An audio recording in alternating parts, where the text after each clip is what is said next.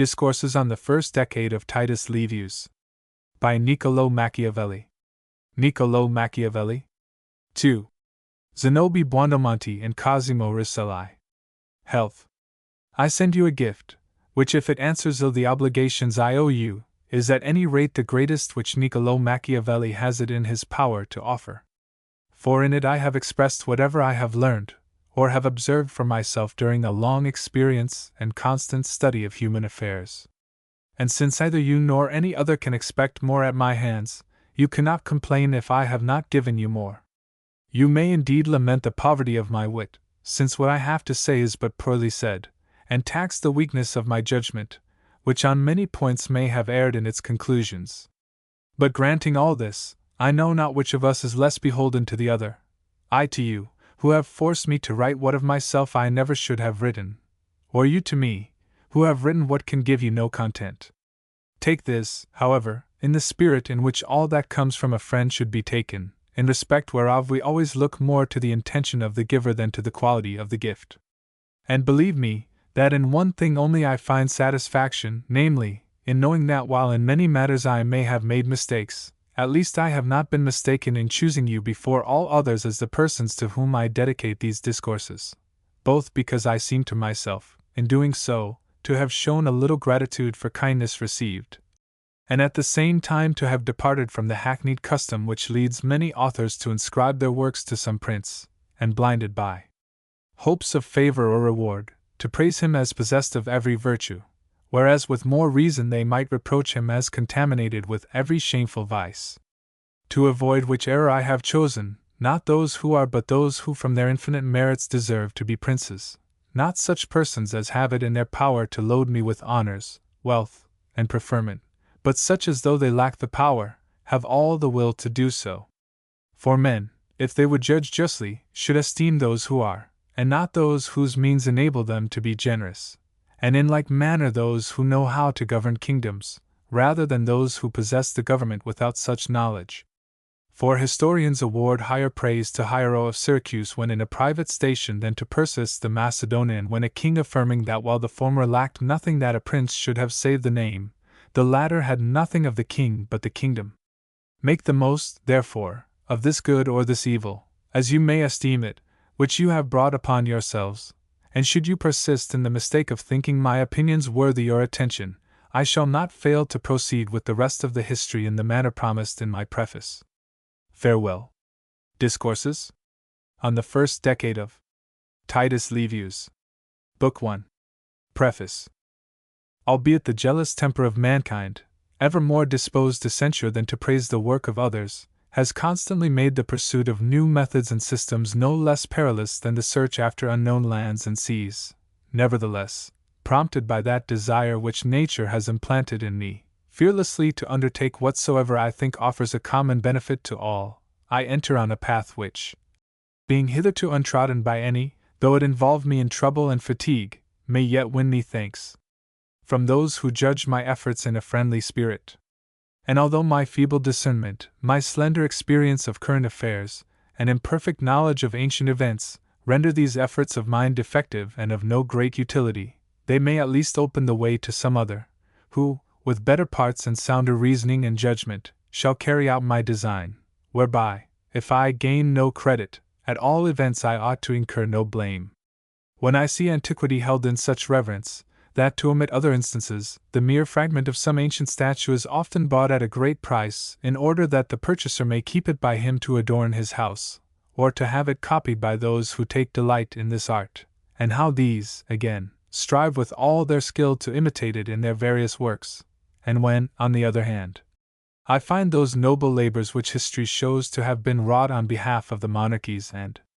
republics of old times, by kings, captains, citizens, lawgivers, and others who have toiled for the good of their country, rather admired than followed, nay, so absolutely renounced by every one that not a trace of that antique worth is now left among us, I cannot but at once marvel and grieve at this inconsistency, and all the more because I perceive that, in civil disputes between citizens,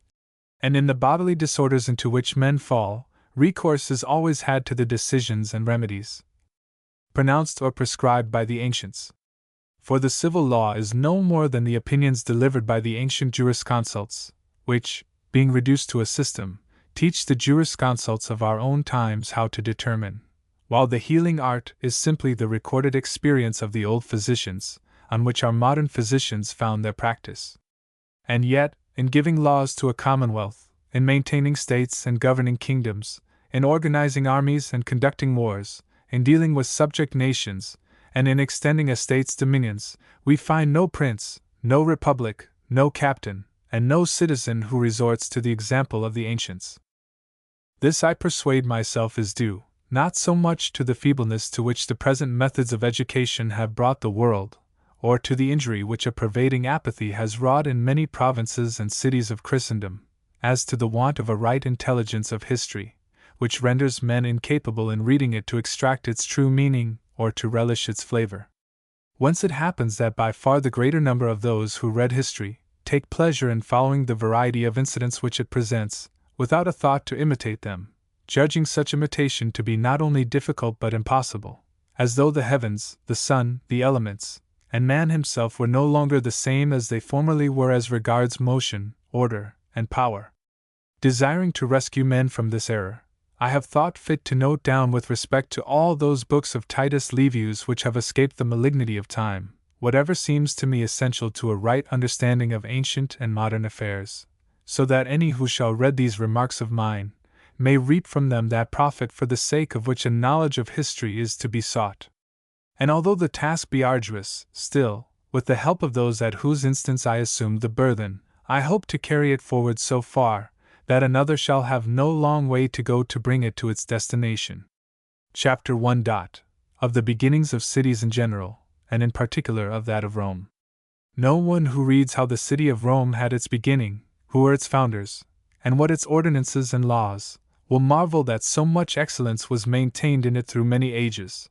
or that it grew afterwards to be so great an empire. And first, as touching its origin, I say, that all cities have been founded either by the people of the country in which they stand, or by strangers. Cities have their origins in the former of these two ways when the inhabitants of a country find that they cannot live securely if they live dispersed in many and small societies, each of them unable, whether from its situation or its slender numbers, to stand alone against the attacks of its enemies, on whose approach there is no time left to unite for defense without abandoning many strongholds, and thus becoming an easy prey to the invader. To escape which dangers, whether of their own motion or at the instance of some of greater authority among them, they restrict themselves to dwell together in certain places, which they think will be more convenient to live in and easier to defend.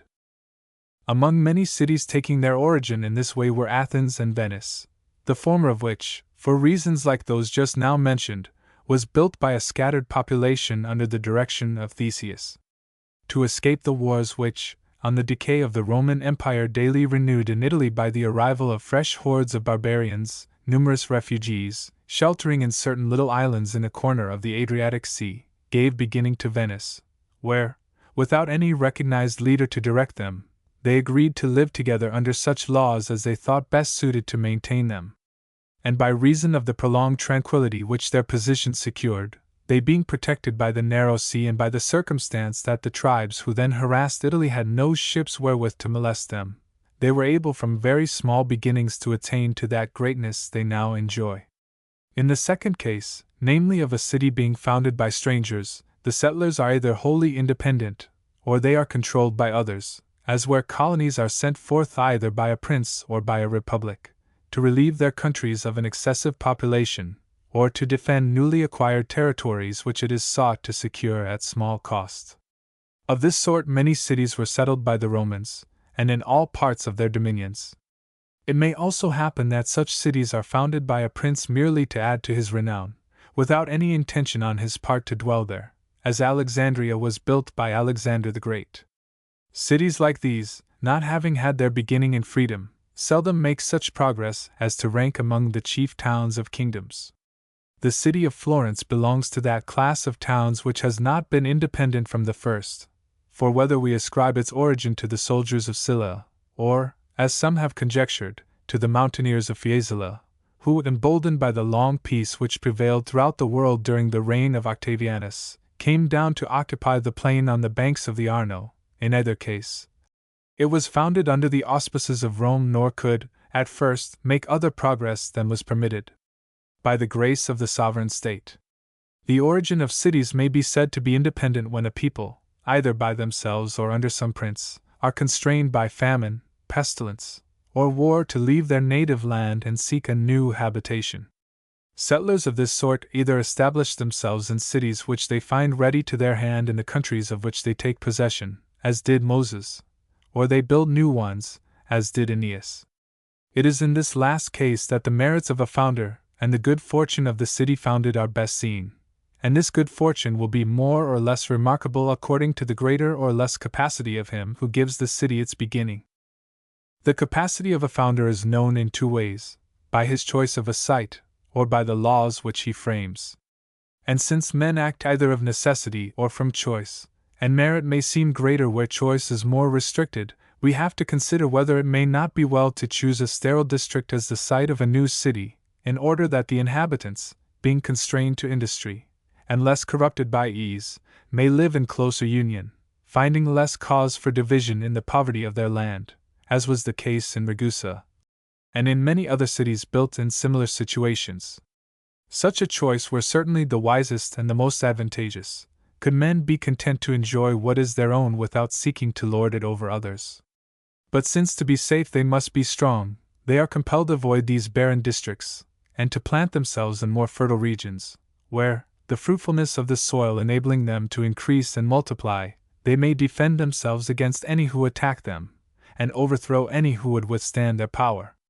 And as for that languor which the situation might breed, care must be had that hardships which the site does not enforce shall be enforced by the laws, and that the example of those wise nations be imitated, who, inhabiting most fruitful and delightful countries, and such as were likely to rear a listless and effeminate race, unfit for all manly exercises, in order to obviate the mischief wrought by the amenity and relaxing influence of the soil and climate, subjected all who were to serve as soldiers to the severest training, whence it came that better soldiers were raised in these countries than in others by nature rugged and barren. Such, of old, was the kingdom of the Egyptians, which, though of all lands the most bountiful, yet by the severe training which its laws enforced, produced most valiant soldiers, who, had their names not been lost in antiquity, might be thought to deserve more praise than Alexander the Great and many besides, whose memory is still fresh in men's minds. And even in recent times, any one contemplating the kingdom of the Soldan, and the military order of the Mamelukes before they were destroyed by Selim the Grand Turk, must have seen how carefully they trained their soldiers in every kind of warlike exercise, showing thereby how much they dreaded that indolence to which their genial soil and climate might have disposed them, unless neutralized by strenuous laws. I say, then, that it is a prudent choice to found your city in a fertile region when the effects of that fertility are duly balanced by the restraint of the laws. When Alexander the Great thought to add to his renown by founding a city, Dinocrates the architect came and showed him how he might build it on Mount Athos, which not only offered a strong position, but could be handled that the city built there might present a semblance of the human form, which would be a thing strange and striking, and worthy of so great a monarch. But on Alexander asking how the inhabitants were to live, Dinocrates answered that he had not thought of that. Whereupon, Alexander laughed, and leaving Mount Athos as it stood, built Alexandria, where the fruitfulness of the soil, and the vicinity of the Nile and the sea, might attract many to take up their abode. To him, therefore, who inquires into the origin of Rome, if he assign its beginning to Aeneas, it will seem to be of those cities which were founded by strangers if to Romulus, then of those founded by the natives of the country. But in whichever class we place it, it will be seen to have had its beginning in freedom, and not in subjection to another state. It will be seen, too, as hereafter shall be noted, how strict was the discipline which the laws instituted by Romulus, Numa, and its other founders made compulsory upon it, so that neither its fertility, the proximity of the sea, the number of its victories, nor the extent of its dominion, could for many centuries corrupt it, but, on the contrary, maintained it replete with such virtues as were never matched in any other commonwealth. And because the things done by Rome, and which Titus Livius has celebrated, were effected at home or abroad by public or by private wisdom, I shall begin by treating, and noting the consequences of those things done at home in accordance with the public voice, which seem most to merit attention, and to this object the whole of this first book or first part of my Discourses shall be directed.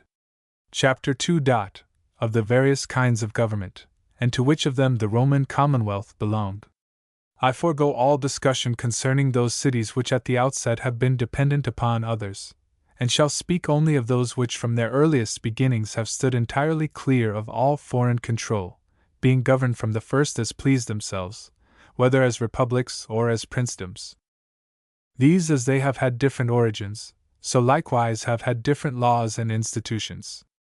For to some at their very first commencement, or not long after, laws have been given by a single legislator, and all at one time, like those given by Lycurgus to the Spartans, while to others they have been given at different times, as need rose or accident determined, as in the case of Rome.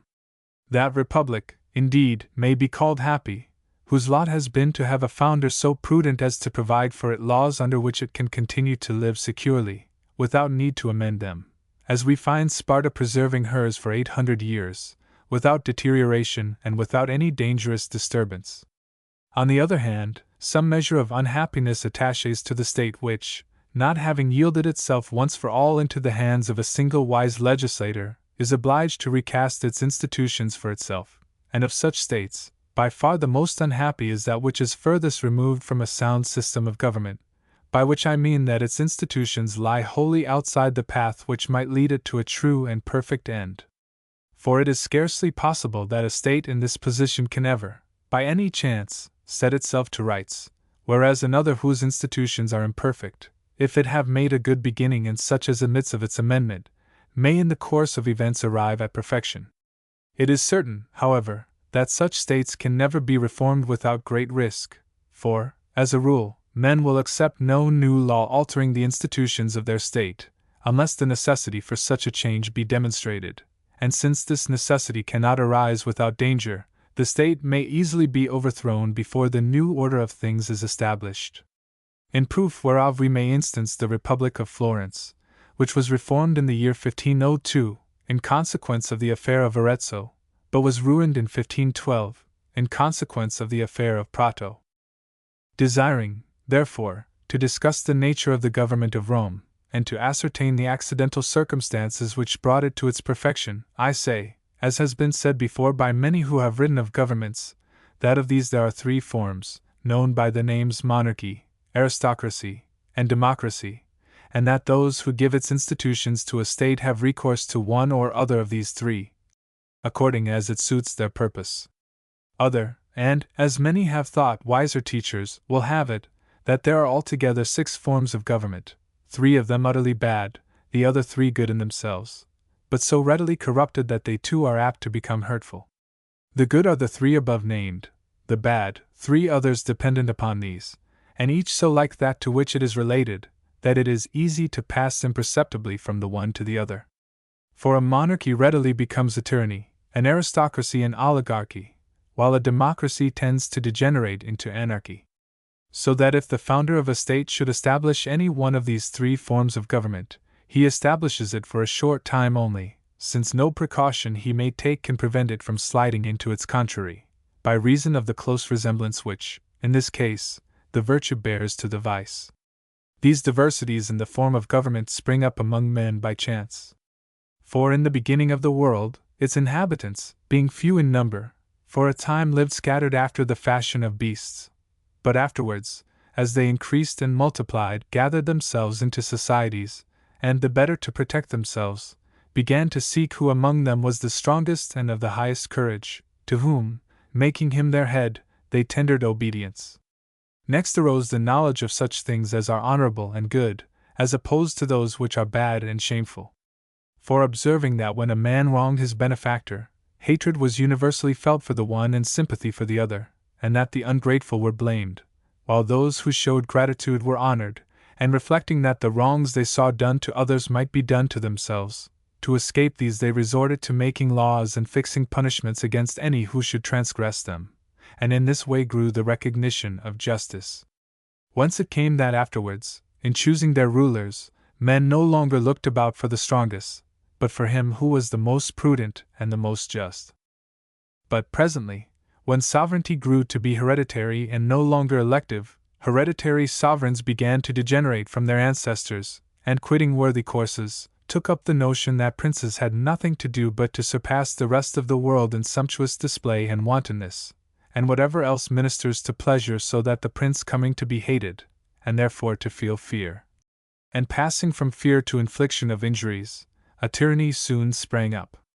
Forthwith there began movements to overthrow the prince, and plots and conspiracies against him undertaken not by those who were weak, or afraid for themselves, but by such as being conspicuous for their birth, courage, wealth, and station, could not tolerate the shameful life of the tyrant. The multitude, following the lead of these powerful men, took up arms against the prince, and, he being got rid of, obeyed these others as their liberators, who, on their part, holding in hatred the name of sole ruler, formed themselves into a government, and at first, while the recollection of past tyranny was still fresh, observed the laws they themselves made, and postponing personal advantage to the common welfare, administered affairs both publicly and privately with the utmost diligence and zeal. But this government passing, afterwards, to their descendants who, never having been taught in the school of adversity, knew nothing of the vicissitudes of fortune, these not choosing to rest content with mere civil equality, but abandoning themselves to avarice, ambition, and lust, converted, without respect to civil rights, what had been a government of the best into a government of the few, and so very soon met with the same fate as the tyrant. For the multitude, loathing its rulers, lent itself to any who ventured, in whatever way, to attack them, when some one man speedily arose who with the aid of the people overthrew them. But the recollection of the tyrant, and of the wrongs suffered at his hands being still fresh in the minds of the people, who therefore felt no desire to restore the monarchy, they had recourse to a popular government, which they established on such a footing that neither king nor nobles had any place in it. And because all governments inspire respect at the first, this government also lasted for a while, but not for long, and seldom after the generation which brought it into existence had died out. For, suddenly, liberty passed into license, wherein neither private worth nor public authority was respected, but, every one living as he liked, 1,000 wrongs were done daily. Whereupon, whether driven by necessity, or on the suggestion of some wiser man among them, and to escape anarchy, the people reverted to a monarchy, from which, step by step, in the manner and for the causes already assigned, they came round once more to license. For this is the circle revolving within which all states are and have been governed, although in the same state the same forms of government rarely repeat themselves, because hardly any state can have such vitality as to pass through such a cycle more than once, and still together. For it may be expected that in some sea of disaster, when a state must always be wanting prudent counsels and in strength, it will become subject to some neighboring and better governed state, though assuming this not to happen, it might well pass for an indefinite period from one of these forms of government to another. I say, then, that all these 6 forms of government are pernicious, the 3 good kinds, from their brief duration, the 3 bad, from their inherent badness. Wise legislators, therefore, knowing these defects, and avoiding each of these forms in its simplicity, have made choice of a form which shares in the qualities of all the first 3, and which they judge to be more stable and lasting than any of these separately. For where we have a monarchy, an aristocracy, and a democracy existing together in the same city, each of the 3 serves as a check upon the other. Among those who have earned special praise by devising a constitution of this nature was Lycurgus, who so framed the laws of Sparta as to assign their proper functions to kings, nobles, and commons, and in this way established a government, which, to his great glory and to the peace and tranquility of his country, lasted for more than 800 years. The contrary, however, happened in the case of Solon, who by the turn he gave to the institutions of Athens, created there a purely democratic government, of such brief duration, that he himself lived to witness the beginning of the despotism of Pisistratus. And although, 40 years later, the heirs of Pisistratus were driven out, and Athens recovered her freedom, nevertheless, because she reverted to the same form government as had been established by Solon, she could maintain it for only 100 years more, for though to preserve it, many ordinances were passed for repressing the ambition of the great and the turbulence of the people, against which Solon had not provided. Still, since neither the monarchic nor the aristocratic element was given a place in her constitution, Athens, as compared with Sparta, had but a short life. But let us now turn to Rome, which city, although she had no Lycurgus to give her from the first such a constitution as would preserve her long in freedom, through a series of accidents, caused by the contests between the commons and the Senate, obtained by chance what the foresight of her founders failed to provide. So that fortune, if she bestowed not her first favors on Rome, bestowed her second, because, although the original institutions of this city were defective, still they lay not outside the true path which could bring them to perfection.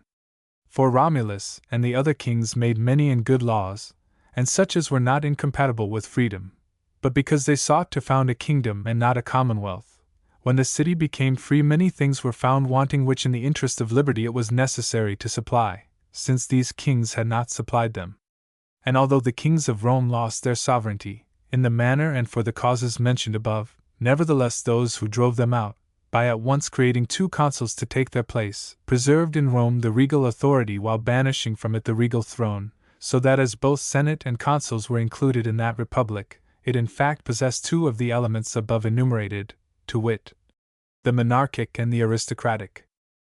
It then only remained to assign its place to the popular element, and the Roman nobles growing insolent from causes which shall be noticed hereafter, the commons against them, when, not to lose the whole of their power, they were forced to concede a share to the people, while with the share which remained, the Senate and consuls retained so much authority that they still held their own place in the republic. In this way the tribunes of the people came to be created, after whose creation the stability of the state was much augmented, since each the 3 forms of government had now its due influence allowed it. And such was the good fortune of Rome that although her government passed from the kings to the nobles, and from these to the people, by the steps and for the reasons noticed above, still the entire authority of the kingly element was not sacrificed to strengthen the authority of the nobles, nor were the nobles divested of their authority to bestow it on the commons, but 3, blending together, made up a perfect state. Which perfection, as shall be fully shown in the next 2 chapters, was reached through the dissensions of the commons and the Senate. Chapter 3. Of the accidents which led in Rome to the creation of tribunes of the people, whereby the republic was made more perfect. They who lay the foundations of a state and furnish it with laws must, as is shown by all who have treated of civil government, and by examples of which history is full, assume that all men are bad, and will always, when they have free field, give loose to their evil inclinations, and that if these for a while remain hidden, it is owing to some secret cause, which, from our having no contrary experience, we do not recognize at once, but which is afterwards revealed by time, of whom we speak as the Father of all truth. In Rome, after the expulsion of the Tarquins, it seemed as though the closest union prevailed between the Senate and the commons, and that the nobles, laying aside their natural arrogance, had learned so to sympathize with the people as to have become supportable by all, even of the humblest rank. This dissimulation remained undetected, and its causes concealed, while the Tarquins lived, for the nobles dreading the Tarquins, and fearing that the people, if they used them ill, might take part against them, treated them with kindness. But no sooner were the Tarquins got rid of, and the nobles thus relieved of their fears, when they began to spit forth against the commons all the venom which before they had kept in their breasts, offending and insulting them in every way they could, confirming what I have observed already, that men never behave well unless compelled, and that whenever they are free to act as they please, and are under no restraint, everything falls at once into confusion and disorder. Wherefore it has been said that as poverty and hunger are needed to make men industrious, so laws are needed to make them good. When we do well without laws, laws are not needed, but when good customs are absent, laws are at once required. On the extinction of the Tarquins, therefore, the dread of whom had kept the nobles in check, some new safeguard had to be contrived, which should effect the same result as had been effected by the Tarquins while they lived. Accordingly, after much uproar and confusion, and much danger of violence ensuing between the commons and the nobles, to ensure the safety of the former, tribunes were created, and were invested with such station and authority as always afterwards enabled them to stand between the people and the Senate, and to resist the insolence of the nobles. Chapter 4. That the dissensions between the Senate and Commons of Rome made Rome free and powerful. Touching those tumults which prevailed in Rome from the extinction of the Tarquins to the creation of the tribunes, the discussion of which I have no wish to avoid, and as to certain other matters of a like nature, I desire to say something in opposition to the opinion of many who assert that Rome was a turbulent city, and had fallen into utter disorder. That had not her good fortune and military prowess made amends for other defects, she would have been inferior to every other republic. I cannot indeed deny that the good fortune and the armies of Rome were the causes of her empire, yet it certainly seems to me that those holding this opinion fail to perceive that in a state where there are good soldiers there must be good order, and, generally speaking, good fortune. And looking to the other circumstances of this city, I affirm that those who condemn these dissensions between the nobles and the commons condemn what was the prime cause of Rome becoming free, and give more heed to the tumult and uproar wherewith these dissensions were attended, than to the good results which followed from them, not reflecting that while in every republic there are two conflicting factions, that of the people and that of the nobles, it is in this conflict that all laws favorable to freedom have their origin, as may readily be seen to have been the case in Rome.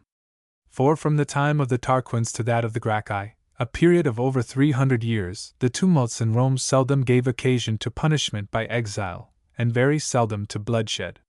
So that we cannot truly declare those tumults to have been disastrous, or that republic to have been disorderly, which during all that time, on account of her internal broils, banished no more than 8 or 10 of her citizens, put very few to death, and rarely inflicted money penalties. Nor can we reasonably pronounce that city ill-governed wherein we find so many instances of virtue, for virtuous actions have their origin in right training in wise laws, and wise laws in these very tumults which many would thoughtlessly condemn. For he who looks well to the results of these tumults will find that they did not lead to banishments, nor to violence hurtful to the common good, but to laws and ordinances beneficial to the public liberty. And should any object that the behavior of the Romans was extravagant and outrageous, that for the assembled people to be heard shouting against the Senate against the people, for the whole commons to be seen rushing wildly through the streets, closing their shops, and quitting the town, were things which might well affright him even who only reads of them, it may be answered, that the inhabitants of all cities, more especially of cities which seek to make use of the people in matters of importance, have their own ways of giving expression to their wishes, among which the city of Rome had the custom, that when its people sought to have a law passed they followed one or another of those courses mentioned above, or else refused to be enrolled as soldiers when, to pacify them, something of their demands had to be conceded.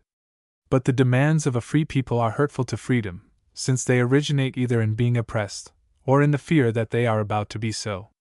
When this fear is groundless, it finds its remedy in public meetings, wherein some worthy person may come forward and show the people by argument that they are deceiving themselves. For though they be ignorant, the people are not therefore, as Cicero says, incapable of being taught the truth, but are readily convinced when it is told them by one in whose honesty they can trust. We should, therefore, be careful how we censure the government of Rome, and should reflect that all the great results effected by that republic could not have come about without good cause. And if the popular tumults led the creation of the tribunes, they merit all praise, since these magistrates not only gave its due influence to the popular voice in the government, but also acted as the guardians of Roman freedom, as shall be clearly shown in the following chapter. Chapter 5. Whether the guardianship of public freedom is safer in the hands of the commons or of the nobles, and whether those who seek to acquire power or they who seek to maintain it are the greater cause of commotions. Of the provisions made by wise founders of republics, one of the most necessary is for the creation of a guardianship of liberty, for according as this is placed in good or bad hands, the freedom of the state will be more or less lasting. And because in every republic we find the two parties of nobles and commons, the question arises, to which of these two this guardianship can most safely be entrusted? Among the Lacedaemonians of old, as now with the Venetians, it was placed in the hands of the nobles, but with the Romans it was vested in the commons. We have, therefore, to determine which of these states made the wiser choice. If we look to reasons, something is to be said on both sides of the question. Though were we to look to results, we should have to pronounce in favor of the nobles, inasmuch as the liberty of Sparta and Venice has had a longer life than that of Rome. As touching reasons, it may be pleaded for the Roman method, that they are most fit to have charge of a thing, who least desire to pervert it to their own ends. And doubtless, if we examine the aims which the nobles and the commons respectively set before them, we shall find in the former a great desire to dominate, in the latter merely a desire not to be dominated over, and hence a greater attachment to freedom, since they have less to gain than the others by destroying it. Wherefore, when the commons are put forward as the defenders of liberty, they may be expected to take better care of it, and, as they have no desire to tamper with it themselves, to be less apt to suffer others to do so. On the other hand, he who defends the method followed by the Spartans and Venetians may urge that by confiding this guardianship to the nobles, two desirable ends are served. First, that from being allowed to retain in their own hands a weapon which makes them the stronger party in the state, the ambition of this class is more fully satisfied, and second, that an authority is withdrawn from the unstable multitude which is used by them is likely to lead to endless disputes and tumults, and to drive the nobles into dangerous and desperate courses. An instance whereof might be cited the case of Rome itself, wherein the tribunes of the people being vested with this authority, not content to have one consul a plebeian, insisted on having both, and afterwards laid claim to the censorship, the praetorship, and all the other magistracies in the city. Nor was this enough for them, but carried away by the same factious spirit, they began after a time to pay court to such men as they thought able to attack the nobility, and so gave occasion to the rise of Marius and the overthrow of Rome. Wherefore one who weighs both sides of the question well, might hesitate which party he should choose as the guardian of public liberty, being uncertain which class is more mischievous in a commonwealth, that which would acquire what it has not, or that which would keep the authority which it has already. But on the whole, on a careful balance of arguments we may sum up thus: either we have to deal with a republic eager like Rome to extend its power, or with one content merely to maintain itself. In the former case it is necessary to do in all things as Rome did. In the latter, for the reasons and in the manner to be shown in the following chapter, we may imitate Venice and Sparta. But reverting to the question which class of citizens is more mischievous in a republic, those who seek to acquire or those who fear to lose what they have acquired already, I note that when Marcus Menenius and Marcus Fulvius, both of them men of plebeian birth, were made the one dictator, the other master of the knights, that they might inquire into certain plots against Rome contrived in Capua, they had at the same time authority given them by the people to investigate whether, in Rome itself, irregular and corrupt practices had been used to obtain the consulship and other honors of the city. The nobles, suspecting that the powers thus conferred were to be turned against them, everywhere gave out that if honors had been sought by any by irregular and unworthy means, it was not by them, but by the plebeians, who, with neither birth nor merit to recommend them, had need to resort to corruption. And more particularly they accused the dictator himself. And so telling was the effect of these charges, that Menenius, after haranguing the people and complaining to them of the calumnies circulated against him, laid down his dictatorship, and submitted himself to whatever judgment might be passed upon him. When his cause came to be tried he was acquitted, but at the hearing it was much debated, whether he who would retain power or he who would acquire it is the more dangerous citizen, the desires of both being likely to lead to the greatest disorders. Nevertheless, I believe that, as a rule, disorders are more commonly occasioned by those seeking to preserve power, because in them the fear of loss breeds the same passions as are felt by those seeking to acquire, since men never think they hold what they have securely, unless when they are gaining something new from others. It is also to be said that their position enables them to operate changes with less effort and greater efficacy. Further, it may be added that their corrupt and insolent behavior inflames the minds of those who have nothing, with the desire to have, either for the sake of punishing their adversaries by despoiling them, or to obtain for themselves a share of those riches and honors which they see the others abuse. Chapter 6. Whether it was possible in Rome to contrive such a government as would have composed the differences between the commons and the Senate. I have spoken above of the effects produced in Rome by the controversies between the commons and the Senate. Now, as these lasted down to the time of the Gracchi, when they brought about the overthrow of freedom, some may think it matter for regret that Rome should not have achieved the great things she did, without being torn by such disputes.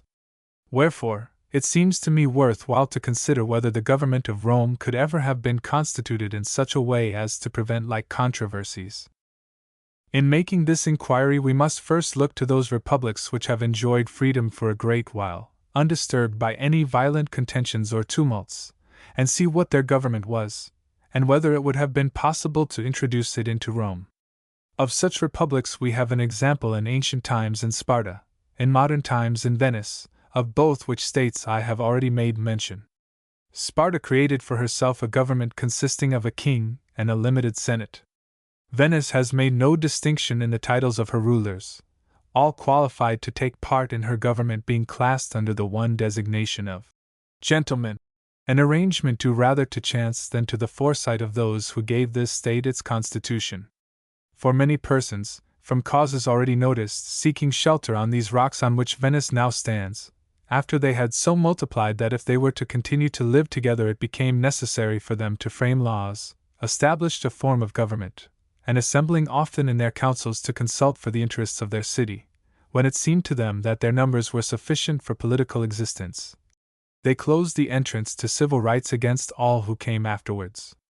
to live there, not allowing them to take any part in the management of affairs. And when in course of time there came to be many citizens excluded from the government, to add to the importance of the governing body, they named these gentlemen, gentilomini, the others, plebeians, popolani. And this distinction could grow up and maintain itself without causing disturbance, for as at the time of its origin, whosoever then lived in Venice was made one of the governing body, none had reason to complain, while those who came to live there afterwards, finding the government in a completed form, had neither ground nor opportunity to object. No ground, because nothing was taken from them, and no opportunity, because those in authority kept them under control, and never employed them in affairs in which they could acquire importance. Besides which, they who came later to dwell in Venice were not so numerous as to destroy all proportion between the governors and the governed, the number of the gentlemen being as great as, or greater than that of the plebeians. For these reasons, therefore, it was possible for Venice to make her constitution what it is, and to maintain it without divisions. Sparta, again, being governed, as I have said, by a king and a limited senate, was able to maintain herself for the long period she did, because, from the country being thinly inhabited and further influx of population forbidden, and from the laws of Lycurgus, the observance whereof removed all ground of disturbance, being held in high esteem, the citizens were able to continue long in unity. For Lycurgus, having by his laws established in Sparta great equality as to property, but less equality as to rank, there prevailed there an equal poverty, and the commons were less ambitious, because the offices of the state, which were held to their exclusion, were confined to a few, and because the nobles never by harsh treatment aroused in them any desire to usurp these offices. And this was due to the Spartan kings, who, being appointed to that dignity for life, and placed in the midst of this nobility, had no stronger support to their authority than in defending the people against injustice. Whence it resulted that as the people neither feared nor coveted the power which they did not possess, the conflicts which might have arisen between them and the nobles were escaped, together with the causes which would have led to them, and in this way they were able to live long united. But of this unity in Sparta there were two chief causes: one, the fewness of its inhabitants, which allowed of their being governed by a few; the other, that by denying foreigners admission into their country, the people had less occasion to become corrupted, and never so increased in numbers as to prove troublesome to their few rulers. Weighing all which circumstances, we see that to have kept Rome in the same tranquillity wherein these republics were kept, one of two courses must have been followed by her legislators, for either, like the Venetians, they must have refrained from employing the commons in war, or else, like the Spartans, they must have closed their country to foreigners. Whereas, in both particulars, they did the opposite, arming the commons and increasing their number, and thus affording endless occasions for disorder. And had the Roman commonwealth grown to be more tranquil, this inconvenience would have resulted, that it must at the same time have grown weaker, since the road would have been closed to that greatness to which it came, for in removing the causes of her tumults, Rome must have interfered with the causes of her growth. And he who looks carefully into the matter will find that in all human affairs, we cannot rid ourselves of one inconvenience without running into another. So that if you would have your people numerous and warlike, to the end that with their aid you may establish a great empire, you will have them of such a sort as you cannot afterwards control at your pleasure, while should you keep them few and unwarlike, to the end that you may govern them easily, you will be unable, should you extend your dominions, to preserve them, and will become so contemptible as to be the prey of any who attack you. For which reason in all our deliberations we ought to consider where we are likely to encounter least inconvenience, and accept that as the course to be preferred, since we shall never find any line of action entirely free from disadvantage. Rome might, therefore, following the example of Sparta, have created a king for life and a senate of limited numbers, but desiring to become a great empire, she could not, like Sparta, have restricted the number of her citizens. So that to have created a king for life and a limited senate had been of little service to her. Were any one, therefore, about to found a wholly new republic, he would have to consider whether he desired it to increase as Rome did in territory and dominion, or to continue within narrow limits. In the former case he would have to shape its constitution as nearly as possible on the pattern of the Roman, leaving room for dissensions and popular tumults, for without a great and warlike population no republic can ever increase, or increasing maintain itself. In the second case he might give his republic a constitution like that of Venice or Sparta, but since extension is the ruin of such republics, the legislator would have to provide in every possible way against the state which he had founded making any additions to its territories. For these, when superimposed upon a feeble republic, are sure to be fatal to it, as we see to have been the case with Sparta and Venice, the former of which, after subjugating nearly all Greece, on sustaining a trifling reverse, betrayed the insufficiency of her foundations, for when, after the revolt of Thebes under Pelopidas, other cities also rebelled, the Spartan kingdom was utterly overthrown. Venice in like manner, after gaining possession of a great portion of Italy, most of it not by her arms but by her wealth and subtlety, when her strength was put to the proof, lost all in one pitched battle. I can well believe, then, that to found a republic which shall long endure, the best plan may be to give it internal institutions like those of Sparta or Venice, placing it in a naturally strong situation, and so fortifying it that none can expect to get the better of it easily, yet, at the same time, not making it so great as to be formidable to its neighbors, since by taking these precautions, it might long enjoy its independence. For there are two causes which lead to wars being made against a republic: one, your desire to be its master, the other the fear lest it should master you, both of which dangers the precaution indicated will go far to remove. For if, as we are to assume, this republic be well prepared for defense, and consequently difficult of attack, it will seldom or never happen that any one will form the design to attack it, and while it keeps within its own boundaries, and is seen from experience not to be influenced by ambition, no one will be led, out of fear for himself, to make war upon it. More particularly when its laws and constitution forbid its extension. And were it possible to maintain things in this equilibrium, I veritably believe that herein would be found the true form of political life, and the true tranquility of a republic.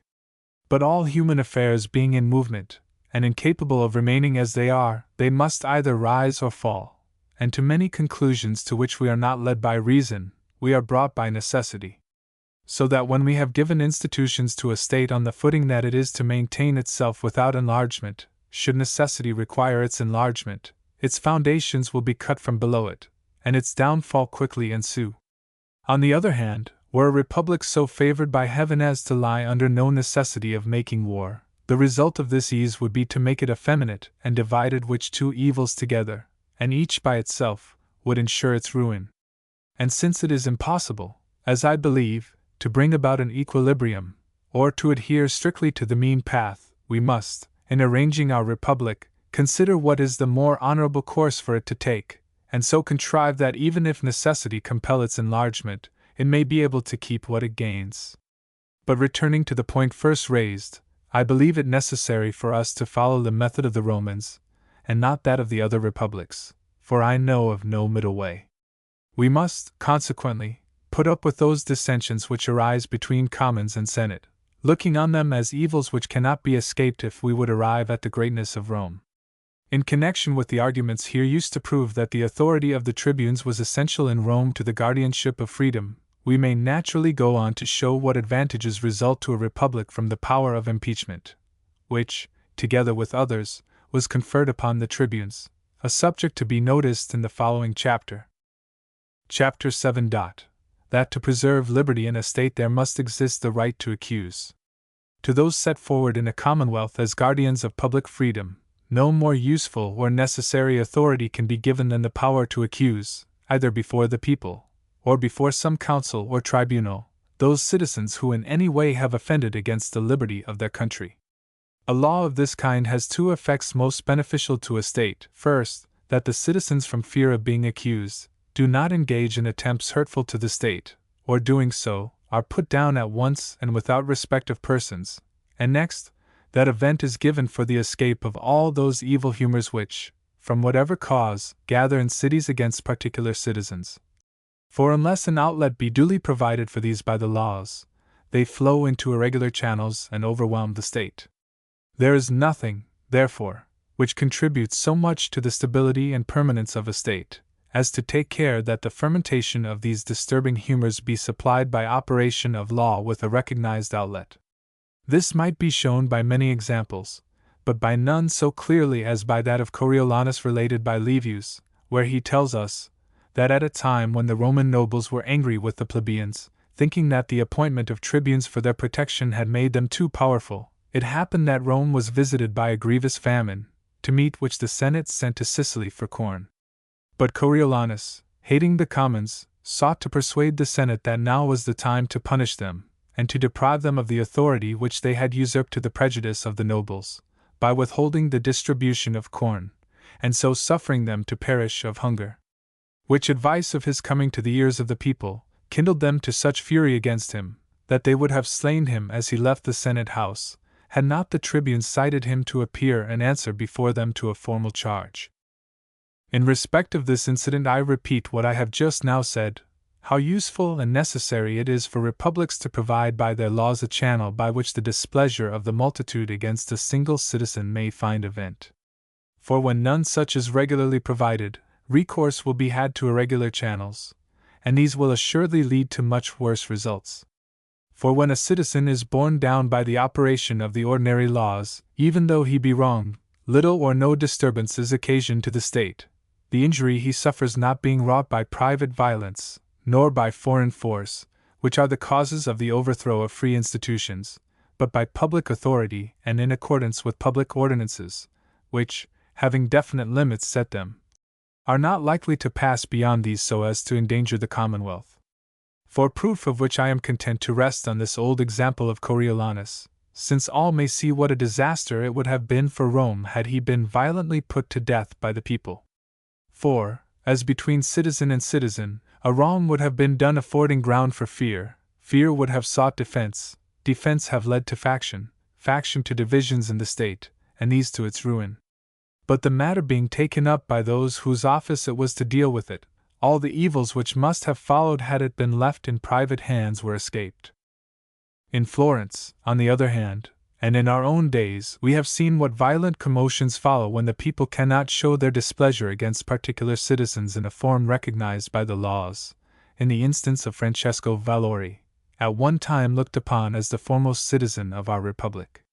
But many thinking him ambitious, and likely from his high spirit and daring to overstep the limits of civil freedom, and there being no way to oppose him save by setting up an adverse faction, the result was that, apprehending irregular attacks, he sought to gain partisans for his support, while his opponents, on their side, having no course open to them of which the laws approved, resorted to courses of which the laws did not approve, and at last to open violence. And as his influence had to be attacked by unlawful methods, these were attended by injury not to him only, but to many other noble citizens, whereas, could he have been met by constitutional restraints, his power might have been broken without injury to any save himself. I might also cite from our Florentine history the fall of Piero Soderini, which had no other cause than there not being in our republic any law under which powerful and ambitious citizens can be impeached. For to form a tribunal by which a powerful citizen is to be tried, 8 judges only are not enough. The judges must be numerous, because a few will always do the will of a few. But had there been proper methods for obtaining redress, either the people would have impeached Piero if he was guilty, and thus have given vent to their displeasure without calling in the Spanish army, or if he was innocent, would not have ventured, through fear of being accused themselves, to have taken proceedings against him. So that in either case the bitter spirit which was the cause of all the disorder would have had an end. Wherefore, when we find one of the parties in a state calling in a foreign power, we may safely conclude that it is because the defective laws of that state provide no escape for those malignant humors which are natural to men, which can best be done by arranging for an impeachment before a sufficient number of judges, and by giving countenance to this procedure. This was so well contrived in Rome that in spite of the perpetual struggle maintained between the Commons and the Senate, neither the Senate nor the Commons, nor any single citizen, ever sought redress at the hands of a foreign power, for having a remedy at home, there was no need to seek one abroad. Although the examples above cited be proof sufficient of what I affirm, I desire to adduce one other, recorded by Titus Livius in his history, where he relates that a sister of Aruns having been violated by a Lucumo of Clusium, the chief of the Etruscan towns, Aruns being unable, from the interest of her ravisher, to avenge her, betook himself to the Gauls who ruled in the province we now name Lombardy, and besought them to come with an armed force to Clusium, showing them how with advantage to themselves they might avenge his wrongs. Now, had Aruns seen that he could have had redress through the laws of his country, he never would have resorted to these barbarians for help. But as the right to accuse is beneficial in a republic, so calumny, on the other hand, is useless and hurtful, as in the following chapter 1 shall proceed to show. Chapter 8. That calumny is as hurtful in a commonwealth as the power to accuse is useful.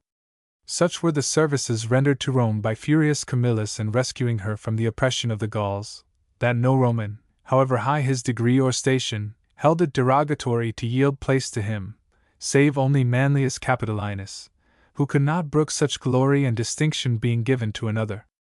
For he thought that in saving the Capitol, he had himself done as much as Camillus to preserve Rome, and that in respect of his other warlike achievements, he was no whit behind him. So that, bursting with jealousy, and unable to remain at rest by reason of the other's renown, and seeing no way to sow discord among the fathers, he set himself to spread abroad sinister reports among the commons, throwing out, among other charges, that the treasure collected to be given to the Gauls, but which, afterwards, was withheld, had been embezzled by certain citizens, and if recovered might be turned to public uses in relieving the people from taxes or from private debts. These assertions so prevailed with the commons that they began to hold meetings and to raise what tumults they liked throughout the city. But this displeasing the Senate, and the matter appearing to them grave and dangerous, they appointed a dictator to inquire into it, and to restrain the attacks of Manlius. The dictator, forthwith, caused Manlius to be cited before him, and these two were thus brought face to face in the presence of the whole city, the dictator surrounded by the nobles, and Manlius by the commons. The latter, being desired to say with whom the treasure of which he had spoken was to be found, since the Senate were as anxious to know this as the commons, made no direct reply, but answered evasively that it was needless to tell them what they already knew. Whereupon the dictator ordered him to prison. In this passage we are taught how hateful a thing is calumny in all free states, as, indeed, in every society, and how we must neglect no means which may serve to check it. And there can be no more effectual means for checking calumny than by affording ample facilities for impeachment, which is as useful in a commonwealth as the other is pernicious. And between them there is this difference, that calumny needs neither witness nor circumstantial proof to establish it, so that any man may be calumniated by any other, but not impeached, since impeachment demands that there be substantive charges made, and trustworthy evidence to support them. Again, it is before the magistrates, the people, or the courts of justice that men are impeached, but in the streets and marketplaces that they are calumniated. Calumny, therefore, is most rife in that state wherein impeachment is least practiced, and the laws least favor it. For which reasons the legislator should so shape the laws of his state that it shall be possible therein to impeach any of its citizens without fear or favor, and, after duly providing for this, should visit calumniators with the sharpest punishments. Those punished will have no cause to complain, since it was in their power to have impeached openly where they have secretly calumniated. Where this is not seen to, grave disorders will always ensue. For calumnies sting without disabling, and those who are stung being more moved by hatred of their detractors than by fear of the things they say against them, seek revenge. This matter, as we have said, was well arranged for in Rome, but has always been badly regulated in our city of Florence. And as the Roman ordinances with regard to it were productive of much good, so the want of them in Florence has bred much mischief. For any one reading the history of our city may perceive how many calumnies have at all times been aimed against those of its citizens who have taken a leading part in its affairs. Thus, of one it would be said that he had plundered the public treasury, of another, that he had failed in some enterprise because he had been bribed, of a third, that this or the other disaster had originated in his ambition. Hence hatred sprung up on every side, and hatred growing to division, these led to factions, and these again to ruin. But had there existed in Florence some procedure whereby citizens might have been impeached, and calumniators punished, numberless disorders which have taken there would have been prevented. For citizens who were impeached, whether condemned or acquitted, would have had no power to injure the state, and they would have been impeached far seldomer than they have been calumniated, for calumny, as I have said already, is an easier matter than impeachment. Some, indeed, have made use of calumny as a means for raising themselves to power, and have found their advantage in traducing eminent citizens who withstood their designs, for by taking the part of the people, and confirming them in their ill opinion of these great men, they made them their friends. Of this, though I could give many instances, I shall content myself with one. At the siege of Lucca the Florentine army was commanded by Messer Giovanni Guicciardini, as its commissary, through whose bad generalship or ill fortune the town was not taken. But whatever the cause of this failure, Messer Giovanni had the blame, and the rumor ran that he had been bribed by the people of Lucca. Which calumny being fostered by his enemies, brought Messer Giovanni to very verge of despair, and though to clear himself he would willingly have given himself up to the captain of justice, he found he could not, there being no provision in the laws of the Republic which allowed of his doing so. Hence arose the bitterest hostility between the friends of Messer Giovanni, who were mostly of the old nobility, grandi, and those who sought to reform the government of Florence, and from this and the like causes, the affair grew to such dimensions as to bring about the downfall of our Republic. Manlius Capitolinus, then, was a calumniator, not an accuser, and in their treatment of him the Romans showed how calumniators should be dealt with, by which I mean, that they should be forced to become accusers, and if their accusation be proved true, should be rewarded, or at least not punished, but if proved false should be punished as Manlius was. Chapter 9. That to give new institutions to a commonwealth, or to reconstruct old institutions on an entirely new basis, must be the work of one man. It may perhaps be thought that I should not have got so far into the history of Rome, without some mention of those who gave that city its institutions, and saying something of these institutions themselves, so far as they relate to religion and war. As I have no wish to keep those who would know my views on these matters in suspense, I say at once, that to many it might seem of evil omen that the founder of a civil government like Romulus should first have slain his brother, and afterwards have consented to the death of Titus Tatius the Sabine, whom he had chosen to be his colleague in the kingship, since his countrymen, if moved by ambition and lust of power to inflict like injuries on any who opposed their designs, might plead the example of their prince.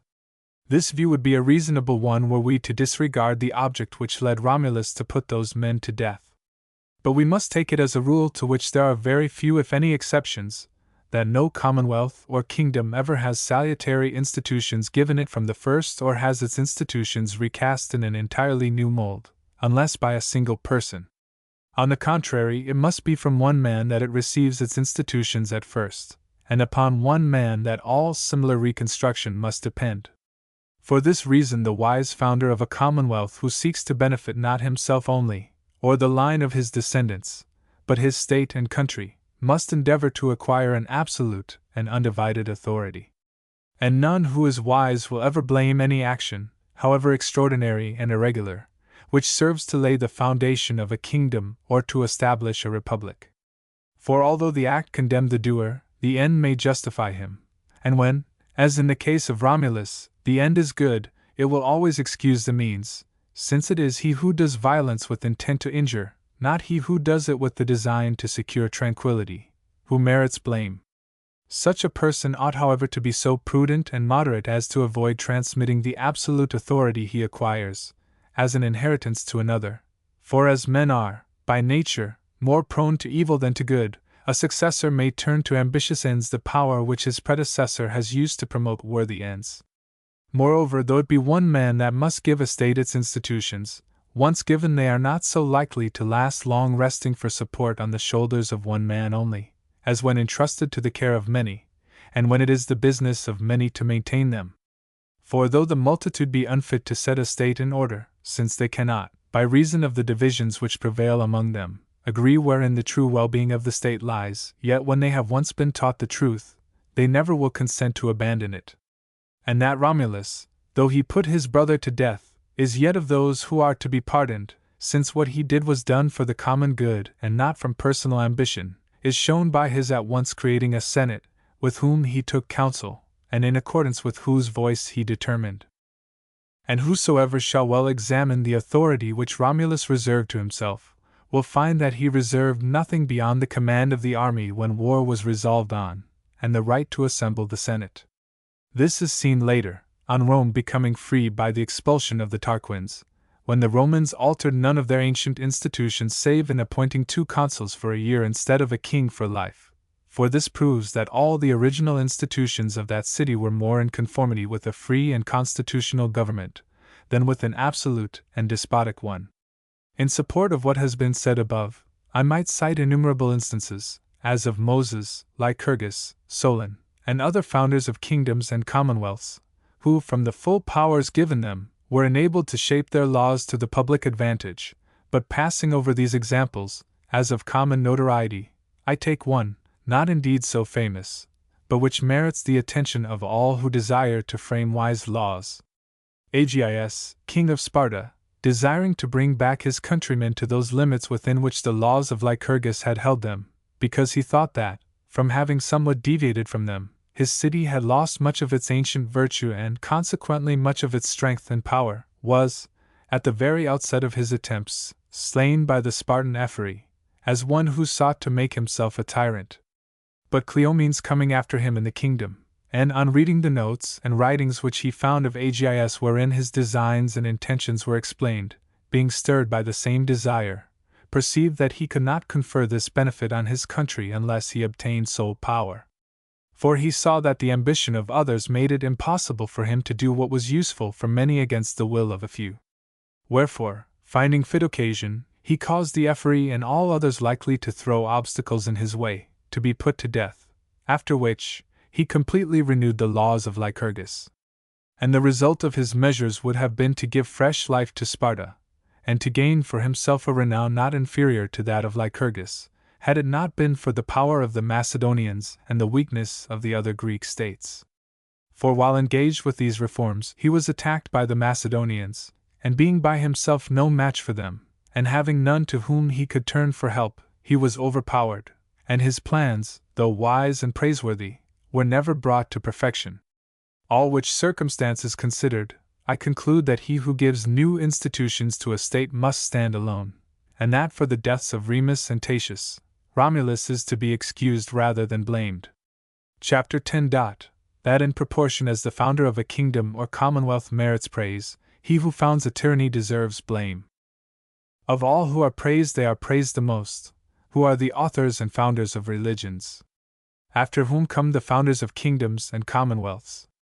Next to these, they have the greatest name who as commanders of armies have added to their own dominions or those of their country. After these, again, are ranked men of letters, who being of various shades of merit are celebrated each in his degree.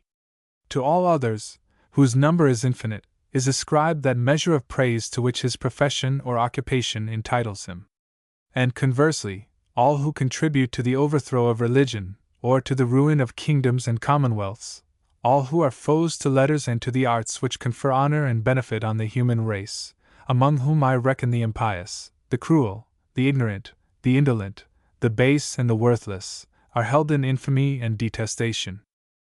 No one, whether he be wise or foolish, bad or good, if asked to choose between these two kinds of men, will ever be found to withhold praise from what deserves praise,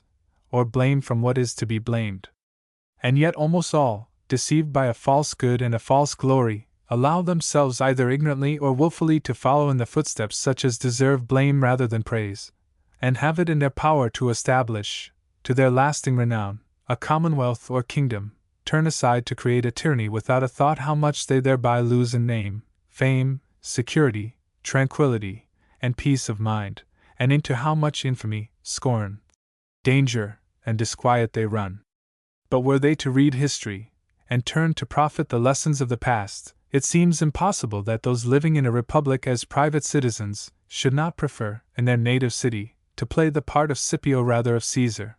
or that those who by good fortune or merit have risen to be rulers should not seek rather to resemble Agesilaus, Timoleon, and Dion, than to Nabis, Phalaris, and Dionysius, since they would see how the latter are loaded with infamy, while the former have been extolled beyond bounds. They would see, too, how Timoleon and others like him had as great authority in their country as Dionysius or Phalaris in theirs, while enjoying far greater security. Nor let any one finding Caesar celebrated by a crowd of writers be misled by his glory, for those who praise him have been corrupted by his good fortune, and overawed by the greatness of that empire which, being governed in his name, would not suffer any to speak their minds openly concerning him.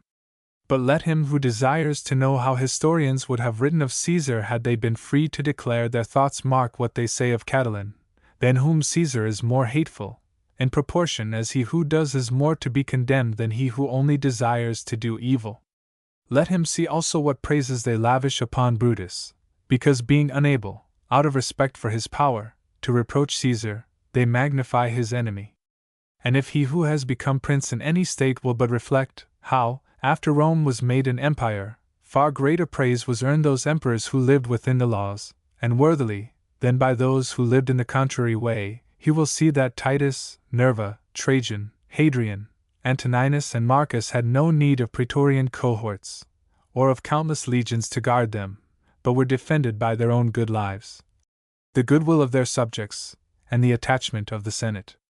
In like manner he will perceive in the case of Caligula, Nero, Vitellius, and ever so many more of those evil emperors, that all the armies of the East and of the West were of no avail to protect them from the enemies whom their bad and depraved lives raised up against them. And were the history of these emperors rightly studied, it would be a sufficient lesson to any prince how to distinguish the paths which lead to honor and safety from those which end in shame and insecurity. For of the 26 emperors from Caesar to Maximinus, 16 came to a violent, 10 only to a natural death, and the 1 or 2 of those who died by violence may have been good princes, as Galba or Pertinax. They met their fate in consequence of that corruption which their predecessors had left behind in the army. And if among those who died a natural death there be found some bad emperors, like Severus, it is to be ascribed to their signal good fortune and to their great abilities, advantages seldom found united in the same man. From the study of this history we may also learn how a good government is to be established. For while all the emperors who succeeded to the throne by birth, except Titus, were bad, all were good who succeeded by adoption, as in the case of the 5 from Nerva to Marcus. But so soon as the empire fell once more to the heirs by birth, its ruin recommenced. Let a prince therefore look to that period which extends from Nerva to Marcus, and contrast it with that which went before and that which came after, and then let him say in which of them he would wish to have been born or to have reigned. For during these times in which good men governed, he will see the prince secure in the midst of happy subjects, and the whole world filled with peace and justice. He will find the Senate maintaining its authority, the magistrates enjoying their honors, rich citizens their wealth, rank and merit held in respect, ease and content everywhere prevailing, rancor, license, corruption and ambition everywhere quenched, and that golden age restored in which every one might hold and support what opinions he pleased.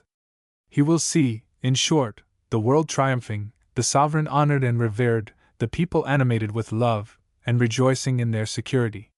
But should he turn to examine the times of the other emperors, he will find them wasted by battles, torn by seditions, cruel alike in war and peace, many princes perishing by the sword, many wars foreign and domestic, Italy overwhelmed with unheard-of disasters, her towns destroyed and plundered, Rome burned, the capital razed to the ground by Roman citizens, the ancient temples desolated, the ceremonies of religion corrupted, the cities rank with adultery, the seas covered with exiles and the islands polluted with blood. He will see outrage follow outrage, rank, riches, honors, and above all, virtue imputed as mortal crimes, informers rewarded, slaves bribed to betray their masters, freedmen their patrons, and those who were without enemies brought to destruction by their friends. And then he will know the true nature of the debt which Rome, Italy, and the world owe to Caesar, and if he possess a spark of human feeling, will turn from the example of those evil times, and kindle with a consuming passion to imitate those which were good. And in truth the prince who seeks for worldly glory should desire to be the ruler of a corrupt city, not that, like Caesar, he may destroy it, but that, like Romulus, he may restore it, since man cannot hope for, nor heaven offer any better opportunity of fame. Were it indeed necessary in giving a constitution to a state to forfeit its sovereignty, the prince who, to retain his station, should withhold a constitution, might plead excuse. But for him who in giving a constitution can still retain his sovereignty, no excuse is to be made. Let those therefore to whom heaven has afforded this opportunity, remember that two courses lie open to them, one which will render them secure while they live and glorious when they die, another which exposes them to continual difficulties in life, and condemns them to eternal infamy after death. Chapter 11. Of the religion of the Romans. Though Rome had Romulus for her first founder, and as a daughter owed him her being and nurture, nevertheless, when the institutions of Romulus were seen by heaven to be insufficient for so great a state, the Roman Senate were moved to choose Numa Pompilius as his successor, that he might look to all matters which Romulus had neglected. He, finding the people fierce and turbulent, and desiring with the help of the peaceful arts to bring them to order and obedience, called in the aid of religion as essential to the maintenance of civil society, and gave it such a form, that for many ages God was nowhere so much feared as in that republic. The effect of this was to render easy any enterprise in which the Senate or great men of Rome thought fit to engage. And whosoever pays heed to an infinity of actions performed, sometimes by the Roman people collectively, often by single citizens, will see, that esteeming the power of God beyond that of man, they dreaded far more to violate their oath than to transgress the laws, as is clearly shown by the examples of Scipio and of Manlius Torquatus. For after the defeat of the Romans by Hannibal at Cannae, many citizens meeting together, resolved, in their terror and dismay, to abandon Italy and seek refuge in Sicily. But Scipio, getting word of this, went among them, and menacing them with his naked sword, made them swear never to abandon their country. Again, when Lucius Manlius was accused by the tribune Marcus Pomponius, before the day fixed for trial, Titus Manlius, afterwards named Torquatus, son to Lucius, went to seek this Marcus, and threatening him with death if he did not withdraw the charge against his father, compelled him to swear compliance, and he, through fear, having sworn, kept his oath. In the first of these two instances, therefore, citizens whom love of their country and its laws could not have retained in Italy, were kept there by the oath forced upon them, and in the second, the tribune Marcus, to keep his oath, laid aside the hatred he bore the father, and overlooked the injury done him by the son, and his own dishonor. And this from no other cause than the religion which Numa had impressed upon the city. And it will be plain to any one who carefully studies Roman history, how much religion helped in disciplining the army, in uniting the people, in keeping good men good, and putting bad men to shame, so that had it to be decided to which prince, Romulus or Numa, Rome owed the greater debt, I think the balance must turn in favor of Numa, for when religion is once established you may readily bring in arms. But where you have arms without religion it is not easy afterwards to bring in religion. We see, too, that while Romulus, in order to create a senate, and to establish his other ordinances civil and military, needed no support from divine authority, this was very necessary to Numa, who feigned to have intercourse with a nymph by whose advice he was guided in counseling the people. And this, because desiring to introduce in Rome new and untried institutions, he feared that his own authority might not effect his end. Nor, indeed, has any attempt ever been made to introduce unusual laws among a people, without resorting to divine authority, since without such sanction they never would have been accepted. For the wise recognize many things to be good which do not bear such reasons on the face of them as command their acceptance by others. Wherefore, wise men who would obviate these difficulties have recourse to divine aid. Thus did Lycurgus, thus Solon, and thus have done many besides who have had the same end in view. The Romans, accordingly, admiring the prudence and virtues of Numa, assented to all the measures which he recommended. This, however, is to be said that the circumstance of these times being deeply tinctured with religious feeling, and of the men with whom he had to deal being rude and ignorant, gave Numa better facility to carry out his plans, as enabling him to mold his subjects readily to any new impression. And doubtless, he who should seek at the present day to form a new commonwealth, would find the task easier among a race of simple mountaineers, than among the dwellers in cities where society is corrupt, as the sculptor can more easily carve a fair statue from a rough block, than from the block which has been badly shaped out by another. But taking all this into account, I maintain that the religion introduced by Numa was one of the chief causes of the prosperity of Rome, since it gave rise to good ordinances, which in turn brought with them good fortune, and with good fortune, happy issues to whatsoever was undertaken. And as the observance of the ordinances of religion is the cause of the greatness of a state, so their neglect is the occasion of its decline, since a kingdom without the fear of God must either fall to pieces, or must be maintained by the fear of some prince who supplies that influence not supplied by religion. But since the lives of princes are short, the life of this prince, also, and with it his influence, must soon come to an end, whence it happens that a kingdom which rests wholly on the qualities of its prince lasts for a brief time only, because these qualities, terminating with his life, are rarely renewed in his successor. For as Dante wisely says, "It follows, therefore, that the safety of a commonwealth or kingdom lies not in its having a ruler who governs it prudently while he lives, but in having one who so orders things, that when he dies, the state may still maintain itself. And though it be easier to impose new institutions or a new faith on rude and simple men, it is not therefore impossible to persuade their adoption by men who are civilized, and who do not think themselves rude. The people of Florence do not esteem themselves rude or ignorant, and yet were persuaded by the friar Girolamo Savonarola that he spoke with God. Whether in this he said truth or no, I take not on me to pronounce, since of so great a man we must speak with reverence. But this I do say, that very many believed him without having witnessed anything extraordinary to warrant their belief, his life, his doctrines, the matter whereof he treated, being sufficient to enlist their faith. Let no man, therefore, lose heart from thinking that he cannot do what others have done before him, for, as I said in my preface, men are born, and live, and die, always in accordance with the same rules. Chapter 12. That it is of much moment to make account of religion, and that Italy, through the Roman Church, being wanting therein, has been ruined. Princes and commonwealths that would save themselves from growing corrupted, should before all things keep uncorrupted the rites and ceremonies of religion, and always hold them in reverence, since we can have no surer sign of the decay of a province than to see divine worship held therein in contempt. This is easily understood when it is seen on what foundation that religion rests in which a man is born. For every religion has its root in certain fundamental ordinances peculiar to itself. The religion of the Gentiles had its beginning in the responses of the oracles and in the prognostics of the augurs and soothsayers. All their other ceremonies and observances depended upon these, because men naturally believed that the God who could forecast their future weal or woe could also bring them to pass.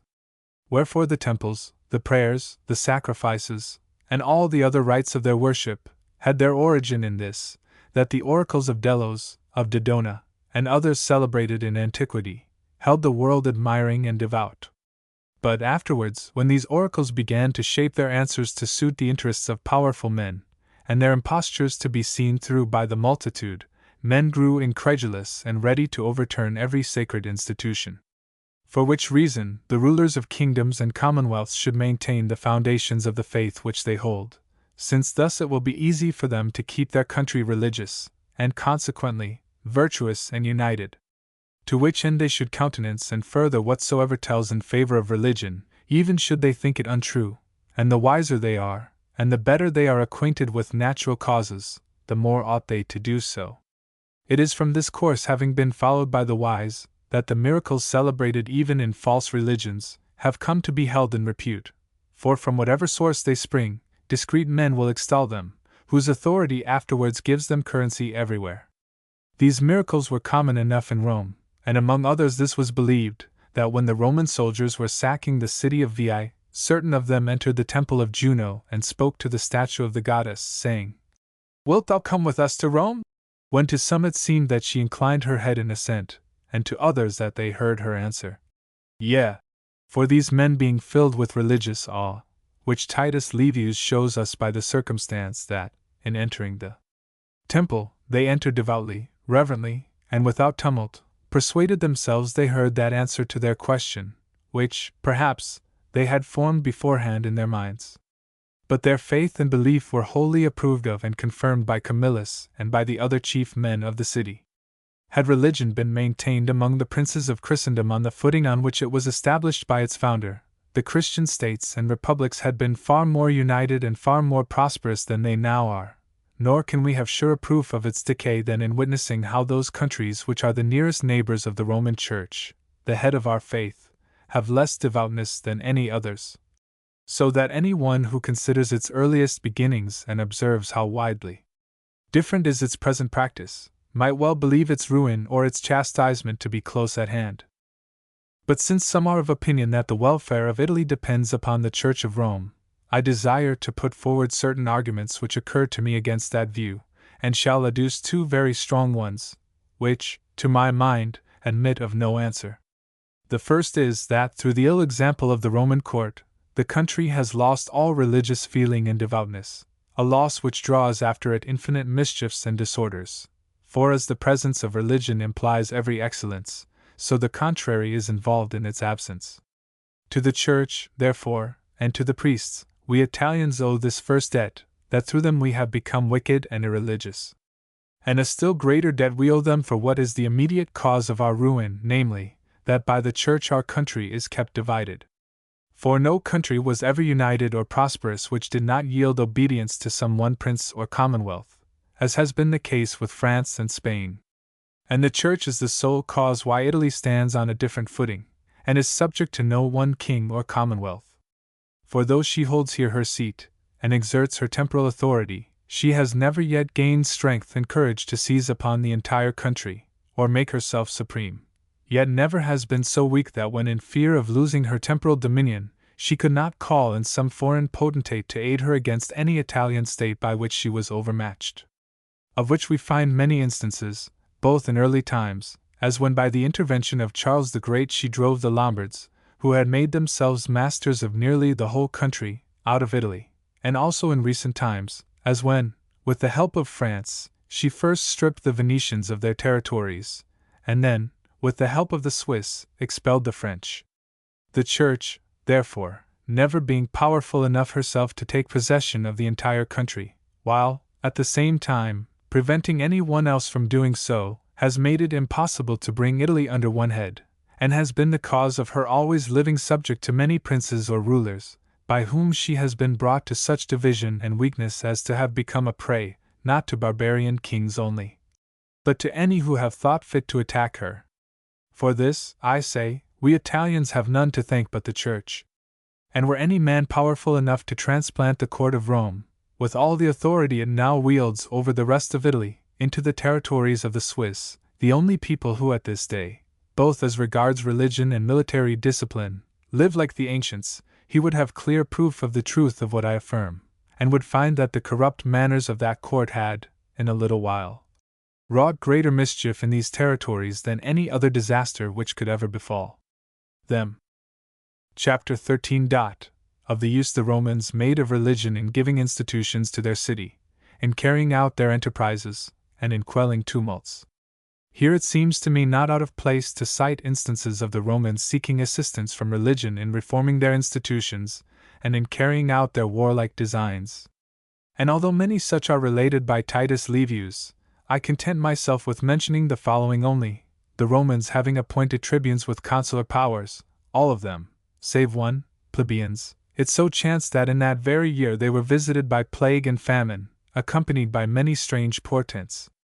Taking occasion from this, the nobles, at the next creation of tribunes, gave out that the gods were angry with Rome for lowering the majesty of her government, nor could be appeased but by the choice of tribunes being restored to a fair footing.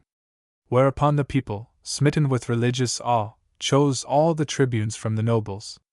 Again, at the siege of Veii, we find the Roman commanders making use of religion to keep the minds of their men well disposed towards that enterprise. For when, in the last year of the siege, the soldiers, disgusted with their protracted service, began to clamor to be led back to Rome, on the Alban lake suddenly rising to an uncommon height, it was found that the oracles at Delphi and elsewhere had foretold that Veii should fall that year in which the Alban lake overflowed. The hope of near victory thus excited in the minds of the soldiers led them to put up with the weariness of the war, and to continue in arms, until, on Camillus being named dictator, Veii was taken after a 10 years' siege. In these cases, therefore, we see religion, wisely used, assist in the reduction of this city, and in restoring the tribuneship to the nobles, either of which ends could well have been effected without it. One other example bearing on the same subject I must not omit. Constant disturbances were occasioned in Rome by the tribune Terentillus, who, for reasons to be noticed in their place, sought to pass a certain law. The nobles, in their efforts to baffle him, had recourse to religion, which they sought to turn to account in two ways. For first they caused the Sibylline books to be searched, and a feigned answer returned, that in that year the city ran great risk of losing its freedom through civil discord, which fraud, although exposed by the tribunes, nevertheless aroused such alarm in the minds of the commons that they slackened in their support of their leaders. Their other contrivance was as follows: a certain Appius Herdonius, at the head of a band of slaves and outlaws, to the number of 4,000, having seized the capital by night, an alarm was spread that were the Equians and Volscians, those perpetual enemies of the Roman name, then to attack the city, they might succeed in taking it. And when, in spite of this, the tribunes stubbornly persisted in their efforts to pass the law, declaring the act of Herdonius to be a device of the nobles and no real danger, Publius Rubetius, a citizen of weight and authority, came forth from the Senate house, and in words partly friendly and partly menacing, showed them the peril in which the city stood, and that their demands were unseasonable, and spoke to such effect that the commons bound themselves by oath to stand by the consul, in fulfillment of which engagement they aided the consul, Publius Valerius, to carry the capital by assault. But Valerius being slain in the attack, Titus Quintius was at once appointed in his place, who, to leave the people no breathing time, nor suffer their thoughts to revert to the Terentilian law, ordered them to quit Rome and march against the Volscians, declaring them bound to follow him by virtue of the oath they had sworn not to desert the consul. And though the tribunes withstood him, contending that the oath had been sworn to the dead consul and not to Quintius, yet the people, under the influence of religious awe, chose rather to obey the consul than believe the tribunes. And Titus Livius commends their behavior when he says, "That neglect of the gods which now prevails had not then made its way, nor was it then the practice for every man to interpret his oath, or the laws, to suit his private ends." The tribunes accordingly, fearing to lose their entire ascendancy, consented to obey the consul, and to refrain for a year from moving in the matter of the Terentilian law, while the consuls, on their part, undertook that for a year the commons should not be called forth to war. And thus, with the help of religion, the Senate were able to overcome a difficulty which they never could have overcome without it. Chapter 14. That the Romans interpreted the auspices to meet the occasion, and made a prudent show of observing the rites of religion even when forced to disregard them, and any who rashly slighted religion they punished. Auguries were not only, as we have shown above, a main foundation of the old religion of the Gentiles, but were also the cause of the prosperity of the Roman commonwealth. Accordingly, the Romans gave more heed to these than to any other of their observances, resorting to them in their consular comitia, in undertaking new enterprises, in calling out their armies, in going into battle, and in short, in every business of importance, whether civil or military. Nor would they ever set forth on any warlike expedition, until they had satisfied their soldiers that the gods had promised them victory. Among other means of declaring the auguries, they had in their armies a class of soothsayers, named by them Polarii, whom, when they desired to give battle, they would ask to take the auspices, which they did by observing the behavior of fowls. If the fowls pecked, the engagement was begun with a favorable omen. If they refused, battle was declined. Nevertheless, when it was plain on the face of it that a certain course had to be taken, they would take it at all hazards, even though the auspices were adverse, contriving, however, to manage matters so adroitly as not to appear to throw any slight on religion, as was done by the consul Papirius in the great battle he fought with the Samnites, wherein that nation was finally broken and overthrown.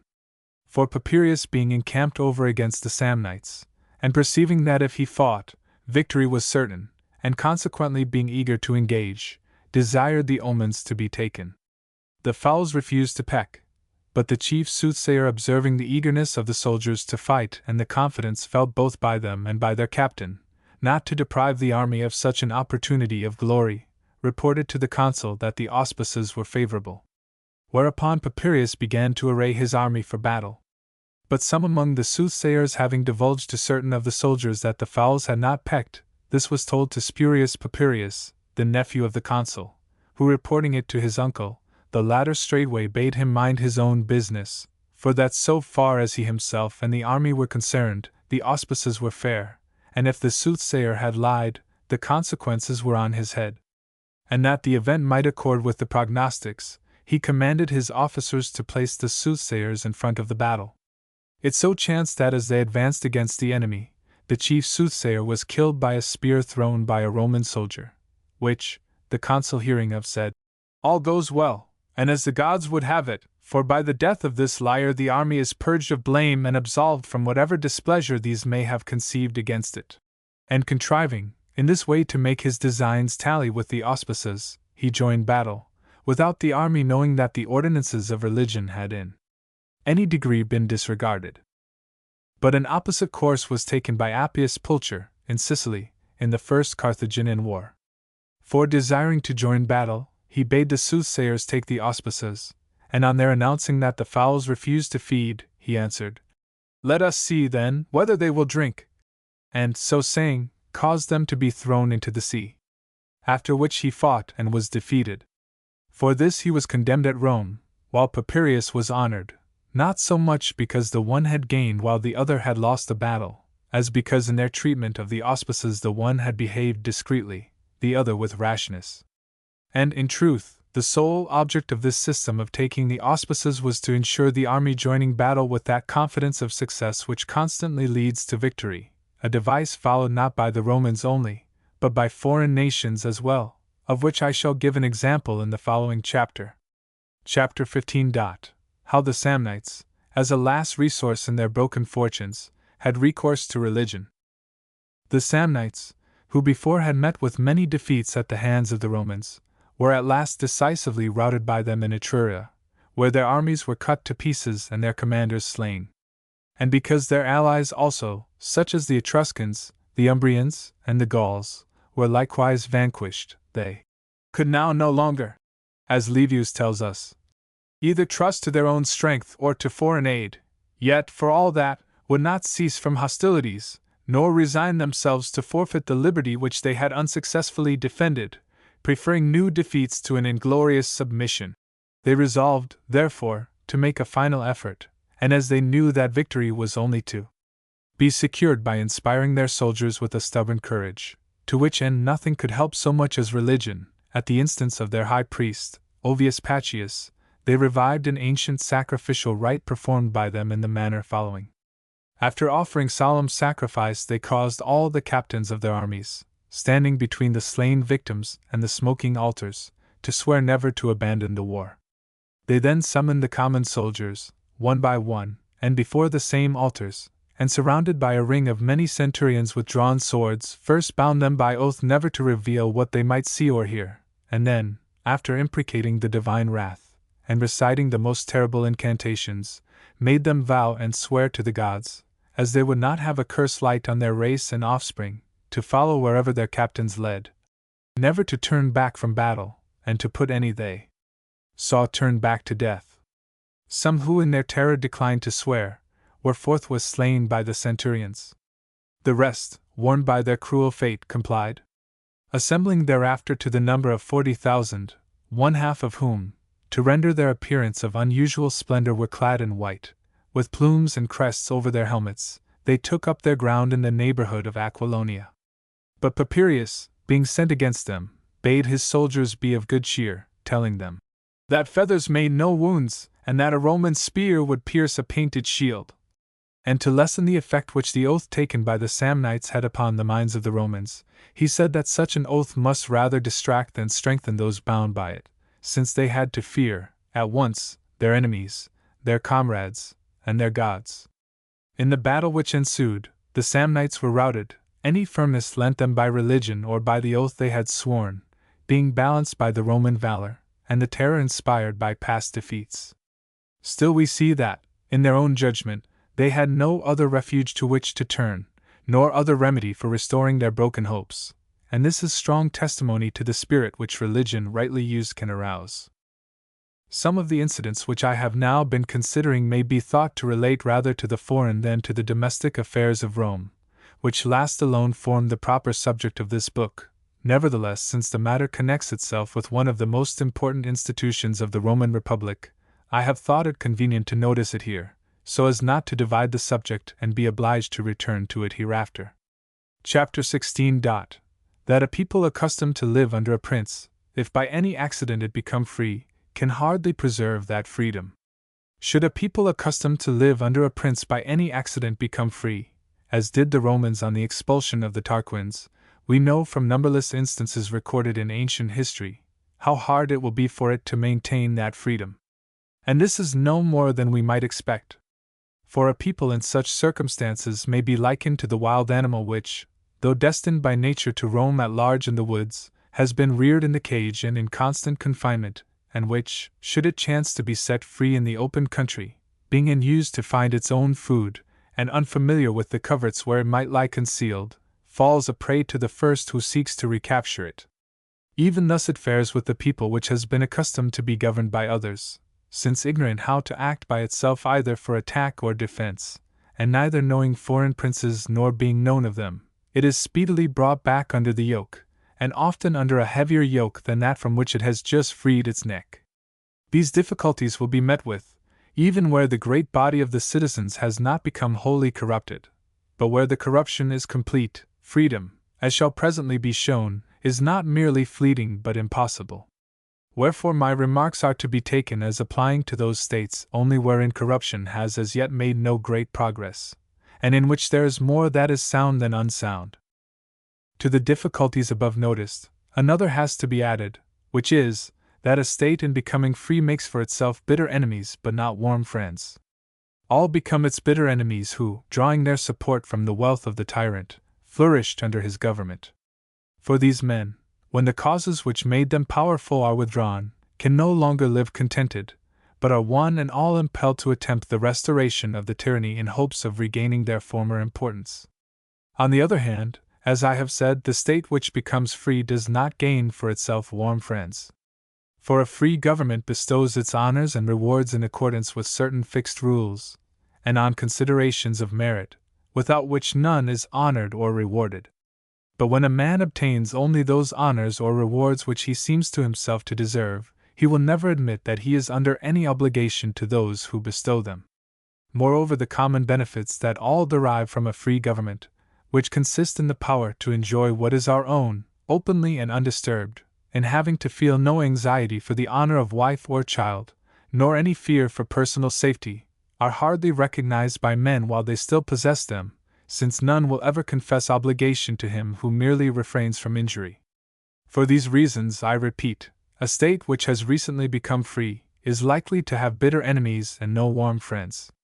Now, To meet these difficulties and their attendant disorders, there is no more potent, effectual, wholesome, and necessary remedy than to slay the sons of Brutus.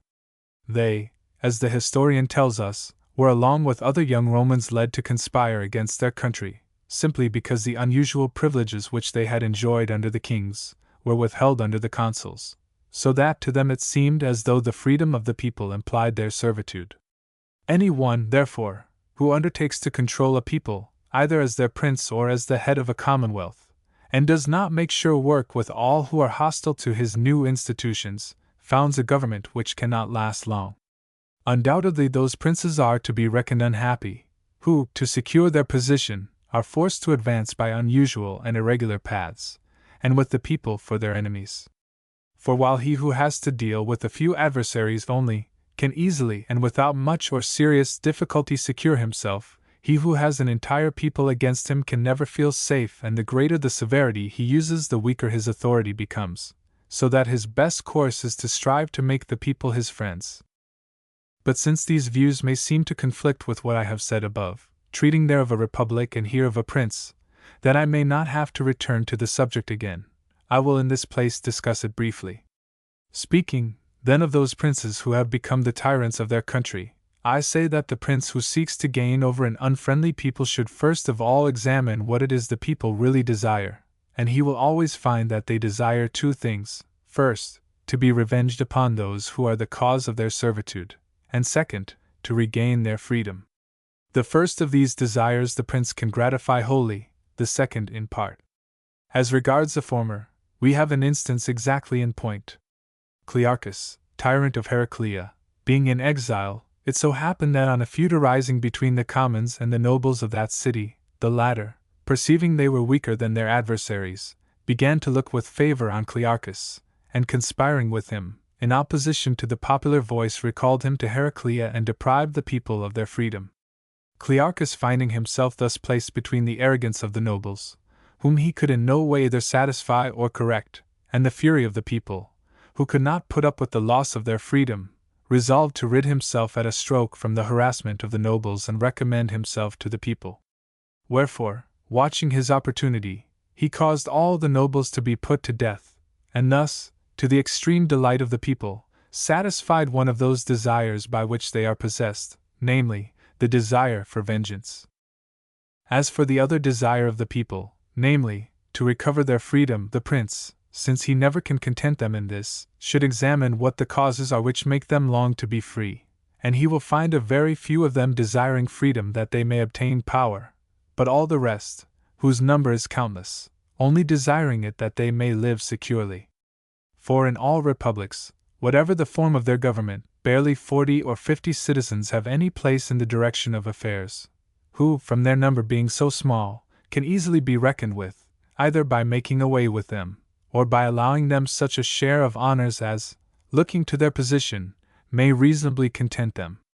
All those others whose sole aim it is to live safely, are well contented where the prince enacts such laws and ordinances as provide for the general security, while they establish his own authority. And when he does this, and the people see that nothing induces him to violate these laws, they soon begin to live happily, and without anxiety. Of this we have an example in the kingdom of France, which enjoys perfect security from this cause alone, that its kings are bound to compliance with an infinity of laws upon which the well-being of the whole people depends. And he who gave this state its constitution allowed its kings to do as they pleased as regards arms and money, but provided that as regards everything else they should not interfere save as the laws might direct. Those rulers, therefore, who omit to provide sufficiently for the safety of their government at the outset, must, like the Romans, do so on the first occasion which offers, and whoever lets the occasion slip will repent too late of not having acted as he should.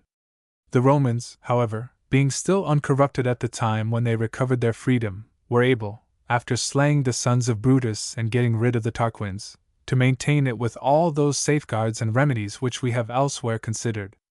But had they already become corrupted, no remedy could have been found, either in Rome or out of it, by which their freedom could have been secured, as I shall show in the following chapter.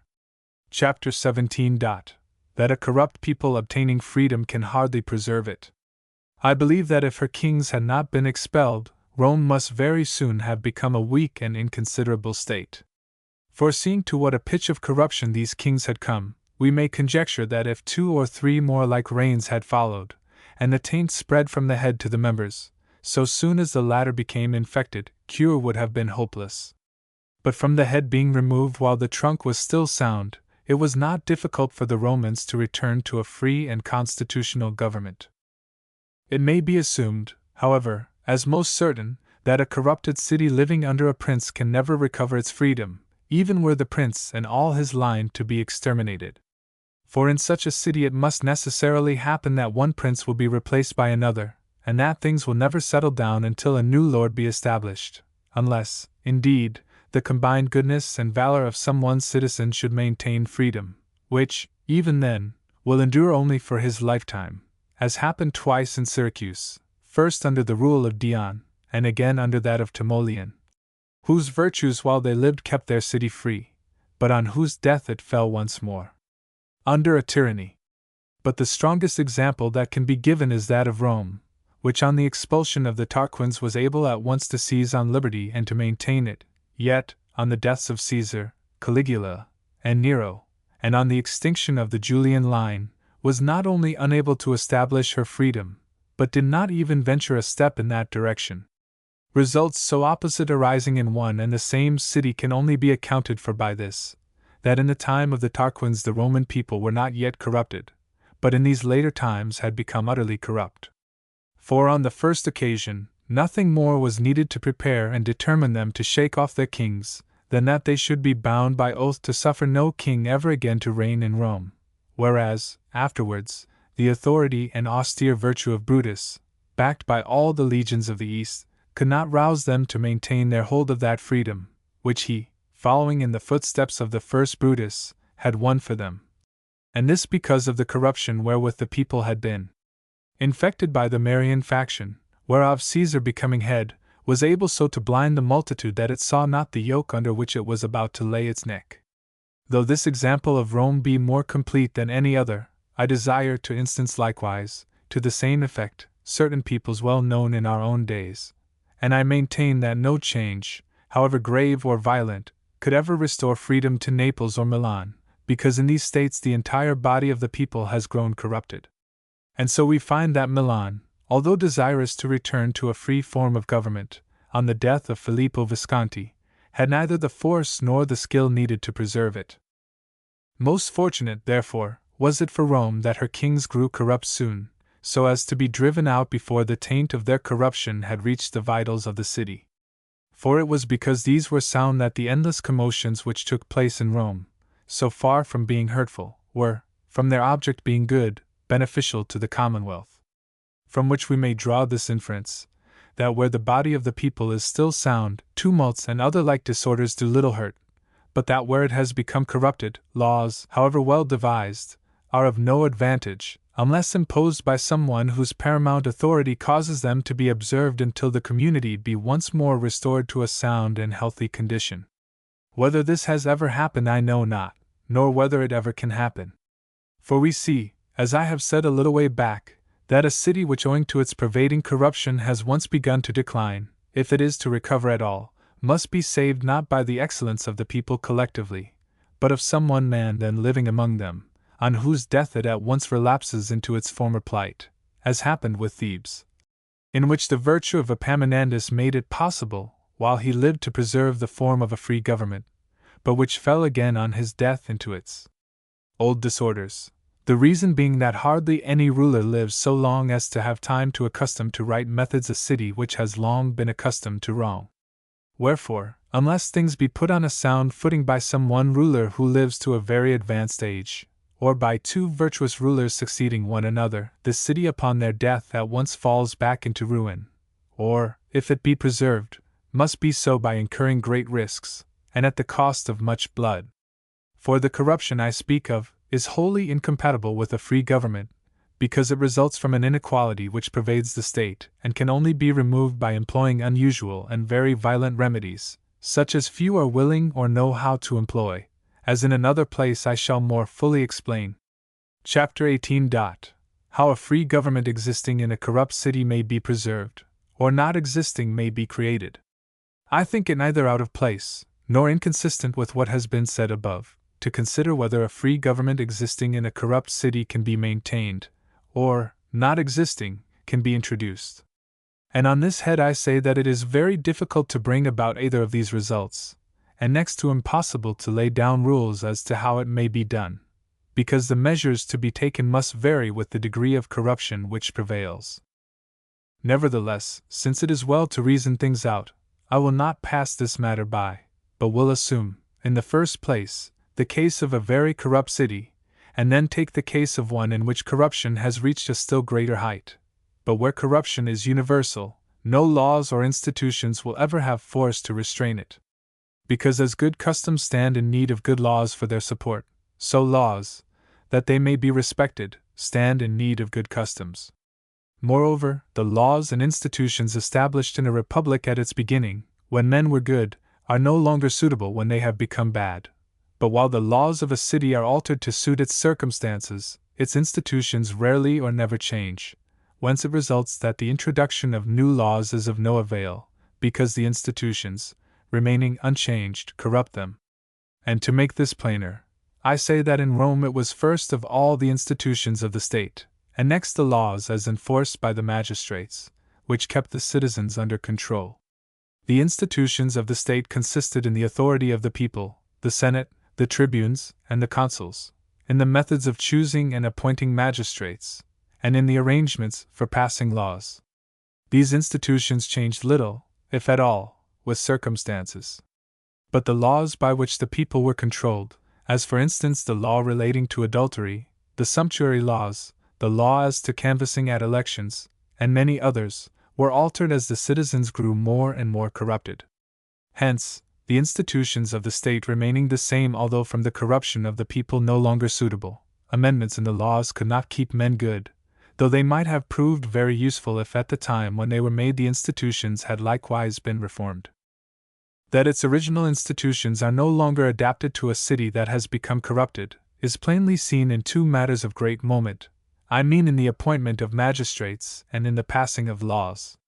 For the Roman people conferred the consulship and other great offices of their state on none save those who sought them, which was a good institution at first, because then none sought these offices save those who thought themselves worthy of them, and to be rejected was held disgraceful, so that, to be deemed worthy, all were on their best behavior. But in a corrupted city this institution grew to be most mischievous. For it was no longer those of greatest worth, but those who had most influence, who sought the magistracies, while all who were without influence, however deserving, refrained through fear. This untoward result was not reached all at once, but like other similar results, by gradual steps. For after subduing Africa and Asia, and reducing nearly the whole of Greece to submission, the Romans became perfectly assured of their freedom, and seemed to themselves no longer to have any enemy whom they had cause to fear. But this security and the weakness of their adversaries led them in conferring the consulship, no longer to look to merit, but only to favor, selecting for the office those who knew best how to pay court to them, not those who knew best how to vanquish their enemies. And afterwards, instead of selecting those who were best liked, they came to select those who had most influence. And in this way, from the imperfection of their institutions, good men came to be wholly excluded. Again, as to making laws, any of the tribunes and certain others of the magistrates were entitled to submit laws to the people. But before these were passed it was open to every citizen to speak either for or against them. This was a good system so long as the citizens were good, since it is always well that every man should be able to propose what he thinks may be of use to his country, and that all should be allowed to express their views with regard to his proposal, so that the people, having heard all, may resolve on what is best. But when the people grew depraved, this became a very mischievous institution, for then it was only the powerful who proposed laws, and these not in the interest of public freedom but of their own authority. And because, through fear, none durst speak against the laws they proposed, the people were either deceived or forced into voting their own destruction. In order, therefore, that Rome after she had become corrupted might still preserve her freedom, it was necessary that, As in the course of events she had made new laws, so likewise she should frame new institutions, since different institutions and ordinances are needed in a corrupt state from those which suit a state which is not corrupted, for where the matter is wholly dissimilar, the form cannot be similar. But since old institutions must either be reformed all at once, as soon as they are seen to be no longer expedient, or else gradually, as the imperfection of each is recognized, I say that each of these two courses is all but impossible. For to effect a gradual reform requires a sagacious man who can discern mischief while it is still remote and in the germ. But it may well happen that no such person is found in a city, or that, if found, he is unable to persuade others of what he is himself persuaded. For men used to live in one way are loath to leave it for another, especially when they are not brought face to face with the evil against which they should guard, and only have it indicated to them by conjecture. And as for a sudden reform of institutions which are seen by all to be no longer good, I say that defects which are easily discerned are not easily corrected, because for their correction it is not enough to use ordinary means, these being in themselves insufficient, but recourse must be had to extraordinary means, such as violence and arms, and, as a preliminary, you must become prince of the city, and be able to deal with it at your pleasure. But since the restoration of a state to new political life presupposes a good man, and to become prince of a city by violence presupposes a bad man, it can, consequently, very seldom happen that, although the end be good, a good man will be found ready to become a prince by evil ways, or that a bad man having become a prince will be disposed to act virtuously, or think of turning to good account his ill-acquired authority. From all these causes comes the difficulty, or rather the impossibility, which a corrupted city finds in maintaining an existing free government, or in establishing a new one. So that had we to establish or maintain a government in that city, it would be necessary to give it a monarchical, rather than a popular form, in order that men too arrogant to be restrained by the laws, might in some measure be kept in check by a power almost absolute, since to attempt to make them good otherwise would be a very cruel, or a wholly futile endeavor. This, as I have said, was the method followed by Cleomenes, and if he, that he might stand alone, put to death the ephori, and if Romulus, with a like object, put to death his brother and Titus Tatius the Sabine, and if both afterwards made good use of the authority they thus acquired, it is nevertheless to be remembered that it was because neither Cleomenes nor Romulus had to deal with so corrupt a people as that of which I am now speaking, that they were able to effect their ends and to give a fair color to their acts. Chapter 19. After a strong prince a weak prince may maintain himself, but after one weak prince no kingdom can stand a second. When we contemplate the excellent qualities of Romulus, Numa, and Tullus, the first three kings of Rome, and note the methods which they followed, we recognize the extreme good fortune of that city in having her first king fierce and warlike, her second peaceful and religious, and her third, like the first, of a high spirit and more disposed to war than to peace. For it was essential for Rome that almost at the outset of her career, a ruler should be found to lay the foundations of her civil life. But, after that had been done, it was necessary that her rulers should return to the virtues of Romulus, since otherwise the city must have grown feeble, and become a prey to her neighbors. And here we may note that a prince who succeeds to another of superior valor may reign on by virtue of his predecessor's merits, and reap the fruits of his labors. But if he live to a great age, or if he be followed by another who is wanting in the qualities of the first, that then the kingdom must necessarily dwindle. Conversely, when two consecutive princes are of rare excellence, we commonly find them achieving results which win for them enduring renown. David, for example, not only surpassed in learning and judgment, but was so valiant in arms that, after conquering and subduing all his neighbors, he left to his young son Solomon a tranquil state, which the latter, though unskilled in the arts of war, could maintain by the arts of peace, and thus happily enjoy the inheritance of his father's valor. But Solomon could not transmit this inheritance to his son Rehoboam, who either resembling his grandfather in valor, nor his father in good fortune, with difficulty made good his right to a sixth part of the kingdom. In like manner Bajazet, Sultan of the Turks, though a man of peace rather than of war, was able to enjoy the labors of Muhammad his father, who, like David, having subdued his neighbors, left his son a kingdom so safely established that it could easily be retained by him by peaceful arts. But had Selim, son to Bajazet, been like his father, and not like his grandfather, the Turkish monarchy must have been overthrown. As it is, he seems likely to outdo the fame of his grandsire. I affirm it to be proved by these examples, that after a valiant prince a feeble prince may maintain himself, but that no kingdom can stand when two feeble princes follow in succession, unless, as in the case of France, it be supported by its ancient ordinances. By feeble princes, I mean such as are not valiant in war. And, to put the matter shortly, it may be said that the great valor of Romulus left Numa a period of many years within which to govern Rome by peaceful arts, that after Numa came Tullus, who renewed by his courage the fame of Romulus, and that he in turn was succeeded by Ancus, a prince so gifted by nature that he could equally avail himself of the methods of peace or war, who setting himself at first to pursue the former, when he found that his neighbors judged him to be effeminate, and therefore held him in slight esteem, understood that to preserve Rome he must resort to arms and resemble Romulus rather than Numa. From whose example every ruler of a state may learn that a prince like Numa will hold or lose his power according as fortune and circumstances befriend him, but that the prince who resembles Romulus, and like him is fortified with foresight and arms, will hold his state whatever befall, unless deprived of it by some stubborn and irresistible force. For we may reckon with certainty that if Rome had not had for her third king one who knew how to restore her credit by deeds of valor, she could not, or at any rate not without great difficulty, have afterwards held her ground, nor could ever have achieved the great exploits she did. And for these reasons Rome, while she lived under her kings, was in constant danger of destruction through a king who might be weak or bad. Chapter 20. That the consecutive reigns of two valiant princes produce great results, and that well-ordered commonwealths are assured of a succession of valiant rulers by whom their power and growth are rapidly extended.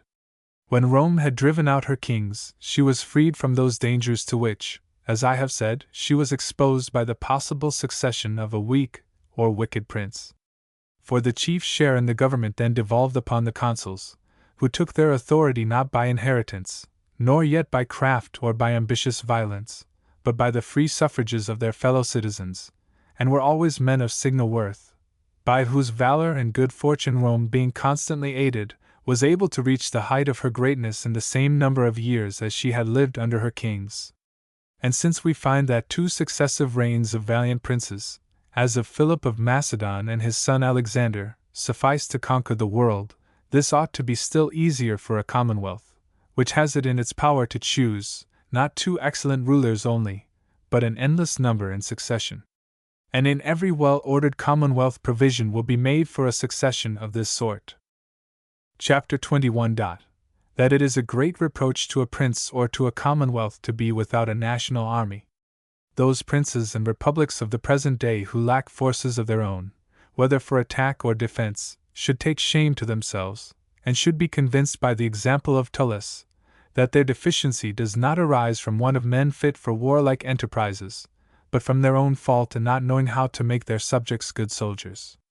For after Rome had been at peace for 40 years, Tullus, succeeding to the kingdom, found not a single Roman who had ever been in battle. Nevertheless, when he made up his mind to enter on a war, it never occurred to him to have recourse to the Samnites, or the Etruscans, or to any other of the neighboring nations accustomed to arms, but he resolved, like the prudent prince he was, to rely on his own countrymen. And such was his ability that, under his rule, the people very soon became admirable soldiers. For nothing is more true than that where a country, having men, lacks soldiers, it results from some fault in its ruler, and not from any defect in the situation or climate. Of this we have a very recent instance. Everyone knows how, only the other day, the King of England invaded the realm of France with an army raised wholly from among his own people, although from his country having been at peace for 30 years, he had neither men nor officers who had ever looked an enemy in the face. Nevertheless, he did not hesitate with such troops as he had, to attack a kingdom well provided with officers and excellent soldiers who had been constantly under arms in the Italian wars.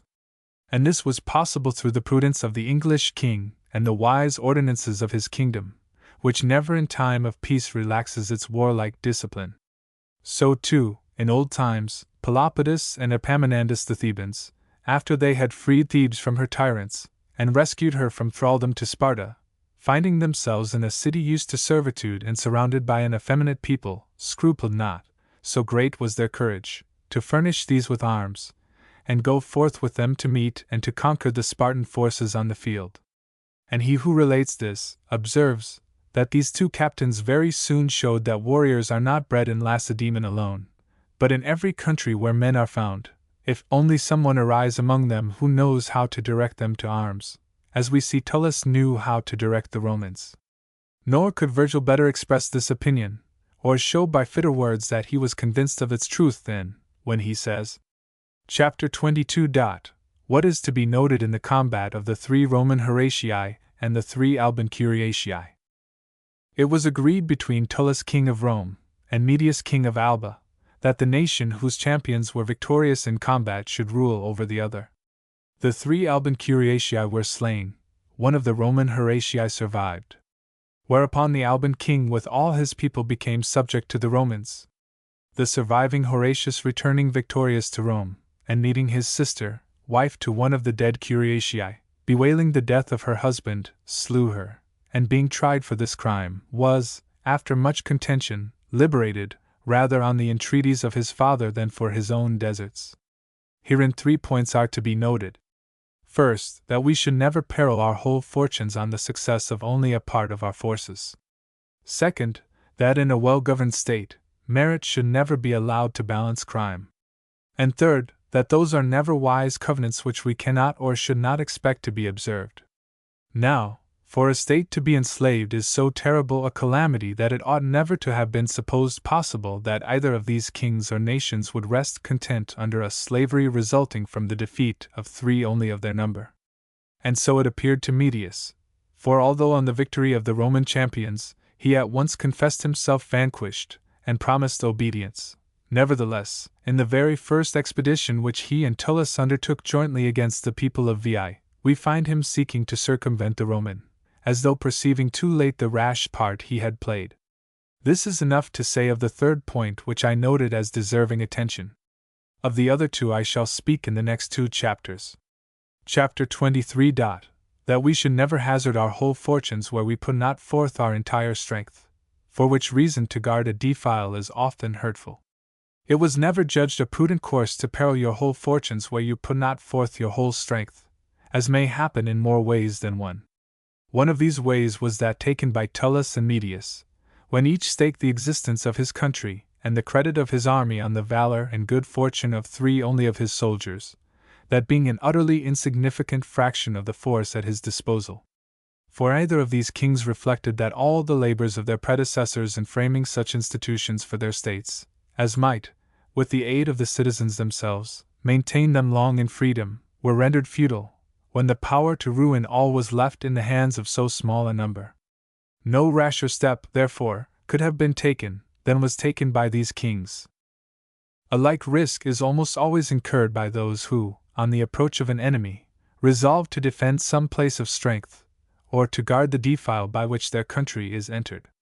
For unless room be found in this place of strength for almost all your army, the attempt to hold it will almost always prove hurtful.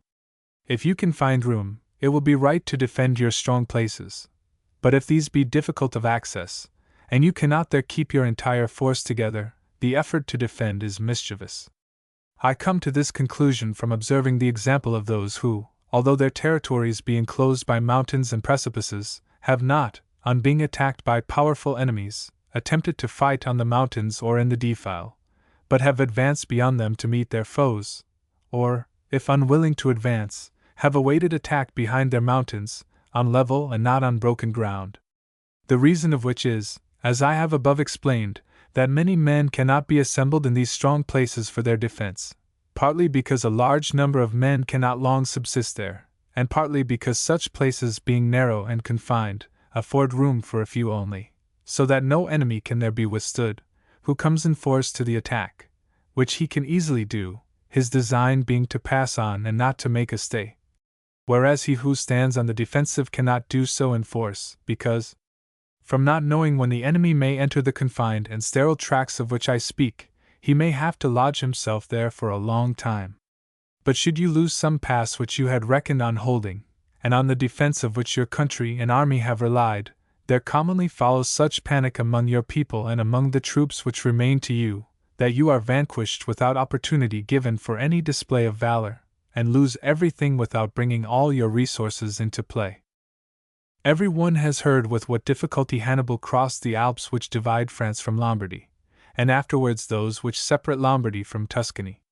Nevertheless, the Romans awaited him, in the first instance on the banks of the Ticino, in the second on the plain of Arezzo, preferring to be defeated on ground which at least gave them a chance of victory, to leading their army into mountain fastnesses where it was likely to be destroyed by the mere difficulties of the ground. And any who read history with attention will find that very few capable commanders have attempted to hold passes of this nature, as well for the reasons already given, as because to close them all were impossible. For mountains, like plains, are traversed not only by well-known and frequented roads, but also by many byways, which, though unknown to strangers, are familiar to the people of the country, under whose guidance you may always, and in spite of any opposition, be easily conducted to whatever point you please. Of this we have a recent instance in the events of the year 1515. For when Francis I. of France resolved on invading Italy in order to recover the province of Lombardy, those hostile to his attempt looked mainly to the Swiss, who it was hoped would stop him in passing through their mountains. But this hope was disappointed by the event. For leaving on one side 2 or 3 defile which were guarded by the Swiss, the king advanced by another unknown pass, and was in Italy and upon his enemies before they knew. Whereupon they fled terror-stricken into Milan, while the whole population of Lombardy, finding themselves deceived in their expectation that the French would be detained in the mountains, went over to their side. Chapter 24. That well-ordered states always provide rewards and punishments for their citizens, and never set off deserts against misdeeds. The valor of Horatius in vanquishing the Curiatii deserved the highest reward. But in slaying his sister he had been guilty of a heinous crime. And so displeasing to the Romans was an outrage of this nature, that although his services were so great and so recent, they brought him to trial for his life. To one looking at it carelessly, this might seem an instance of popular ingratitude, but he who considers the matter more closely, and examines with sounder judgment what the ordinances of a state should be, will rather blame the Roman people for acquitting Horatius than for putting him on his trial. And this because no well-ordered state ever strikes a balance between the services of its citizens and their misdeeds, but appointing rewards for good actions and punishment for bad, when it has rewarded a man for acting well, will afterwards, should he act ill, chastise him, without regard to his former deserts. When these ordinances are duly observed, a city will live long in freedom, but when they are neglected, it must soon come to ruin. For when a citizen has rendered some splendid service to his country, if to the distinction which his action in itself confers, were added an overweening confidence that any crime he might thenceforth commit would pass unpunished, he would soon become so arrogant that no civil bonds could restrain him. Still, while we would have punishment terrible to wrongdoers, it is essential that good actions should be rewarded, as we see to have been the case in Rome. For even where a republic is poor, and has but little to give, it ought not to withhold that little, since a gift, however small, bestowed as a reward for services however great, will always be esteemed most honorable and precious by him who receives it. The story of Horatius Cockles and that of Mutius Scaevola are well known, how the one withstood the enemy on the bridge while it was being cut down, and the other thrust his hand into the fire in punishment of the mistake made when he sought the life of poor Senna the Etruscan king. To each of these two, in requital of their splendid deeds, 2 ploughgates only of the public land were given. Another famous story is that of Manlius Capitolinus, to whom, for having saved the capital from the besieging Gauls, a small measure of meal was given by each of those who were shut up with him during the siege,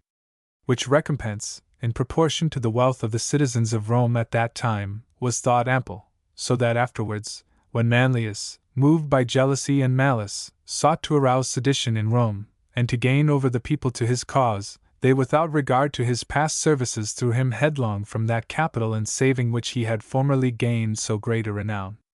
Chapter 25. That he who would reform the institutions of a free state must retain at least the semblance of old ways. Whoever takes upon him to reform the government of a city must, if his measures are to be well received and carried out with general approval, preserve at least the semblance of existing methods, so as not to appear to the people to have made any change in the old order of things, although, in truth, the new ordinances differ altogether from those which they replace. For when this is attended to, the mass of mankind accept what seems as what is, nay, are often touched more nearly by appearances than by realities. This tendency being recognized by the Romans at the very outset of their civil freedom, when they appointed 2 consuls in place of a single king, they would not permit the consuls to have more than 12 lictors, in order that the old number of the king's attendants might not be exceeded. Again, there being solemnized every year in Rome a sacrificial rite which could only be performed by the king in person, that the people might not be led by the absence of the king to remark the want of any ancient observance, a priest was appointed for the due celebration of this rite, to whom was given the name of Rex Sacrificalis, and who was placed under the orders of the chief priest. In this way the people were contented, and had no occasion from any defect in the solemnities to desire the return of their kings. Like precautions should be used by all who would put an end to the old government of a city and substitute new and free institutions. For since novelty disturbs men's minds, we should seek in the changes we make to preserve as far as possible what is ancient, so that if the new magistrates differ from the old in number, in authority, or in the duration of their office, they shall at least retain the old names. This, I say, should be seen to by him who would establish a constitutional government, whether in the form of a commonwealth or of a kingdom. But he who would create an absolute government of the kind which political writers term a tyranny, must renew everything, as shall be explained in the following chapter. Chapter 26. A new prince in a city or province of which he has taken possession ought to make everything new. Whosoever becomes prince of a city or state, more especially if his position be so insecure that he cannot resort to constitutional government either in the form of a republic or a monarchy, will find that the best way to preserve his princedom is to renew the whole institutions of that state, that is to say, to create new magistracies with new names, confer new powers, and employ new men. And like David when he became king, exalt the humble and depress the great, filling the hungry with good things, and sending the rich empty away. Moreover, he must pull down existing towns and rebuild them, removing their inhabitants from one place to another, and in short, leave nothing in the country as he found it, so that there shall be neither rank, nor condition, nor honor, nor wealth which its possessor can refer to any but to him. And he must take example from Philip of Macedon, the father of Alexander, who by means such as these, from being a petty prince became monarch of all Greece, and of whom it was written that he shifted men from province to province as a shepherd moves his flocks from one pasture to another. These indeed are most cruel expedients, contrary not merely to every Christian, but to every civilized rule of conduct, and such as every man should shun, choosing rather to lead a private life than to be a king on terms so hurtful to mankind. But he who will not keep to the fair path of virtue, must to maintain himself enter this path of evil. Men, however, not knowing how to be wholly good or wholly bad, choose for themselves certain middle ways, which of all others are the most pernicious, as shall be shown by an instance in the following chapter. Chapter 27. That men seldom know how to be wholly good or wholly bad. When in the year 1505, Pope Julius II went to Bologna to expel from that city the family of the Bentivogli, who had been princes there for over 100 years, it was also in his mind, as a part of the general design he had planned against all those lords who had usurped church lands, to remove Giovanpagolo Baglioni, tyrant of Perugia. And coming to Perugia with this intention and resolve, of which all men knew, he would not wait to enter the town with a force sufficient for his protection, but entered it unattended by troops, although Giovanpagolo was there with a great company of soldiers whom he had assembled for his defense. And thus, urged on by that impetuosity which stamped all his actions, accompanied only by his bodyguard, he committed himself into the hands of his enemy, whom he forthwith carried away with him, leaving a governor behind to hold the town for the church. All prudent men who were with the Pope remarked on his temerity, and on the pusillanimity of Giovanpagolo, nor could they conjecture why the latter had not, to his eternal glory, availed himself of this opportunity for crushing his enemy, and at the same time enriching himself with plunder, the Pope being attended by the whole college of cardinals with all their luxurious equipage. For it could not be supposed that he was withheld by any promptings of goodness or scruples of conscience, because in the breast of a profligate living in incest with his sister, and who to obtain the princedom had put his nephews and kinsmen to death, no virtuous impulse could prevail. So that the only inference to be drawn was, that men know not how to be splendidly wicked or wholly good, and shrink in consequence from such crimes as are stamped with an inherent greatness or disclose a nobility of nature. For which reason Giovanpagolo, who thought nothing of incurring the guilt of incest, or of murdering his kinsmen, could not, or more truly durst not, avail himself of a fair occasion to do a deed which all would have admired, which would have won for him a deathless fame as the first to teach the prelates how little those who live and reign as they do are to be esteemed, and which would have displayed a greatness far transcending any infamy or danger that could attach to it. Chapter 28. Whence it came that the Romans were less ungrateful to their citizens than were the Athenians. In the histories of all republics we meet with instances of some sort of ingratitude to their great citizens, but fewer in the history of Rome than of Athens, or indeed of any other republic. Searching for the cause of this, I am persuaded that, so far as regards Rome and Athens, it was due to the Romans having had less occasion than the Athenians to look upon their fellow citizens with suspicion. For, from the expulsion of her kings down to the times of Sylla and Marius, the liberty of Rome was never subverted by any one of her citizens, so that there never was in that city grave cause for distrusting any man, and in consequence making him the victim of inconsiderate injustice. The reverse was notoriously the case with Athens, for that city, having, at a time when she was most flourishing, been deprived of her freedom by Pisistratus under a false show of goodwill, remembering, after she regained her liberty, her former bondage and all the wrongs she had endured, became the relentless chastiser, not of offenses only on the part of her citizens, but even of the shadow of an offense. Hence the banishment and death of so many excellent men, and hence the law of ostracism, and all those other violent measures which from time to time during the history of that city were directed against her foremost citizens. For this is most true which is asserted by the writers on civil government, that a people which has recovered its freedom bites more fiercely than one which has always preserved it. And any who shall weigh well what has been said, will not condemn Athens in this matter, nor commend Rome, but refer all to the necessity arising out of the different conditions prevailing in the two states. For careful reflection will show that had Rome been deprived of her freedom as Athens was, she would not have been a whit more tender to her citizens. This we may reasonably infer from remarking what, after the expulsion of the kings, befell Collatinus and Publius Valerius, the former of whom, though he had taken part in the liberation of Rome, was sent into exile for no other reason than that he bore the name of Tarquin, while the sole ground of suspicion against the latter, and what almost led to his banishment, was his having built a house upon the Celian hill. Seeing how harsh and suspicious Rome was in these two instances, we may surmise that she would have shown the same ingratitude as Athens, had she, like Athens, been wronged by her citizens at an early stage of her growth, and before she had attained to the fullness of her strength. That I may not have to return to this question of ingratitude, I shall say all that remains to be said about it in my next chapter. Chapter 29. Whether a people or a prince is the more ungrateful. In connection with what has been said above, it seems proper to consider whether more notable instances of ingratitude are supplied by princes or peoples.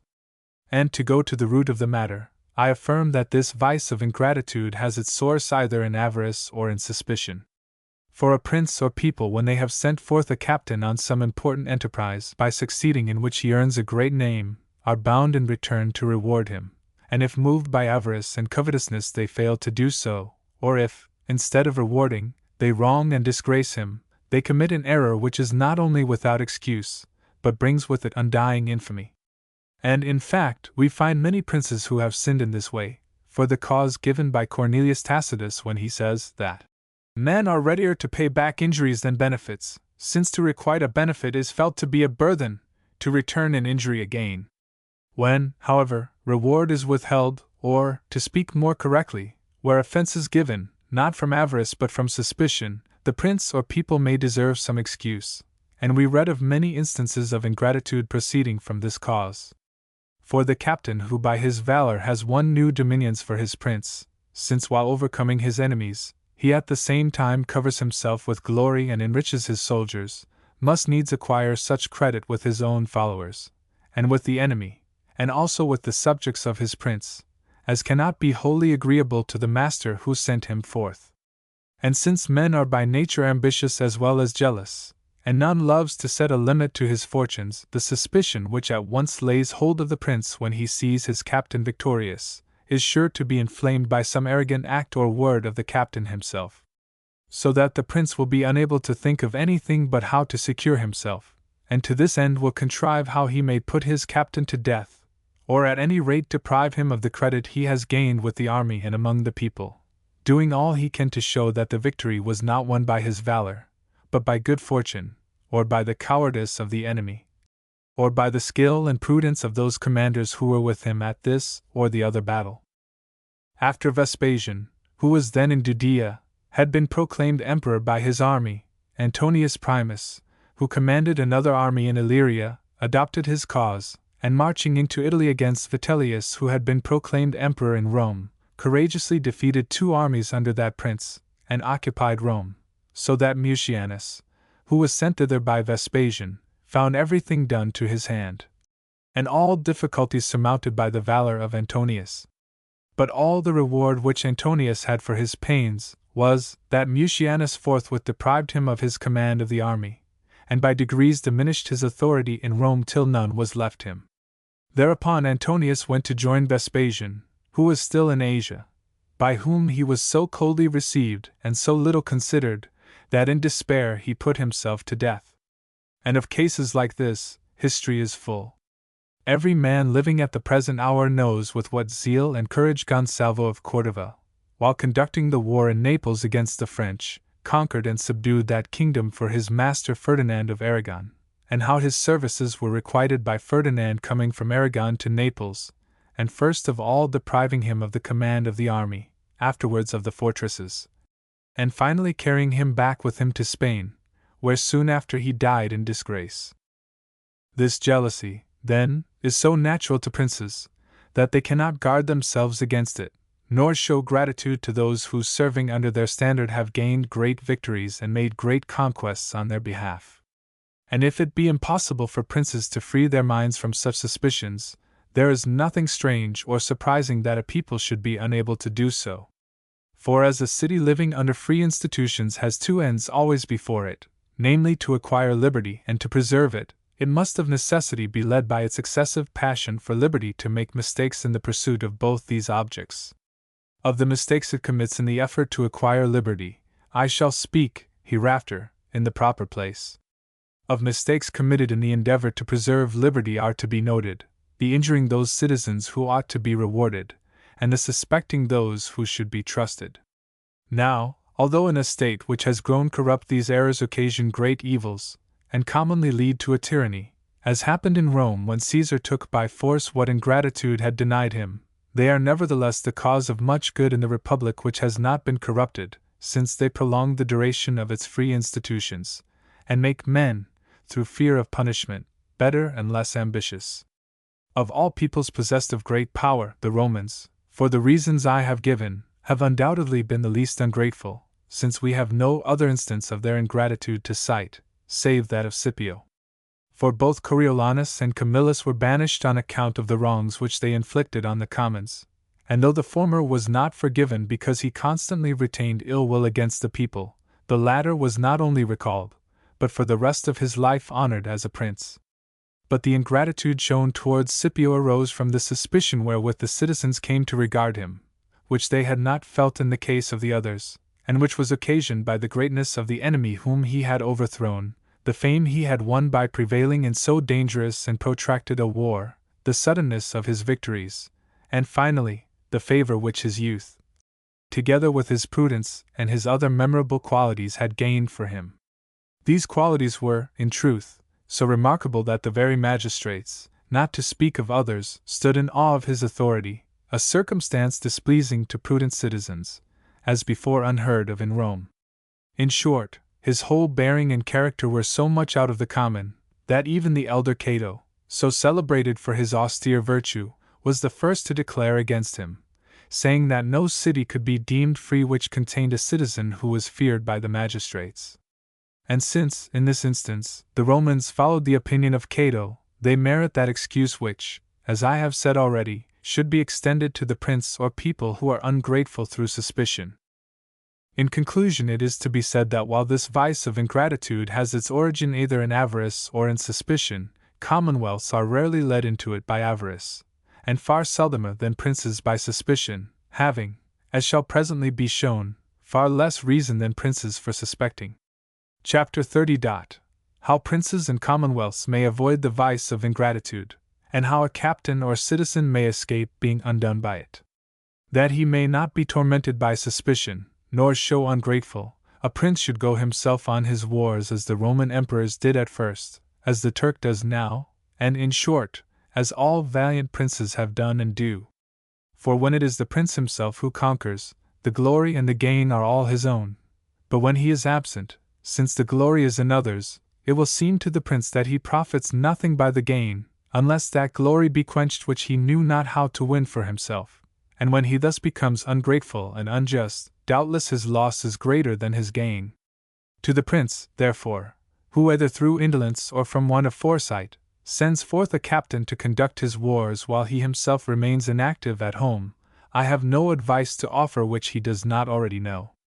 But I would counsel the captain whom he sends, since I am sure that he can never escape the attacks of ingratitude, to follow one or other of two courses, and either quit his command at once after a victory, and place himself in the hands of his prince, while carefully abstaining from every vainglorious or ambitious act, so that the prince, being relieved from all suspicion, may be disposed to reward, or at any rate not to injure him, or else, should he think it inexpedient for him to act in this way, to take boldly the contrary course, and fearlessly to follow out all such measures as he thinks will secure for himself, and not for his prince, whatever he has gained, conciliating the goodwill of his soldiers and fellow citizens, forming new friendships with neighboring potentates, placing his own adherents in fortified towns, corrupting the chief officers of his army and getting rid of those whom he fails to corrupt, and by all similar means endeavoring to punish his master for the ingratitude which he looks for at his hands. These are the only two courses open. But since, as I said before, men know not how to be wholly good or wholly bad, it will never happen that after a victory a captain will quit his army and conduct himself modestly, nor yet that he will venture to use those hardy methods which have in them some strain of greatness. And so, remaining undecided, he will be crushed while he still wavers and doubts. A commonwealth desiring to avoid the vice of ingratitude is, as compared with a prince, at this disadvantage, that while a prince can go himself on his expeditions, the commonwealth must send some one of its citizens. As a remedy, I would recommend that course being adopted which was followed by the Roman Republic in order to be less ungrateful than others, having its origin in the nature of the Roman government. For the whole city, nobles and commons alike, taking part in her wars, there were always found in Rome at every stage of her history so many valiant and successful soldiers, that by reason of their number, and from one acting as a check upon another, the nation had never ground to be jealous of any one man among them, while they, on their part, lived uprightly, and were careful to betray no sign of ambition, nor give the people the least cause to distrust them as ambitious, so that he obtained most glory from his dictatorship who was first to lay it down, which conduct, as it excited no suspicion, could occasion no ingratitude. We see, then, that the commonwealth which would have no cause to be ungrateful, must act as Rome did, and that the citizen who would escape ingratitude, must observe those precautions which were observed by Roman citizens. Chapter 31. That the Roman captains were never punished with extreme severity for misconduct, and where loss resulted to the Republic merely through their ignorance, or want of judgment, were not punished at all. The Romans were not only, as has been said above, less ungrateful than other republics, but were also more lenient and more considerate than others in punishing the captains of their armies. For if these erred of set purpose, they chastised them with gentleness, while if they erred through ignorance, so far from punishing, they even honored and rewarded them. And this conduct was well considered. For as they judged it of the utmost moment, that those in command of their armies should, in all they had to do, have their minds undisturbed and free from external anxieties, they would not add further difficulty and danger to a task in itself both dangerous and difficult, lest none should ever be found to act with valor. For supposing them to be sending forth an army against Philip of Macedon in Greece, or against Hannibal in Italy, or against any other enemy at whose hands they had already sustained reverses, the captain in command of that expedition would be weighted with all the grave and important cares which attend such enterprises. But if to all these cares had been added the example of Roman generals crucified or otherwise put to death for having lost battles, it would have been impossible for a commander surrounded by so many causes for anxiety to have acted with vigor and decision. For which reason, and because they thought that to such persons the mere ignominy of defeat was in itself punishment enough, they would not dishearten their generals by inflicting on them any heavier penalty. Of errors committed not through ignorance, the following is an instance. Sergius and Virginius were engaged in the siege of Veii, each being in command of a division of the army, and while Sergius was set to guard against the approach of the Etruscans, it fell to Virginius to watch the town. But Sergius, being attacked by the Faliscans and other tribes, chose rather to be defeated and routed than ask aid from Virginius, who, on his part, awaiting the humiliation of his rival, was willing to see his country dishonored and an army destroyed, sooner than go unasked to his relief. This was notable misconduct, and likely, unless both offenders were punished, to bring discredit on the Roman name. But whereas another republic would have punished these men with death, the Romans were content to inflict only a money fine, not because the offense did not in itself deserve severe handling, but because they were unwilling, for the reasons already given, to depart in this instance from their ancient practice. Of errors committed through ignorance we have no better example than in the case of Varro, through whose rashness the Romans were defeated by Hannibal at Cannae, where the Republic well nigh lost its liberty. But because he had acted through ignorance, and with no evil design, they not only refrained from punishing him, but even treated him with distinction, the whole Senate going forth to meet him on his return to Rome, and as they could not thank him for having fought, thanking him for having come back, and for not having despaired of the fortunes his country. Again, when Papirius Cursor would have had Fabius put to death, because, contrary to his orders, he had fought with the Samnites, among the reasons pleaded by the father of Fabius against the persistency of the dictator, he urged that never on the occasion of the defeat of any of their captains had the Romans done what Papirius desired them to do on the occasion of a victory. Chapter 32. That a prince or commonwealth should not delay conferring benefits until they are themselves in difficulties. The Romans found it for their advantage to be generous to the commons at a season of danger, when Porsenna came to attack Rome and restore the Tarquins. For the Senate, apprehending that the people might choose rather to take back their kings than to support a war, secured their adherents by relieving them of the duty on salt and of all their other burthens, saying that the poor did enough for the common welfare in rearing their offspring, in return for which indulgence the commons were content to undergo war, siege, and famine. Let no one, however, relying on this example, delay conciliating the people till danger has actually come, or, if he do, let him not hope to have the same good fortune as the Romans. For the mass of the people will consider that they have to thank not him, but his enemies, and that there is ground to fear that when the danger has passed away, he will take back what he gave under compulsion, and therefore, that to him they lie under no obligation. And the reason why the course followed by the Romans succeeded was that the state was still new and unsettled. Besides which, the people knew that laws had already been passed in their favor, as, for instance, the law allowing an appeal to the tribunes, and could therefore persuade themselves that the benefits granted them proceeded from the goodwill entertained towards them by the Senate, and were not due merely to the approach of an enemy. Moreover, the memory of their kings, by whom they had in many ways been wronged and ill-treated, was still fresh in their minds. But since like conditions seldom recur, it can only rarely happen that like remedies are useful. Wherefore, all, whether princes or republics, who hold the reins of government, ought to think beforehand of the adverse times which may await them, and of what help they may then stand in need, and ought so to live with their people as they would think right were they suffering under any calamity. And whosoever, whether prince or republic, but prince more especially, behaves otherwise, and believes that after the event and when danger is upon him he will be able to win men over by benefits, deceives himself, and will not merely fail to maintain his place, but will even precipitate his downfall. Chapter 33. When a mischief has grown up in, or against a state, it is safer to temporize with than to meet it with violence. As Rome grew in fame, power, and dominion, her neighbors, who at first had taken no heed to the injury which this new republic might do them, began too late to see their mistake, and desiring to remedy what should have been remedied before, combined against her to the number of 40 nations. Whereupon the Romans, resorting to a method usual with them in seasons of peril, appointed a dictator, that is, gave power to one man to decide without advice, and carry out his resolves without appeal. Which expedient, as it then enabled them to overcome the dangers by which they were threatened, so always afterwards proved most serviceable, when, at any time during the growth of their power, difficulties arose to embarrass their republic. In connection with this league against Rome we have first to note, that when a mischief which springs up either in or against a republic, and whether occasioned by internal or external causes, has grown to such proportions that it begins to fill the whole community with alarm, it is a far safer course to temporize with it than to attempt to quell it by violence. For commonly those who make this attempt only add fuel to the flame, and hasten the impending ruin.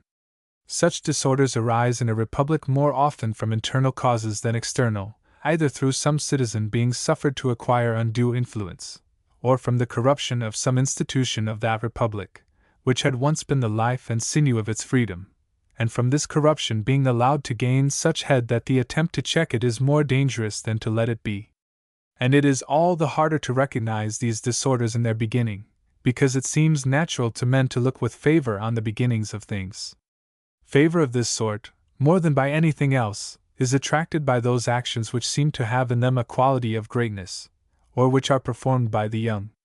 For when in a republic some young man is seen to come forward endowed with rare excellence, the eyes of all the citizens are at once turned upon him, and all, without distinction, concur to do him honor, so that if he have one spark of ambition, the advantages which he has from nature, together with those he takes from this favorable disposition of men's minds, raise him to such a pitch of power,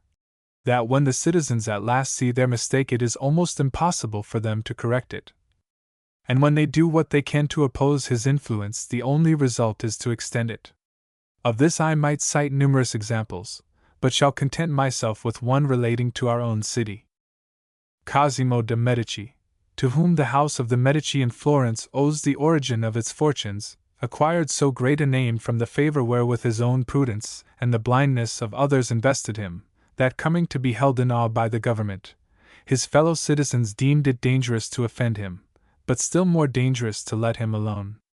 Niccolò d'Ozzano, his contemporary, who was accounted well versed in all civil affairs, but who had made a first mistake in not discerning the dangers which might grow from the rising influence of Cosimo, would never while he lived permit a second mistake to be made in attempting to crush him, judging that such an attempt would be the ruin of the state, as in truth it proved after his death. For some who survived him, disregarding his counsels, combined against Cosimo and banished him from Florence. And so it came about that the partisans of Cosimo, angry at the wrong done him, soon afterwards recalled him and made him prince of the republic, a dignity he never would have reached but for this open opposition. The very same thing happened in Rome in the case of Caesar. For his services having gained him the goodwill of Pompey and other citizens, their favor was presently turned to fear, as Cicero testifies where he says that it was late that Pompey began to fear Caesar. This fear led men to think of remedies, and the remedies to which they resorted accelerated the destruction of the republic. I say, then, that since it is difficult to recognize these disorders in their beginning, because of the false impressions which things produce at the first, it is a wiser course when they become known, to temporize with them than to oppose them, for when you temporize, either they die out of themselves, or at any rate the injury they do is deferred. And the prince who would suppress such disorders or oppose himself to their force and onset, must always be on his guard, lest he help where he would hinder, retard when he would advance, and drown the plant he thinks to water. He must therefore study well the symptoms of the disease, and if he believe himself equal to the cure, grapple with it fearlessly; if not, he must let it be, and not attempt to treat it in any way. For otherwise it will fare with him as it fared with those neighbors of Rome, for whom it would have been safer, after that city had grown to be so great, to have sought to soothe and restrain her by peaceful arts, than to provoke her by open war to contrive new means of attack and new methods of defense. For this league had no other effect than to make the Romans more united and resolute than before, and to bethink themselves of new expedients whereby their power was still more rapidly advanced, among which was the creation of a dictator. For this innovation not only enabled them to surmount the dangers which then threatened them, but was afterwards the means of escaping infinite calamities into which, without it, the Republic must have fallen. Chapter 34. That the authority of the dictator did good and not harm to the Roman Republic, and that it is not those powers which are given by the free suffrages of the people, but those which ambitious citizens usurp for themselves, that are pernicious to a state.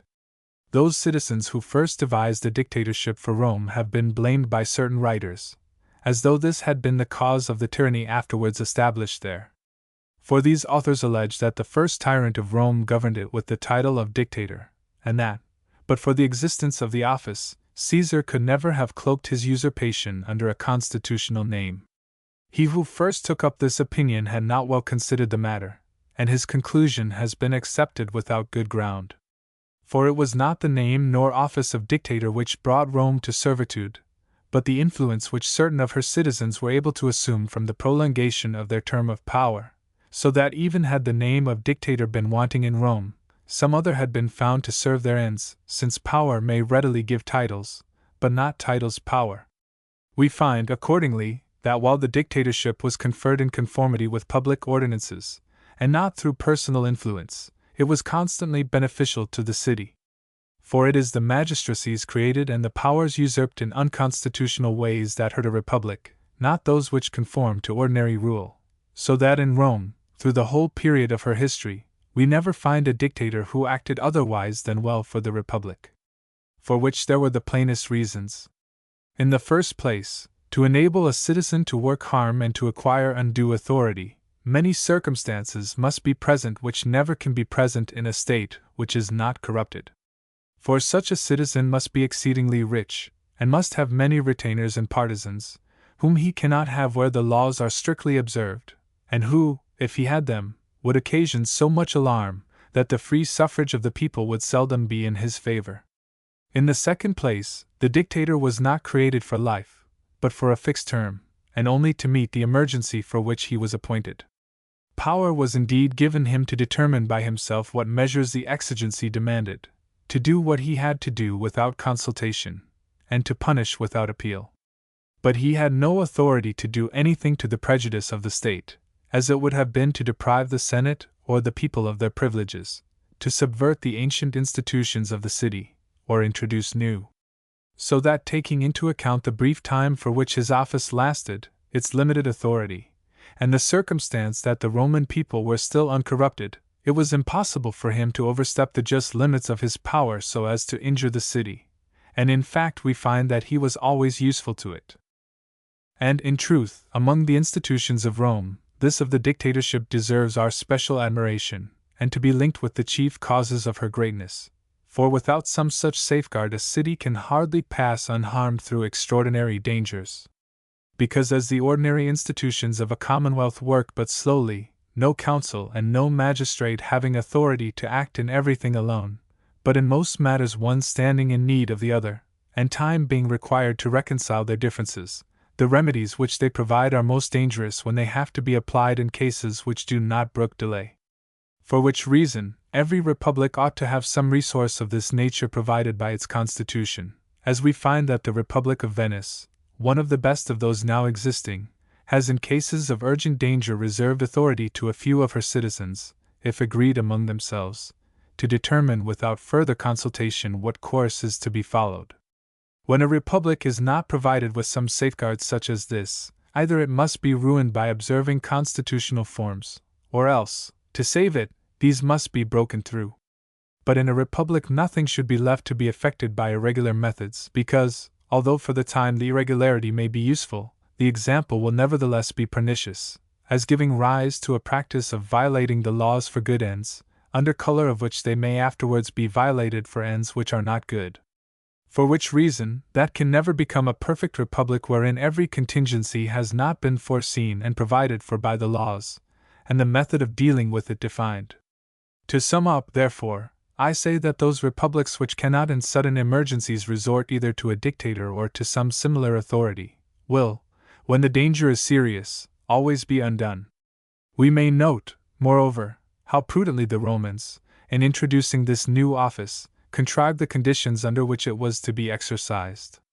For perceiving that the appointment of a dictator involved something of humiliation for the consuls, who, from being the heads of the state, were reduced to render obedience like every one else, and anticipating that this might give offense, they determined that the power to appoint should rest with the consuls, thinking that when the occasion came when Rome should have need of this regal authority, they would have the consuls acting willingly and feeling the less aggrieved from the appointment being in their own hands. For those wounds or other injuries which a man inflicts upon himself by choice, and of his own free will, pain him far less than those inflicted by another. Nevertheless, in the later days of the Republic the Romans were wont to entrust this power to a consul instead of to a dictator, using the formula, videat consul eni quid respublica detrimenti capiat. But to return to the matter in hand, I say briefly, that when the neighbors of Rome sought to crush her, they led her to take measures not merely for her readier defense, but such as enabled her to attack them with a stronger force, with better skill, and with an undivided command. Chapter 35. Why the creation of the decemvirate in Rome, although brought about by the free and open suffrage of the citizens, was hurtful to the liberties of that republic.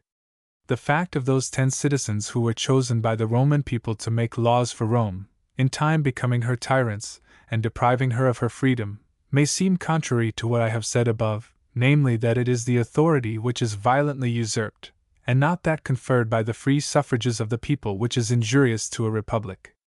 Here, however, we have to take into account both the mode in which, and the term for which authority is given. Where authority is unrestricted and is conferred for a long term, meaning by that for a year or more, it is always attended with danger, and its results will be good or bad according as the men are good or bad to whom it is committed. Now, when we compare the authority of the 10 with that possessed by the dictator, we see that the power placed in the hands of the former was out of all proportion greater than that entrusted to the latter. For when a dictator was appointed there still remained the tribunes, the consuls, and the senate, all of them invested with authority of which the dictator could not deprive them. For even if he could have taken his consulship from one man, or his status as a senator from another, he could not abolish the senatorial rank nor pass new laws. So that the Senate, the consuls, and the tribunes continuing to exist with undiminished authority were a check upon him and kept him in the right road. But on the creation of the 10, the opposite of all this took place. For on their appointment, consuls and tribunes were swept away, and express powers were given to the new magistrates to make laws and do whatever else they thought fit, with the entire authority of the whole Roman people. So that finding themselves alone without consuls or tribunes to control them, and with no appeal against them to the people, and thus there being none to keep a watch upon them, and further being stimulated by the ambition of Appius, in the 2nd year of their office they began to wax insolent. Let it be noted, therefore, that when it is said that authority given by the public vote is never hurtful to any commonwealth, it is assumed that the people will never be led to confer that authority without due limitations, or for other than a reasonable term. Should they, however, either from being deceived or otherwise blinded, be induced to bestow authority imprudently, as the Romans bestowed it on the 10, it will always fare with them as with the Romans. And this may readily be understood on reflecting what causes operated to keep the dictator good, what to make the 10 bad, and by observing how those republics which have been accounted well governed, have acted when conferring authority for an extended period, as the Spartans on their kings and the Venetians on their doges. For it will be seen that in both these instances the authority was controlled by checks which made it impossible for it to be abused. But where an uncontrolled authority is given, no security is afforded by the circumstance that the body of the people is not corrupted, for in the briefest possible time absolute authority will make a people corrupt, and obtain for itself friends and partisans. Nor will it be any hindrance to him in whom such authority is vested, that he is poor and without connections, for wealth and every other advantage will quickly follow, as shall be shown more fully when we discuss the appointment of the 10. Chapter 36. That citizens who have held the higher offices of a commonwealth should not disdain the lower. Under the consuls M. Fabius and Cn. Manlius, the Romans had a memorable victory in a battle fought with the Veientines and the Etruscans, in which Q. Fabius, brother of the consul, who had himself been consul the year before, was slain. This event may lead us to remark how well the methods followed by the city of Rome were suited to increase her power, and how great a mistake is made by other republics in departing from them. For, eager as the Romans were in the pursuit of glory, they never esteemed it a dishonor to obey one whom before they had commanded, or to find themselves serving in the ranks of an army which once they had led. This usage, however, is opposed to the ideas, the rules, and the practice which prevail at the present day, as, for instance, in Venice, where the notion still obtains that a citizen who has filled a great office should be ashamed to accept a less, and where the state itself permits him to decline it. This course, assuming it to lend luster to individual citizens, is plainly to the disadvantage of the community, which has reason to hope more from, and to trust more to, the citizen who descends from a high office to fill a lower, than him who rises from a low office to fill a high one, for in the latter no confidence can reasonably be placed, unless he be seen to have others about him of such credit and worth that it may be hoped their wise counsels and influence will correct his inexperience. But had the usage which prevails in Venice and in other modern commonwealths and kingdoms prevailed in Rome, whereby he who had once been consul was never afterwards to go with the army except as consul, numberless results must have followed detrimental to the free institutions of that city, as well from the mistakes which the inexperience of new men would have occasioned, as because from their ambition having a freer course, and from their having none near them in whose presence they might fear to do amiss, they would have grown less scrupulous, and in this way the public service must have suffered grave harm. Chapter 37. Of the mischief bred in Rome by the agrarian law, and how it is a great source of disorder in a commonwealth to pass a law opposed to ancient usage and with stringent retrospective effect. It has been said by ancient writers that to be pinched by adversity or pampered by prosperity is the common lot of men, and that in whichever way they are acted upon the result is the same. For when no longer urged to war on one another by necessity, they are urged by ambition, which has such dominion in their hearts that it never leaves them to whatsoever heights they climb. For nature has so ordered it that while they desire everything, it is impossible for them to have everything, and thus their desires being always in excess of their capacity to gratify them, they remain constantly dissatisfied and discontented. And hence the vicissitudes in human affairs.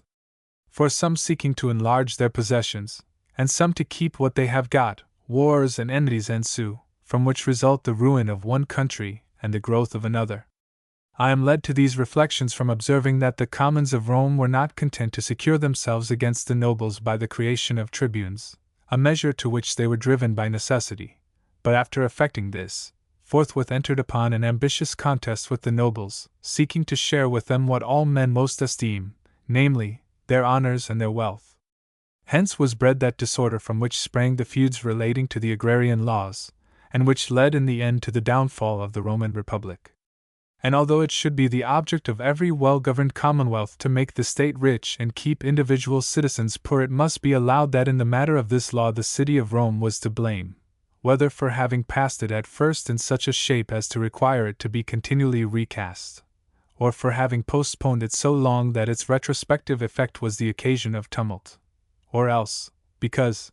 although rightly framed at first, it had come in its operation to be perverted. But in whatever way it happened, so it was, that this law was never spoken of in Rome without the whole city being convulsed. The law itself embraced two principal provisions. By one, it was enacted that no citizen should possess more than a fixed number of acres of land. By the other, that all lands taken from the enemy should be distributed among the whole people. A twofold blow was thus aimed at the nobles, since all who possessed more land than the law allowed, as most of the nobles did, fell to be deprived of it, while by dividing the lands of the enemy among the whole people, the road to wealth was closed. These two grounds of offense being given to a powerful class, to whom it appeared that by resisting the law they did a service to the state, the whole city, as I have said, was thrown into an uproar on the mere mention of its name.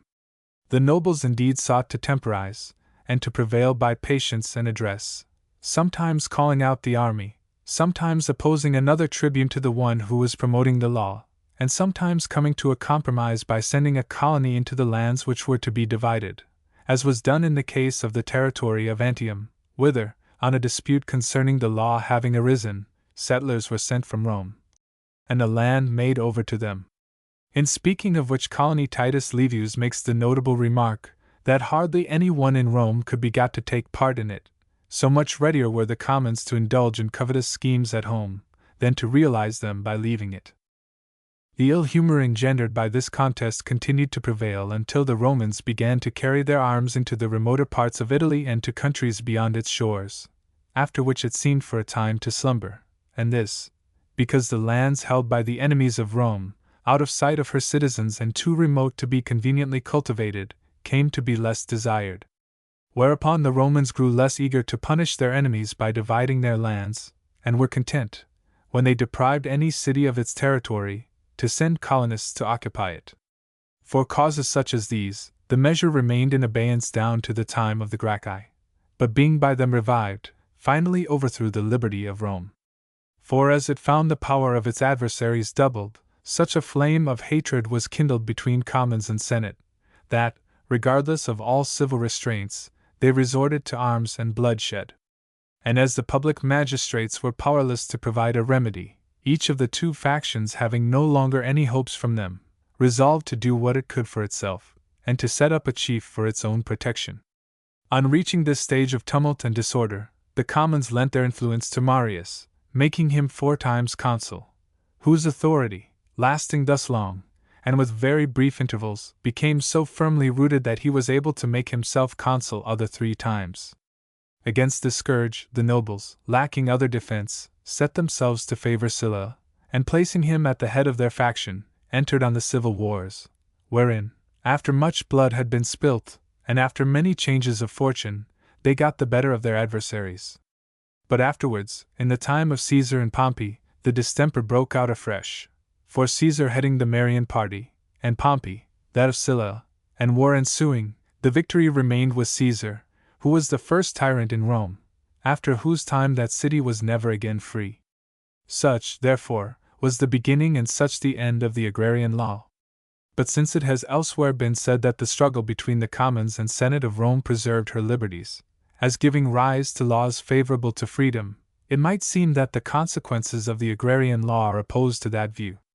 I am not, however, led to alter my opinion on this account, for I maintain that the ambition of the great is so pernicious that unless controlled and counteracted in a variety of ways, it will always reduce a city to speedy ruin.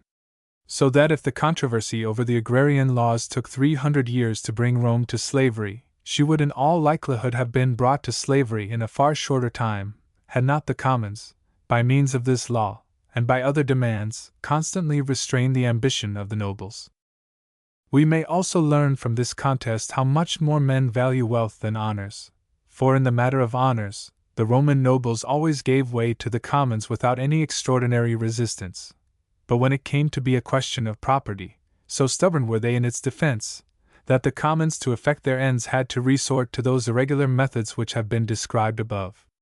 Of which irregularities the prime movers were the Gracchi, whose motives are more to be commended than their measures, since to pass a law with stringent retrospective effect, in order to remove an abuse of long standing in a republic, is an unwise step, and one which, as I have already shown at length, can have no other result than to accelerate the mischief to which the abuse leads, whereas, if you temporize, either the abuse develops more slowly, or else, in course of time, and before it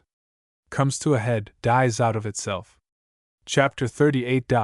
That weak republics are irresolute and undecided, and that the course they may take depends more on necessity than choice. A terrible pestilence breaking out in Rome seemed to the Equians and Volscians to offer a fit opportunity for crushing her. The two nations, therefore, assembling a great army, attacked the Latins and Hernicians and laid waste their country. Whereupon the Latins and Hernicians were forced to make their case known to the Romans, and to ask to be defended by them. The Romans, who were sorely afflicted by the pestilence, answered that they must look to their own defense, and with their own forces, since Rome was in no position to succor them. Here we recognize the prudence and magnanimity of the Roman Senate, and how at all times, and in all changes of fortune, they assumed the responsibility of determining the course their country should take, and were not ashamed, when necessary, to decide on a course contrary to that which was usual with them, or which they had decided to follow on some other occasion. I say this because on other occasions the same Senate had forbidden these nations to defend themselves, and a less prudent assembly might have thought it lowered their credit to withdraw that prohibition. But the Roman Senate always took a sound view of things, and always accepted the least hurtful course as the best.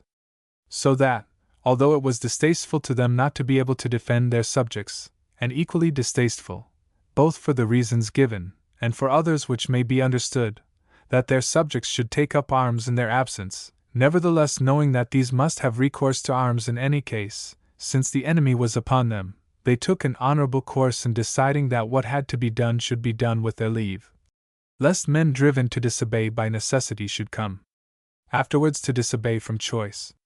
And although this may seem the course which every republic ought reasonably to follow, nevertheless weak and badly advised republics cannot make up their minds to follow it, not knowing how to do themselves honor in like extremities. After Duke Valentino had taken Faenza and forced Bologna to yield to his terms, desiring to return to Rome through Tuscany, he sent one of his people to Florence to ask leave for himself and his army to pass. A council was held in Florence to consider how this request should be dealt with, but no one was favorable to the leave asked for being granted,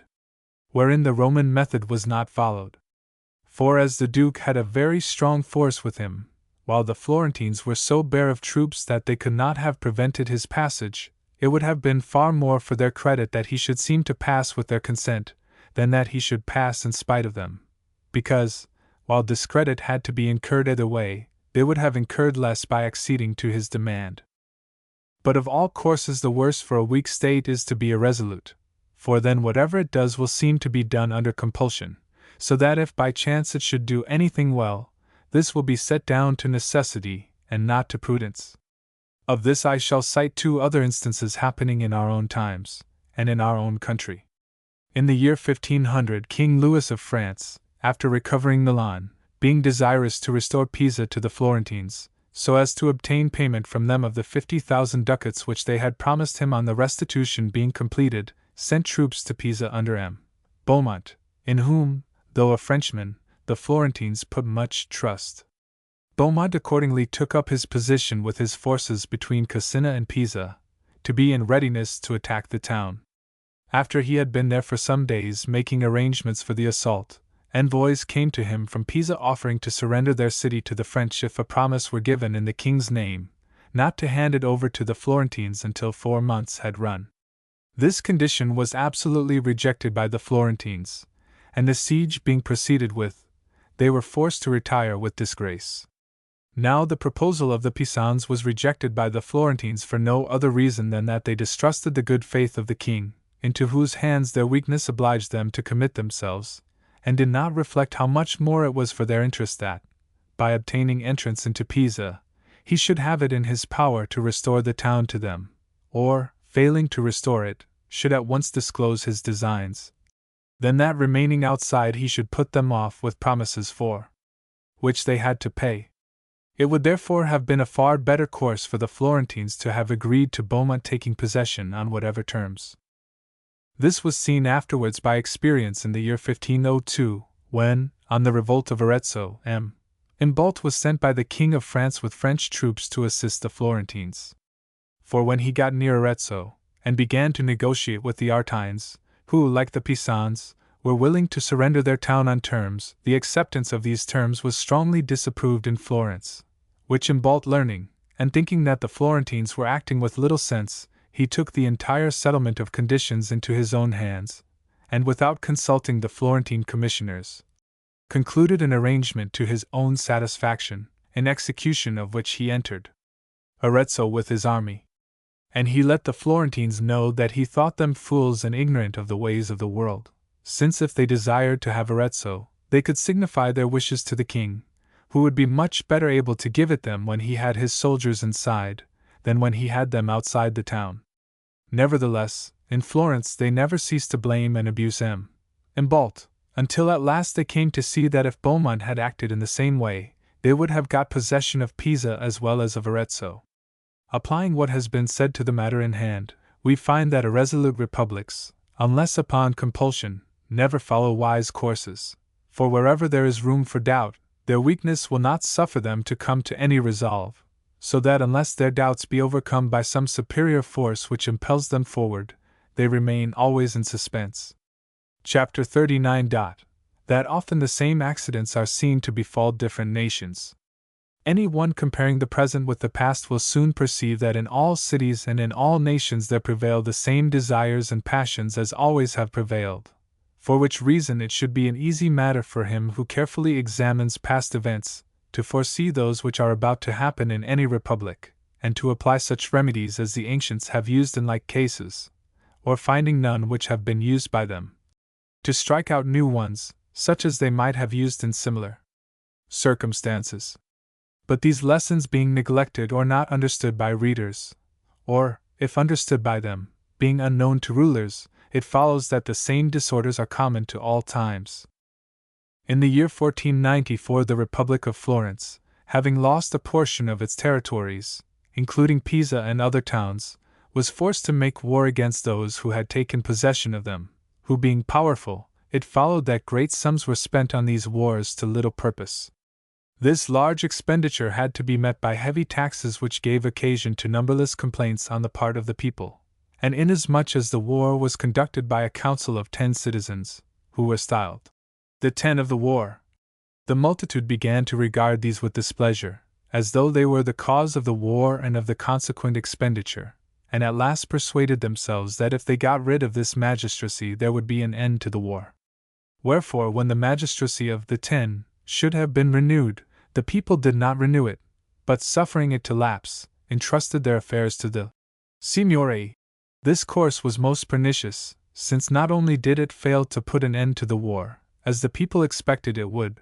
but by setting aside men who had conducted it with prudence, led to such mishaps that not Pisa only, but Arezzo also, and many other towns besides were lost to Florence. Whereupon, the people recognizing their mistake, and that the evil was in the disease and not in the physician, reinstated the magistracy of the 10. Similar dissatisfaction grew up in Rome against the consular authority. For the people, seeing one war follow another, and that they were never allowed to rest, when they should have ascribed this to the ambition of neighboring nations who desired their overthrow, ascribed it to the ambition of the nobles, who, as they believed, being unable to wreak their hatred against them within the city, where they were protected by the power of the tribunes, sought to lead them outside the city, where they were under the authority of the consuls, that they might crush them, where they were without help. In which belief they thought it necessary either to get rid of the consuls altogether, or so to restrict their powers as to leave them no authority over the people, either in the city or out of it. The first who attempted to pass a law to this effect was the tribune Terentillus, who proposed that a committee of 5 should be named to consider and regulate the power of the consuls. This roused the anger of the nobles, to whom it seemed that the greatness of their authority was about to set forever, and that no part would be left them in the administration of the republic. Such, however, was the obstinacy of the tribunes, that they succeeded in abolishing the consular title, nor were satisfied until, after other changes, it was resolved that, in room of consuls, tribunes should be appointed with consular powers. So much greater was their hatred of the name than of the thing. For a long time matters remained on this footing, till eventually the commons, discovering their mistake, resumed the appointment of consuls in the same way as the Florentines reverted to the 10 of the war. Chapter 40. Of the creation of the Decemvirate in Rome, and what therein is to be noted. Wherein among other matters is shown how the same causes may lead to the safety, or to the ruin of a commonwealth. It being my desire to treat fully of those disorders which arose in Rome on the creation of the Decemvirate, I think it not amiss first of all to relate what took place at the time of that creation, and then to discuss those circumstances attending it which seem most to deserve notice. These are numerous, and should be well considered, both by those who would maintain the liberties of a commonwealth, and by those who would subvert them. For in the course of our inquiry it will be seen that many mistakes prejudicial to freedom were made by the Senate and people, and that many were likewise made by Appius, the chief Decemvir, prejudicial to that tyranny which it was his aim to establish in Rome. After much controversy and wrangling between the commons and the nobles as to the framing of new laws by which the freedom of Rome might be better secured, Spurius Postumius and 2 other citizens were, by general consent, dispatched to Athens to procure copies of the laws which Solon had drawn up for the Athenians, to the end that these might serve as a groundwork for the laws of Rome. On their return, the next step was to depute certain persons to examine these laws and to draft the new code. For which purpose a commission consisting of 10 members, among whom was Appius Claudius, a crafty and ambitious citizen, was appointed for a year, and that the commissioners in framing their laws might act without fear or favor, all the other magistracies, and in particular the consulate and tribuneship, were suspended, and the appeal to the people discontinued, so that the Decemvirs came to be absolute in Rome. Very soon the whole authority of the commissioners came to be centered in Appius, owing to the favor in which he was held by the commons. For although before he had been regarded as the cruel persecutor of the people, he now showed himself so conciliatory in his bearing that men wondered at the sudden change in his character and disposition.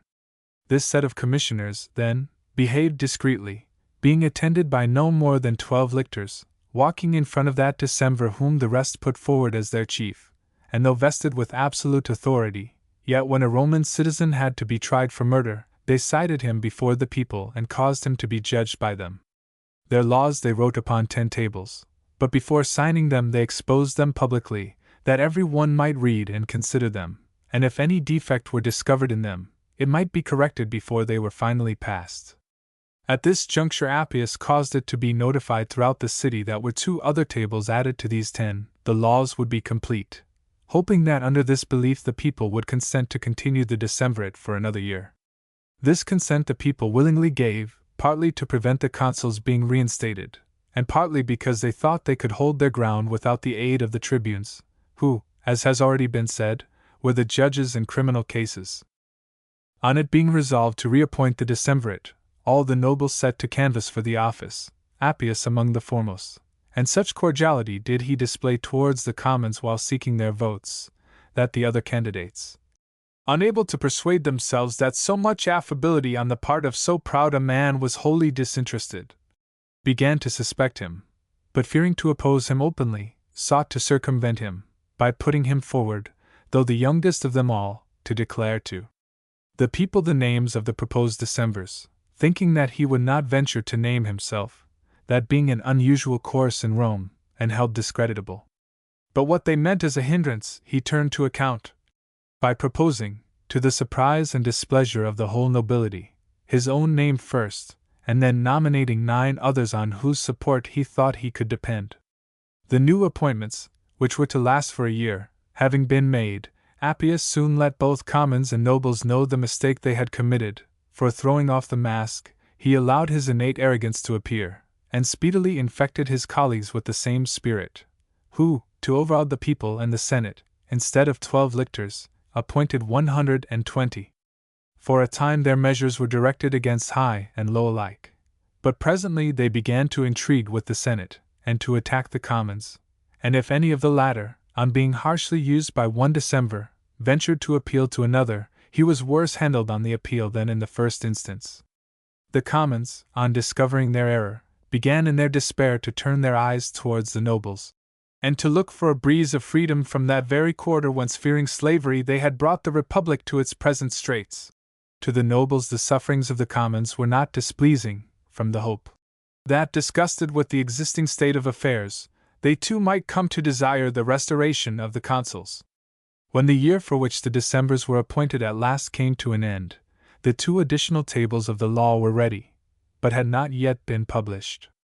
This was made a pretext by them for prolonging their magistracy, which they took measures to retain by force, gathering round them for this purpose a retinue of young noblemen, whom they enriched with the goods of those citizens whom they had condemned. Corrupted by which gifts, these youths came to prefer selfish license to public freedom.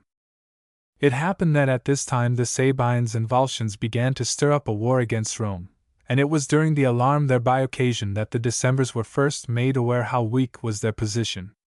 For without the Senate they could take no warlike measures, while by assembling the Senate they seemed to put an end to their own authority. Nevertheless, being driven to it by necessity, they took this latter course. When the Senate met, many of the senators, but particularly Valerius and Horatius, inveighed against the insolence of the Decemvirs, whose power would forthwith have been cut short, had not the Senate through jealousy of the commons declined to exercise their authority. For they thought that were the Decemvirs to lay down office of their own free will, tribunes might not be reappointed.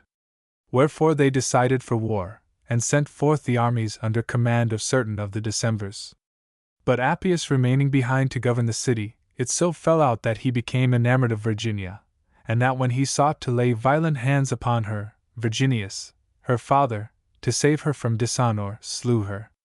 Thereupon followed tumults in Rome, and mutiny among the soldiers, who, making common cause with the rest of the plebeians, betook themselves to the sacred hill, and there remained until the Decemvirs laid down their office, when tribunes and consuls being once more appointed, Rome was restored to her ancient freedom.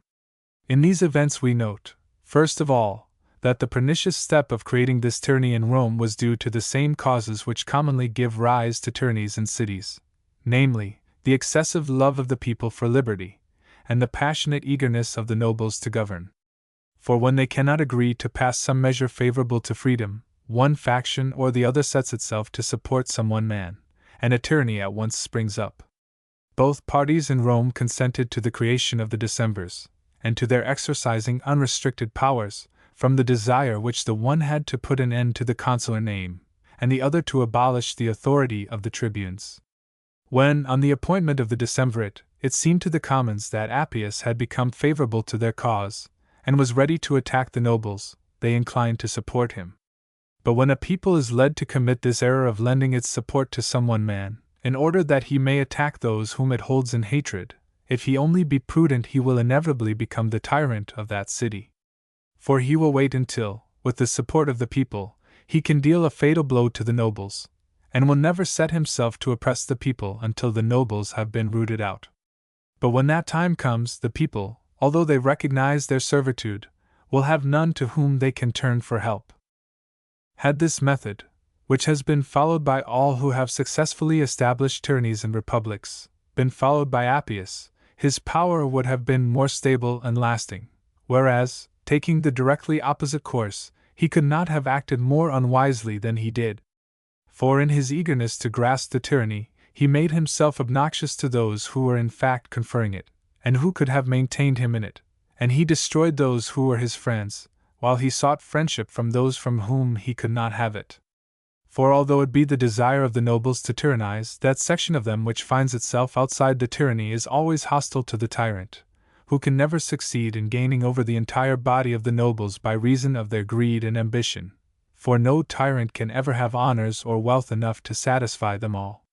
In abandoning the people, therefore, and siding with the nobles, Appius committed a manifest mistake, as well for the reasons above given, as because to hold a thing by force, he who uses force must needs be stronger than he against whom it is used. Whence it happens that those tyrants who have the mass of the people for their friends and the nobles for their enemies, are more secure than those who have the people for their enemies and the nobles for their friends, because in the former case their authority has the stronger support. For with such support a ruler can maintain himself by the internal strength of his state, as did Nabis, tyrant of Sparta, when attacked by the Romans and by the whole of Greece, for making sure work with the nobles, who were few in number, and having the people on his side, he was able with their assistance to defend himself, which he could not have done had they been against him. But in the case of a city, wherein the tyrant has few friends, its internal strength will not avail him for its defense, and he will have to seek aid from without in one of three shapes. For either he must hire foreign guards to defend his person, or he must arm the peasantry, so that they may play the part which ought to be played by the citizens, or he must league with powerful neighbors for his defense. He who follows these methods and observes them well, may contrive to save himself, though he has the people for his enemy. But Appius could not follow the plan of gaining over the peasantry, since in Rome they and the people were one. And what he might have done he knew not how to do, and so was ruined at the very outset. In creating the decemvirate, therefore, both the Senate and the people made grave mistakes. For although, as already explained, when speaking of the dictatorship, it is those magistrates who make themselves, and not those made by the votes of the people, that are hurtful to freedom, nevertheless the people, in creating magistrates, ought to take such precautions as will make it difficult for these to become bad. But the Romans, when they ought to have set a check on the decemvirs in order to keep them good, dispensed with it, making them the sole magistrates of Rome, and setting aside all others, and this from the excessive desire of the Senate to get rid of the tribunes, and of the commons to get rid of the consuls, by which objects both were so blinded as to fall into all the disorders which ensued. For, as King Ferrando was wont to say, men often behave like certain of the smaller birds, which are so intent on the prey to which nature incites them, that they discern not the eagle hovering overhead for their destruction. In this discourse, then, the mistakes made by the Roman people in their efforts to preserve their freedom, and the mistakes made by Appius in his endeavor to obtain the tyranny, have, as I proposed at the outset, been plainly shown. Chapter 41. That it is unwise to pass at a bound from leniency to severity, or to a haughty bearing from a humble. Among the crafty devices used by Appius to aid him in maintaining his authority, this, of suddenly passing from one character to the other extreme, was of no small prejudice to him. For his fraud in pretending to the commons to be well disposed towards them, was happily contrived, as were also the means he took to bring about the reappointment of the decemvirate. Most skilful, too, was his audacity in nominating himself contrary to the expectation of the nobles, and in proposing colleagues on whom he could depend to carry out his ends. But, as I have said already, it was not happily contrived that, after doing all this, he should suddenly turn round, and from being the friend, reveal himself the enemy of the people, haughty instead of humane, cruel instead of kindly, and make this change so rapidly as to leave himself no shadow of excuse, but compel all to recognize the doubleness of his nature.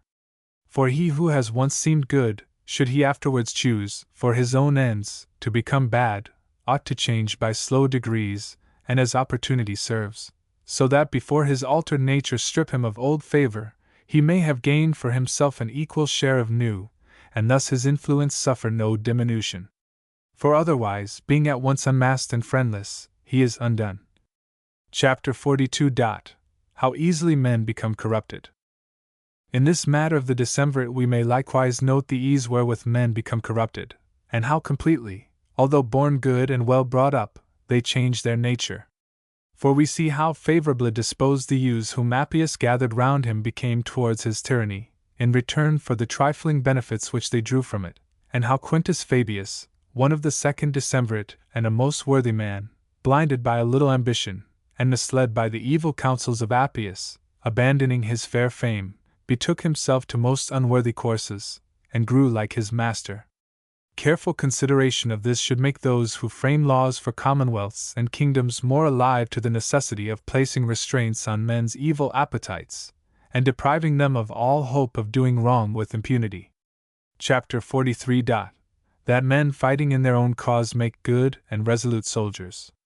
From what has been touched upon above, we are also led to remark how wide is the difference between an army which, having no ground for discontent, fights in its own cause, and one which, being discontented, fights to satisfy the ambition of others. For whereas the Romans were always victorious under the consuls, under the decemvirs they were always defeated. This helps us to understand why it is that mercenary troops are worthless, namely, that they have no incitement to keep them true to you beyond the pittance which you pay them, which either is nor can be a sufficient motive for such fidelity and devotion as would make them willing to die in your behalf. But in those armies in which there exists not such an attachment towards him for whom they fight as makes them devoted to his cause, there never will be valor enough to withstand an enemy if only he be a little brave. And since such attachment and devotion cannot be looked for from any save your own subjects, you must, if you would preserve your dominions, or maintain your commonwealth or kingdom, arm the natives of your country, as we see to have been done by all those who have achieved great things in war. Under the Decemvirs the ancient valor of the Roman soldiers had in no degree abated, yet, because they were no longer animated by the same good will, they did not exert themselves as they were wont. But so soon as the Decemvirate came to an end, and the soldiers began once more to fight as free men, the old spirit was reawakened, and, as a consequence, their enterprises, according to former usage, were brought to a successful close. Chapter 44. That the multitude is helpless without a head, and that we should not with the same breath threaten and ask leave. When Virginia died by her father's hand, the commons of Rome withdrew under arms to the Sacred Hill. Whereupon the Senate sent messengers to demand by what sanction they had deserted their commanders and assembled there in arms. And in such reverence was the authority of the Senate held, that the commons, lacking leaders, durst make no reply. Not, says Titus Livius, that they were at a loss what to answer, but because they had none to answer for them. Words which clearly show how helpless a thing is the multitude when without a head. This defect was perceived by Virginius, at whose instance 20 military tribunes were appointed by the commons to be their spokesmen with the Senate, and to negotiate terms, who, having asked that Valerius and Horatius might be sent to them, to whom their wishes would be made known, these declined to go until the Decemvirs had laid down their office. When this was done, and Valerius and Horatius came to the hill where the commons were assembled, the latter demanded that tribunes of the people should be appointed, that in future there should be an appeal to the people from the magistrates of whatever degree, and that all the Decemvirs should be given up to them to be burned alive. Valerius and Horatius approved the first two demands, but rejected the last as inhuman, telling the commons that they were rushing into that very cruelty which they themselves had condemned in others, and counseling them to say nothing about the Decemvirs, but to be satisfied to regain their own power and authority, since thus the way would be open to them for obtaining every redress. Here we see plainly how foolish and unwise it is to ask a thing and with the same breath to say, I desire this that I may inflict an injury. For we should never declare our intention beforehand, but watch for every opportunity to carry it out. So that it is enough to ask another for his weapons, without adding, with these I purpose to destroy you. For when once you have secured his weapons, you can use them afterwards as you please. Chapter 45. That it is of evil example, especially in the maker of a law, not to observe the law when made, and that daily to renew acts of injustice in a city is most hurtful to the governor. Terms having been adjusted, and the old order of things restored in Rome, Virginius cited Appius to defend himself before the people, and on his appearing attended by many of the nobles, ordered him to be led to prison. Whereupon Appius began to cry out, and appealed to the people. But Virginius told him that he was unworthy to be allowed that appeal which he had himself done away with, or to have that people whom he had wronged for his protectors. Appius rejoined, that the people should not set at naught that right of appeal which they themselves had insisted on with so much zeal. Nevertheless, he was dragged to prison, and before the day of trial slew himself. Now, though the wicked life of Appius merited every punishment, still it was impolitic to violate the laws, more particularly a law which had only just been passed, for nothing, I think, is of worse example in a republic than to make a law and not to keep it, and most of all, when he who breaks is he that made it. After the year 1494, the city of Florence reformed its government with the help of the friar Girolamo Savonarola, whose writings declare his learning, his wisdom, and the excellence of his heart. Among other ordinances for the safety of the citizens, he caused a law to be passed, allowing an appeal to the people from the sentences pronounced by the Eight, and by the Signory, in trials for state offenses, a law he had long contended for, and carried at last with great difficulty. It so happened that a very short time after it was passed, 5 citizens were condemned to death by the Signory for state offenses, and that when they sought to appeal to the people they were not permitted to do so, and the law was violated. This, more than any other mischance, helped to lessen the credit of the friar, since if his law of appeal was salutary, he should have caused it to be observed; if useless, he ought not to have promoted it. And his inconsistency was the more remarked, because in all the sermons which he preached after the law was broken, he never either blamed or excused the person who had broken it, as though unwilling to condemn, while unable to justify what suited his purposes. This, as betraying the ambitious and partial turn of his mind, took from his reputation and exposed him to much obloquy.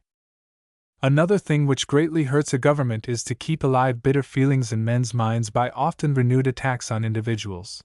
as was done in Rome after the decemvirate was put an end to. For each of the decemvirs, and other citizens besides, were at different times accused and condemned, so that the greatest alarm was spread through the whole body of the nobles, who came to believe that these prosecutions would never cease until their entire order was exterminated. And this must have led to grave mischief had not Marcus Duilius the tribune provided against it, by an edict which forbade every one, for the period of a year, citing or accusing any Roman citizen, an ordinance which had the effect of reassuring the whole nobility. Here we see how hurtful it is for a prince or commonwealth to keep the minds of their subjects in constant alarm and suspense by continually renewed punishments and violence. And in truth, no course can be more pernicious. For men who are in fear for their safety will seize on every opportunity for securing themselves against the dangers which surround them, and will grow at once more daring, and less scrupulous in resorting to new courses. For these reasons we should either altogether avoid inflicting injury, or should inflict every injury at a stroke, and then seek to reassure men's minds and suffer them to settle down and rest. Chapter 46. That men climb from one step of ambition to another, seeking at first to escape injury and then to injure others. As the commons of Rome on recovering their freedom were restored to their former position, nay, to one still stronger since many new laws had been passed which confirmed and extended their authority, it might reasonably have been hoped that Rome would for a time remain at rest. The event, however, showed the contrary, for from day to day there arose in that city new tumults and fresh dissensions. And since the causes which brought this about have been most judiciously set forth by Titus Livius, it seems to me much to the purpose to cite his own words when he says that, whenever either the commons or the nobles were humble, the others grew haughty, so that if the commons kept within due bounds, the young nobles began to inflict injuries upon them, against which the tribunes, who were themselves made the objects of outrage, were little able to give redress, while the nobles on their part, although they could not close their eyes to the ill behavior of their young men, were yet well pleased that if excesses were to be committed, they should be committed by their own faction, and not by the commons. Thus the desire to secure its own liberty prompted each faction to make itself strong enough to oppress the other. For this is the common course of things, that in seeking to escape cause for fear, men come to give others cause to be afraid by inflicting on them those wrongs from which they strive to relieve themselves, as though the choice lay between injuring and being injured. Herein, among other things, we perceive in what ways commonwealths are overthrown, and how men climb from one ambition to another, and recognize the truth of those words which Sallust puts in the mouth of Caesar, that all ill actions have their origin in fair beginnings. For, as I have said already, the ambitious citizen in a commonwealth seeks at the outset to secure himself against injury, not only at the hands of private persons, but also of the magistrates, to effect which he endeavors to gain himself friends. These he obtains by means honorable in appearance, either by supplying them with money or protecting them against the powerful. And because such conduct seems praiseworthy, every one is readily deceived by it, and consequently no remedy is applied. Pursuing these methods without hindrance, this man presently comes to be so powerful that private citizens begin to fear him, and the magistrates to treat him with respect. But when he has advanced thus far on the road to power without encountering opposition, he has reached a point at which it is most dangerous to cope with him, it being dangerous, as I have before explained, to contend with a disorder which has already made progress in a city. Nevertheless, when he has brought things to this pass, you must either endeavor to crush him, at the risk of immediate ruin, or else, unless death or some like accident interpose, you incur inevitable slavery by letting him alone. For when, as I have said, it has come to this that the citizens and even the magistrates fear to offend him and his friends, little further effort will afterwards be needed to enable him to proscribe and ruin whom he pleases. A republic ought, therefore, to provide by its ordinances that none of its citizens shall, under color of doing good, have it in their power to do evil, but shall be suffered to acquire such influence only as may aid and not injure freedom. How this may be done, shall presently be explained. Chapter 47. That though men deceive themselves in generalities, in particulars they judge truly. The commons of Rome having, as I have said, grown disgusted with the consular name, and desiring either that men of plebeian birth should be admitted to the office or its authority be restricted, the nobles, to prevent its degradation in either of these two ways, proposed a middle course, whereby 4 tribunes, who might either be plebeians or nobles, were to be created with consular authority. This compromise satisfied the commons, who thought they would thus get rid of the consulship, and secure the highest offices of the state for their own order. But here a circumstance happened worth noting. When the 4 tribunes came to be chosen, the people, who had it in their power to choose all from the commons, chose all from the nobles. With respect to which election Titus Livius observes that the result showed that the people, when declaring their honest judgment after controversy was over, were governed by a different spirit from that which had inspired them while contending for their liberties and for a share in public honors. The reason for this I believe to be, that men deceive themselves more readily in generals than in particulars.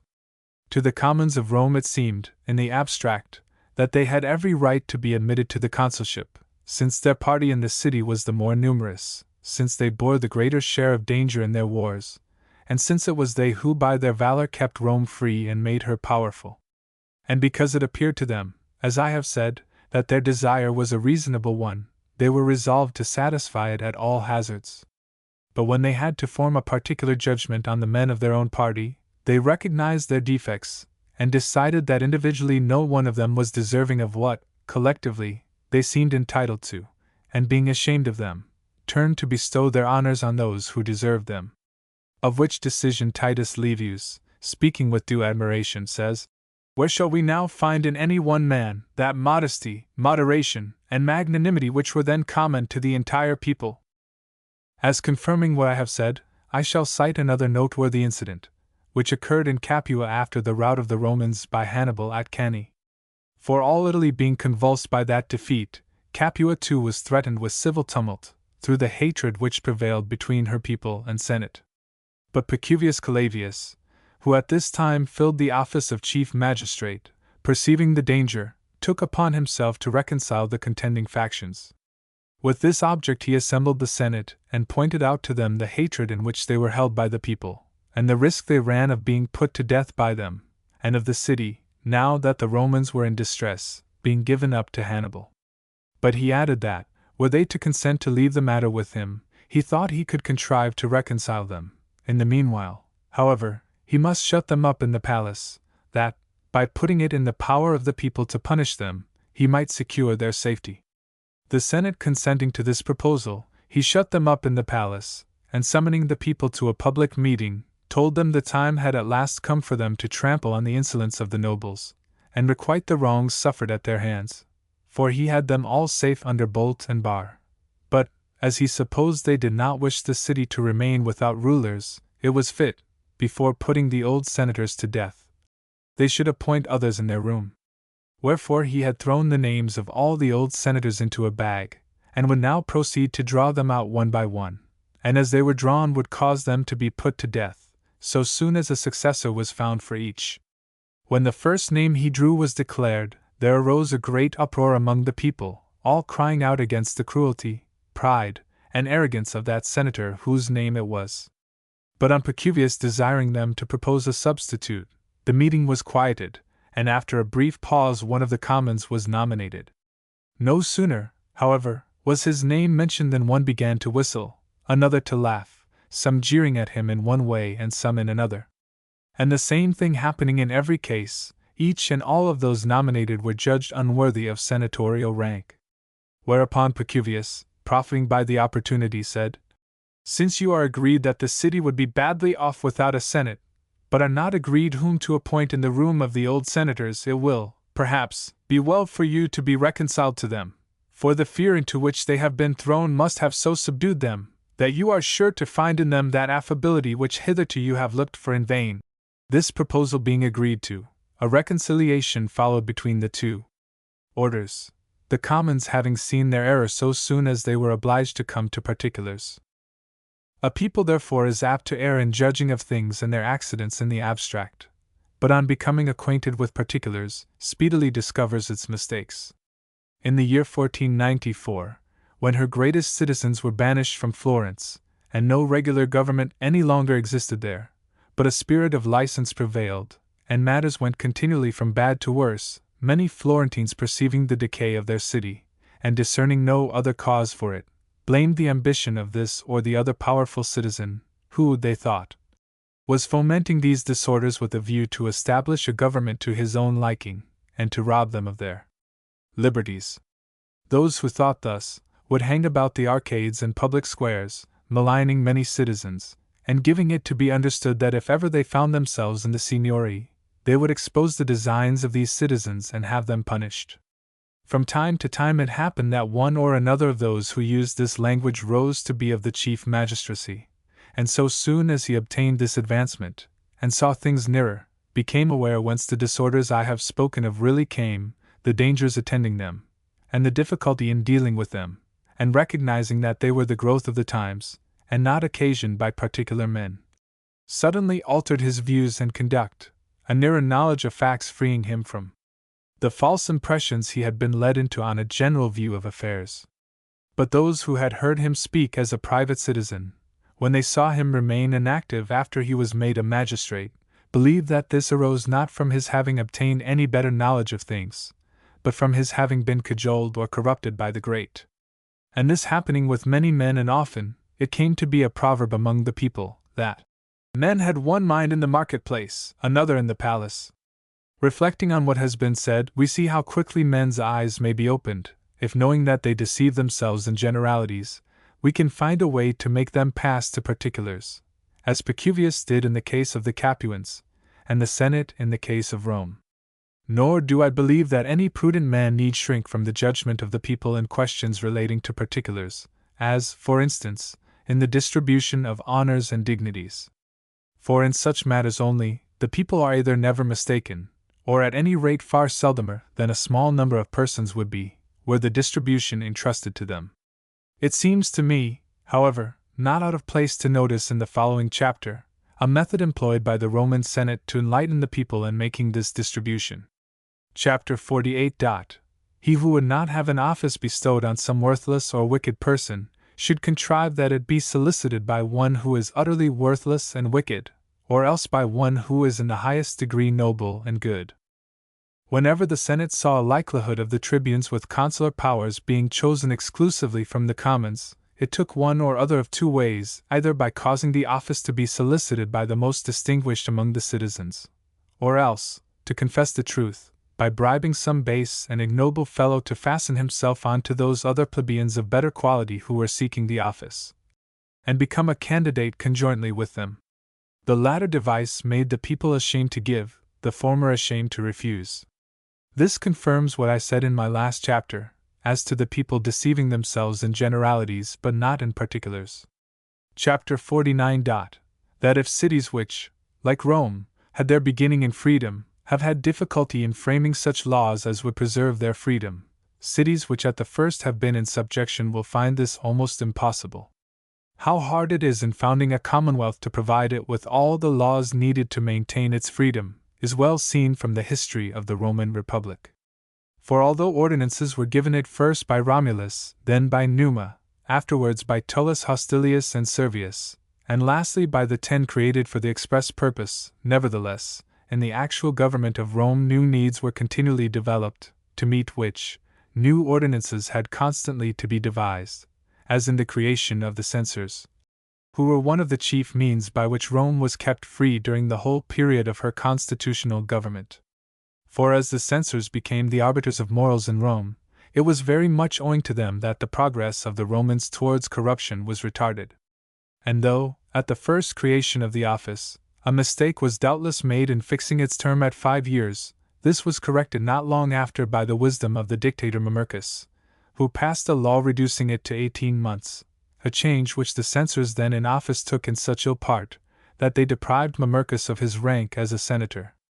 This step was much blamed both by the commons and the fathers. Still, as our history does not record that Mamercus obtained any redress, we must infer either that the historian has omitted something, or that on this head the laws of Rome were defective, since it is never well that the laws of a commonwealth should suffer a citizen to incur irremediable wrong because he promotes a measure favorable to freedom.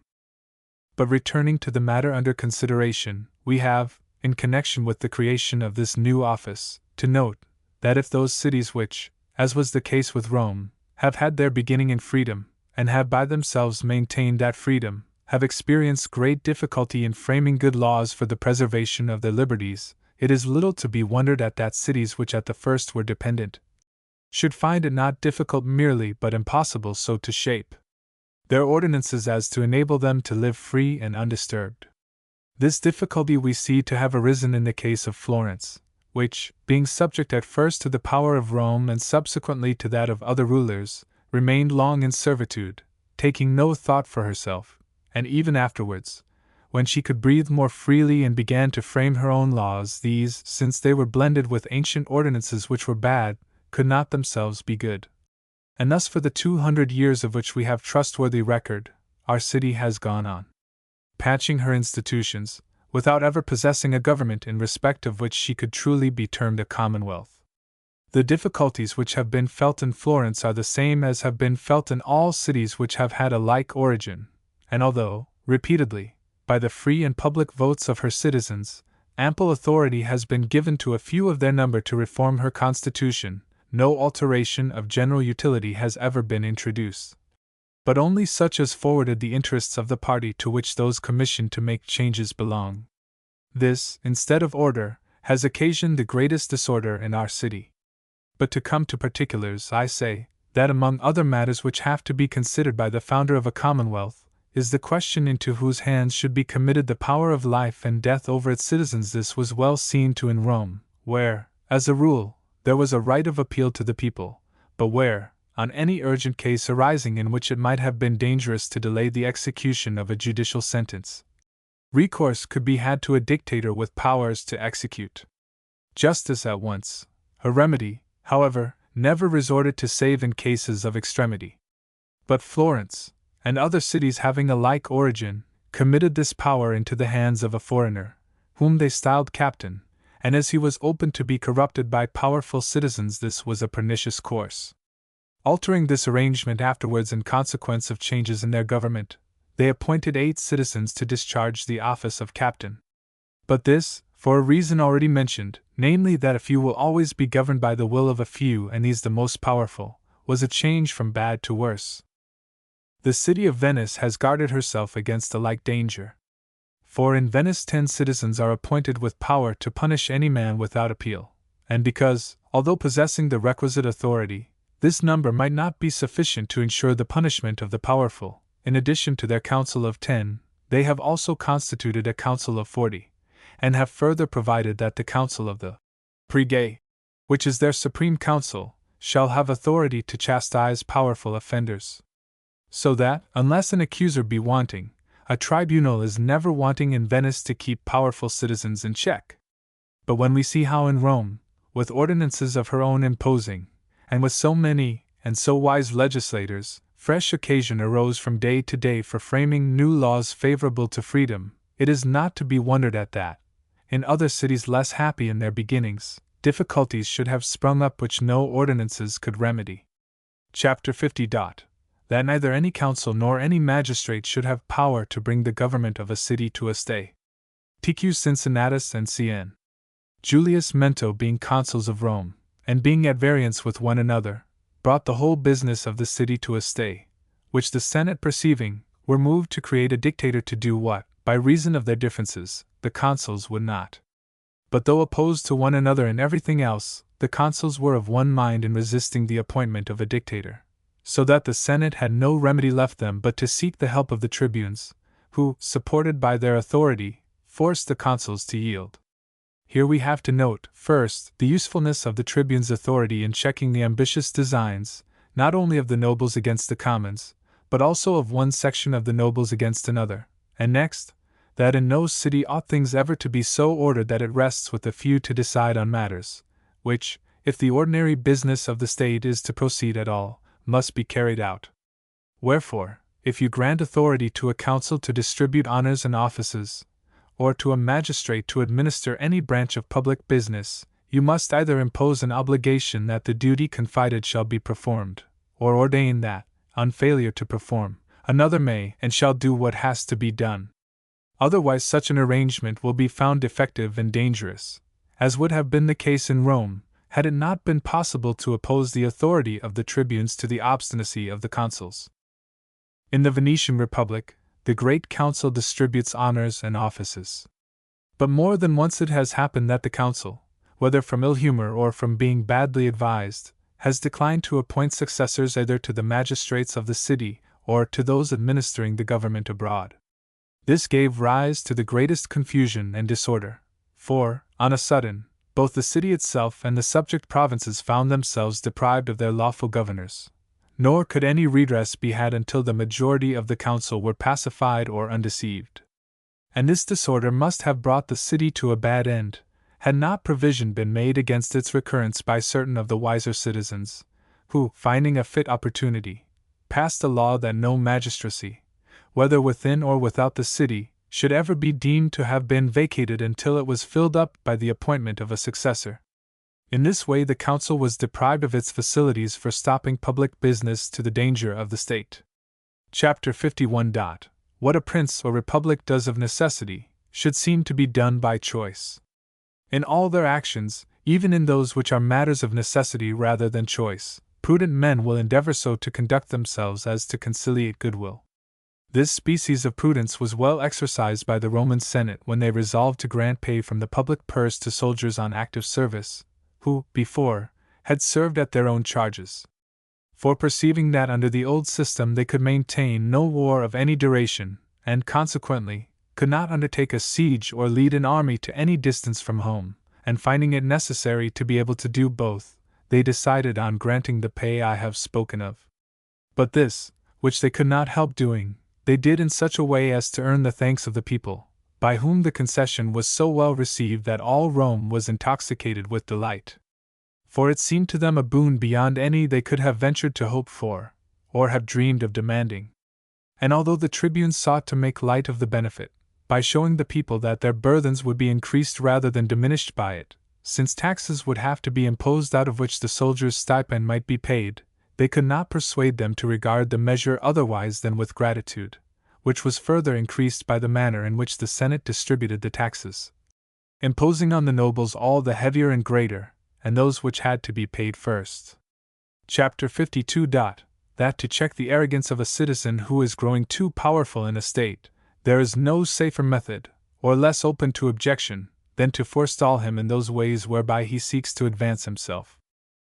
It has been seen in the preceding chapter how much credit the nobles gained with the commons by a show of goodwill towards them, not only in providing for their military pay, but also in adjusting taxation.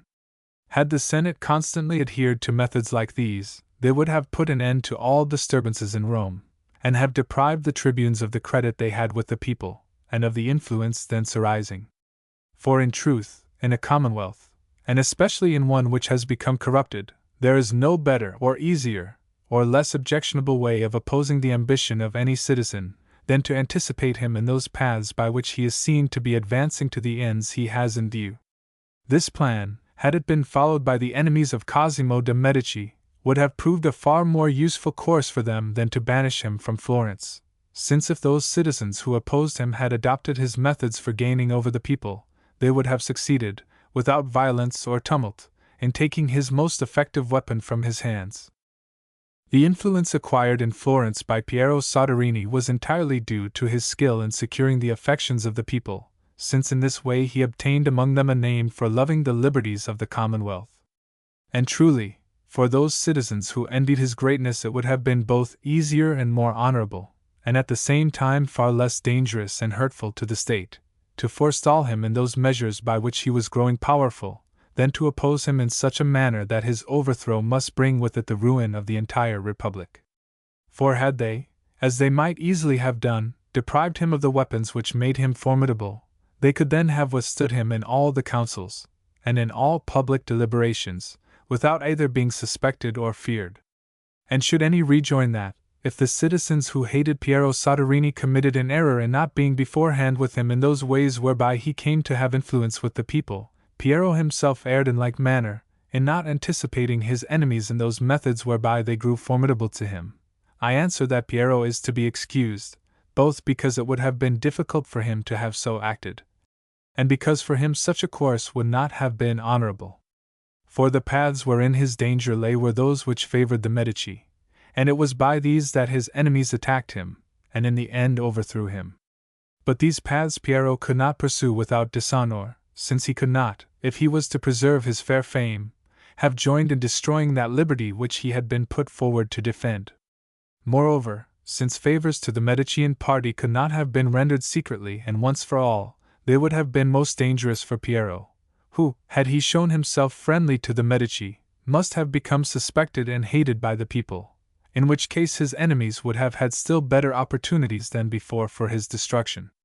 Men ought therefore to look to the risks and dangers of any course which lies before them, nor engage in it when it is plain that the dangers outweigh the advantages, even though they be advised by others that it is the most expedient way to take. Should they act otherwise, it will fare with them as with Tullius, who, in seeking to diminish the power of Marcus Antonius, added to it. For Antonius, who had been declared an enemy by the Senate, having got together a strong force, mostly made up of veterans who had shared the fortunes of Caesar, Tullius counseled the Senate to invest Octavianus with full authority, and to send him against Antonius with the consuls and the army, affirming that so soon as those veterans who had served with Caesar saw the face of him who was Caesar's nephew and had assumed his name, they would rally to his side and desert Antonius, who might easily be crushed when thus left bare of support. But the reverse of all this happened. For Antonius persuaded Octavianus to take part with him, and to throw over Tullius and the Senate. And this brought about the ruin of the Senate, a result which might easily have been foreseen.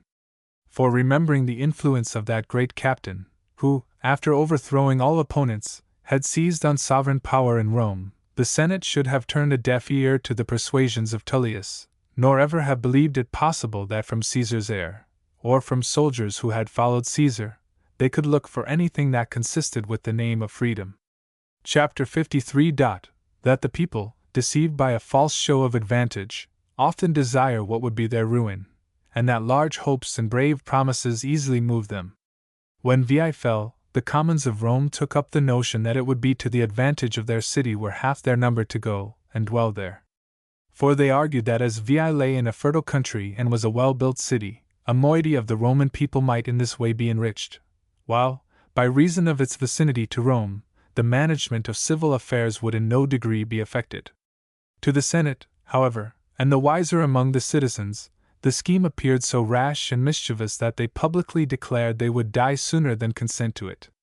The controversy continuing, the commons grew so inflamed against the Senate that violence and bloodshed must have ensued, had not the Senate for their protection put forward certain old and esteemed citizens, respect for whom restrained the populace and put a stop to their violence.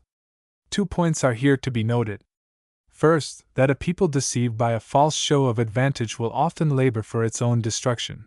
and unless convinced by someone whom it trusts that the course on which it is bent is pernicious, and that some other is to be preferred, will bring infinite danger and injury upon the state. And should it so happen, as sometimes is the case, that from having been deceived before, either by men or by events, there is none in whom the people trust, their ruin is inevitable. As to which Dante, in his treatise, De Monarchia, observes that the people will often raise the cry, flourish our death and perish our life, from which distrust it arises that often in republics the right course is not followed, as when Venice, as has been related, on being attacked by many enemies, could not, until her ruin was complete, resolve to make friends with any one of them by restoring those territories she had taken from them, on account of which war had been declared and a league of princes formed against her. In considering what courses it is easy, and what it is difficult to persuade a people to follow, this distinction may be drawn: either what you would persuade them to presents on the face of it a semblance of gain or loss, or it seems a spirited course or a base one. when any proposal submitted to the people holds out promise of advantage, or seems to them a spirited course to take, though loss lie hid behind, nay, though the ruin of their country be involved in it, they will always be easily led to adopt it, whereas it will always be difficult to persuade the adoption of such courses as wear the appearance of disgrace or loss, even though safety and advantage be bound up with them. The truth of what I say is confirmed by numberless examples both Roman and foreign, modern and ancient. Hence grew the ill opinion entertained in Rome of Fabius Maximus, who could never persuade the people that it behoved them to proceed warily in their conflict with Hannibal, and withstand his onset without fighting. For this the people thought a base course, not discerning the advantage resulting from it, which Fabius could by no argument make plain to them. And so blinded are men in favor of what seems a spirited course, that although the Romans had already committed the blunder of permitting Varro, master of the knights to Fabius, to join battle contrary to the latter's desire, whereby the army must have been destroyed had not Fabius by his prudence saved it, this lesson was not enough, for afterwards they appointed this Varro to be consul, for no other reason than that he gave out, in the streets and marketplaces, that he would make an end of Hannibal as soon as leave was given him to do so. Whence came the battle and defeat of Cannae, and well nigh the destruction of Rome. Another example taken from Roman history may be cited to the same effect. After Hannibal had maintained himself for 8 or 10 years in Italy, during which time the whole country had been deluged with Roman blood, a certain Marcus Centenius Penula, a man of mean origin, but who had held some post in the army, came forward and proposed to the Senate that were leave given him to raise a force of volunteers in any part of Italy he pleased, he would speedily deliver Hannibal into their hands, alive or dead. To the Senate this man's offer seemed a rash one, but reflecting that were they to refuse it, and were the people afterwards to hear that it had been made, tumults, ill will, and resentment against them would result, they granted the permission asked, choosing rather to risk the lives of all who might follow Penula, than to excite fresh discontent on the part of the people, to whom they knew that such a proposal would be welcome, and that it would be very hard to dissuade them from it. And so this adventurer, marching forth with an undisciplined and disorderly rabble to meet Hannibal, was, with all his followers, defeated and slain in the very first encounter. In Greece, likewise, and in the city of Athens, that most grave and prudent statesman Nicias could not convince the people that the proposal to go and attack Sicily was disadvantageous, and the expedition being resolved on, contrary to his advice and to the wishes of the wiser among the citizens, resulted in the overthrow of the Athenian power. Scipio, on being appointed consul, asked that the province of Africa might be awarded to him, promising that he would utterly efface Carthage, and when the Senate, on the advice of Fabius, refused his request, he threatened to submit the matter to the people, as very well knowing that to the people such proposals are always acceptable. I might cite other instances to the same effect from the history of our own city, as when Messer Ercole Bentivoglio and Antonio Giacomini, being in joint command of the Florentine armies, after defeating Bartolomeo di Alviano at San Vincenzo, proceeded to invest Pisa. For this enterprise was resolved on by the people in consequence of the brave promises of Messer Ercole, and though many wise citizens disapproved of it, they could do nothing to prevent it, being carried away by the popular will, which took its rise in the assurances of their captain. I say, then, that there is no readier way to bring about the ruin of a republic, when the power is in the hands of the people, than to suggest daring courses for their adoption. For wherever the people have a voice, such proposals will always be well received, nor will those persons who are opposed to them be able to apply any remedy. And as this occasions the ruin of states, it likewise, and even more frequently, occasions the private ruin of those to whom the execution of these proposals is committed, because the people, anticipating victory, do not when there comes defeat ascribe it to the short means or ill fortune of the commander, but to his cowardice and incapacity, and commonly either put him to death, or imprison or banish him. As was done in the case of numberless Carthaginian generals and of many Athenian, successes they might previously have obtained availing them anything, for all past services are cancelled by a present loss. And so it happened with our Antonio Giacomini, who not succeeding as the people had expected, and as he had promised, in taking Pisa, fell into such discredit with the people, that notwithstanding his countless past services, his life was spared rather by the compassion of those in authority than through any movement of the citizens in his behalf. Chapter 54. Of the boundless authority which a great man may use to restrain an excited multitude. The next noteworthy point in the passage referred to in the foregoing chapter is, that nothing tends so much to restrain an excited multitude as the reverence felt for some grave person, clothed with authority, who stands forward to oppose them. For not without reason has Virgil said, "He therefore who commands an army or governs a city wherein tumult shall have broken out, ought to assume the noblest and bravest bearing he can, and clothe himself with all the ensigns of his station, that he may make himself more revered." It is not many years since Florence was divided into two factions, the Furteschi and Arrabbiati, as they were named, and these coming to open violence, the Furteschi, among whom was Pagolo Antonio Soderini, a citizen of great reputation in these days, were worsted. In the course of these disturbances, the people coming with arms in their hands to plunder the house of Soderini, his brother Messer Francesco, then Bishop of Volterra and now Cardinal, who happened to be dwelling there, so soon as he heard the uproar and saw the crowd, putting on his best apparel and over it his episcopal robes, went forth to meet the armed multitude, and by his words and mien brought them to a stay. And for many days his behavior was commended by the whole city. The inference from all which is, that there is no surer or more necessary restraint on the violence of an unruly multitude, than the presence of some one whose character and bearing command respect. But to return once more to the passage we are considering, we see how stubbornly the people clung to this scheme of transplanting themselves to Veii, thinking it for their advantage, and not discerning the mischief really involved in it, so that in addition to the many dissensions which it occasioned, actual violence must have followed, had not the Senate with the aid of certain grave and reverend citizens repressed the popular fury. Chapter 55. That government is easily carried on in a city wherein the body of the people is not corrupted, and that a princedom is impossible where equality prevails, and a republic where it does not.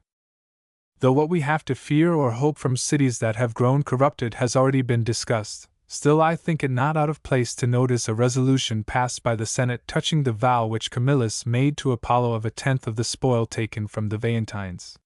For this spoil having fallen into the hands of the people, the Senate, being unable by other means to get any account of it, passed an edict that every man should publicly offer 1/10 part of what he had taken. And although this edict was not carried out, from the Senate having afterwards followed a different course, whereby, to the content of the people, the claim of Apollo was otherwise satisfied, we nevertheless see from their having entertained such a proposal, how completely the Senate trusted to the honesty of the people, when they assumed that no one would withhold any part of what the edict commanded him to give. On the other hand, we see that it never occurred to the people that they might evade the law by giving less than was due, their only thought being to free themselves from the law by openly manifesting their displeasure. This example, together with many others already noticed, shows how much virtue and how profound a feeling of religion prevailed among the Roman people, and how much good was to be expected from them. And, in truth, in a country where virtue like this does not exist, no good can be looked for, as we should look for it in vain in provinces which at the present day are seen to be corrupted, as Italy is beyond all others, though, in some degree, France and Spain are similarly tainted. In which last two countries, if we see not so many disorders spring up as we see daily springing up in Italy, this is not so much due to the superior virtue of their inhabitants, who, to say truth, fall far short of our countrymen, as to their being governed by a king who keeps them united, not merely by his personal qualities, but also by the laws and ordinances of the realm which are still maintained with vigor. In Germany, however, we do see signal excellence and a devout religious spirit prevail among the people, giving rise to the many free states which there maintain themselves, with such strict observance of their laws that none, either within or without their walls, dare encroach on them. That among this last named people a great share of the ancient excellence does in truth still flourish, I shall show by an example similar to that which I have above related of the Senate and people of Rome. It is customary with the German free states when they have to expend any large sum of money on the public account for their magistrates or councils having authority given them in that behalf, to impose a rate of 1 or 2 in the 100 on every man's estate, which rate being fixed, every man, in conformity with the laws of the city, presents himself before the collectors of the impost, and having first made oath to pay the amount justly due, throws into a chest provided for the purpose what he conscientiously believes it fair for him to pay, of which payment none is witness save himself. From this fact it may be gathered what honesty and religion still prevail among this people. For we must assume that each pays his just share, since otherwise the impost would not yield the sum which, with reference to former imposts, it was estimated to yield, whereby the fraud would be detected, and thereupon some other method for raising money have to be resorted to. At the present time this virtue is the more to be admired, because it seems to have survived in this province only. That it has survived there may be ascribed to two circumstances. First, that the natives have little communication with their neighbors, either visiting them in their countries nor being visited by them,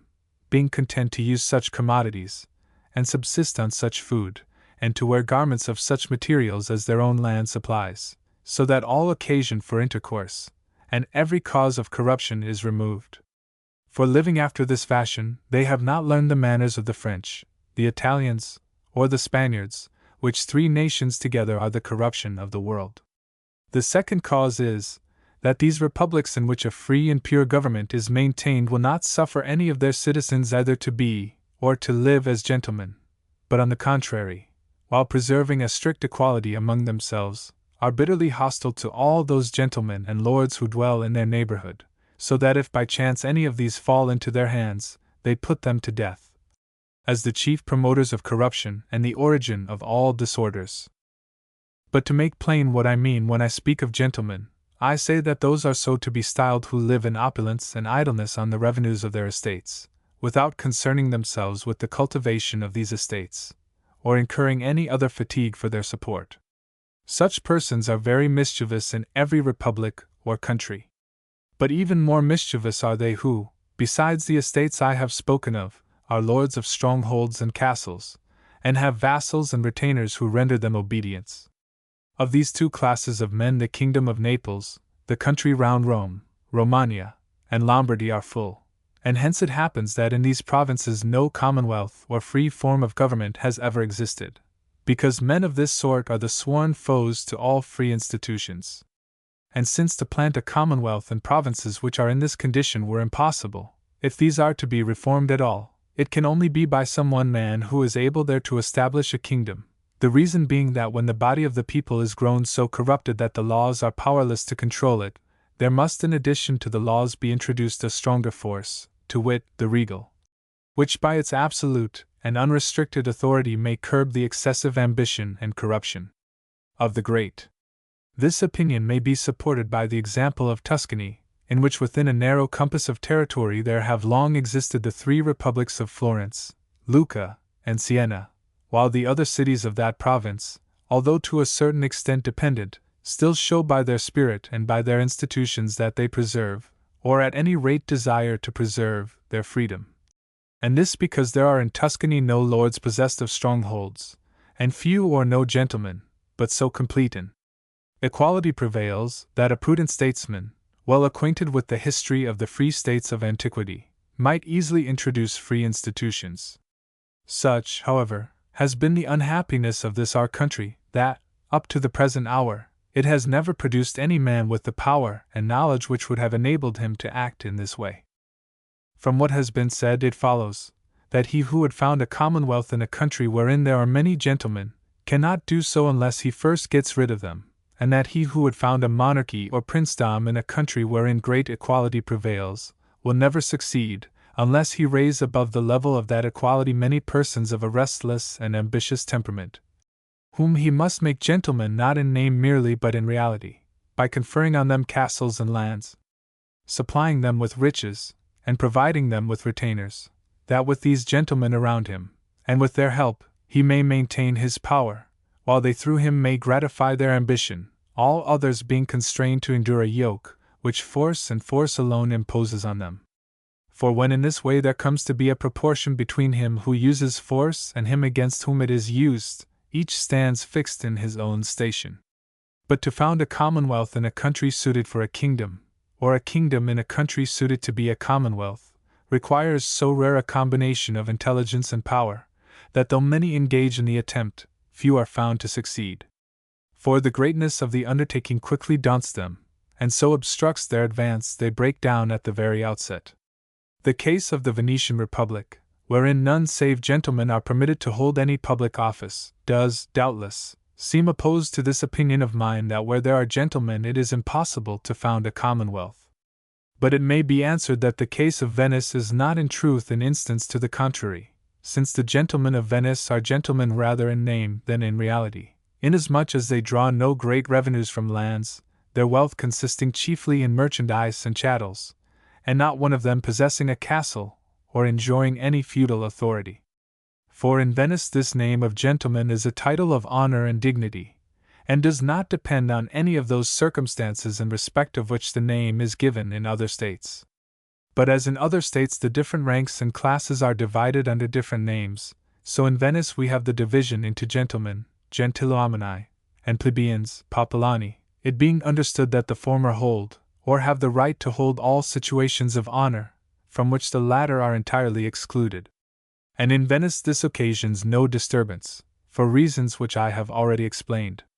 Let a commonwealth, then, be constituted in the country where a great equality is found or has been made, and conversely, let a princedom be constituted where great inequality prevails. Otherwise what is constituted will be discordant in itself, and without stability. Chapter 56. That when great calamities are about to befall a city or country, signs are seen to presage, and seers arise who foretell them. Whence it happens I know not, but it is seen from examples both ancient and recent, that no grave calamity has ever befallen any city or country which has not been foretold by vision, by augury, by portent, or by some other heaven-sent sign. And not to travel too far afield for evidence of this, every one knows that long before the invasion of Italy by Charles VIII of France, his coming was foretold by the Friar Girolamo Savonarola, and how, throughout the whole of Tuscany, the rumor ran that over Arezzo horsemen had been seen fighting in the air. And who is there who has not heard that before the death of the elder Lorenzo de' Medici, the highest pinnacle of the cathedral was rent by a thunderbolt, to the great injury of the building? Or who, again, but knows that shortly before Piero Soderini, whom the people of Florence had made Gonfalonier for life, was deprived of his office and banished, the palace itself was struck by lightning? Other instances might be cited, which, not to be tedious, I shall omit, and mention only a circumstance which Titus Livius tells us preceded the invasion of the Gauls. For he relates how a certain plebeian named Marcus Seditius reported to the Senate that as he passed by night along the Via Nova, he heard a voice louder than mortal, bidding him warn the magistrates that the Gauls were on their way to Rome. The causes of such manifestations ought, I think, to be inquired into and explained by someone who has a knowledge, which I have not, of causes natural and supernatural. It may, however, be, as certain wise men say, that the air is filled with intelligent beings, to whom it is given to forecast future events, who, taking pity upon men, warn them beforehand by these signs to prepare for what awaits them. Be this as it may, certain it is that such warnings are given, and that always after them new and strange disasters befall nations. Chapter 57. That the people are strong collectively, but individually weak. After the ruin brought on their country by the invasion of the Gauls, many of the Romans went to dwell in Veii, in opposition to the edicts and commands of the Senate, who, to correct this mischief, publicly ordained that within a time fixed, and under penalty stated, all should return to live in Rome. The persons against whom these proclamations were directed at first derided them, but when the time came for them to be obeyed, all obeyed them. And Titus Livius observes that, although bold enough collectively, each separately, fearing to be punished, made his submission. And indeed the temper of the multitude in such cases cannot be better described than in this passage.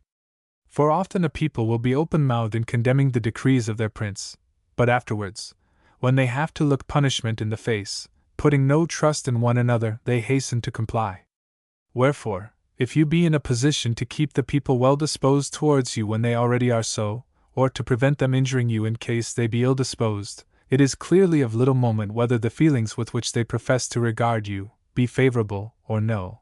This applies to all unfriendliness on the part of a people, whencesoever it proceed, excepting only the resentment felt by them on being deprived either of liberty, or of a prince whom they love and who still survives. For the hostile temper produced by these two causes is more to be feared than any beside, and demands measures of extreme severity to correct it. The other untoward humors of the multitude, should there be no powerful chief to foster them, are easily dealt with, because, while on the one hand there is nothing more terrible than an uncontrolled and headless mob, on the other there is nothing feebler.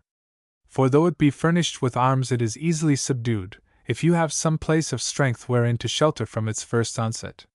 For when its first fury has somewhat abated, and each man sees that he has to return to his own house, all begin to lose heart, and to take thought how to ensure their personal safety, whether by flight or by submission. For which reason a multitude stirred in this way, if it would avoid dangers such as I speak of, must at once appoint a head from among its own numbers, who may control it, keep it united, and provide for its defense, as did the commons of Rome when, after the death of Virginia, they quitted the city, and for their protection created 20 tribunes from among themselves. Unless this be done, what Titus Livius has observed in the passage cited, will always prove true, namely, that a multitude is strong while it holds together, but so soon as each of those who compose it begins to think of his own private danger, it becomes weak and contemptible. Chapter 58. That a people is wiser and more constant than a prince. That nothing is more fickle and inconstant than the multitude is affirmed not by Titus Livius only, but by all other historians, in whose chronicles of human actions we often find the multitude condemning some citizen to death, and afterwards lamenting him and grieving greatly for his loss, as the Romans grieved and lamented for Manlius Capitolinus, whom they had themselves condemned to die. In relating which circumstance our author observes, "In a short time the people, having no longer cause to fear him, began to deplore his death." And elsewhere, when speaking of what took place in Syracuse after the murder of Hieronymus, grandson of Hiero, he says, "It is the nature of the multitude to be an abject slave, or a domineering master." It may be that in attempting to defend a cause, which, as I have said, all writers are agreed to condemn, I take upon me a task so hard and difficult that I shall either have to relinquish it with shame or pursue it with opprobrium.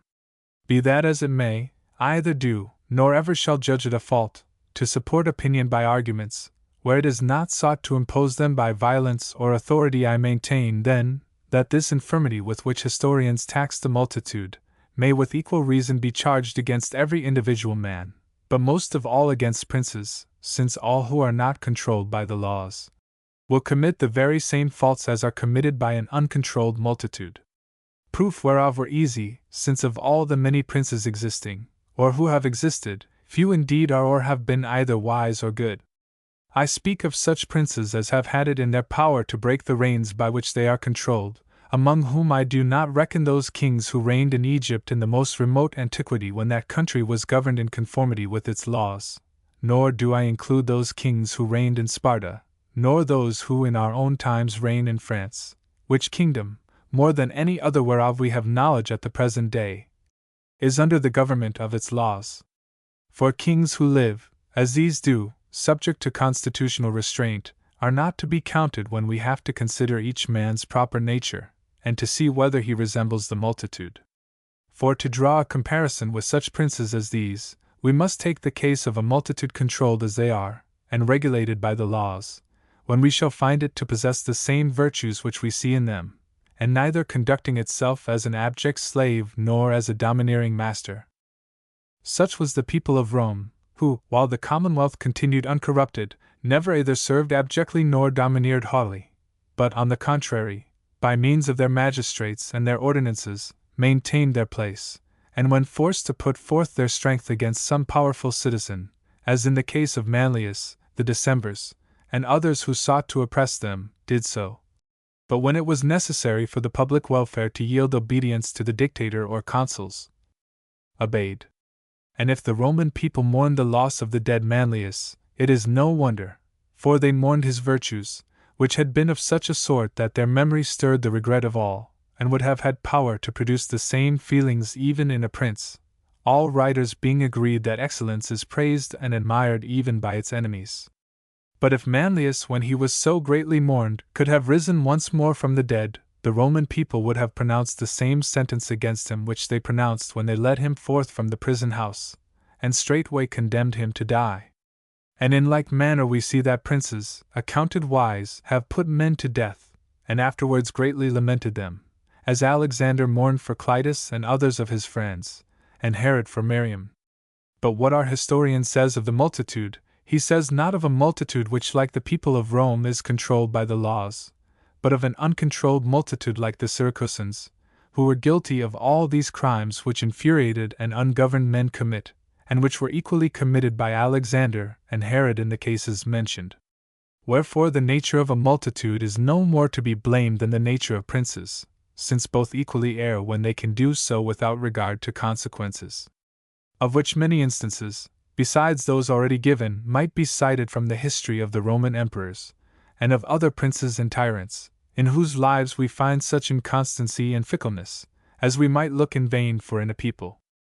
I maintain, therefore, contrary to the common opinion which avers that a people when they have the management of affairs are changeable, fickle, and ungrateful, that these faults exist not in them otherwise than as they exist in individual princes, so that were any to accuse both princes and peoples, the charge might be true, but that to make exception in favor of princes is a mistake, for a people in command,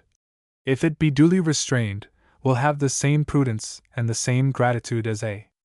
prince has, or even more, however wise he may be reckoned, and a prince, on the other hand, if freed from the control of the laws, will be more ungrateful, fickle, and short-sighted than a people.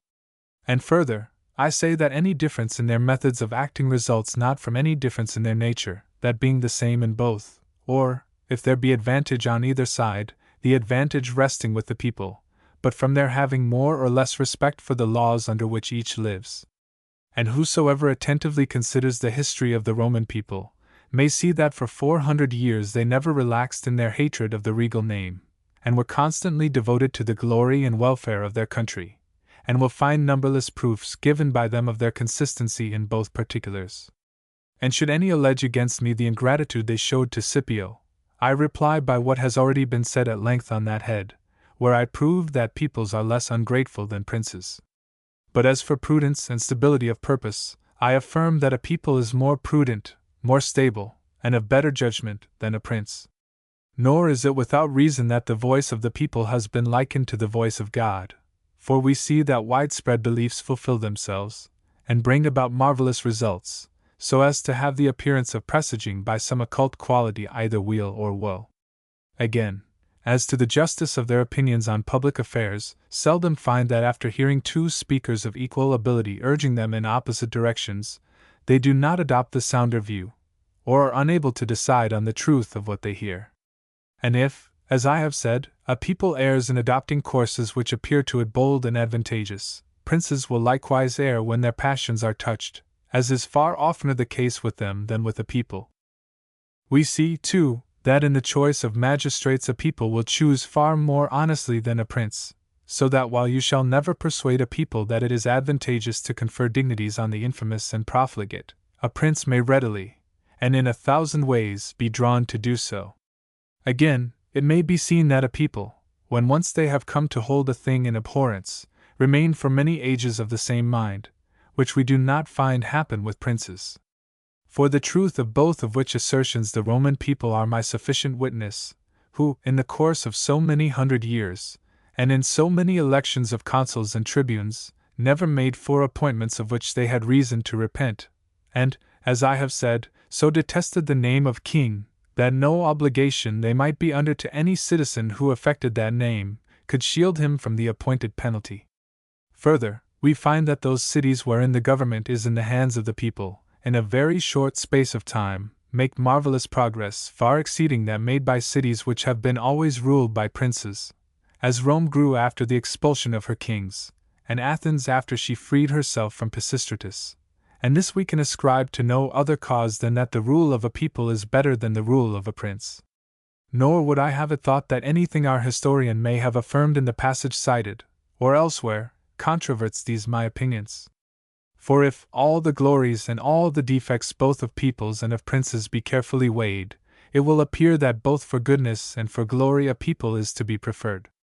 And if princes surpass peoples in the work of legislation, in shaping civil institutions, in molding statutes, and framing new ordinances, so far do the latter surpass the former in maintaining what has once been established, as to merit no less praise than they. And to state the sum of the whole matter shortly, I say that popular governments have endured for long periods in the same way as the governments of princes,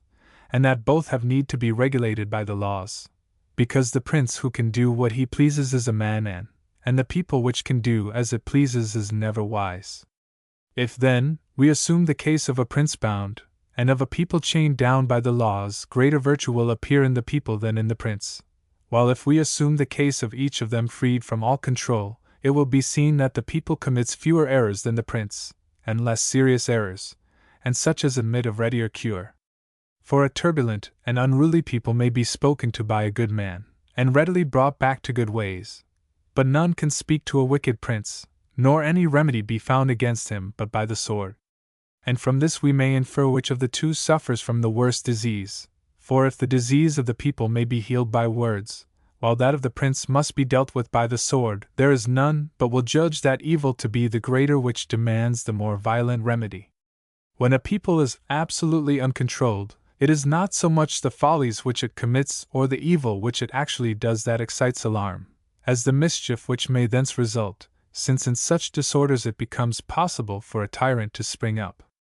But with a wicked prince the contrary is the case, for we dread present ill, and place our hopes in the future,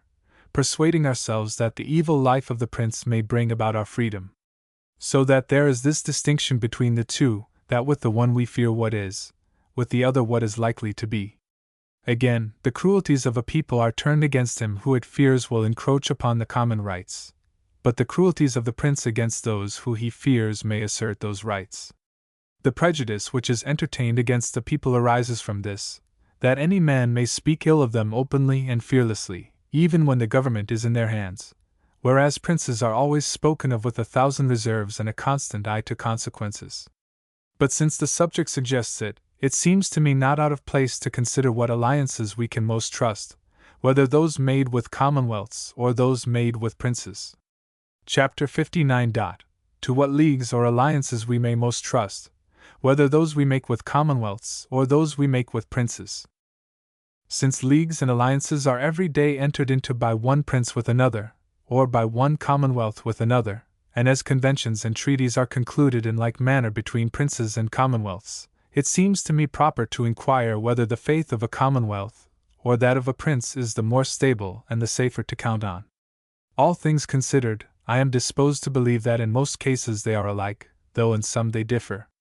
Of one thing, however, I am convinced, namely, that engagements made under duress will never be observed either by prince or by commonwealth, and that if menaced with the loss of their territories, both the one and the other will break faith with you and treat you with ingratitude.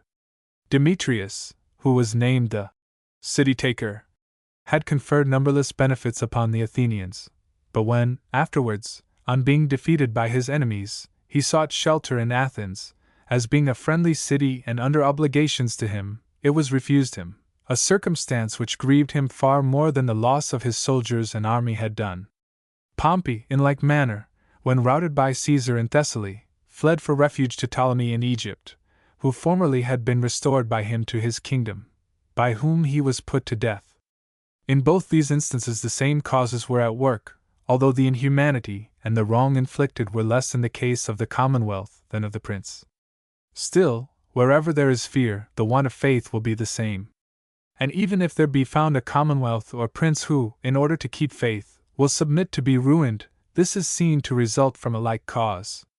For, as to the prince, it may easily happen that he is friend to a powerful sovereign, whom, though he be at the time without means to defend him, he may presently hope to see restored to his dominions. Or it may be that having linked his fortunes with another's, he despairs of finding either faith or friendship from the enemies of his ally, as was the case with those Neapolitan princes who espoused the interests of France. As to commonwealths, an instance similar to that of the princes last named, is that of Saguntum in Spain, which awaited ruin in adhering to the fortunes of Rome. A like course was also followed by Florence when, in the year 1512, she stood steadfastly by the cause of the French. And taking everything into account, I believe that in cases of urgency, we shall find a certain degree of stability sooner in commonwealths than in princes. For though commonwealths be like-minded with princes, and influenced by the same passions, the circumstance that their movements must be slower makes it harder for them to resolve than it is for a prince, for which reason they will be less ready to break faith.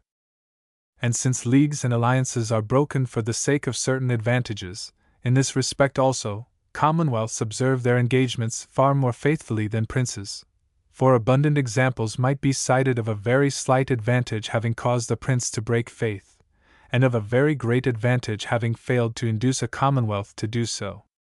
Of this we have an instance in the proposal made to the Athenians by Themistocles, when he told them at a public meeting that he had certain advice to offer which would prove of great advantage to their city, but the nature of which he could not disclose to them, lest it should become generally known, when the opportunity for acting upon it would be lost. Whereupon the Athenians named Aristides to receive his communication, and to act upon it as he thought fit. To him, accordingly, Themistocles showed how the navy of united Greece, for the safety of which the Athenians stood pledged, was so situated that they might either gain it over or destroy it, and thus make themselves absolute masters of the whole country. Aristides reporting to the Athenians that the course proposed by Themistocles was extremely advantageous, but extremely dishonorable, the people utterly refused to entertain it. But Philip of Macedon would not have so acted, nor any of those other princes who have sought and found more profit in breaking faith than in any other way. As to engagements broken off on the pretext that they have not been observed by the other side, I say nothing, since that is a matter of everyday occurrence, and I am speaking here only of those engagements which are broken off on extraordinary grounds. But in this respect, likewise, I believe that commonwealths offend less than princes, and are therefore more to be trusted. Chapter 60. That the consulship and all the other magistracies in Rome were given without respect to age. It is seen in the course of the Roman history that, after the consulship was thrown open to the commons, the Republic conceded this dignity to all its citizens, without distinction either of age or blood, nay, that in this matter respect for age was never made a ground for preference among the Romans, whose constant aim it was to discover excellence whether existing in old or young. To this we have the testimony of Valerius Corvinus, himself made consul in his 24th year, who, in addressing his soldiers, said of the consulship that it was the reward not of birth but of desert. Whether the course thus followed by the Romans was well judged or not, is a question on which much might be said. The concession as to blood, however, was made under necessity, and as I have observed on another occasion, the same necessity which obtained in Rome will be found to obtain in every other city which desires to achieve the results which Rome achieved. For you cannot subject men to hardships unless you hold out rewards, nor can you without danger deprive them of those rewards whereof you have held out hopes. It was consequently necessary to extend, betimes, to the commons the hope of obtaining the consulship, on which hope they fed themselves for a while, without actually realizing it. But afterwards the hope alone was not enough, and it had to be satisfied. For while cities which do not employ men of plebeian birth in any of those undertakings wherein glory is to be gained, as we have seen was the case with Venice, may treat these men as they please, those other cities which desire to do as Rome did, cannot make this distinction. And if there is to be no distinction in respect of blood, nothing can be pleaded for a distinction in respect of age. On the contrary, that distinction must of necessity cease to be observed. For where a young man is appointed to a post which requires the prudence which is supposed to bring, it must be, since the choice rests with the people, that he is thus advanced in consideration of some noble action which he has performed. But when a young man is of such excellence as to have made a name for himself by some signal achievement, it were much to the detriment of his city were it unable at once to make use of him, but had to wait until he had grown old, and had lost, with youth, that alacrity and vigor by which his country might have profited, as Rome profited by the services of Valerius Corvinus, of Scipio, of Pompey, and of many others who triumphed while yet very young. Book 2. Preface. Men do always, but not always with reason, commend the past and condemn the present, and are so much the partisans of what has been, as not merely to cry up those times which are known to them only from the records left by historians, but also, when they grow old, to extol the days in which they remember their youth to have been spent. And although this preference of theirs be in most instances a mistaken one, I can see that there are many causes to account for it, chief of which I take to be that in respect of things long gone by we perceive not the whole truth, those circumstances that would detract from the credit of the past being for the most part hidden from us, while all that gives it lustre is magnified and embellished. For the generality of writers render this tribute to the good fortune of conquerors, that to make their achievements seem more splendid, they not merely exaggerate the great things they have done, but also lend such a color to the actions of their enemies, that any one born afterwards, whether in the conquering or in the conquered country, has cause to marvel at these men in these times, and is constrained to praise and love them beyond all others. Again, men being moved to hatred either by fear or envy, these two most powerful causes of dislike are cancelled in respect of things which are past, because what is past can neither do us hurt, nor afford occasion for envy. The contrary, however, is the case with the things we see, and in which we take part, for in these, from our complete acquaintance with them, no part of them being hidden from us, we recognize, along with much that is good, much that displeases us, and so are forced to pronounce them far inferior to the old, although in truth they deserve far greater praise and admiration. I speak not, here, of what relates to the arts, which have such distinction inherent in them, that time can give or take from them but little of the glory which they merit of themselves. I speak of the lives and manners of men, touching which the grounds for judging are not so clear. I repeat, then, that it is true that this habit of blaming and praising obtains, but not always true that it is wrong applied. For sometimes it will happen that this judgment is just, because, as human affairs are in constant movement, it must be that they either rise or fall. Wherefore, we may see a city or province furnished with free institutions by some great and wise founder, flourish for a while through his merits, and advance steadily on the path of improvement. Any one born therein at that time would be in the wrong to praise the past more than the present, and his error would be occasioned by the causes already noticed. But any one born afterwards in that city or province when the time has come for it to fall away from its former felicity, would not be mistaken in praising the past. When I consider how this happens, I am persuaded that the world, remaining continually the same, has in it a constant quantity of good and evil, but that this good and this evil shift about from one country to another, as we know that in ancient times empires shifted from one nation to another, according as the manners of these nations changed, the world, as a whole, continuing as before, and the only difference being that,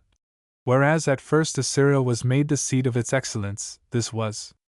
afterwards placed in Media, then in Persia, until at last it was transferred to Italy and Rome. And although after the Roman Empire, none has followed which has endured, or in which the world has centered its whole excellence, we nevertheless find that excellence diffused among many valiant nations, the kingdom of the Franks, for example, that of the Turks, that of the Soldan, and the states of Germany at the present day, and shared at an earlier time by that sect of the Saracens who performed so many great achievements, and gained so wide a dominion, after destroying the Roman Empire in the East. In all these countries, therefore, after the decline of the Roman power, and among all these races, there existed, and in some part of them there yet exists, that excellence which alone is to be desired and justly to be praised. Wherefore, if any man being born in one of these countries should exalt past times over present, he might be mistaken. But any who, living at the present day in Italy or Greece, has not in Italy become an ultramontane or in Greece a Turk, has reason to complain of his own times, and to commend those others, in which there were many things which made them admirable, whereas, now, no regard being had to religion, to laws, or to arms, but all being tarnished with every sort of shame, there is nothing to redeem the age from the last extremity of wretchedness, ignominy, and disgrace. And the vices of our age are the more odious in that they are practiced by those who sit on the judgment seat, govern the state, and demand public reverence. But, returning to the matter in hand, it may be said that if the judgment of men be at fault in pronouncing whether the present age or the past is the better in respect of things whereof, by reason of their antiquity, they cannot have the same perfect knowledge which they have of their own times. It ought not to be at fault in old men when they compare the days of their youth with those of their maturity, both of which have been alike seen and known by them. This were indeed true, if men at all periods of their lives judged of things in the same way, and were constantly influenced by the same desires. But since they alter, the times, although they alter not, cannot but seem different to those who have other desires, other pleasures, and other ways of viewing things in their old age from those they had in their youth. For since, when they grow old, men lose in bodily strength but gain in wisdom and discernment, it must needs be that those things which in their youth seemed to them tolerable and good, should in their old age appear intolerable and evil. And whereas they should ascribe this to their judgment, they lay the blame upon the times. But further, since the desires of men are insatiable, nature prompting them to desire all things and fortune permitting them to enjoy but few, there results a constant discontent in their minds, and a loathing of what they possess, prompting them to find fault with the present, praise the past, and long for the future, even though they be not moved thereto by any reasonable cause. I know not, therefore, whether I may not deserve to be reckoned in the number of those who thus deceive themselves, if, in these discourses of mine, I render excessive praise to the ancient times of the Romans while I censure our own. And indeed, were not the excellence which then prevailed and the corruption which prevails now clearer than the sun, I should proceed more guardedly in what I have to say, from fear lest in accusing others I should myself fall into this self-deception. But since the thing is so plain that every one sees it, I shall be bold to speak freely all I think, both of old times and of new, in order that the minds of the young who happen to read these my writings may be led to shun modern examples, and be prepared to follow those set by antiquity whenever chance affords the opportunity. For it is the duty of every good man to teach others those wholesome lessons which the malice of time or of fortune has not permitted him to put in practice, to the end that out of many who have the knowledge, some one better loved by heaven may be found able to carry them out. Having spoken, then, in the foregoing book of the various methods followed by the Romans in regulating the domestic affairs of their city, in this I shall speak of what was done by them to spread their empire. Chapter 1. Whether the empire acquired by the Romans was more due to valor or to fortune.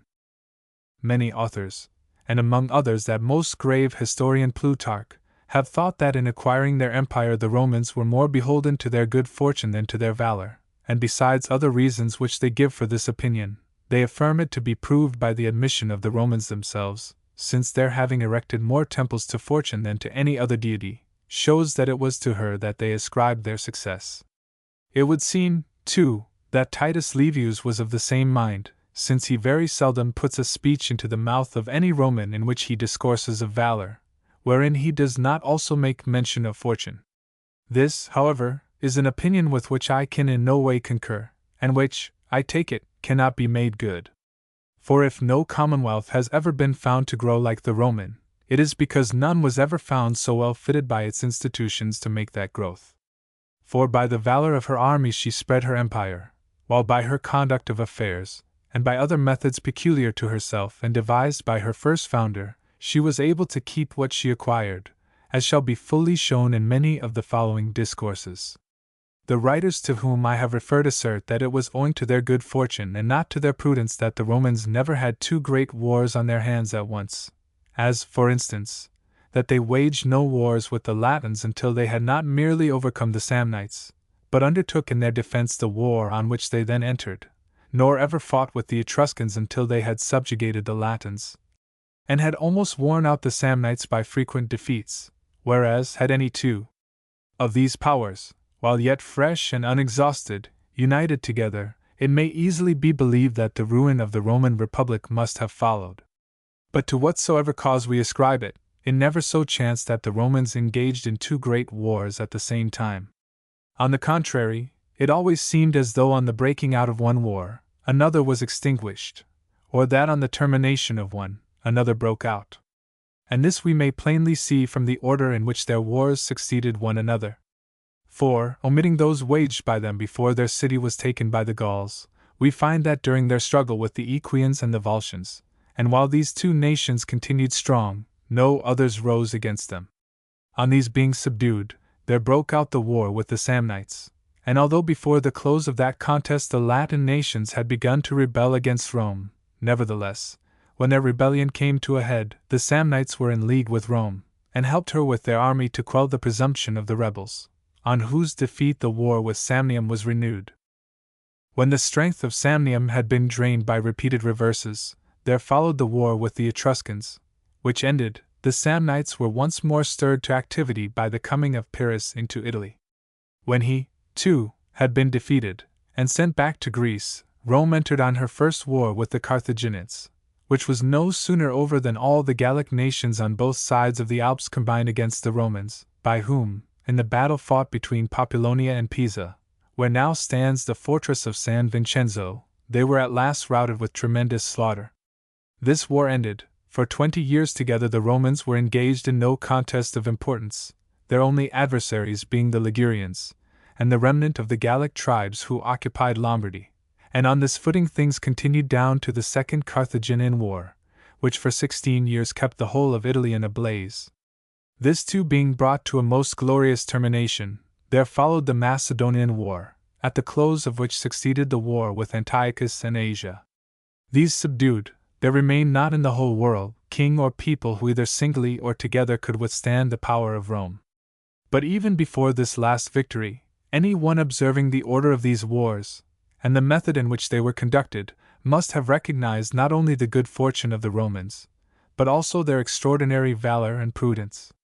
And were any one to search for the causes of this good fortune, he would have little difficulty in finding them, since nothing is more certain than that when a potentate has attained so great a reputation that every neighboring prince or people is afraid to engage him single-handed, and stands in awe of him, none will ever venture to attack him, unless driven to do so by necessity. So that it will almost rest on his will to make war as he likes on any of his neighbors, while he studiously maintains peace with the rest, who, on their part, whether through fear of his power, or deceived by the methods he takes to dull their vigilance, are easily kept quiet. Distant powers, in the meantime, who have no intercourse with either, treat the matter as too remote to concern them in any way, and abiding in this error until the conflagration approaches their own doors, on its arrival have no resource for its extinction, save in their own strength, which, as their enemy has by that time become exceedingly powerful, no longer suffices. I forbear to relate how the Samnites stood looking on while the Romans were subjugating the Equians and the Volscians, and to avoid being prolix, shall content myself with the single instance of the Carthaginians, who, at the time when the Romans were contending with the Samnites and Etruscans, were possessed of great power and held in high repute, being already masters of the whole of Africa together with Sicily and Sardinia, besides occupying territory in various parts of Spain. And because their empire was so great, and at such a distance from the Roman frontier, they were never led to think of attacking the Romans or of lending assistance to the Etruscans or Samnites. On the contrary, they behaved towards the Romans as men behave towards those whom they see prosper, rather taking their part and courting their friendship. Nor did they discover their mistake until the Romans, after subduing all the intervening nations, began to assail their power both in Spain and Sicily. What happened in the case of the Carthaginians happened also in the case of the Gauls, of Philip of Macedon, and of Antiochus, each of whom, while Rome was engaged with another of them, believed that other would have the advantage, and that there would be time enough to provide for their own safety, whether by making peace or war. It seems to me, therefore, that the same good fortune which, in this respect, attended the Romans, might be shared by all princes acting as they did, and of a valor equal to theirs. As bearing on this point, it might have been proper for me to show what methods were followed by the Romans in entering the territories of other nations, had I not already spoken of this at length in my treatise on princedoms, wherein the whole subject is discussed. Here it is enough to say briefly, that in a new province they always sought for some friend who should be to them as a ladder whereby to climb, a door through which to pass, or an instrument wherewith to keep their hold.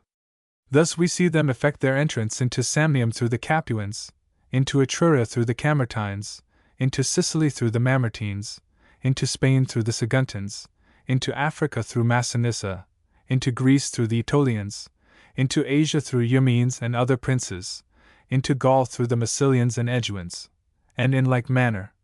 never without similar assistance in their efforts whether to acquire provinces or to keep them. The nations who carefully attend to this precaution will be seen to stand in less need of fortune's help than others who neglect it. But that all may clearly understand how much more the Romans were aided by valor than by fortune in acquiring their empire, I shall in the following chapter consider the character of those nations with whom they had to contend, and show how stubborn these were in defending their freedom. Chapter 2. With what nations the Romans had to contend, and how stubborn these were in defending their freedom. In subduing the countries round about them, and certain of the more distant provinces, nothing gave the Romans so much trouble as the love which in those days many nations bore to freedom, defending it with such obstinacy as could not have been overcome save by a surpassing valor. For we know by numberless instances what perils these nations were ready to face in their efforts to maintain or recover their freedom, and what vengeance they took against those who deprived them of it. We know, too, from history, what hurt a people or city suffers from servitude. And though, at the present day, there is but one province which can be said to contain within it free cities, we find that formerly these abounded everywhere. For we learn that in the ancient times of which I speak, from the mountains which divide Tuscany from Lombardy down to the extreme point of Italy, there dwelt numerous free nations, such as the Etruscans, the Romans, and the Samnites, besides many others in other parts of the peninsula. Nor do we ever read of there being any kings over them, except those who reigned in Rome, and Porsenna, king of Etruria. How the line of this last-named prince came to be extinguished, history does not inform us. But it is clear that at the time when the Romans went to besiege Veii, Etruria was free, and so greatly rejoiced in her freedom, and so detested the regal name, that when the Veientines, who for their defense had created a king in Veii, sought aid from the Etruscans against Rome, these, after much deliberation, resolved to lend them no help while they continued to live under a king, judging it useless to defend a country given over to servitude by its inhabitants.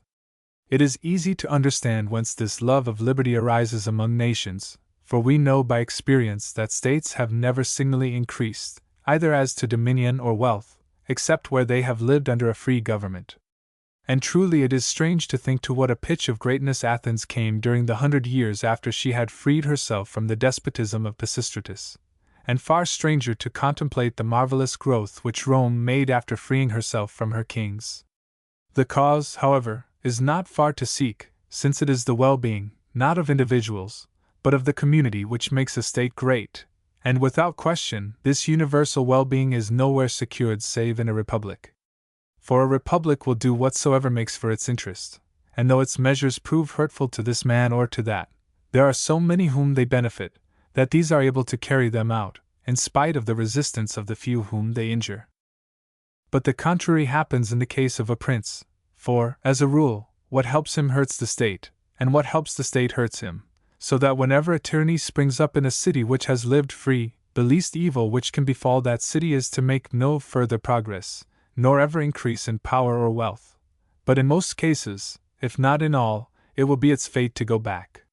Or should there chance to arise in it some able tyrant who extends his dominions by his valor and skill in arms, the advantage which results is to himself only, and not to the state, since he can bestow no honors on those of the citizens over whom he tyrannizes who have shown themselves good and valiant, lest afterwards he should have cause to fear them.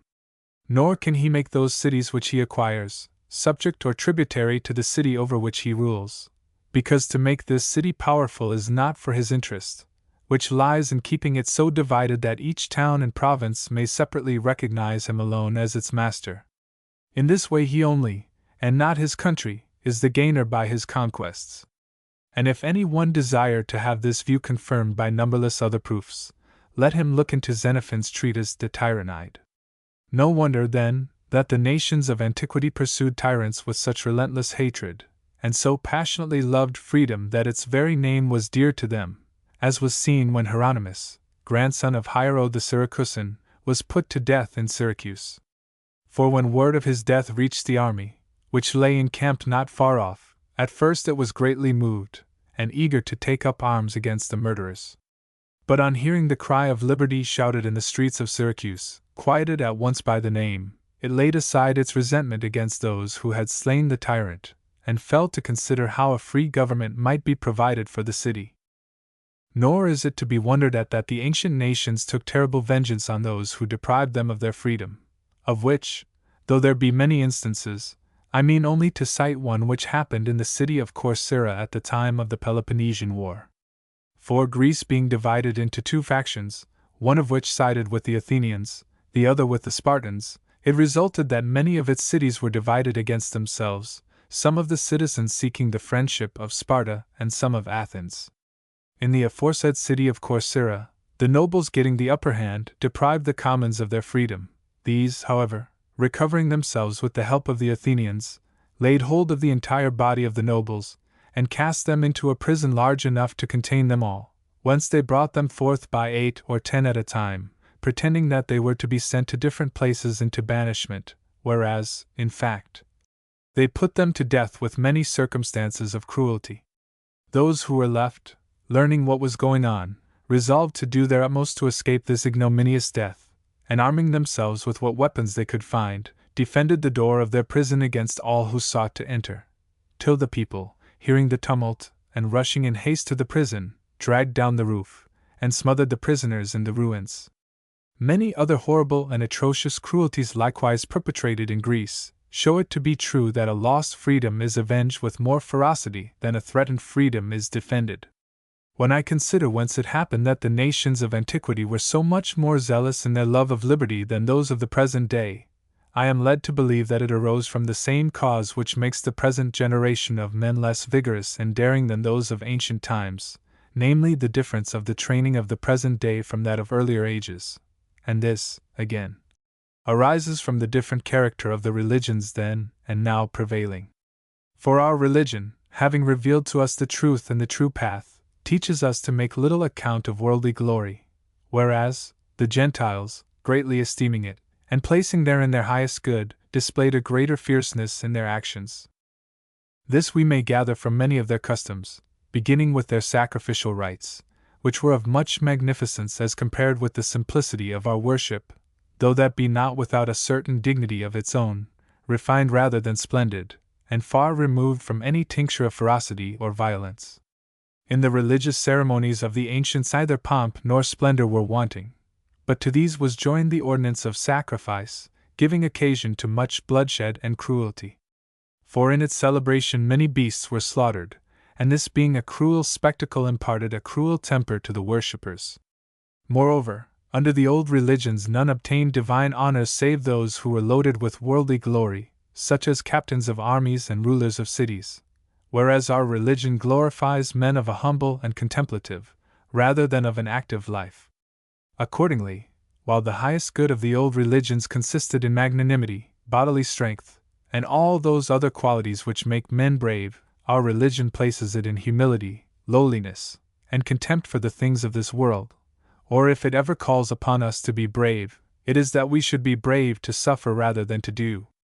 This manner of life, therefore, seems to have made the world feebler, and to have given it over as a prey to wicked men to deal with as they please, since the mass of mankind, in the hope of being received into paradise, think more how to bear injuries than how to avenge them.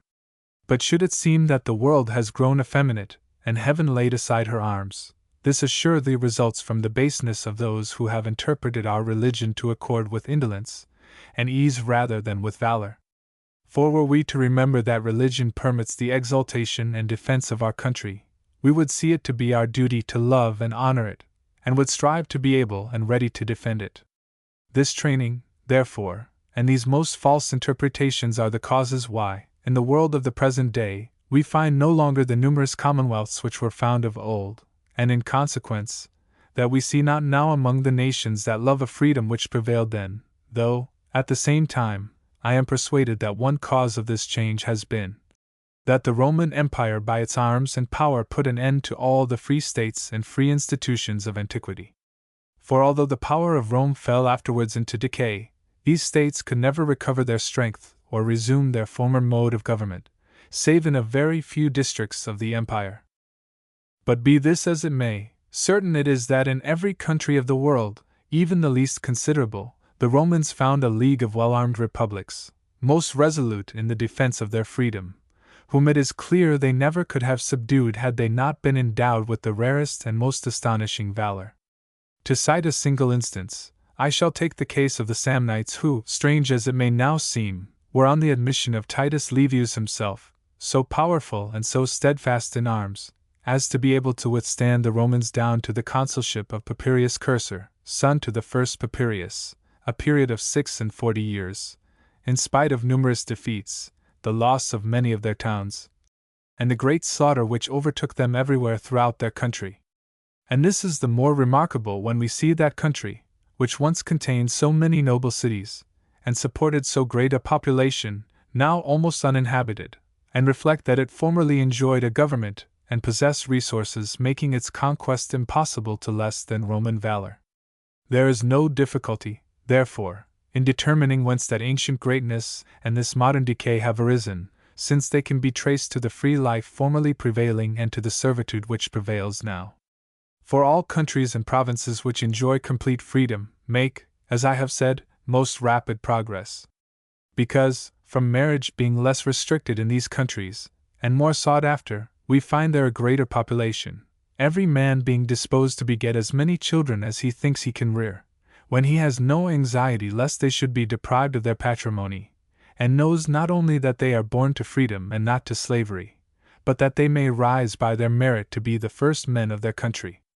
In such states, accordingly, we see wealth multiply, both that which comes from agriculture and that which comes from manufactures. For all love to gather riches and to add to their possessions when their enjoyment of them is not likely to be disturbed. And hence it happens that the citizens of such states vie with one another in whatever tends to promote public or private well-being, in both of which, consequently, there is a wonderful growth. But the contrary of all this takes place in those countries which live in servitude, and the more oppressive their servitude, the more they fall short of the good which all desire. And the hardest of all hard servitudes is that wherein one commonwealth is subjected to another. First, because it is more lasting, and there is less hope to escape from it, and second, because every commonwealth seeks to add to its own strength by weakening and enfeebling all beside. A prince who gets the better of you will not treat you after this fashion, unless he be a barbarian like those Eastern despots who lay countries waste and destroy the labors of civilization, but if influenced by the ordinary promptings of humanity, will, as a rule, regard all his subject states with equal favor, and suffer them to pursue their usual employments, and retain almost all their ancient institutions, so that if they flourish not as free states might, they do not dwindle as states that are enslaved, by which I mean enslaved by a stranger, for of that other slavery to which they may be reduced by one of their own citizens, I have already spoken. Whoever, therefore, shall well consider what has been said above, will not be astonished at the power possessed by the Samnites while they were still free, nor at the weakness into which they fell when they were subjugated. Of which change in their fortunes Livius often reminds us, and particularly in connection with the war with Hannibal, where he relates that the Samnites, being ill-treated by a Roman legion quartered at Nola, sent legates to Hannibal to ask his aid, who in laying their case before him told him that with their own soldiers and captains they had fought single-handed against the Romans for 100 years, and had more than once withstood 2 consuls and 2 consular armies, but had now fallen so low that they were scarce able to defend themselves against one poor legion. Chapter 3. That Rome became great by destroying the cities which lay round about her, and by readily admitting strangers to the rights of citizenship. Crescit interea Roma albi ruinis. Meanwhile Rome grows on the ruins of Alba.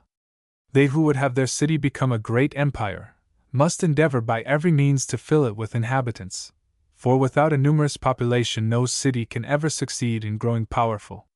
This may be effected in 2 ways, by gentleness or by force. By gentleness, when you offer a safe and open path to all strangers who may wish to come and dwell in your city, so as to encourage them to come there of their own accord. By force, when after destroying neighboring towns, you transplant their inhabitants to live in yours. Both of these methods were practiced by Rome, and with such success, that in the time of her 6th king there dwelt within her walls 80,000 citizens fit to bear arms. For the Romans loved to follow the methods of the skillful husbandman, who, to ensure a plant growing big and yielding and maturing its fruit, cuts off the first shoots it sends out, that the strength remaining in the stem, it may in due season put forth new and more vigorous and more fruitful branches. And that this was a right and a necessary course for Rome to take for establishing and extending her empire, is proved by the example of Sparta and Athens, which, although exceedingly well-armed states, and regulated by excellent laws, never reached the same greatness as the Roman Republic, though the latter, to all appearance, was more turbulent and disorderly than they, and so far as laws went, not so perfectly governed. For this we can offer no other explanation than that already given.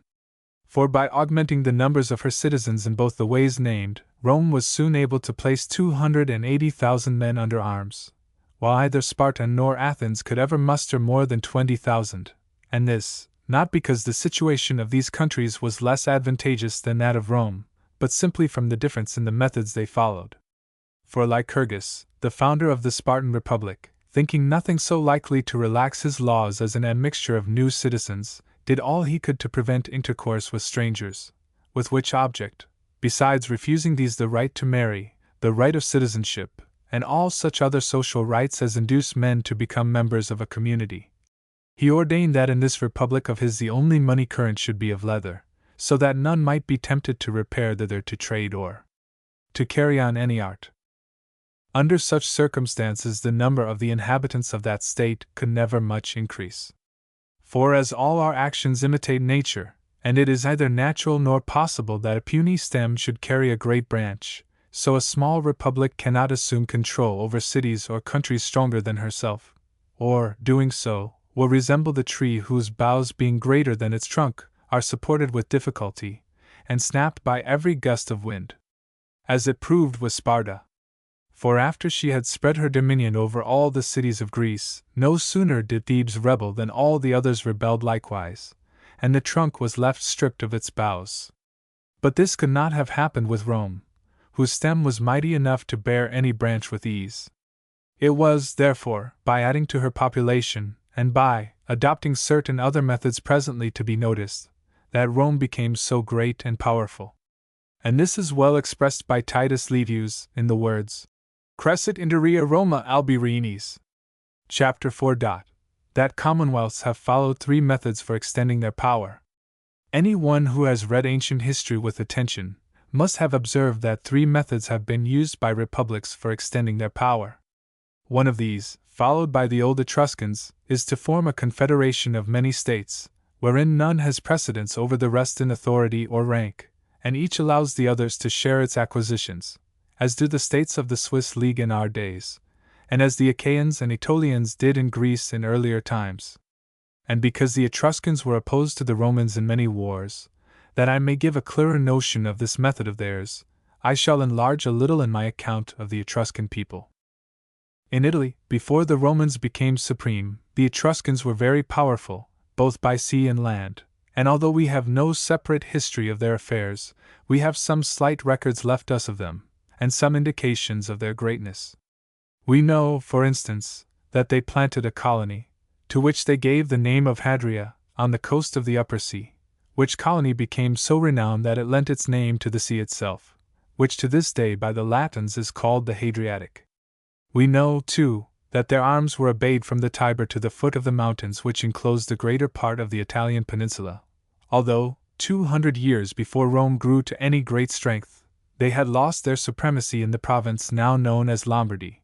of which the French had possessed themselves.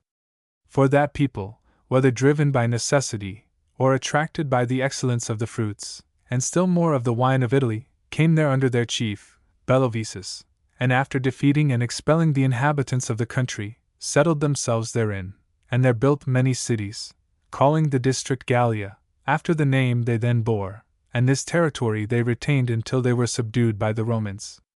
These Etruscans, therefore, living with one another on a footing of complete equality, when they sought to extend their power, followed that first method of which I have just now spoken.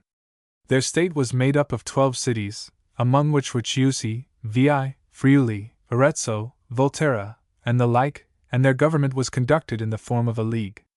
They could not, however, extend their conquests beyond Italy, while even within the limits of Italy, much territory remained unoccupied by them for reasons presently to be noticed.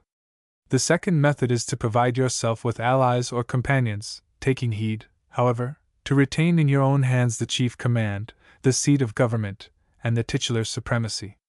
This was the method followed by the Romans. The third method is to hold other states in direct subjection to you, and not merely associated with you as companions, and this was the plan pursued by the Spartans and Athenians. Of these three methods, the last is wholly useless, as was seen in the case of the two states named, which came to ruin from no other cause than that they had acquired a dominion greater than they could maintain. For to undertake to govern cities by force, especially such cities as have been used to live in freedom, is a difficult and arduous task, in which you never can succeed without an army, and that a great one. But to have such an army you must needs have associates who will help to swell the numbers of your own citizens. And because Athens and Sparta neglected this precaution, whatever they did was done in vain, whereas Rome, which offers an instance of the second of the methods we are considering, by attending to this precaution reached a power that had no limit. And as she alone has lived in this way, so she alone has attained to this pitch of power. For joining with herself many states throughout Italy as her companions, who in most respects lived with her on a footing of equality, while, as has been noted, always reserving to herself the seat of empire and the titular command, it came about that these states, without being aware of it, by their own efforts, and with their own blood, wrought out their own enslavement. For when Rome began to send armies out of Italy, for the purpose of reducing foreign kingdoms to provinces, and of subjugating nations who, being used to live under kings, were not impatient of her yoke, and who, receiving Roman governors, and having been conquered by armies bearing the Roman name, recognized no masters save the Romans, those companions of Rome who dwelt in Italy suddenly found themselves surrounded by Roman subjects, and weighed down by the greatness of the Roman power, and, when at last they came to perceive the mistake in which they had been living, it was too late to remedy it, so vast was the authority which Rome had then obtained over foreign countries, and so great the resources which she possessed within herself, having by this time grown to be the mightiest and best armed of states. So that although these her companions sought to avenge their wrongs by conspiring against her, they were soon defeated in the attempt, and remained in a worse plight than before, since they too became subjects, and no longer associates. This method, then, as I have said, was followed by the Romans alone, but no other plan can be pursued by a republic which desires to extend its power, experience having shown none other so safe and certain. The method which consists in forming leagues, of which I have spoken above as having been adopted by the Etruscans, the Achaeans, and the Aetolians of old, and in our own days by the Swiss, is the next best after that followed by the Romans, for as in this way there can be no great extension of power, two advantages result: first, that you do not readily involve yourself in war, and second, that you can easily preserve any little acquisition which you may make. The reason why you cannot greatly extend your power is, that as your league is made up of separate states with distinct seats of government, it is difficult for these to consult and resolve in concert. The same causes make these states careless to enlarge their territories, because acquisitions which have to be shared among many communities are less thought of than those made by a single republic which looks to enjoy them all to itself. Again, since leagues govern through general councils, they must needs be slower in resolving than a nation dwelling within one frontier. Moreover, we find from experience that this method has certain fixed limits beyond which there is no instance of its ever having passed, by which I mean that some 12 or 14 communities may league themselves together, but will never seek to pass beyond that limit, for after associating themselves in such numbers as seem to them to secure their safety against all besides, they desire no further extension of their power, partly because no necessity compels them to extend, and partly because, for the reasons already given, they would find no profit in extending. For were they to seek extension, they would have to follow one of two courses, either continuing to admit new members to their league, whose number must lead to confusion, or else making subjects, a course which they will avoid since they will see difficulty in making them, and no great good in having them. Wherefore, when their number has so increased that their safety seems secured, they have recourse to two expedients, either receiving other states under their protection and engaging for their defense, in which way they obtain money from various quarters which they can easily distribute among themselves, or else hiring themselves out as soldiers to foreign states, and drawing pay from this or the other prince who employs them to carry out his enterprises, as we see done by the Swiss at the present day, and as we read was done in ancient times by certain of those nations whom we have named above. To which we have a witness in Titus Livius, who relates that when Philip of Macedon came to treat with Titus Quintius Flamininus, and while terms were being discussed in the presence of a certain Aetolian captain, this man coming to words with Philip, the latter taunted him with greed and bad faith, telling him that the Aetolians were not ashamed to draw pay from one side, and then send their men to serve on the other, so that often the banner of Aetolia might be seen displayed in two hostile camps. We see, therefore, that the method of proceeding by leagues has always been of the same character, and has led always to the same results. We see, likewise, that the method which proceeds by reducing states to direct subjection has constantly proved a weak one, and produced insignificant gains, and that whenever these gains have passed a certain limit, ruin has ensued. And if the latter of these two methods be of little utility among armed states, among those that are unarmed, as is now the case with the republics of Italy, it is worse than useless. We may conclude, therefore, that the true method was that followed by the Romans, which is the more remarkable as we find none who adopted it before they did, and none who have followed it since. As for leagues, I know of no nations who have had recourse to them in recent times except the Swiss and the Suevians. But to bring my remarks on this head to an end, I affirm that all the various methods followed by the Romans in conducting their affairs, whether foreign or domestic, so far from being imitated in our day, have been held of no account, some pronouncing them to be mere fables, some thinking them impracticable, others out of place and unprofitable, and so, abiding in this ignorance, we rest a prey to all who have chosen to invade our country. But should it seem difficult to tread in the footsteps of the Romans, it ought not to appear so hard, especially for us Tuscans, to imitate the Tuscans of antiquity, who if, from the causes already assigned, they failed to establish an empire like that of Rome, succeeded in acquiring in Italy that degree of power which their method of acting allowed, and which they long preserved in security. With the greatest renown in arms and government, and the highest reputation for manners and religion. This power and this glory of theirs were first impaired by the Gauls, and afterwards extinguished by the Romans, and so utterly extinguished, that of the Etruscan Empire, so splendid 2,000 years ago, we have at the present day barely a record. This it is which has led me to inquire whence this oblivion of things arises, a question of which I shall treat in the following chapter. Chapter 5. That changes in sects and tongues, and the happening of floods and pestilences, obliterate the memory of the past. To those philosophers who will have it that the world has existed from all eternity, it were, I think, a good answer, that if what they say be true we ought to have record of a longer period than 5,000 years. Did it not appear that the memory of past times is blotted out by a variety of causes, some referable to men, and some to heaven? Among the causes which have a human origin are the changes in sects and tongues, because when a new sect, that is to say a new religion, comes up, its first endeavor, in order to give itself reputation, is to efface the old, and should it so happen that the founders of the new religion speak another tongue, this may readily be effected.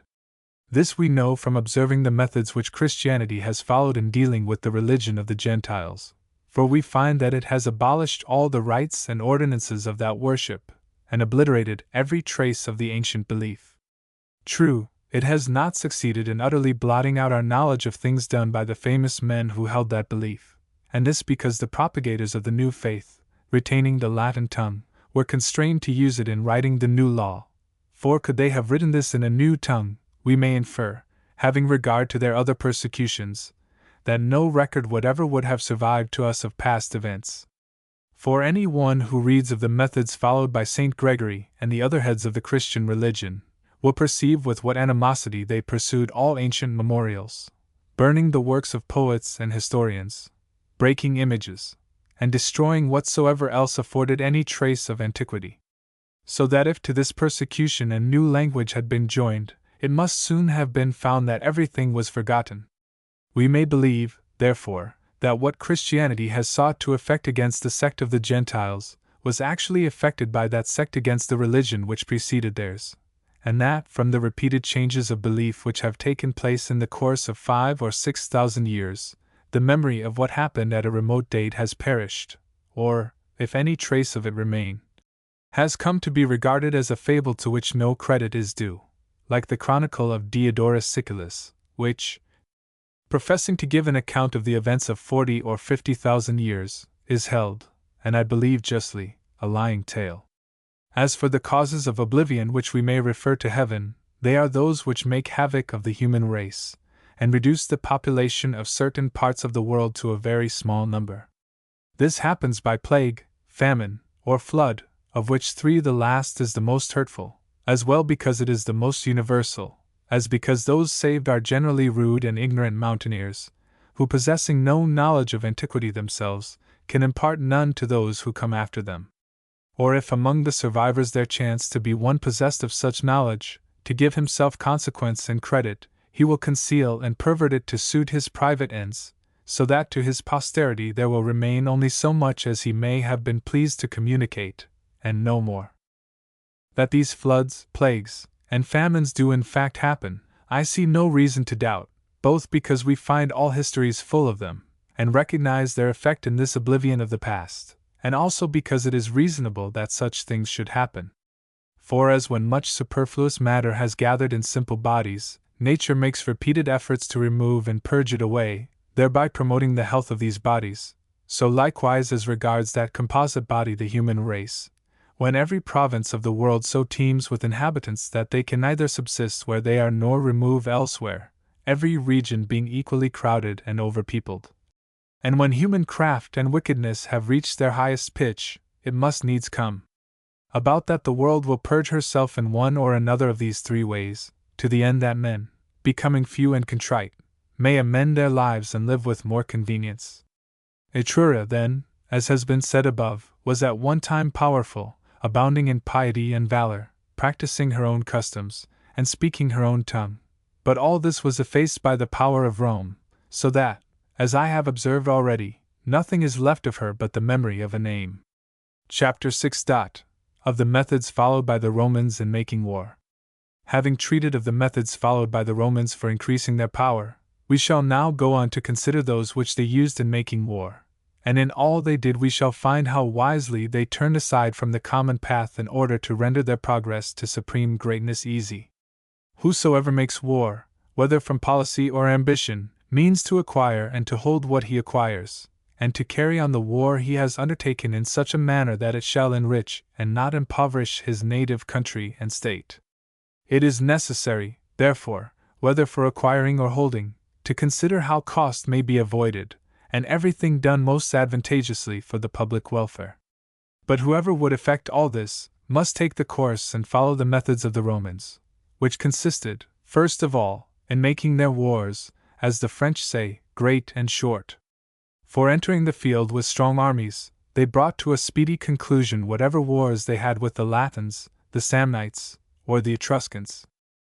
And if we take note of all the wars in which they were engaged, from the foundation of their city down to the siege of Veii, all will be seen to have been quickly ended, some in 20, some in 10, and some in no more than 6 days. And this was their wont. So soon as war was declared they would go forth with their armies to meet the enemy, and at once deliver battle.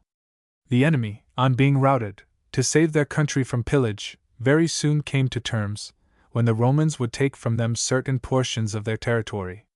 These they either assigned to particular persons, or made the seat of a colony, which being settled on the confines of the conquered country served as a defense to the Roman frontier, to the advantage both of the colonists who had these lands given them, and of the Roman people whose borders were thus guarded at no expense to themselves.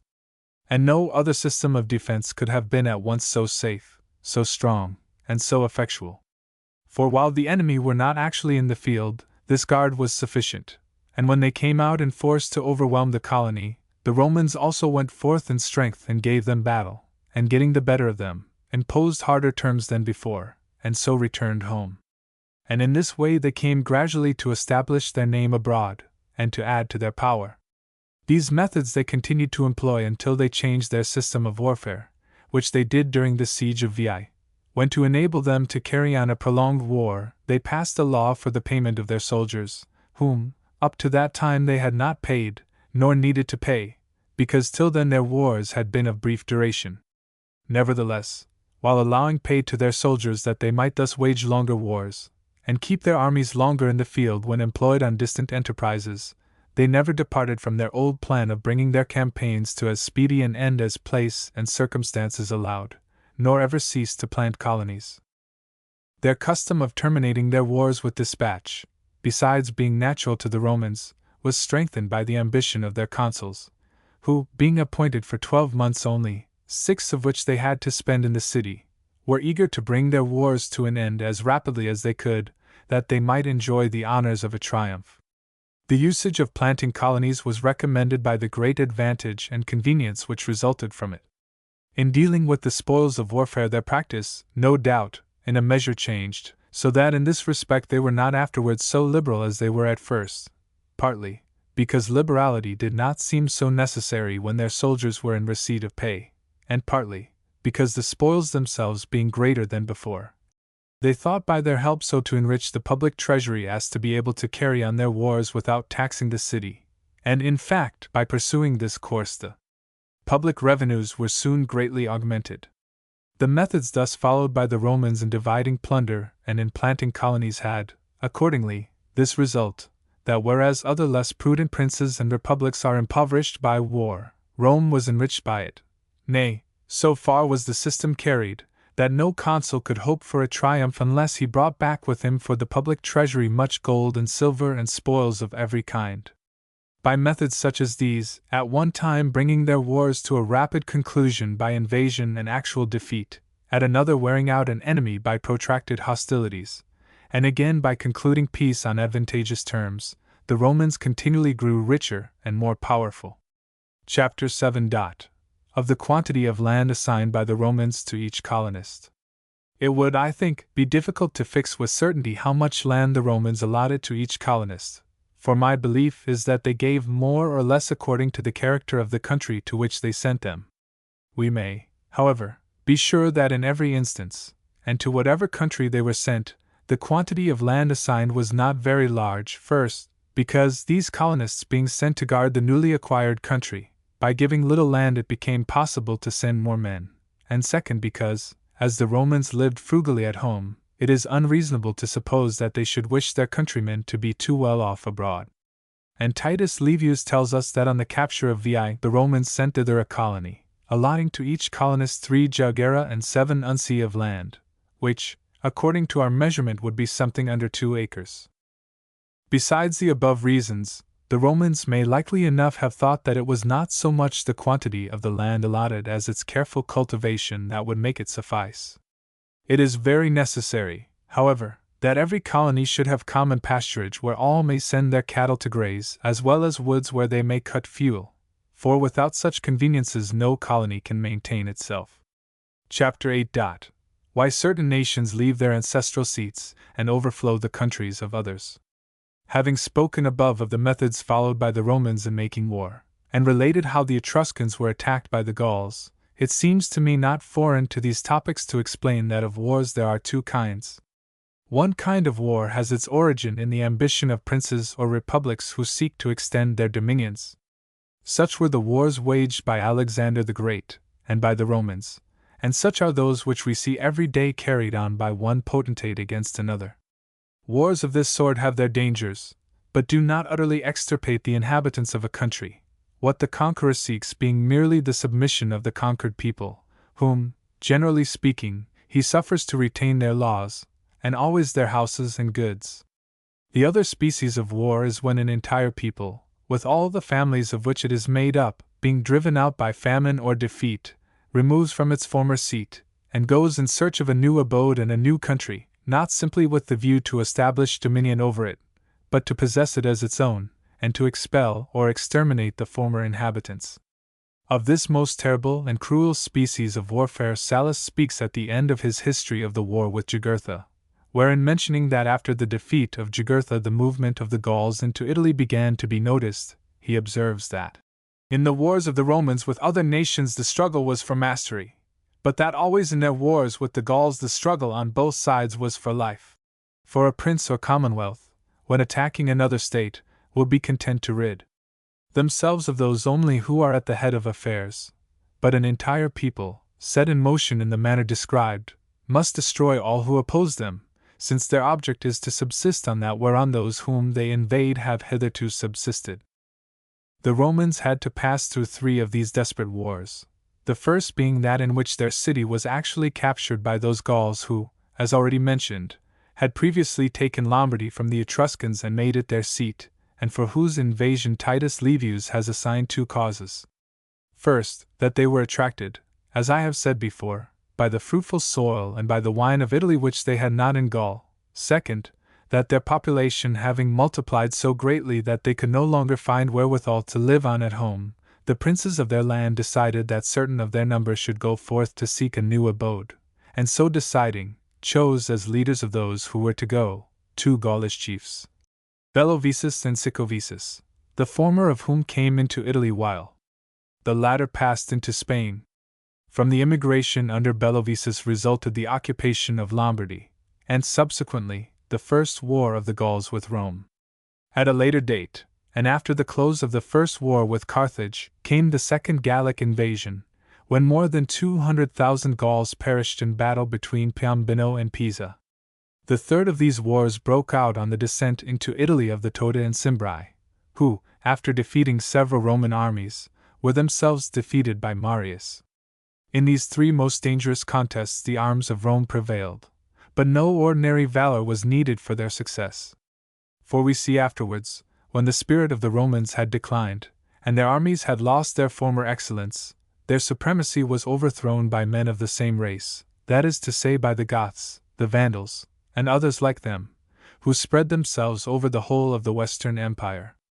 Nations such as these quit, as I have said, their native land, when forced by famine, or by defeat in domestic wars, to seek a new habitation elsewhere. When those thus driven forth are in large numbers, they violently invade the territories of other nations, slaughtering the inhabitants, seizing on their possessions, founding new kingdoms, and giving new names to provinces, as was done by Moses, and by those tribes who overran the Roman Empire. For the new names which we find in Italy and elsewhere have no other origin than in their having been given by these new occupants, as when the countries formerly known as Gallia Cisalpina and Gallia Transalpina took the names of Lombardy and France, from the Lombards and the Franks who settled themselves there.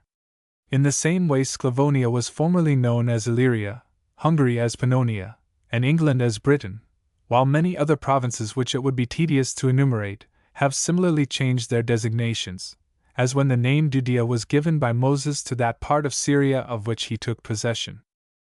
And since I have said above that nations such as those I have been describing are often driven by wars from their ancestral homes, and forced to seek a new country elsewhere, I shall cite the instance of the Maurusians, a people who anciently dwelt in Syria, but hearing of the inroad of the Hebrews, and thinking themselves unable to resist them, chose rather to seek safety in flight than to perish with their country in a vain effort to defend it.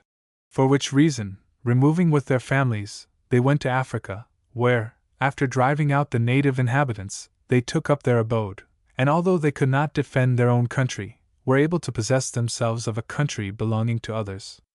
And Procopius, who writes the history of the war which Belisarius conducted against those Vandals who seized on Africa, relates that on certain pillars standing in places where the Maurusians once dwelt, he had read inscriptions in these words: "We Maurusians who fled before Joshua, the robber, the son of Nun," giving us to know the cause of their quitting Syria. Be this as it may, nations thus driven forth by a supreme necessity are, if they be in great number, in the highest degree dangerous, and cannot be successfully withstood except by a people who excel in arms. When those constrained to abandon their homes are not in large numbers, they are not so dangerous as the nations of whom I have been speaking, since they cannot use the same violence, but must trust to their address to procure them a habitation, and, after procuring it, must live with their neighbors as friends and companions, as we find Aeneas, Dido, the Massilians, and others like them to have lived, all of whom contrived to maintain themselves in the districts in which they settled by securing the goodwill of the neighboring nations.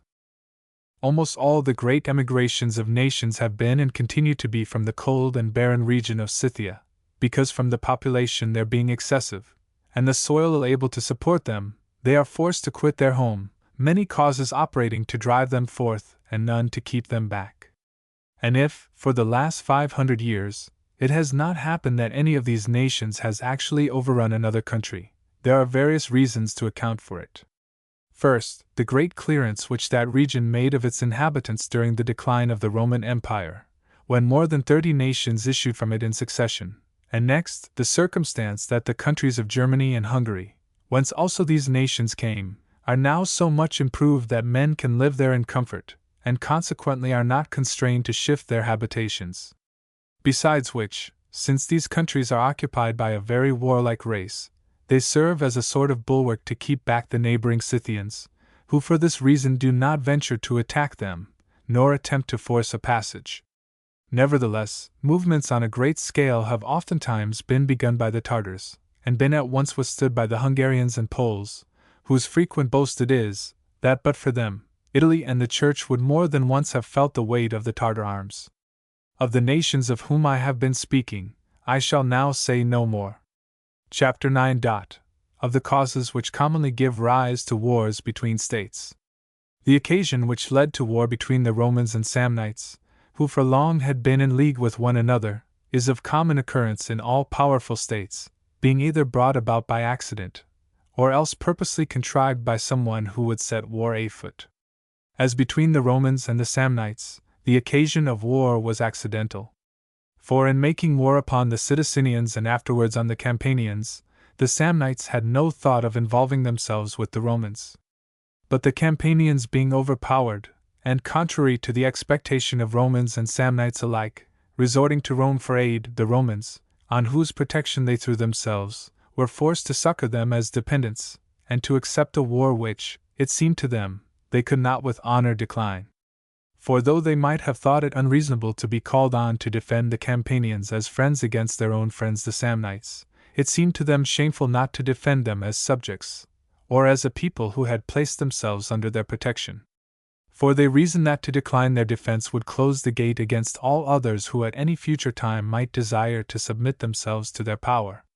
And accordingly, since glory and empire, and not peace, were the ends which they always had in view, it became impossible for them to refuse this protectorship. A similar circumstance gave rise to the first war with the Carthaginians, namely the protectorate assumed by the Romans of the citizens of Messina in Sicily, and this likewise came about by chance. But the second war with Carthage was not the result of chance. For Hannibal the Carthaginian general attacked the Saguntans, who were the friends of Rome and Spain, not from any desire to injure them, but in order to set the arms of Rome in motion, and so gain an opportunity of engaging the Romans in a war, and passing on into Italy. This method of picking a quarrel is constantly resorted to by powerful states when they are bound by scruples of honor or like considerations. For if I desire to make war on a prince with whom I am under an ancient and binding treaty, I shall find some color or pretext for attacking the friend of that prince, very well knowing that when I attack his friend, either the prince will resent it, when my scheme for engaging him in war will be realized, or that, should he not resent it, his weakness or baseness in not defending one who is under his protection will be made apparent, either of which alternatives will discredit him, and further my designs. We are to note, therefore, in connection with this submission of the Campanians, what has just now been said as to provoking another power to war, and also the remedy open to a state which, being unequal to its own defense, is prepared to go all lengths to ruin its assailant, that remedy being to give itself up unreservedly to someone whom it selects for its defender, as the Campanians gave themselves up to the Romans, and as the Florentines gave themselves up to King Robert of Naples, who, after refusing to defend them as his friends against Castruccio of Lucca by whom they were hard pressed, defended them as his subjects. Chapter 10. That contrary to the vulgar opinion, money is not the sinews of war. Since any man may begin a war at his pleasure, but cannot at his pleasure bring it to a close, a prince before he engages in any warlike enterprise ought to measure his strength and govern himself accordingly. But he must be prudent enough not to deceive himself as to his strength, which he will always do, if he measure it by money, by advantage of position, or by the goodwill of his subjects, while he is unprovided with an army of his own. These are things which may swell your strength but do not constitute it, being in themselves null and of no avail without an army on which you can depend. Without such an army no amount of money will meet your wants, the natural strength of your country will not protect you, and the fidelity and attachment of your subjects will not endure, since it is impossible that they should continue true to you when you cannot defend them. Lakes, and mountains, and the most inaccessible strongholds, where valiant defenders are wanting, become no better than the level plain, and money, so far from being a safeguard, is more likely to leave you a prey to your enemy, since nothing can be falser than the vulgar opinion which affirms it to be the sinews of war. This opinion is put forward by Quintus Curtius, where, in speaking of the war between Antipater the Macedonian and the king of Sparta, he relates that the latter, from want of money, was constrained to give battle and was defeated, whereas, could he have put off fighting for a few days, the news of Alexander's death would have reached Greece, and he might have had a victory without a battle. But lacking money, and fearing that on that account his soldiers might desert him, he was forced to hazard an engagement. It was for this reason that Quintus Curtius declared money to be the sinews of war, a maxim every day cited and acted upon by princes less wise than they should be. For building upon this, they think it enough for their defense to have laid up great treasures, not reflecting that were great treasures all that is needed for victory. Darius of old had conquered Alexander, the Greeks the Romans, and in our own times Charles of Burgundy the Swiss, while the Pope and the Florentines together would have had little difficulty in defeating Francesco Maria, nephew of Pope Julius II, in the recent war of Urbino, and yet, in every one of these instances, the victory remained with him who held the sinews of war to consist, not in money, but in good soldiers. Croesus, king of Lydia, after showing Solon the Athenian much besides, at last displayed to him the boundless riches of his treasure house, and asked him what he thought of his power. Whereupon Solon answered that he thought him no whit more powerful in respect of these treasures, for as war is made with iron and not with gold, another coming with more iron might carry off his gold. After the death of Alexander the Great, a tribe of Gauls, passing through Greece on their way into Asia, sent envoys to the king of Macedonia to treat for terms of accord, when the king, to dismay them by a display of his resources, showed them great store of gold and silver. But these barbarians, when they saw all this wealth, in their greed to possess it, though before they had looked on peace as settled, broke off negotiations, and thus the king was ruined by those very treasures he had amassed for his defense. In like manner, not many years ago, the Venetians, with a full treasury, lost their whole dominions without deriving the least advantage from their wealth. I maintain, therefore, that it is not gold, as is vulgarly supposed, that is the sinews of war, but good soldiers. Or while gold by itself will not gain you good soldiers may readily get you gold. Had the Romans chosen to make war with gold rather than with iron, all the treasures of the earth would not have sufficed them, having regard to the greatness of their enterprises, and the difficulties they had to overcome in carrying them out. But making their wars with iron, they never felt any want of gold, for those who stood in fear of them brought gold into their camp. And supposing it true that the Spartan king was forced by lack of money to risk the chances of a battle, it only fared with him in respect of money as it has often fared with others from other causes, since we see that where an army is in such straits for want of victual that it must either fight or perish by famine, it will always fight, as being the more honorable course and that on which fortune may in some way smile. So, too, it has often happened that a captain, seeing his enemy about to be reinforced, has been obliged either to trust to fortune and at once deliver battle, or else, waiting till the reinforcement is complete, to fight then, whether he will or no, and at whatever disadvantage. We find also, as in the case of Hasdrubal when beset, in the march of Ancona, at once by Claudius Nero and by the other Roman consul, that a captain, when he must either fight or fly, will always fight, since it will seem to him that by this course, however hazardous, he has at least a chance of victory, while by the other his ruin is certain. There are many circumstances, therefore, which may force a captain to give battle contrary to his intention, among which the want of money may sometimes be one. But this is no ground for pronouncing money to be the sinews of war, any more than those other things from the want of which men are reduced to the same necessity. Once more, therefore, I repeat that not gold but good soldiers constitute the sinews of war. Money, indeed, is most necessary in a secondary place, but this necessity good soldiers will always be able to supply, since it is as impossible that good soldiers should lack money, as that money by itself should secure good soldiers. And that what I say is true is shown by countless passages in history. When Pericles persuaded the Athenians to declare war against the whole Peloponnesus, assuring them that their dexterity, aided by their wealth, was sure to bring them off victorious, the Athenians, though for a while they prospered in this war, in the end were overpowered, the prudent counsels and good soldiers of Sparta proving more than a match for the dexterity and wealth of Athens. But, indeed, there can be no better witness to the truth of my contention than Titus Livius himself. For in that passage of his history wherein he discusses whether if Alexander the Great had invaded Italy, he would have succeeded in vanquishing the Romans, 3 things are noted by him as essential to success in war, to wit, many and good soldiers, prudent captains, and favorable fortune, and after examining whether the Romans or Alexander would have had the advantage in each of these 3 particulars, he arrives at his conclusion without any mention of money. The Campanians, therefore, when asked by the Sidicinians to arm in their behalf, must have measured their strength by wealth and not by soldiers, for after declaring in their favor and suffering 2 defeats, to save themselves they were obliged to become tributary to Rome.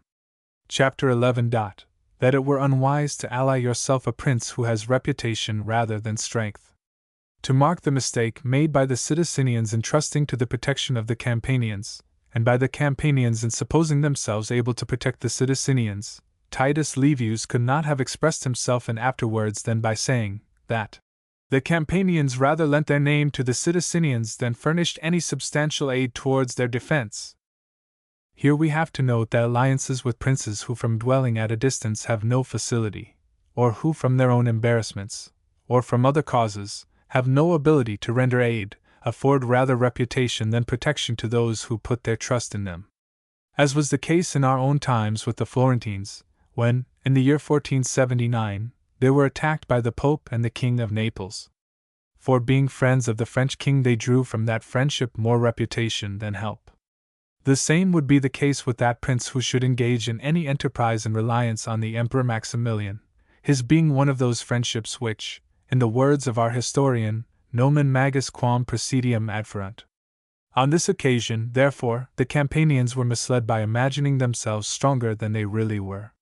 For often, from defect of judgment, men take upon them to defend others, when they have neither skill nor ability to defend themselves.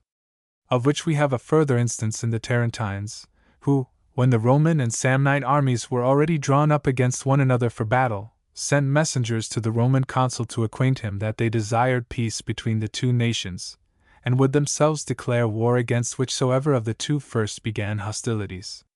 The consul, laughing at their threats, in the presence of the messengers, ordered the signal for battle to sound, and bade his army advance to meet the enemy, showing the Tarentines by acts rather than words what answer he thought their message deserved. Having spoken in the present chapter of unwise courses followed by princes for defending others, I shall speak in the next of the methods they follow in defending themselves. Chapter 12. Whether when invasion is imminent it is better to anticipate or to await it. I have often heard it disputed by men well versed in military affairs, whether, when there are 2 princes of nearly equal strength, and the bolder of the 2 proclaims war upon the other, it is better for that other to await attack within his own frontier, or to march into the enemy's country and fight him there, and I have heard reasons given in favor of each of these courses. They who maintain that an enemy should be attacked in his own country, cite the advice given by Croesus to Cyrus, when the latter had come to the frontiers of the Massagetae to make war on that people.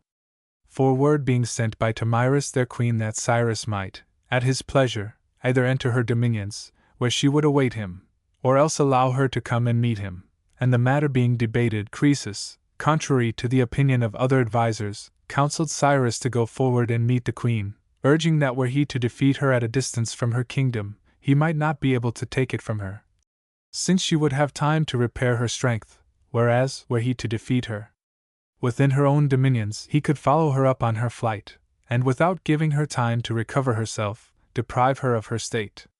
They cite also the advice given by Hannibal to Antiochus, when the latter was meditating a war on the Romans. For Hannibal told him that the Romans could not be vanquished except in Italy, where an invader might turn to account the arms and resources of their friends, whereas any one making war upon them out of Italy, and leaving that country in their hands, would leave them an unfailing source whence to draw whatever reinforcement they might need. And finally, he told him that the Romans might more easily be deprived of Rome than of their empire, and of Italy more easily than of any of their other provinces. They likewise instance Agathocles, who, being unequal to support a war at home, invaded the Carthaginians, by whom he was being attacked, and reduced them to sue for peace. They also cite Scipio, who, to shift the war from Italy, carried it into Africa. Those who hold a contrary opinion contend that to have your enemy at a disadvantage you must get him away from his home, alleging the case of the Athenians, who, while they carried on the war at their convenience in their own territory, retained their superiority, but when they quitted that territory, and went with their armies to Sicily, lost their freedom. They cite also the fable of the poets wherein it is figured that Antiochus, king of Libya, being assailed by the Egyptian Hercules, could not be overcome while he awaited his adversary within the bounds of his own kingdom, but so soon as he was withdrawn from these by the craft of Hercules, lost his kingdom and his life. Whence the fable runs that Antiochus, being son to the goddess Earth, when thrown to the ground drew fresh strength from the earth, his mother, and that Hercules, perceiving this, held him up away from the earth. Recent opinions are likewise cited as favoring this view.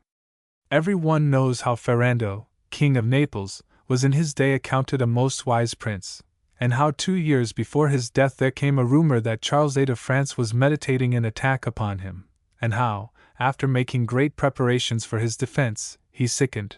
and being on the point of death, among other counsels left his son Alfonso this advice: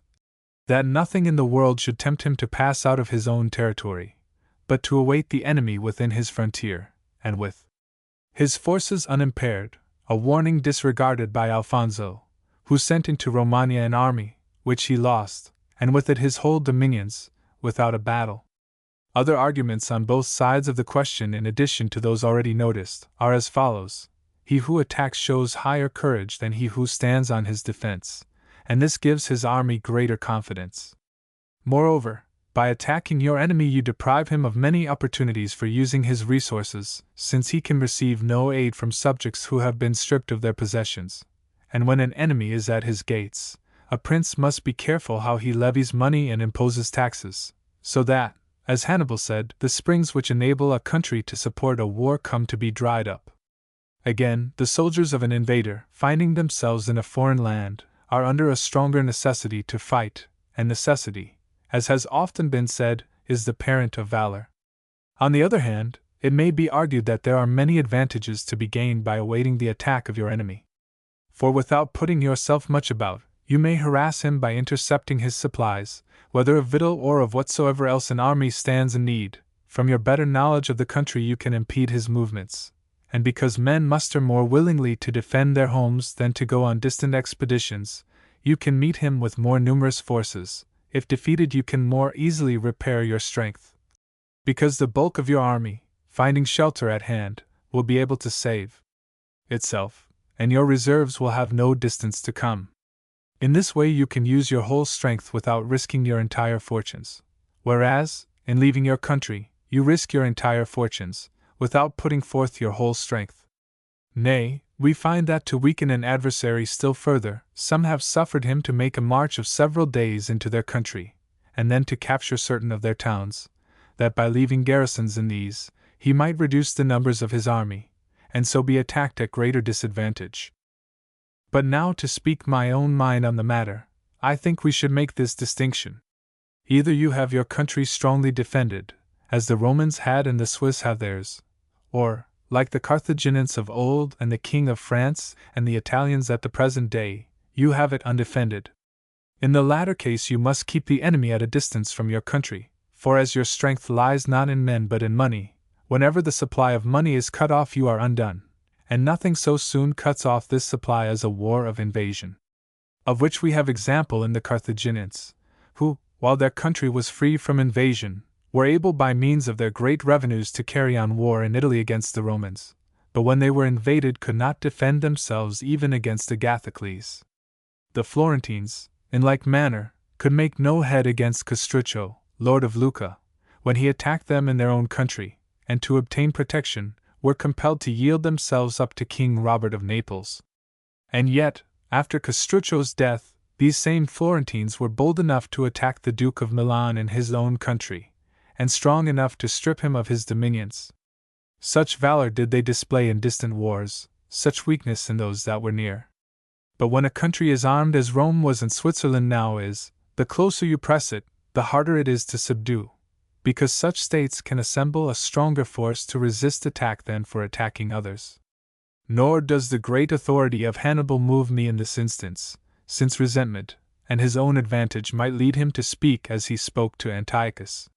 For had the Romans suffered in Gaul, and within the same space of time, those 3 defeats at the hands of Hannibal which they suffered in Italy, it must have made an end of them, since they could not have turned the remnants of their armies to account as they did in Italy, not having the same opportunity for repairing their strength, nor could they have met their enemy with such numerous armies. For we never find them sending forth a force of more than 50,000 men for the invasion of any province, whereas, in defending their own country against the inroad of the Gauls at the end of the First Carthaginian War, we hear of them bringing some 1,800,000 men into the field.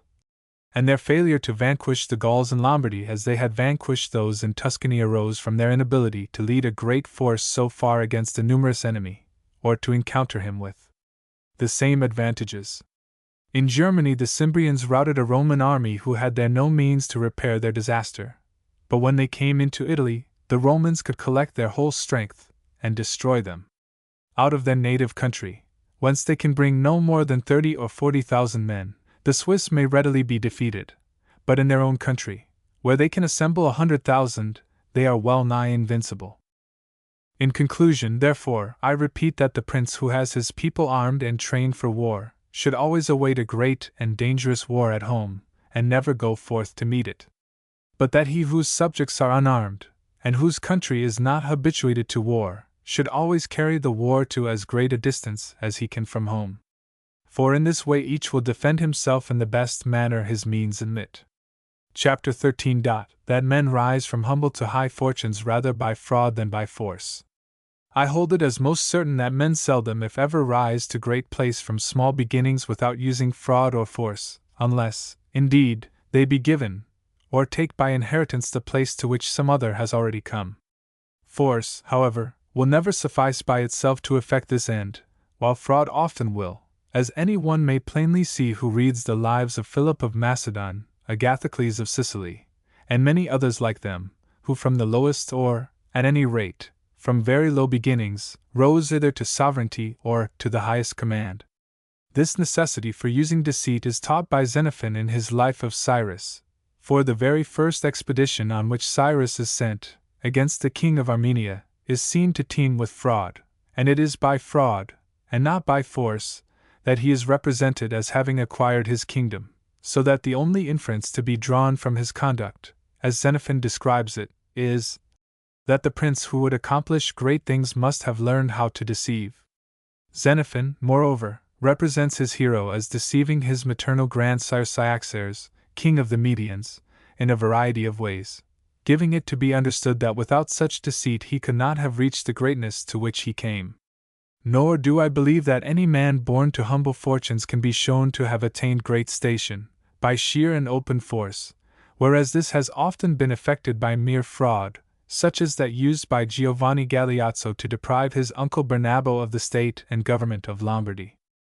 The same arts which princes are constrained to use at the outset of their career, must also be used by commonwealths, until they have grown powerful enough to dispense with them and trust to strength alone.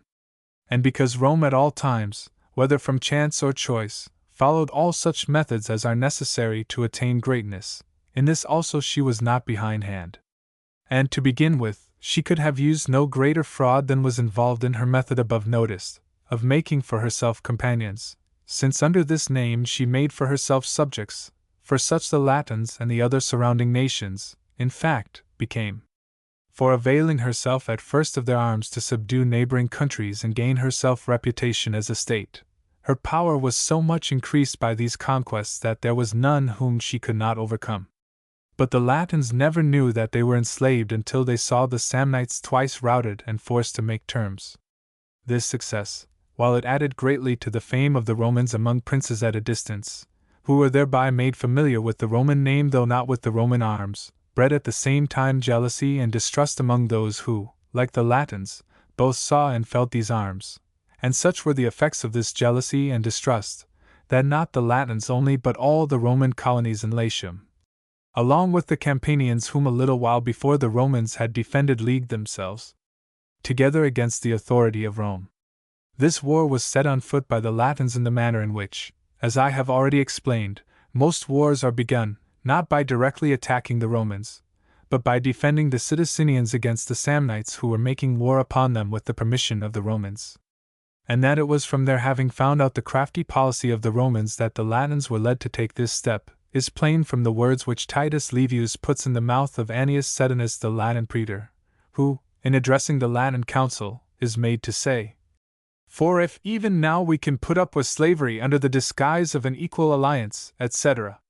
We see, therefore, that the Romans, from the time they first began to extend their power, were not unfamiliar with the art of deceiving, an art always necessary for those who would mount to great heights from low beginnings, and which is the less to be condemned when, as in the case of the Romans, it is skillfully concealed." Chapter 14. That men often err in thinking they can subdue pride by humility. You shall often find that humility is not merely of no service to you, but is even hurtful, especially when used in dealing with insolent men, who through envy or other like cause, have conceived hatred against you. Proof whereof is supplied by our historian where he explains the causes of this war between the Romans and the Latins. For on the Samnites complaining to the Romans that the Latins had attacked them, the Romans, desiring not to give the Latins ground of offense, would not forbid them proceeding with the war. But the endeavor to avoid giving offense to the Latins only served to increase their confidence, and led them the sooner to declare their hostility. Of which we have evidence in the language used by the same Latin praetor, Annius Sedinus, at the aforesaid council, when he said, "You have tried their patience by refusing them, soldiers. Who doubts but that they are offended? Still they have put up with the affront. They have heard that we are assembling an army against their allies the Samnites, and yet they have not stirred from their city. Whence this astonishing forbearance, but from their knowing our strength and their own weakness?" Which words give us clearly to understand how much the patience of the Romans increased the arrogance of the Latins. A prince, therefore, should never stoop from his dignity, nor should he, if he would have credit for any concession, make it voluntarily, unless he be able or believe himself able to withhold it. For almost always when matters have come to such a pass that you cannot give way with credit, it is better that a thing be taken from you by force than yielded through fear of force.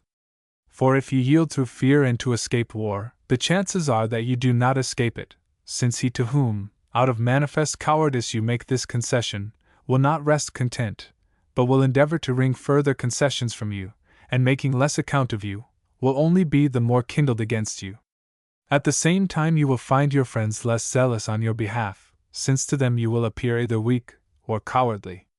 But if, so soon as the designs of your enemy are disclosed, you at once prepare to resist though your strength be inferior to his, he will begin to think more of you, other neighboring princes will think more, and many will be willing to assist you, on seeing you take up arms, who, had you relinquished hope and abandoned yourself to despair, would never have stirred a finger to save you. The above is to be understood as applying where you have a single adversary only, but should you have several, it will always be a prudent course, even after war has been declared, to restore to someone of their number something you have of his, so as to regain his friendship and detach him from the others who have leagued themselves against you. Chapter 15. That weak states are always dubious in their resolves, and that tardy resolves are always hurtful. Touching this very matter, and with regard to these earliest beginnings of war between the Latins and the Romans, it may be noted that in all our deliberations it behoves us to come quickly to a definite resolve, and not to remain always in dubiety and suspense. This is plainly seen in connection with the council convened by the Latins when they thought to separate themselves from the Romans. For the Romans, suspecting the hostile humor wherewith the Latins were infected, in order to learn how things really stood, and see whether they could not win back the malcontents without recourse to arms, gave them to know that they must send 8 of their citizens to Rome, as they had occasion to consult with them.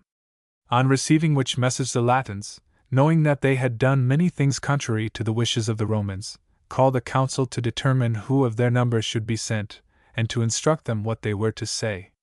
But Annius, their praetor, being present in the council when these matters were being discussed, told them that he thought it a far greater moment for them to consider what they were to do than what they were to say, for when their resolves were formed, it would be easy to clothe them in fit words. This, in truth, was sound advice, and such as every prince and republic should lay to heart. Because, where there is doubt and uncertainty as to what we may decide on doing, we know not how to suit our words to our conduct, whereas, with our minds made up, and the course we are to follow fixed, it is an easy matter to find words to declare our resolves. I have noticed this point the more readily, because I have often found such uncertainty hinder the public business of our own republic, to its detriment and discredit. And in all matters of difficulty, wherein courage is needed for resolving, this uncertainty will always be met with, whenever those who have to deliberate and decide are weak. Not less mischievous than doubtful resolves are those which are late and tardy, especially when they have to be made in behalf of a friend. For from their lateness they help none, and hurt ourselves. Tardy resolves are due to want of spirit or want of strength, or to the perversity of those who have to determine, who being moved by a secret desire to overthrow the government, or to carry out some selfish purpose of their own, suffer no decision to be come to, but only thwart and hinder. Whereas, good citizens, even when they see the popular mind to be bent on dangerous courses, will never oppose the adoption of a fixed plan, more particularly in matters which do not brook delay. After Hieronymus, the Syracusan tyrant, was put to death, there being at that time a great war between the Romans and the Carthaginians, the citizens of Syracuse fell to disputing among themselves with which nation they should take part, and so fierce grew the controversy between the partisans of the two alliances, that no course could be agreed on, and they took part with either, until Apollonides, one of the foremost of the Syracusan citizens, told them in a speech replete with wisdom that neither those who inclined to hold by the Romans, nor those who chose rather to side with the Carthaginians, were deserving of blame, but that what was utterly to be condemned was doubt and delay in taking one side or other, for from such uncertainty he clearly foresaw the ruin of their republic, whereas, by taking a decided course, whatever it might be, some good might come. Now Titus Livius could not show more clearly than he does in this passage, the mischief which results from resting in suspense. He shows it, likewise, in the case of the Lavinians, of whom he relates, that being urged by the Latins to aid them against Rome, they were so long in making up their minds, that when the army which they at last sent to succor the Latins was issuing from their gates, word came that the Latins were defeated. Whereupon Millionius, their praetor, said, "With the Romans this short march will cost us dear." But had the Lavinians resolved at once either to grant aid or to refuse it, taking the latter course they would not have given offense to the Romans; taking the former, and rendering timely help, they and the Latins together might have had a victory. But by delay they stood to lose in every way, as the event showed.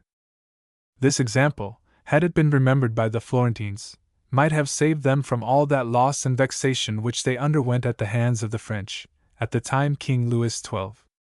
of France came into Italy against Lodovico, Duke of Milan. For when Louis first proposed to pass through Tuscany he met with no objection from the Florentines, whose envoys at his court arranged with him that they should stand neutral, while the king, on his arrival in Italy, was to maintain their government and take them under his protection, a month's time being allowed the Republic to ratify these terms. But certain persons, who, in their folly, favored the cause of Lodovico, delayed this ratification until the king was already on the eve of victory, when the Florentines suddenly becoming eager to ratify, the king would not accept their ratification, perceiving their consent to be given under constraint and not of their own goodwill.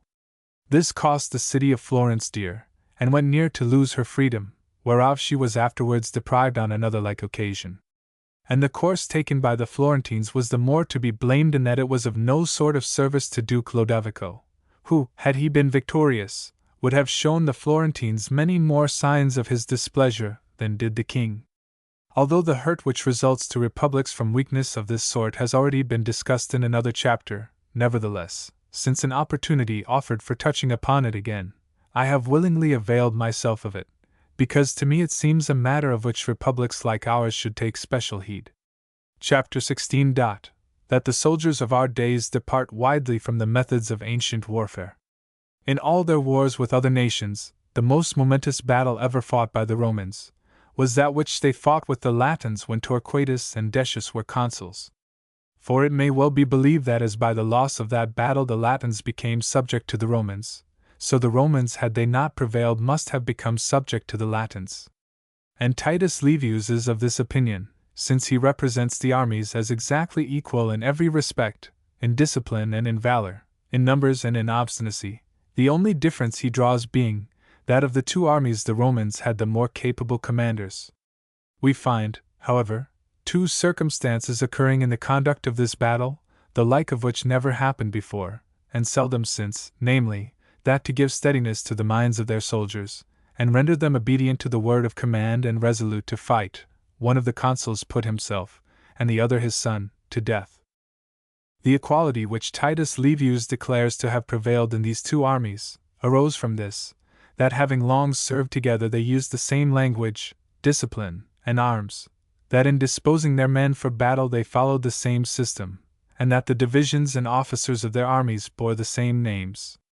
It was necessary, therefore, that as they were of equal strength and valor, something extraordinary should take place to render the courage of the one army more stubborn and unflinching than that of the other, it being on this stubbornness, as I have already said, that victory depends. For while this temper is maintained in the minds of the combatants, they will never turn their backs on their foe.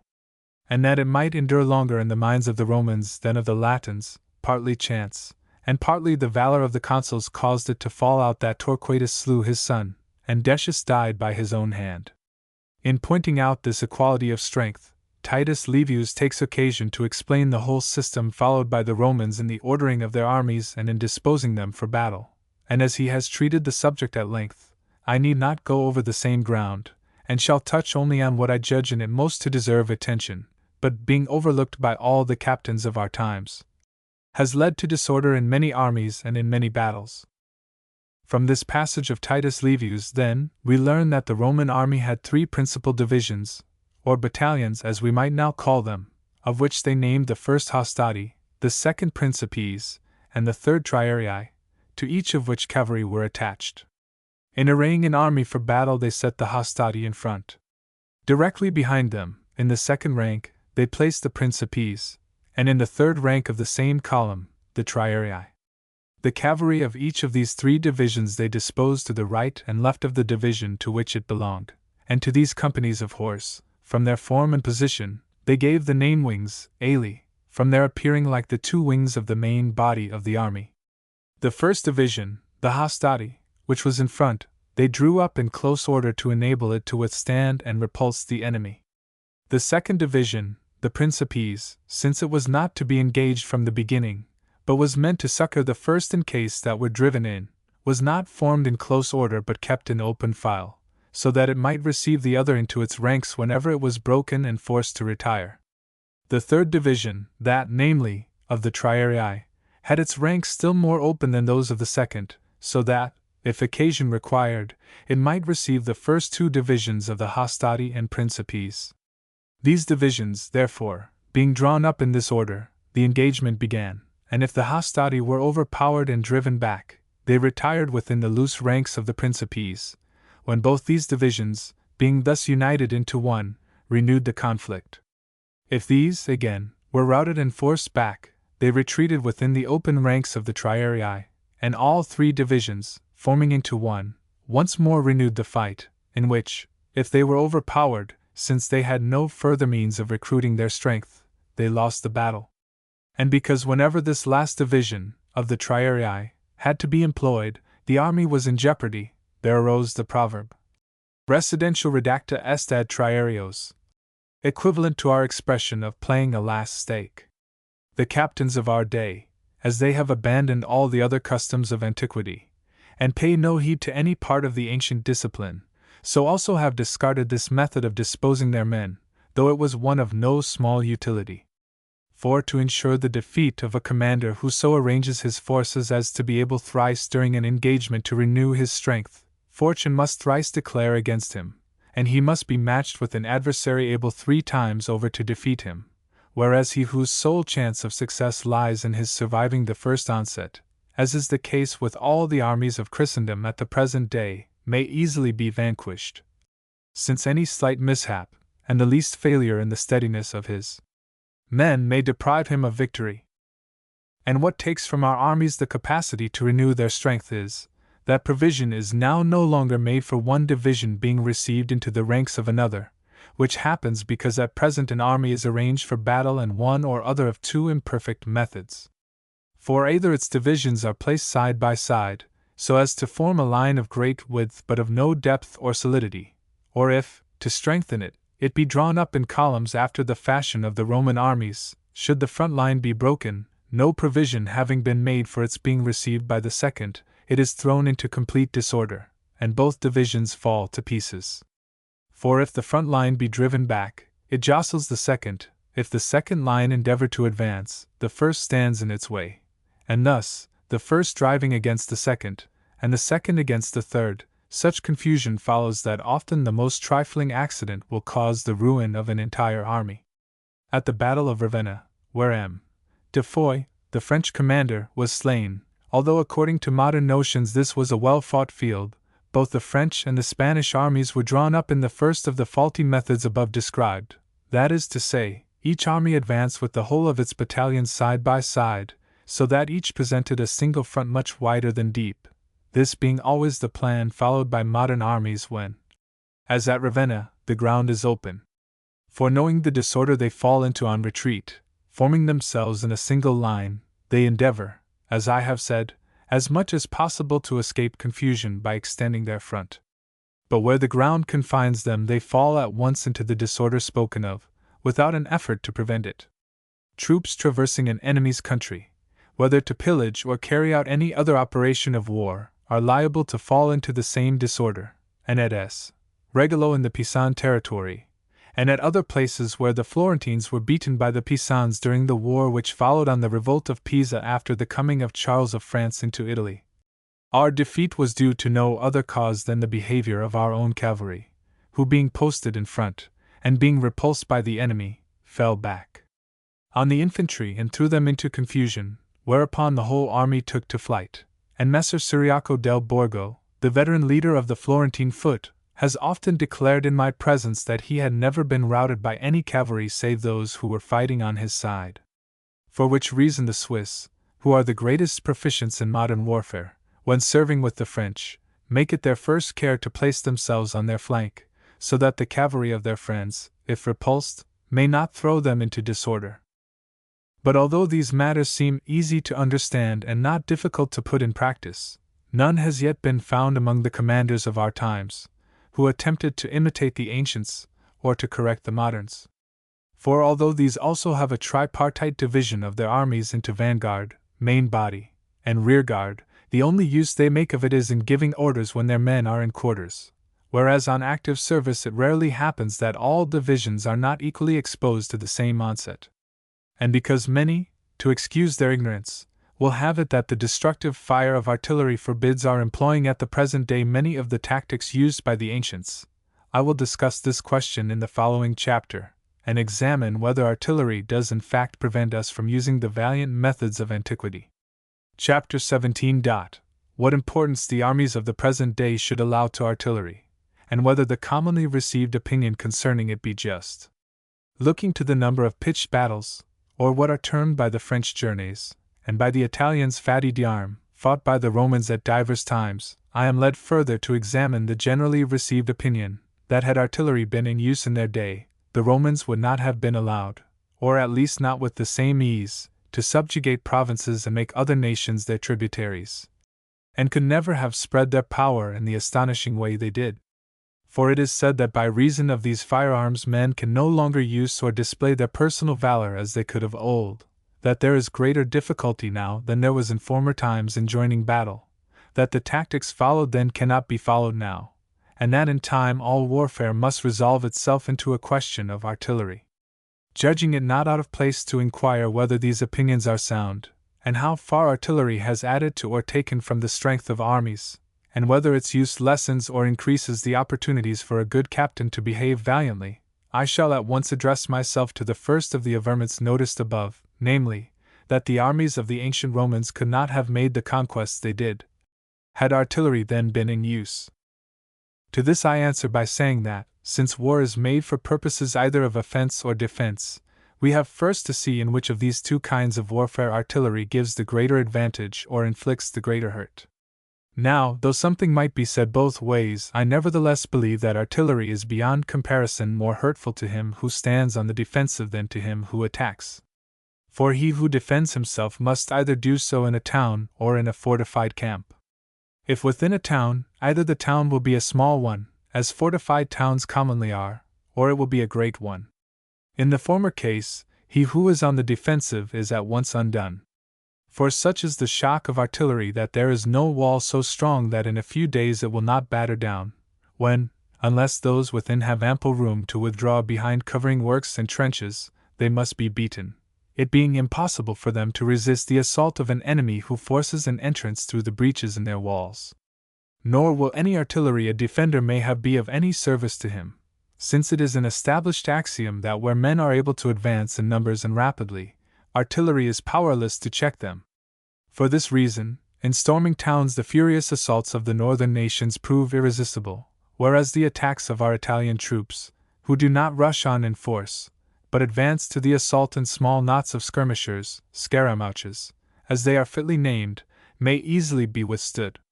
Those who advance in such loose order, and with so little spirit, against a breach covered by artillery, advance to certain destruction, and as against them artillery is useful. But when the assailants swarm to the breach so massed together that one pushes on another, unless they be brought to a stand by ditches and earthworks, they penetrate everywhere, and no artillery has any effect to keep them back, and though some must fall, yet not so many as to prevent a victory. The frequent success of the northern nations in storming towns, and more particularly the recovery of Brescia by the French, is proof sufficient of the truth of what I say. For the town of Brescia rising against the French while the citadel still held out, the Venetians, to meet any attack which might be made from the citadel upon the town, ranged guns along the whole line of road which led from the one to the other, planting them in front, and in flank, and wherever else they could be brought to bear. Of all which M. de Foix, making no account, dismounted with his men-at-arms from horseback, and advancing with them on foot through the midst of the batteries, took the town, nor do we learn that he sustained any considerable loss from the enemy's fire.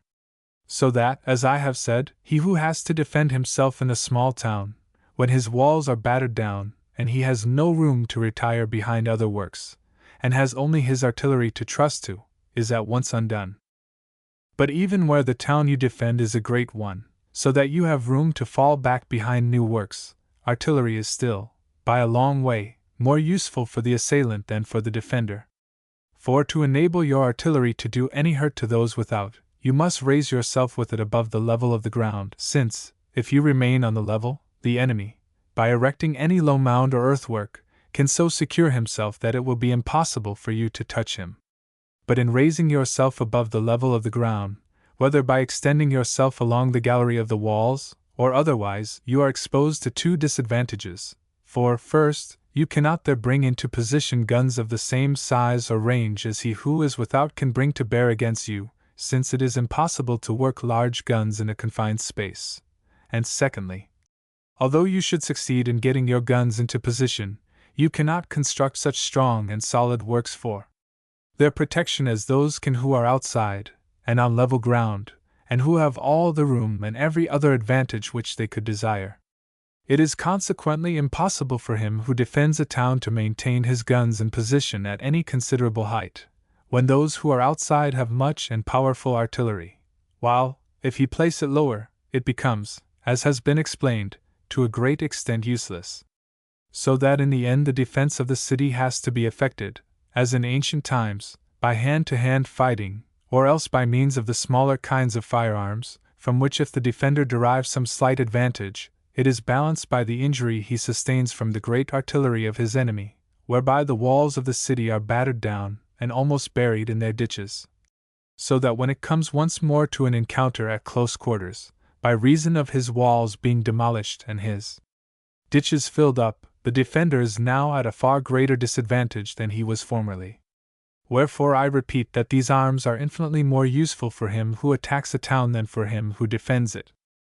As to the remaining method, which consists in your taking up your position in an entrenched camp, where you need not fight unless you please, and unless you have the advantage, I say that this method commonly affords you no greater facility for avoiding an engagement than the ancients had. Nay, that sometimes, owing to the use of artillery, you are worse off than they were.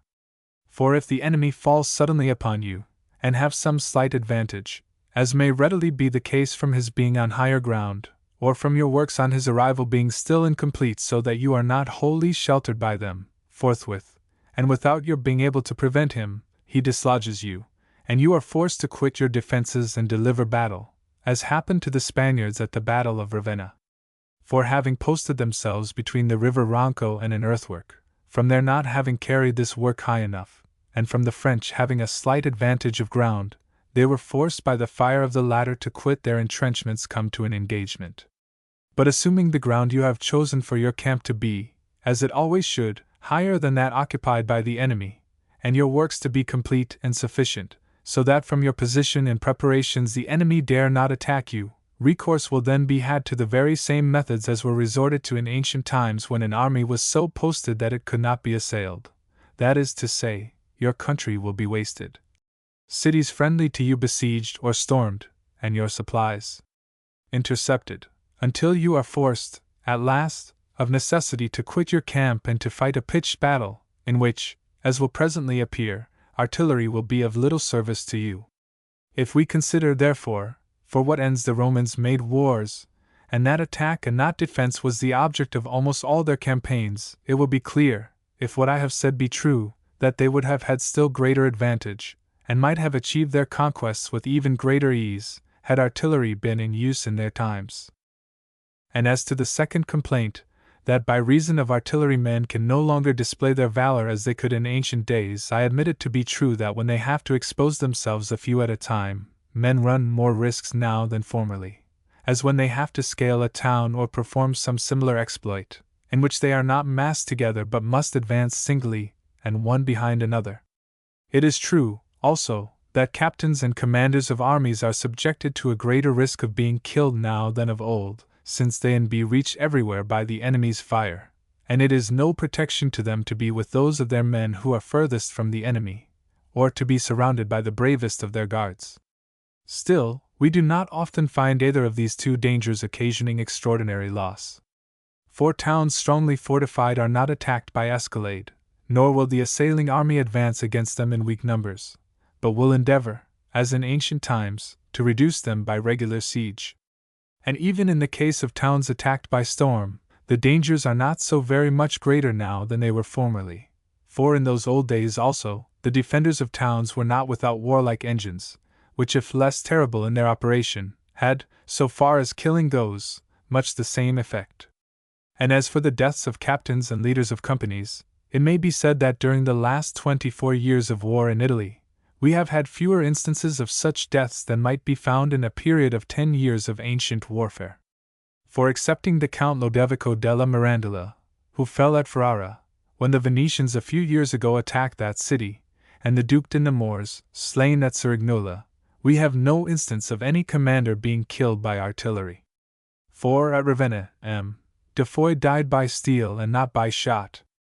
Wherefore I say that if men no longer perform deeds of individual prowess, it results not so much from the use of artillery, as from the faulty discipline and weakness of our armies, which being collectively without valor cannot display it in particular instances. As to the third assertion, that armies can no longer be brought to engage one another, and that war will soon come to be carried on wholly with artillery, I maintain that this allegation is utterly untrue, and will always be so held by those who are willing in handling their troops to follow the usages of ancient valor. For whosoever would have a good army must train it, either by real or by mimic warfare, to approach the enemy, to come within sword thrust, and to grapple with him, and must rely more on foot soldiers than on horse, for reasons presently to be explained. But when you trust to your foot soldiers, and to the methods already indicated, artillery becomes powerless to harm you. For foot soldiers, in approaching an enemy, can with more ease escape the fire of his artillery than in ancient times they could have avoided a charge of elephants, or of scythed chariots, or any other of those strange contrivances which had to be encountered by the Romans, and against which they always devised some remedy. And certainly, as against artillery, their remedy would have been easier, by as much as the time during which artillery can do hurt is shorter than the time during which elephants and chariots could. For by these you were thrown into disorder after battle joined, whereas artillery harasses you only before you engage, a danger which infantry can easily escape, either by advancing so as to be covered by the inequalities of the ground, or by lying down while the firing continues. Nay, we find from experience that even these precautions may be dispensed with, especially as against great artillery, which can hardly be leveled with such precision that its fire shall not either pass over your head from the range being too high, or fall short from its being too low. So soon, however, as the engagement is begun, it is perfectly clear that neither small nor great artillery can harm you any longer, since, if the enemy have his artillerymen in front, you take them; if in rear, they will injure him before they injure you; and if in flank, they can never fire so effectively as to prevent your closing, with the result already explained. Nor does this admit of much dispute, since we have proof of it in the case of the Swiss at Novara, in the year 1513, when, with neither guns nor cavalry, they advanced against the French army, who had fortified themselves with artillery behind entrenchments, and routed them without suffering the slightest check from their fire. In further explanation whereof it is to be noted, that to work artillery effectively it should be protected by walls, by ditches, or by earthworks, and that whenever, from being left without such protection, it has to be defended by men, as happens in pitched battles and engagements in the open field, it is either taken or otherwise becomes useless.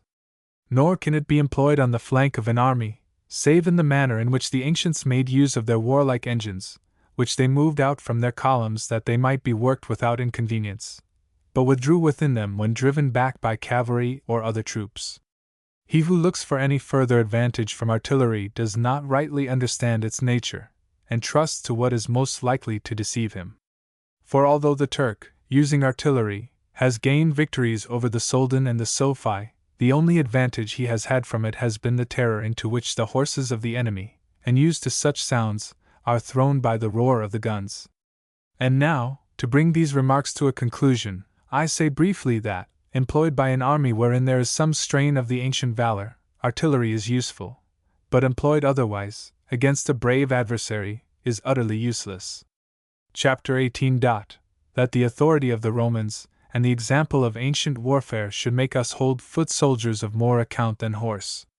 By many arguments and instances it can be clearly established that in their military enterprises the Romans set far more store on their infantry than on their cavalry,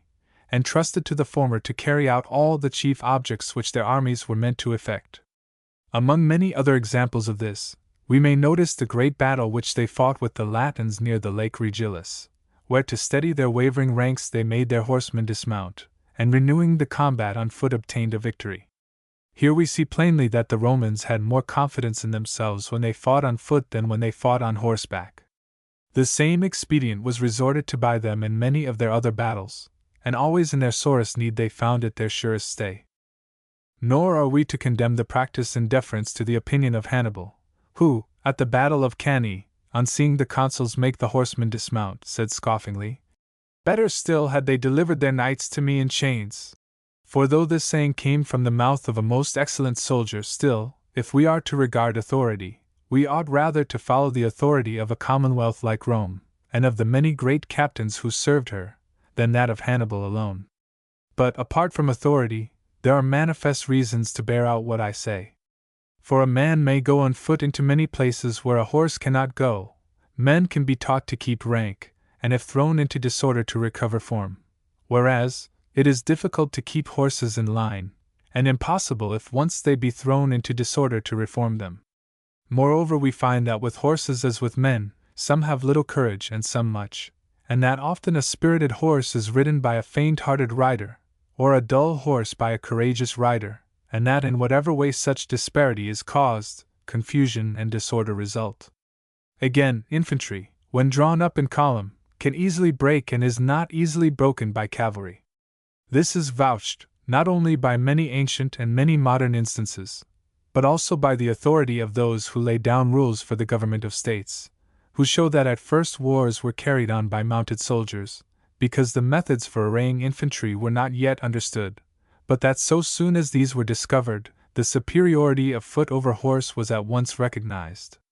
In saying this, I would not have it supposed that horsemen are not of the greatest use in armies, whether for purposes of observation, for harrying and laying waste the enemy's country, for pursuing a retreating foe, or helping to repulse his cavalry.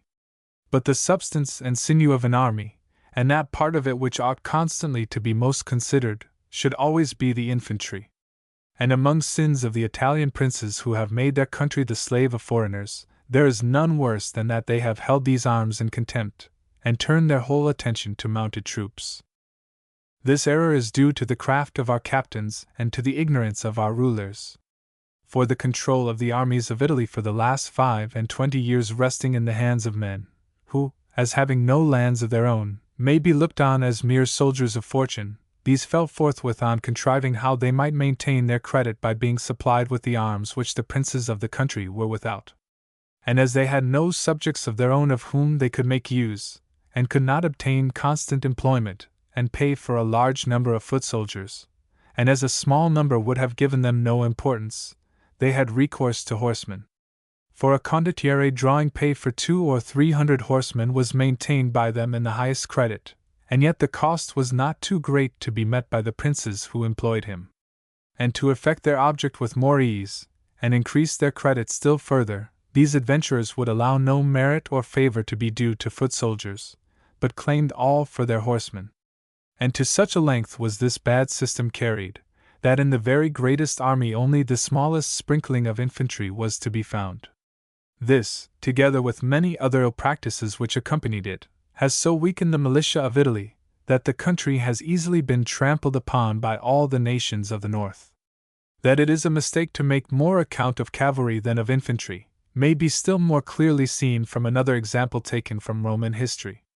The Romans being engaged on the siege of Sora, a troop of horse sally from the town to attack their camp, when the Roman master of the knights advancing with his own horsemen to give them battle, it so chanced that, at the very first onset, the leaders on both sides were slain.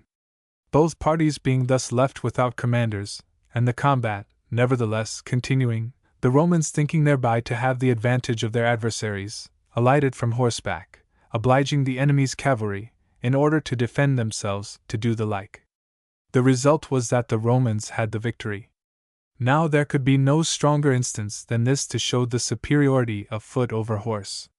For while in other battles the Roman cavalry were made by their consuls to dismount in order to succor their infantry who were in distress and in need of such aid, on this occasion they dismounted, not to succor their infantry, nor to encounter an enemy contending on foot,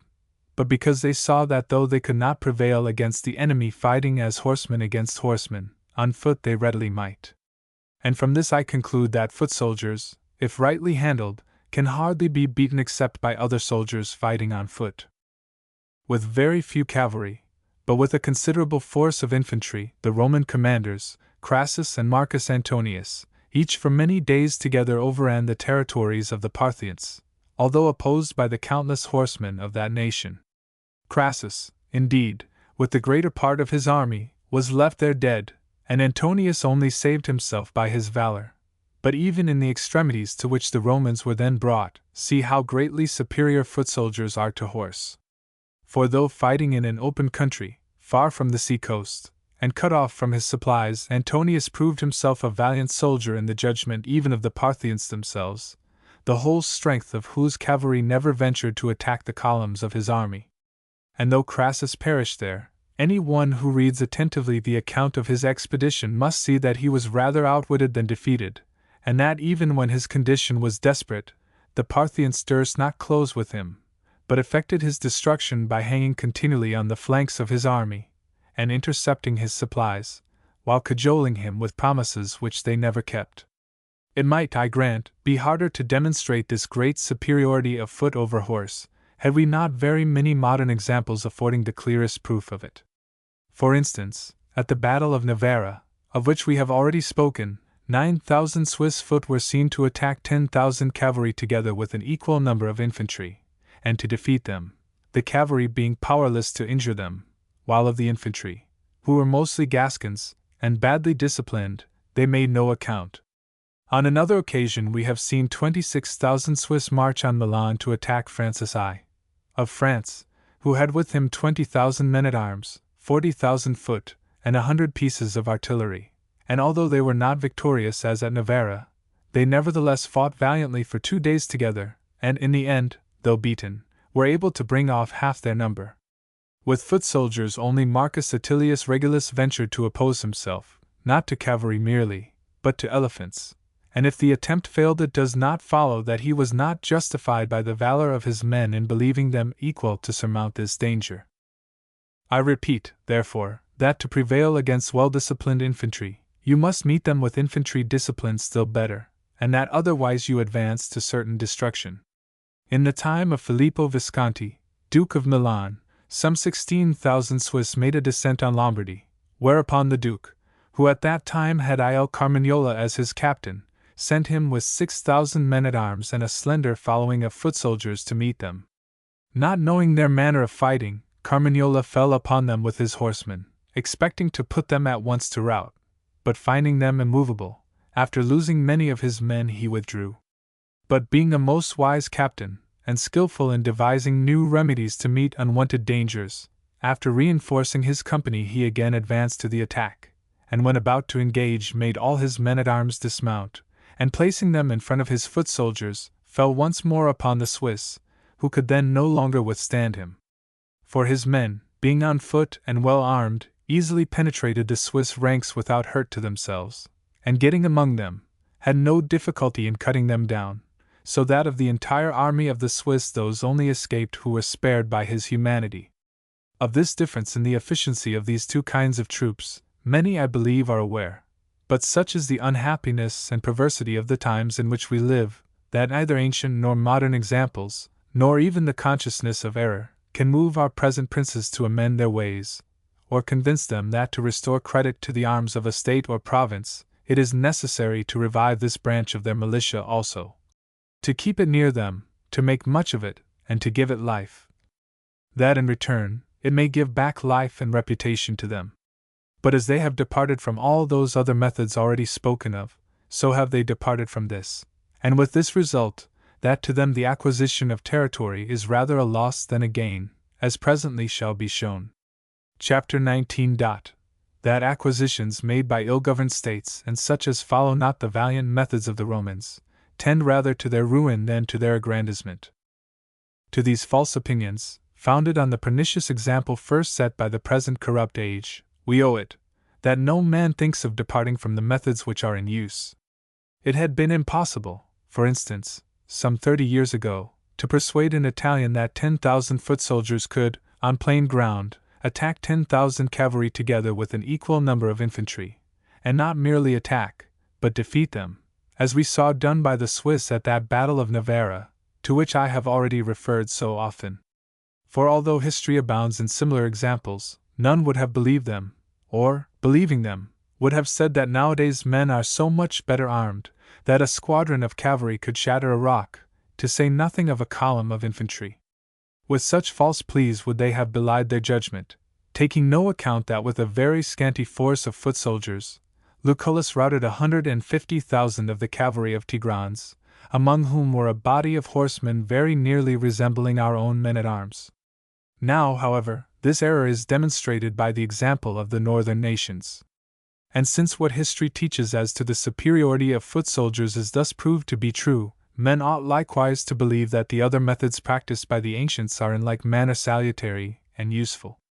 And were this once accepted, both princes and commonwealths would make fewer blunders than they do, would be stronger to resist sudden attack, and would no longer place their sole hope of safety in flight, while those who take in hand to provide a state with new institutions would know better what direction to give them, whether in the way of extending or merely of preserving, and would see that to augment the numbers of their citizens, to assume other states as companions rather than reduce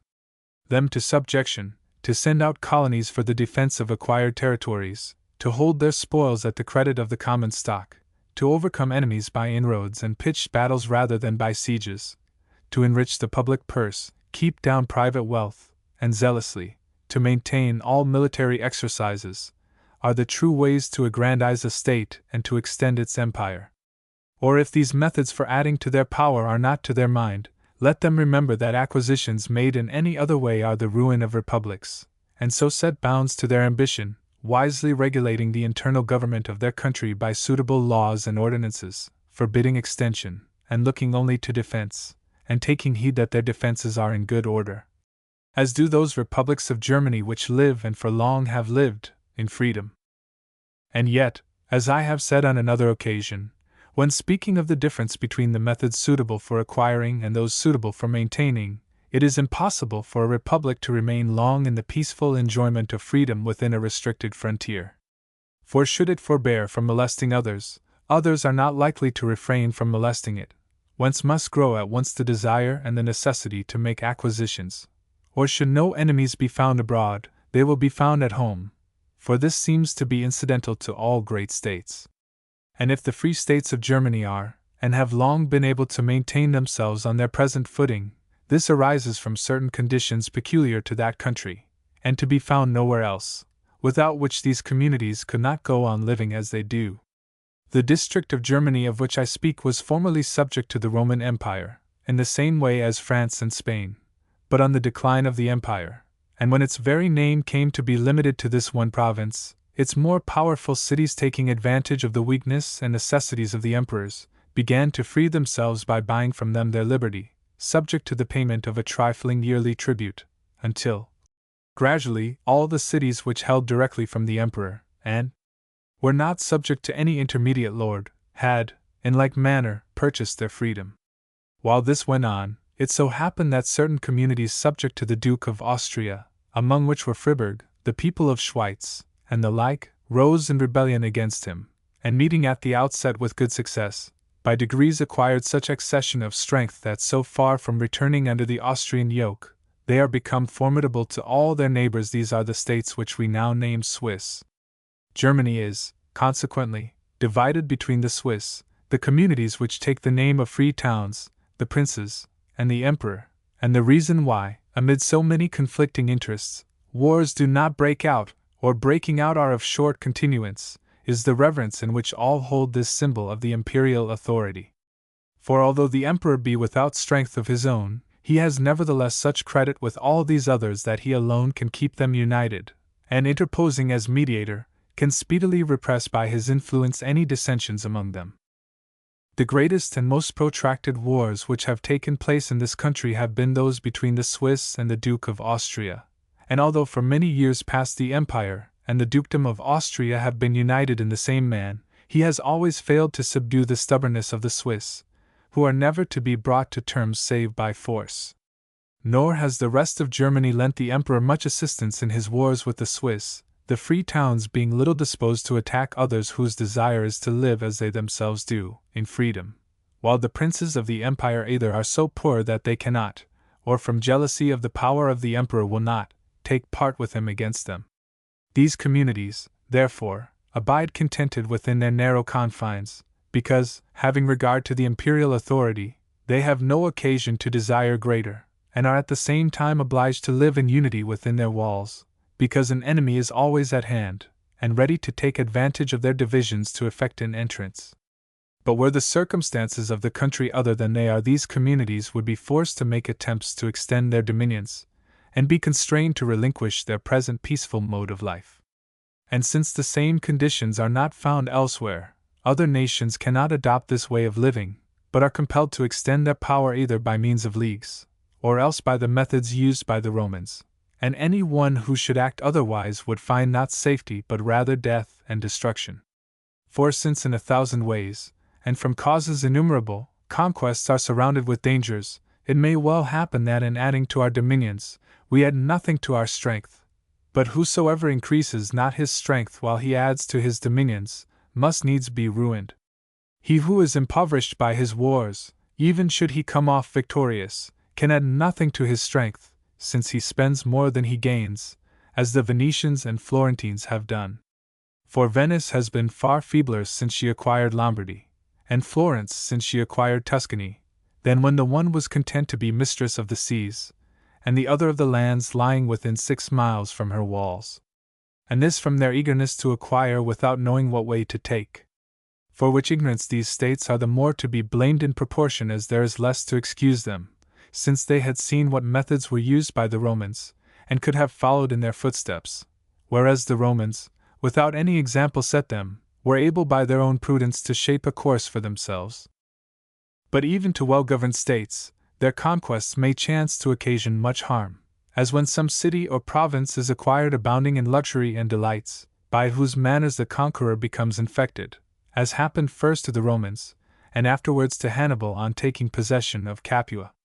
And had Capua been at such a distance from Rome that a ready remedy could not have been applied to the disorders of the soldiery, or had Rome herself been in any degree tainted with corruption, this acquisition had certainly proved her ruin. To which Titus Livius bears witness when he says, "Most mischievous at this time to our military discipline was Capua. For ministering to all delights, she turned away the corrupted minds of our soldiers from the remembrance of their country." And truly, cities and provinces like this avenge themselves on their conquerors without blood or blow, since by infecting them with their own evil customs they prepare them for defeat at the hands of any assailant. Nor could the subject have been better handled than by Juvenal, where he says in his satires, that into the hearts of the Romans, through their conquests in foreign lands, foreign manners found their way, and in place of frugality and other admirable virtues. And if their conquests were like to be fatal to the Romans at a time when they were still animated by great virtue and prudence, how must it fare with those who follow methods altogether different from theirs, and who, to crown their other errors of which we have already said enough, resort to auxiliary and mercenary arms, bringing upon themselves those dangers whereof mention shall be made in the chapter following. Chapter 20. Of the dangers incurred by princes or republics who resort to auxiliary or mercenary arms. Had I not already, in another treatise, enlarged on the inutility of mercenary and auxiliary, and on the usefulness of national arms, I should dwell on these matters in the present discourse more at length than it is my design to do. For having given the subject very full consideration elsewhere, here I would be brief. Still, when I find Titus Livius supplying a complete example of what we have to look for from auxiliaries, by whom I mean troops sent to our assistance by some other prince or ruler, paid by him and under officers by him appointed, it is not fit that I should pass it by in silence. It is related, then, by our historian, that the Romans, after defeating on 2 different occasions armies of the Samnites with forces sent by them to succor the Capuans, whom they thus relieved from the war which the Samnites were waging against them, being desirous to return to Rome, left behind 2 legions to defend the Capuans, that the latter might not, from being altogether deprived of their protection, once more become a prey to the Samnites. But these 2 legions, rotting in idleness, began to take such delight therein, that forgetful of their country and the reverence due to the Senate, they resolved to seize by violence the city they had been left to guard by their valor. For to them it seemed that the citizens of Capua were unworthy to enjoy advantages which they knew not how to defend. The Romans, however, getting timely notice of this design, at once met and defeated it, in the manner to be more fully noticed when I come to treat of conspiracies. Once more, then, I repeat, that of all the various kinds of troops, auxiliaries are the most pernicious, because the prince or republic resorting to them for aid has no authority over them, the only person who possesses such authority being he who sends them. For, as I have said, auxiliary troops are those sent to your assistance by some other potentate, under his own flag, under his own officers, and in his own pay, as were the legions sent by the Romans to Capua. Such troops, if victorious, will for the most part plunder him by whom, as well as him against whom, they are hired to fight, and this they do, sometimes at the instigation of the potentate who sends them, sometimes for ambitious ends of their own. It was not the purpose of the Romans to violate the league and treaty which they had made with Capua, but to their soldiers it seemed so easy a matter to master the Capuans, that they were readily led into this plot for depriving them of their town and territories. Many other examples might be given to the same effect, but it is enough to mention besides this instance, that of the people of Rhegium, who were deprived of their city and of their lives by another Roman legion sent for their protection. Princes and republics, therefore, should resort to any other expedient for the defense of their states sooner than call in hired auxiliaries, when they have to rest their entire hopes of safety on them, since any accord or terms, however hard, which you may make with your enemy, will be carefully studied and current events well considered. It will be seen that for one who has succeeded with such assistance, hundreds have been betrayed. Nor, in truth, can any better opportunity for usurping a city or province present itself to an ambitious prince or commonwealth, than to be asked to send an army for its defense. On the other hand, he who is so greedy of conquest as to summon such help, not for purposes of defense but in order to attack others, seeks to have what he can never hold, and is most likely to be taken from him by the very person who helps him to gain it. Yet such is the perversity of men that, to gratify the desire of the moment, they shut their eyes to those ills which must speedily ensue and are no more moved by example in this matter than in all those others of which I have spoken. For were they moved by these examples they would see that the more disposed they are to deal generously with their neighbors, and the more averse they are to usurp authority over them, the readier will these be to throw themselves into their arms, as will at once appear from the case of the Capuans. Chapter 21. That Capua was the first city to which the Romans sent a praetor, nor there, until 400 years after they began to make war. The great difference between the methods followed by the ancient Romans in adding to their dominions, and those used for that purpose by the states of the present time, has now been sufficiently discussed. It has been seen, too, how in dealing with the cities which they did not think fit to destroy, and even with those which had made their submission not as companions but as subjects, it was customary with the Romans to permit them to live on under their own laws, without imposing any outward sign of dependence, merely binding them to certain conditions, or complying with which they were maintained in their former dignity and importance. We know, further, that the same methods continued to be followed by the Romans until they passed beyond the confines of Italy, and began to reduce foreign kingdoms and states to provinces, as plainly appears in the fact that Capua was the first city to which they sent a praetor, and him from no motive of ambition, but at the request of the Capuans themselves who, living at variance with one another, thought it necessary to have a Roman citizen in their town who might restore unity and good order among them.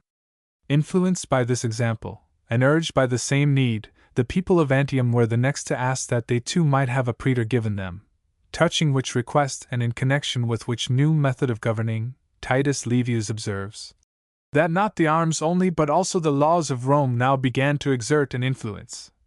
showing how much the course thus followed by the Romans promoted the growth of their authority.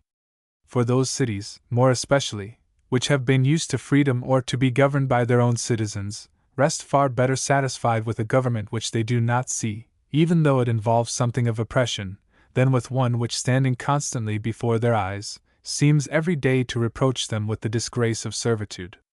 And to the prince there is another advantage in this method of government, namely, that as the judges and magistrates who administer the laws civil and criminal within these cities are not under his control, no decision of theirs can throw responsibility or discredit upon him, so that he thus escapes many occasions of calumny and hatred. Of the truth whereof, besides the ancient instances which might be noted, we have a recent example here in Italy. For Genoa, as everyone knows, has many times been occupied by the French king, who always, until lately, sent thither a French governor to rule in his name. Recently, however, not from choice but of necessity, he has permitted the town to be self-governed under a Genoese ruler, and any one who had to decide which of these two methods of governing gives the greater security to the king's authority and the greater content to the people themselves, would assuredly have to pronounce in favor of the latter. Men, moreover, in proportion as they see you averse to usurp authority over them, grow the readier to surrender themselves into your hands, and fear you less on the score of their freedom, when they find you acting towards them with consideration and kindness. It was the display of these qualities that moved the Capuans to ask the Romans for a praetor, for had the Romans betrayed the least eagerness to send them one, they would at once have conceived jealousy and grown estranged.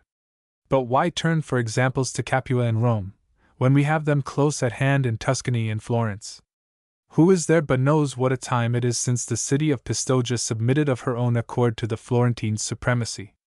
Who, again, but knows the animosity which down to the present day exists between Florence and the cities of Pisa, Lucca, and Siena?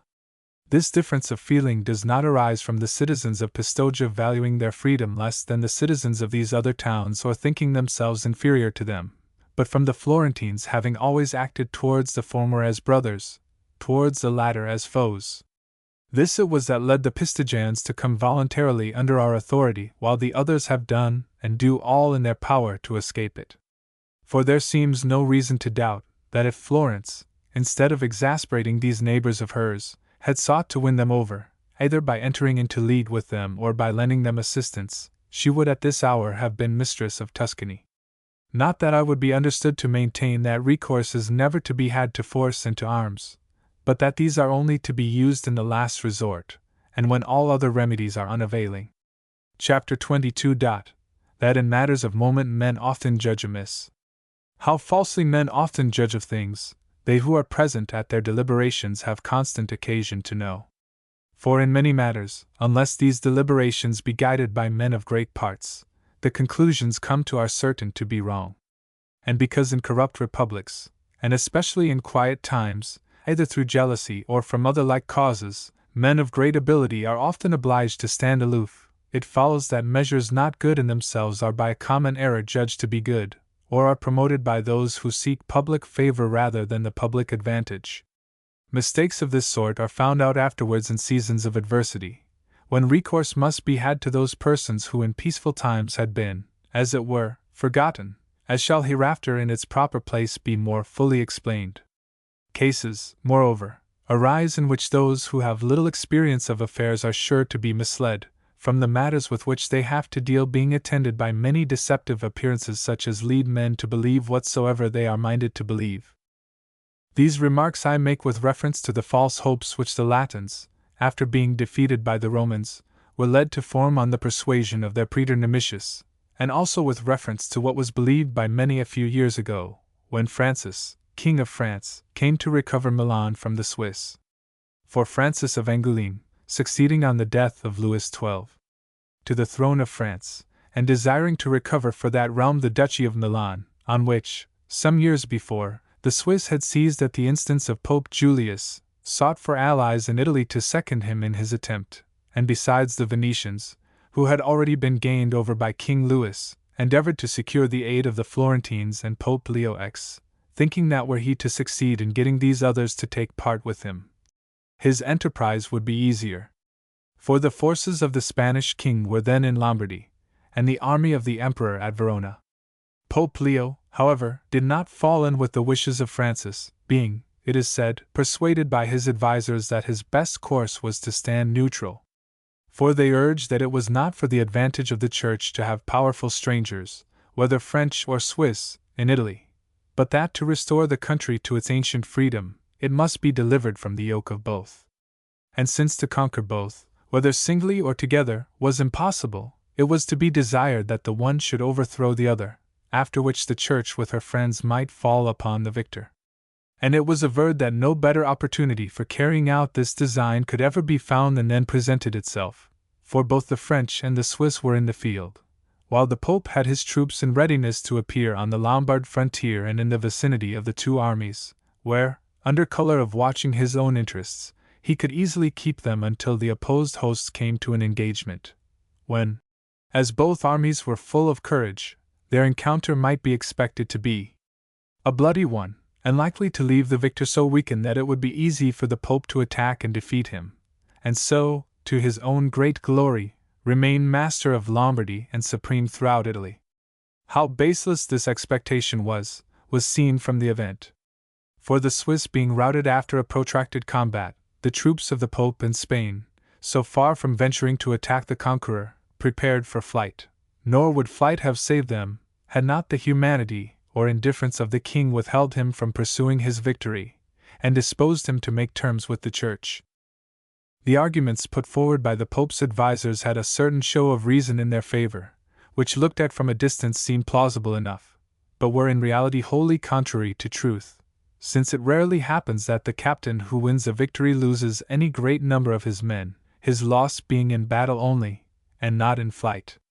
For in the heat of battle, while men stand face to face, but few fall, chiefly because such combats do not last long, and even when they do last, and many of the victorious army are slain, so splendid is the reputation which attends a victory, and so great the terror it inspires, as far to outweigh any loss the victor suffers by the slaughter of his soldiers, so that an enemy who, trusting to find him weakened, should then venture to attack him, would soon be taught his mistake, unless strong enough to give him battle at any time, before his victory as well as after. For in that case he might, as fortune and valor should determine, either win or lose, though, even then, the army which had first fought and won would have an advantage. And this we know for a truth from what befell the Latins in consequence of the mistake made by Nemesius their praetor, and their blindness in believing him. For when they had already suffered defeat at the hands of the Romans, Nemesius caused it to be proclaimed throughout the whole country of Latium, that now was the time to fall upon the enemy, exhausted by a struggle in which they were victorious only in name, while in reality suffering all those ills which attend defeat, and who might easily be crushed by any fresh force brought against them. Whereupon the Latins believed him, and getting together a new army, were forthwith routed with such loss as always awaits those who listen to like counsels. Chapter 23. That in chastising their subjects when circumstances required it, the Romans always avoided half measures. Such was now the state of affairs in Latium, that peace and war seemed alike intolerable. No worse calamity can befall a prince or commonwealth than to be reduced to such straits that they can neither accept peace nor support war, as is the case with those whom it would ruin to conclude peace on the terms offered, while war obliges them either to yield themselves a spoil to their allies, or remain a prey to their foes. To this grievous alternative are men led by evil counsels and unwise courses, and, as already said, from not rightly measuring their strength. For the commonwealth or prince who has rightly measured his strength can hardly be brought so low as were the Latins, who made war with the Romans when they should have made terms, and made terms when they should have made war, and so mismanage everything that the friendship and the enmity of Rome were alike fatal. Whence it came that, in the first place, they were defeated and broken by Manlius Torquatus, and afterwards utterly subdued by Camillus, who, when he had forced them to surrender at discretion to the Roman arms, and had placed garrisons in all their towns, and taken hostages from all, returned to Rome and reported to the Senate that the whole of Latium now lay at their mercy. And because the sentence then passed by the Senate is memorable, and worthy to be studied by princes that it may be imitated by them on like occasion, I shall cite the exact words which Livius puts into the mouth of Camillus, as confirming what I have already said touching the methods used by the Romans to extend their power, and as showing how in chastising their subjects they always avoided half measures and took a decided course. For government consists in nothing else than in so controlling your subjects that it shall either be in their power nor for their interest to harm you. And this is effected either by making such sure work with them as puts it out of their power to do you injury, or else by so loading them with benefits that it would be folly in them to seek to alter their condition. All which is implied first in the measures proposed by Camillus, and next in the resolutions passed on these proposals by the Senate. The words of Camillus were as follows: The immortal gods have made you so entirely masters in the matter you are now considering, that it lies with you to pronounce whether Latium shall or shall not longer exist. So far as the Latins are concerned, you can secure a lasting peace either by clemency or by severity. Would you deal harshly with those whom you have conquered and who have given themselves into your hands, you can blot out the whole Latin nation. Would you, after the fashion of our ancestors, increase the strength of Rome by admitting the vanquished to the rights of citizenship, here you have opportunity to do so, and with the greatest glory to yourselves. That, assuredly, is the strongest government which they rejoice in who obey it. Now, then, is your time, while the minds of all are bent on what is about to happen, to obtain an ascendancy over them, either by punishment or by benefits. Upon this motion the Senate resolved, in accordance with the advice given by the consul, to take the case of each city separately, and either destroy utterly or else treat with tenderness all the more important of the Latin towns. To those cities they dealt with leniently, they granted exemptions and privileges, conferring upon them the rights of citizenship, and securing their welfare in every particular. The others they razed to the ground, and planting colonies in their room, either removed the inhabitants to Rome, or so scattered and dispersed them that neither by arms nor by counsels was it ever again in their power to inflict hurt. For, as I have said already, the Romans never, in matters of moment, resorted to half measures. And the sentence which they then pronounced should be a pattern for all rulers, and ought to have been followed by the Florentines when, in the year 1502, Arezzo and all the Val di Chiana rose in revolt. For had they followed it, they would have established their authority on a surer footing, and added much to the greatness of their city by securing for it those lands which are needed to supply it with the necessaries of life. But pursuing that half-hearted policy which is most mischievous in executing justice, some of the Artines they outlawed, some they condemned to death, and all they deprived of their dignities and ancient importance in their town, while leaving the town itself untouched. And if in the councils then held any Florentine recommended that Arezzo should be dismantled, they who thought themselves wiser than their fellows objected that to do so would be little to the honor of our republic, since it would look as though she lacked strength to hold it. Reasons like this are of a sort which seem sound, but are not really so, for, by the same rule, no parricide should be put to death, nor any other malefactor, however atrocious his crimes, because, forsooth, it would be discreditable to the ruler to appear unequal to the control of a single criminal. They who hold such opinions fail to see that when men individually, or entire cities collectively, offend against the state, the prince for his own safety, and as a warning to others, has no alternative but to make an end of them, and that true honor lies in being able and in knowing how to chastise such offenders, and not in incurring endless dangers in the effort to retain them. For the prince who does not chastise offenders in a way that puts it out of their power to offend again, is accounted unwise or worthless. How necessary it was for the Romans to execute justice against the Latins is further seen from the course took with the men of Privernum. And here the text of Livius suggests 2 points for our attention. First, as already noted, that a subjugated people is either to be caressed or crushed, and second, how much it is for our advantage to maintain a manly bearing, and to speak the truth fearlessly in the presence of the wise. For the Senate being met to determine the fate of the citizens of Privernum, who after rebelling had been reduced to submission by the Roman arms, certain of these citizens were sent by their countrymen to plead for pardon. When these had come into the presence of the Senate, one of them was asked by a senator what punishment he thought his fellow citizens deserved, to which he of Privernum answered, "Such punishment as they deserve who deem themselves worthy of freedom." "But," said the consul, "should we remit your punishment, what sort of peace can we hope to have with you?" To which the other replied, "If granted on fair terms, a firm and lasting peace; if on unfair, a peace of brief duration." Upon this, though many of the senators were displeased, the wiser among them declared that they had heard the voice of freedom and manhood, and would never believe that the man or people who so spoke ought to remain longer than was needful in a position which gave them cause for shame, since that was a safe peace which was accepted willingly, whereas good faith could not be looked for where it was sought to impose servitude. So saying, they decided that the people of Privernum should be admitted to Roman citizenship, with all the rights and privileges thereto appertaining, declaring that men whose only thought was for freedom were indeed worthy to be Romans. So pleasing was this true and high answer to generous minds, while any other must have seemed at once false and shameful. And they who judge otherwise of men, and of those men, especially, who have been used to be free, or so to think themselves, are mistaken, and are led through their mistake to adopt courses unprofitable for themselves and affording no content to others. Whence, the frequent rebellions and the downfall of states. But, returning to our subject, I conclude, as well from this instance of Privernum, as from the measures followed with the Latins, that when we have to pass sentence upon powerful states accustomed to live in freedom, we must either destroy them utterly, or else treat them with much indulgence, and that any other course we may take with them will be unprofitable. But most carefully should we avoid, as of all courses the most pernicious, such half measures as were followed by the Samnites when they had the Romans shut up in the Caudine Forks, and would not listen to the counsels of the old man who urged them either to send their captives away with every honorable attention, or else put them all to death, but adopted a middle course, and after disarming them and making them pass under the yoke,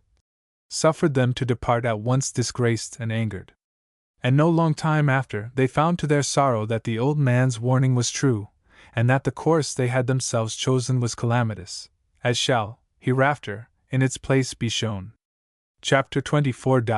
That, commonly, fortresses do much more harm than good. To the wise men of our day it may seem an oversight on the part of the Romans that, when they sought to protect themselves against the men of Latium and Privernum, it never occurred to them to build strongholds in their cities to be a curb upon them, and ensure their fidelity, especially when we remember the Florentine saying which these same wise men often quote, to the effect that Pisa and other like cities must be held by fortresses. Doubtless, had those old Romans been like-minded with our modern sages, they would not have neglected to build themselves fortresses, but because they far surpassed them in courage, sense, and vigor, they refrained. And while Rome retained her freedom, and adhered to her own wise ordinances and wholesome usages, she never built a single fortress with the view to hold any city or province, though sometimes she may have suffered those to stand which she found already built. Looking, therefore, to the course followed by the Romans in this particular, and to that adopted by our modern rulers, it seems proper to consider whether or not it is advisable to build fortresses, and whether they are more likely to help or to hurt him who builds them in the first place. Then, we are to remember that fortresses are built either as a defense against foreign foes or against subjects in the former case. I pronounce them unnecessary, in the latter mischievous.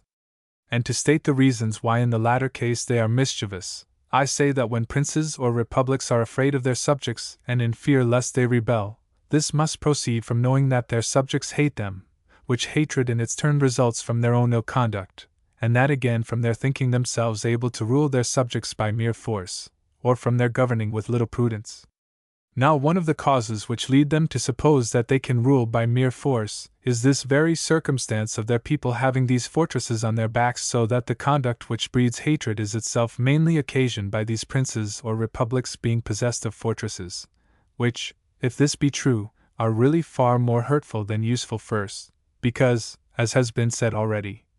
they render a ruler bolder and more violent in his bearing towards his subjects, and next, because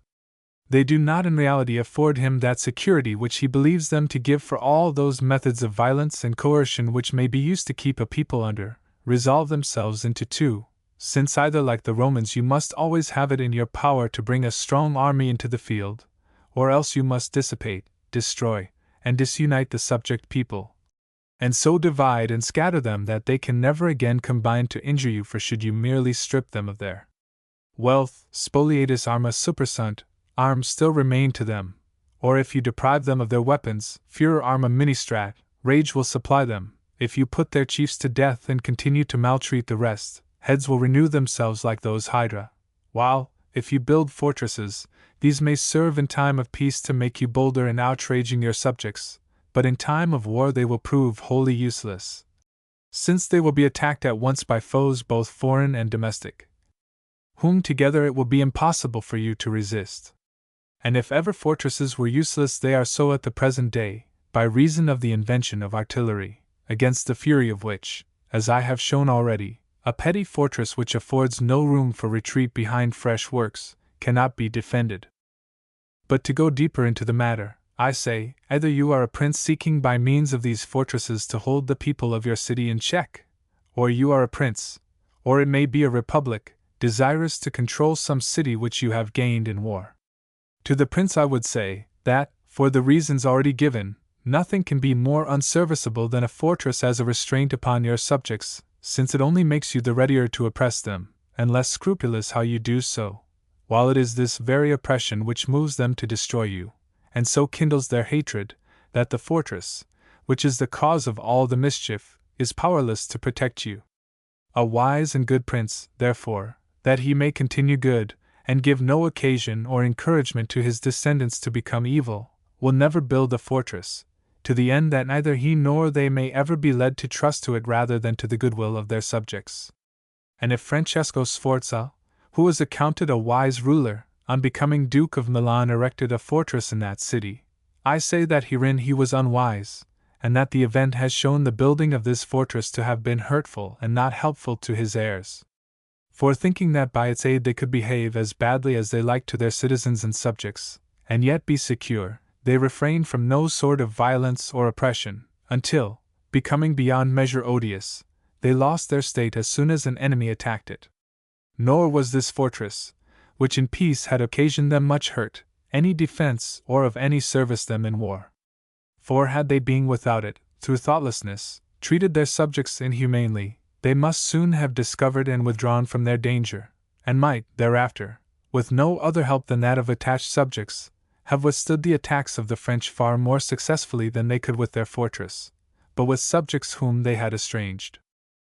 And in truth, fortresses are unserviceable in every way, since they may be lost either by the treachery of those to whom you commit their defense, or by the overwhelming strength of an assailant, or else by famine. And where you seek to recover a state which you have lost, and in which only the fortress remains to you, if that fortress is to be of any service or assistance to you, you must have an army wherewith to attack the enemy who has driven you out. But with such an army you might succeed in recovering your state as readily without a fortress as with one. Nay, perhaps, even more readily, since your subjects, had you not used them ill, from the overweening confidence your fortress gave you, might then have felt better disposed towards you. And the event shows that in times of adversity this very fortress of Milan has been of no advantage whatever, either to the Sforzas or to the French, but, on the contrary, has brought ruin on both, because, trusting to it, they did not turn their thoughts to nobler methods for preserving that state.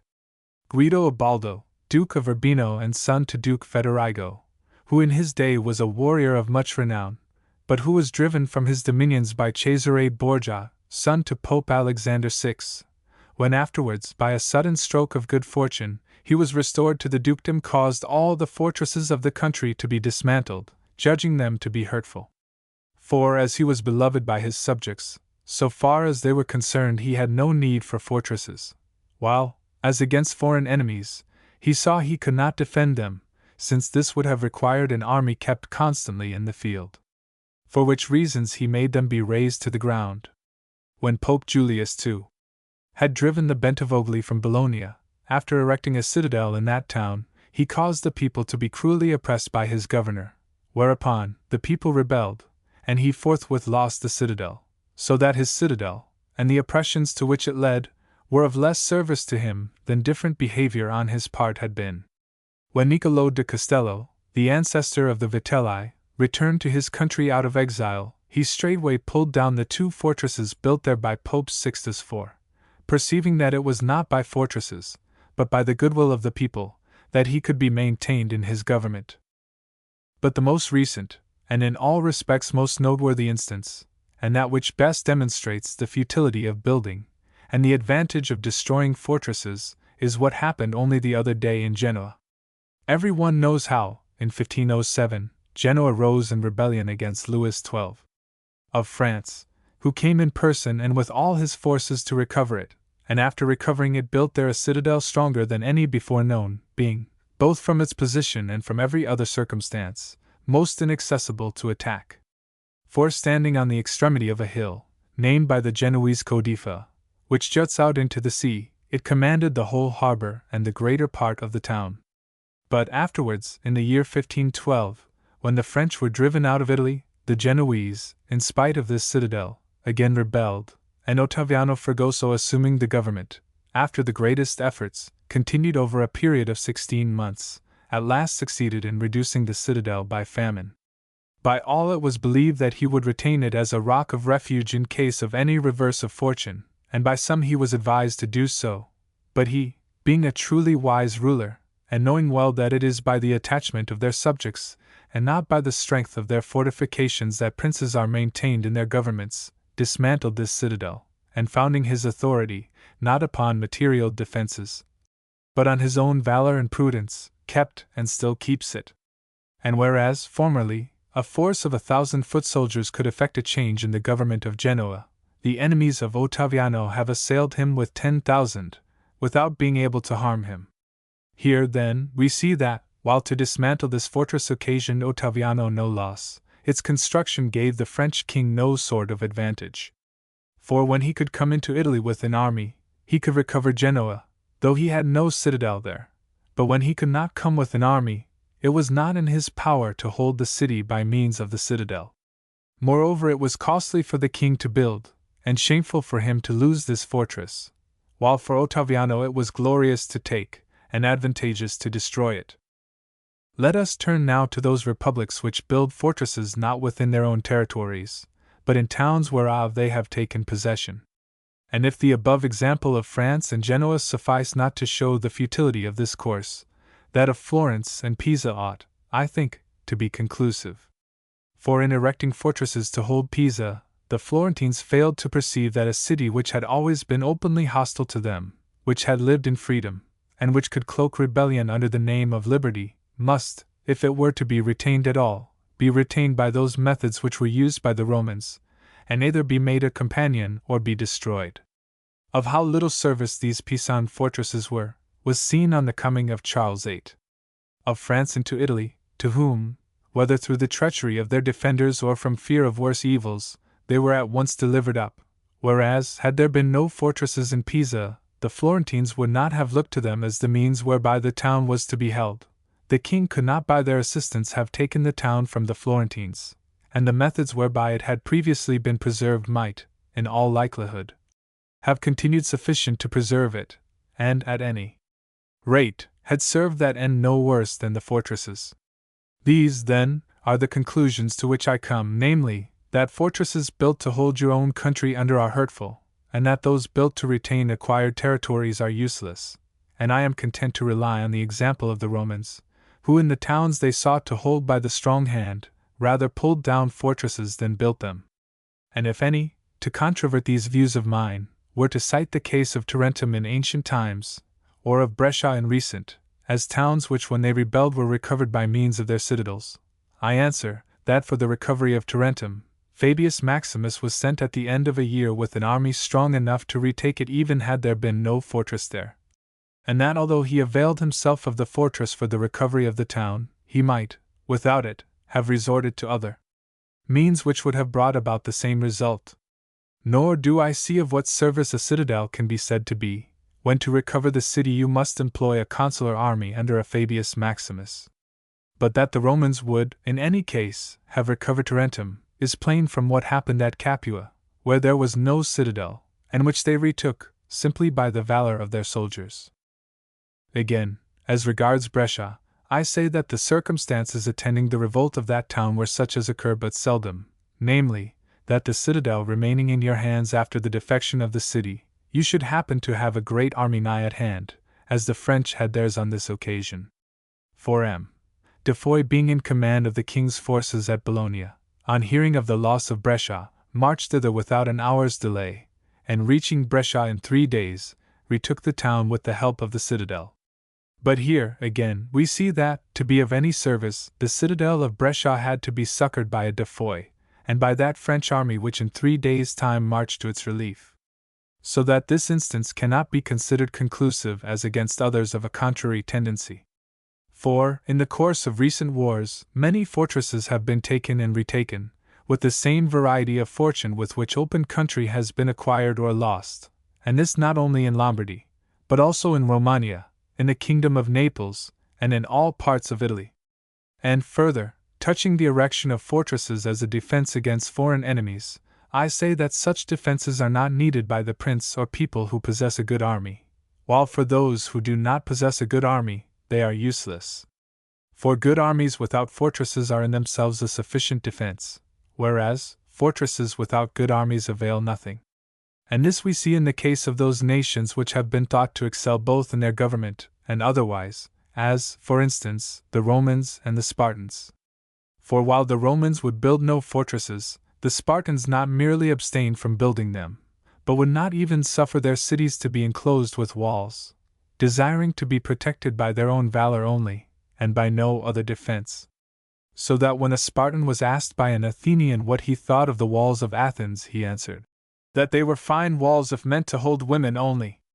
If a prince who has a good army has likewise, on the sea front of his dominions, some fortress strong enough to keep an enemy in check for a few days, until he gets his forces together, this, though not necessary, may sometimes be for his advantage. But for a prince who is without a strong army to have fortresses erected throughout his territories, or upon his frontier, is either useless or hurtful, since they may readily be lost and then turned against him, or, supposing them so strong that the enemy is unable to take them by assault, he may leave them behind, and so render them wholly unprofitable. For a brave army, unless stoutly met, enters an enemy's country without regard to the towns or fortified places it leaves in its rear, as we read of happening in ancient times, and have seen done by Francesco Maria della Rovere, who no long while ago, when he marched against Urbino, made little of leaving 10 hostile cities behind him.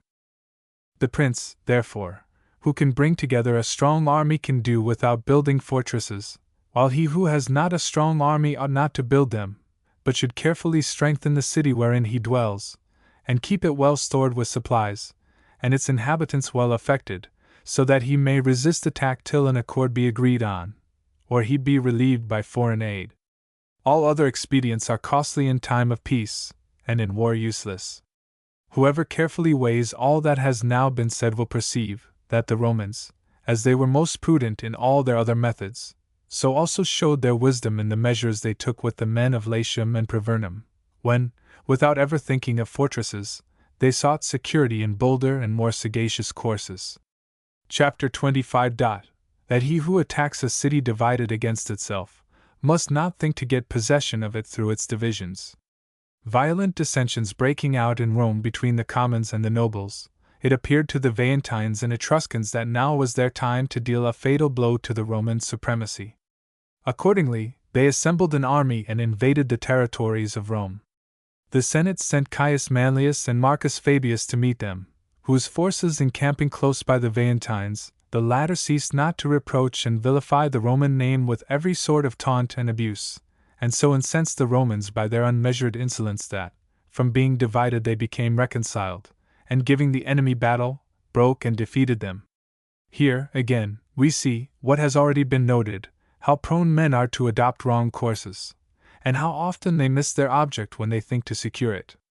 The Veientines imagined that they could conquer the Romans by attacking them while they were at feud among themselves, but this very attack reunited the Romans and brought ruin on their assailants. For the causes of division in a commonwealth are, for the most part, ease and tranquility, while the causes of union are fear and war. Wherefore, had the Veientines been wise, the more divided they saw Rome to be, the more should they have sought to avoid war with her, and endeavored to gain an advantage over her by peaceful arts. And the best way to effect this in a divided city lies in gaining the confidence of both factions, and in mediating between them as arbiters so long as they do not come to blows. But when they resort to open violence, then to render some tardy aid to the weaker side, so as to plunge them deeper in hostilities, wherein both may exhaust their forces without being led by your putting forth an excess of strength to suspect you of a desire to ruin them and remain their master. Where this is well managed, it will almost always happen that you succeed in effecting the object you propose to yourself. The city of Pistoia, as I have said already in connection with another matter, was won over to the Florentine Republic by no other artifice than this. For the town being split by factions, the Florentines, by now favoring one side and now the other, without incurring the suspicions of either, brought both to such extremities that, wearied out with their harassed life, they threw themselves at last of their own accord into the arms of Florence. The city of Siena, again, has never made any change in her government which has had the support of the Florentines, save when that support has been slight and insignificant, for whenever the interference of Florence has been marked and decided, it has had the effect of uniting all parties in support of things as they stood. One other instance I shall add to those already given. Oftener than once Filippo Visconti, Duke of Milan, relying on their divisions, set wars on foot against the Florentines, and always without success, so that, in lamenting over these failures, he was wont to complain that the mad humors of the Florentines had cost him 2 millions of gold, without his having anything to show for it. The Veientines and Etruscans, therefore, as I have said already, were misled by false hopes, and in the end were routed by the Romans in a single-pitched battle, and any who should look hereafter to prevail on like grounds and by similar means against a divided people, will always find themselves deceived. Chapter 26. That taunts and abuse breed hatred against him who uses them, without yielding him any advantage. To abstain from threats and injurious language is, methinks, one of the wisest precautions a man can use.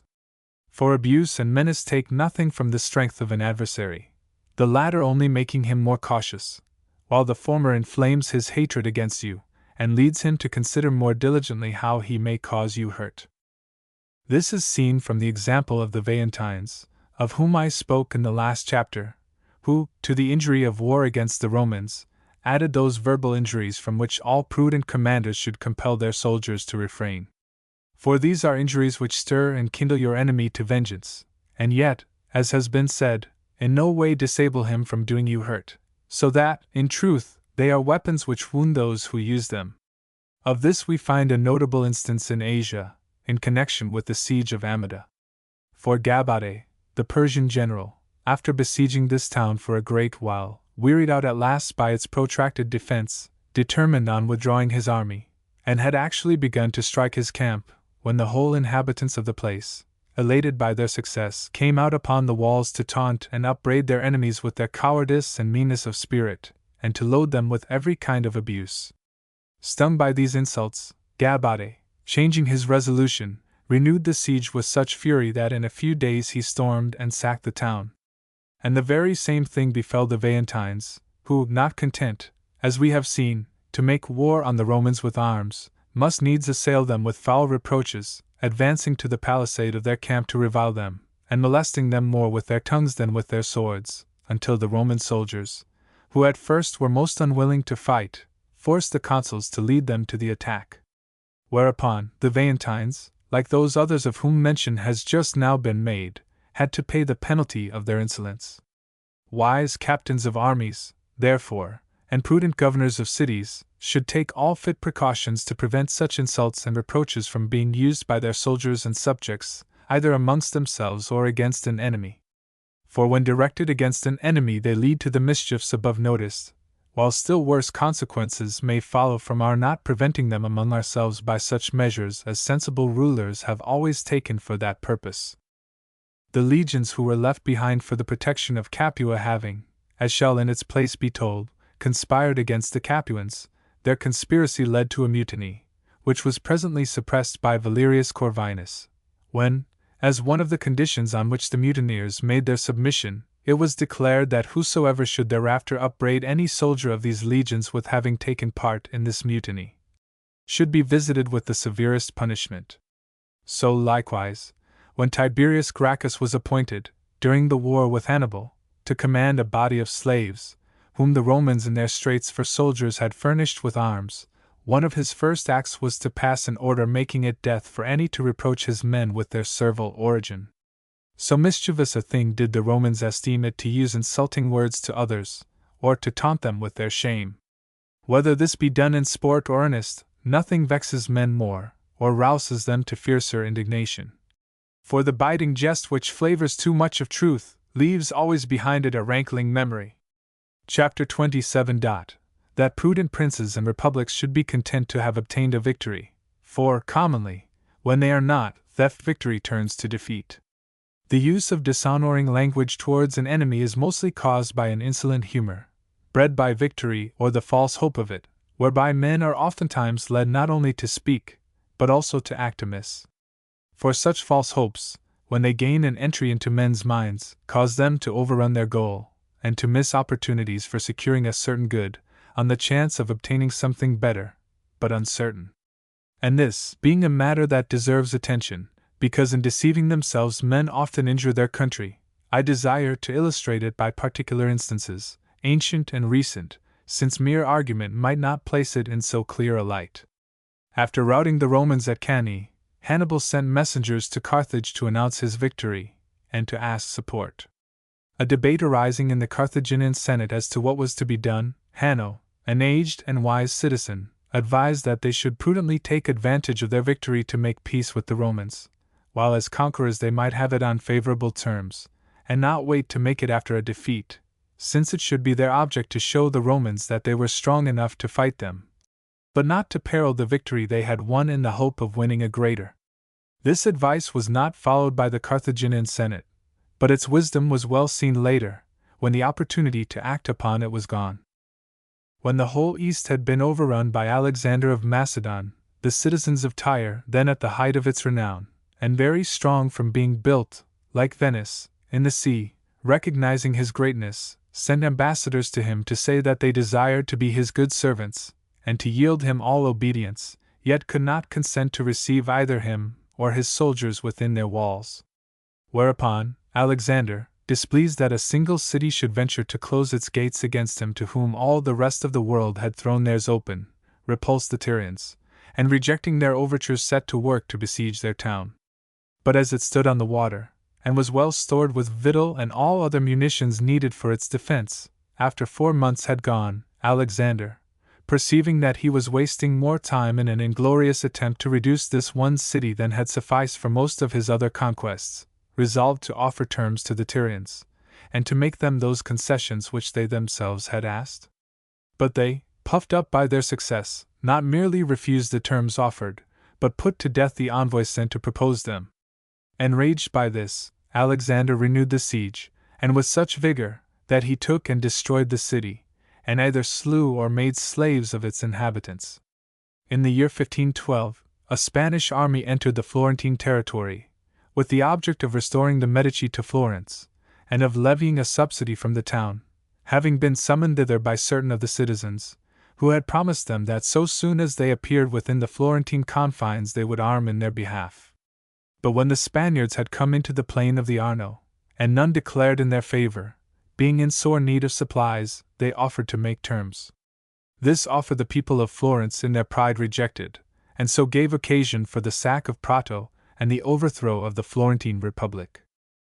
A prince, therefore, who is attacked by an enemy much more powerful than himself, can make no greater mistake than to refuse to treat, especially when overtures are made to him, for however poor the terms offered may be, they are sure to contain some conditions advantageous for him who accepts them, and which he may construe as a partial success. For which reason it ought to have been enough for the citizens of Tyre that Alexander was brought to accept terms which he had at first rejected, and they should have esteemed it a sufficient triumph that, by their resistance in arms, they had forced so great a warrior to bow to their will. And in like manner, it should have been a sufficient victory for the Florentines that the Spaniards had in part yielded to their wishes, and abetted something of their own demands, the purport of which was to change the government of Florence, to sever her from her allegiance to France, and further, to obtain money from her. For if of these 3 objects the Spaniards had succeeded in securing the last 2, while the Florentines maintained the integrity of their government, a fair share of honor and contentment would have fallen to each. And while preserving their political existence, the Florentines should have made small account of the other 2 conditions, nor ought they, even with the possibility and almost certainty of greater advantages before them, to have left matters in any degree to the arbitration of fortune, by pushing things to extremes, and incurring risks which no prudent man should incur, unless compelled by necessity. Hannibal, when recalled by the Carthaginians from Italy, where for 16 years he had covered himself with glory, to the defense of his native country, found on his arrival that Hasdrubal and Syphax had been defeated, the kingdom of Numidia lost, and Carthage confined within the limits of her walls, and left without other resource save in him and his army. Perceiving, therefore, that this was the last stake his country had to play, and not choosing to hazard it until he had tried every other expedient, he felt no shame to sue for peace, judging that in peace rather than in war lay the best hope of safety for his country. But when peace was refused him, no fear of defeat deterred him from battle, being resolved either to conquer, if conquer he might, or if he must fall, to fall gloriously. Now, if a commander so valiant as Hannibal, at the head of an unconquered army, was willing to sue for peace rather than appeal to battle when he saw that by defeat his country must be enslaved, what course ought to be followed by another commander, less valiant and with less experience than he? But men labor under this infirmity, that they know not where to set bounds to their hopes, and building on these without otherwise measuring their strength, rush headlong on destruction. Chapter 28. That to neglect the redress of grievances, whether public or private, is dangerous for a prince or commonwealth.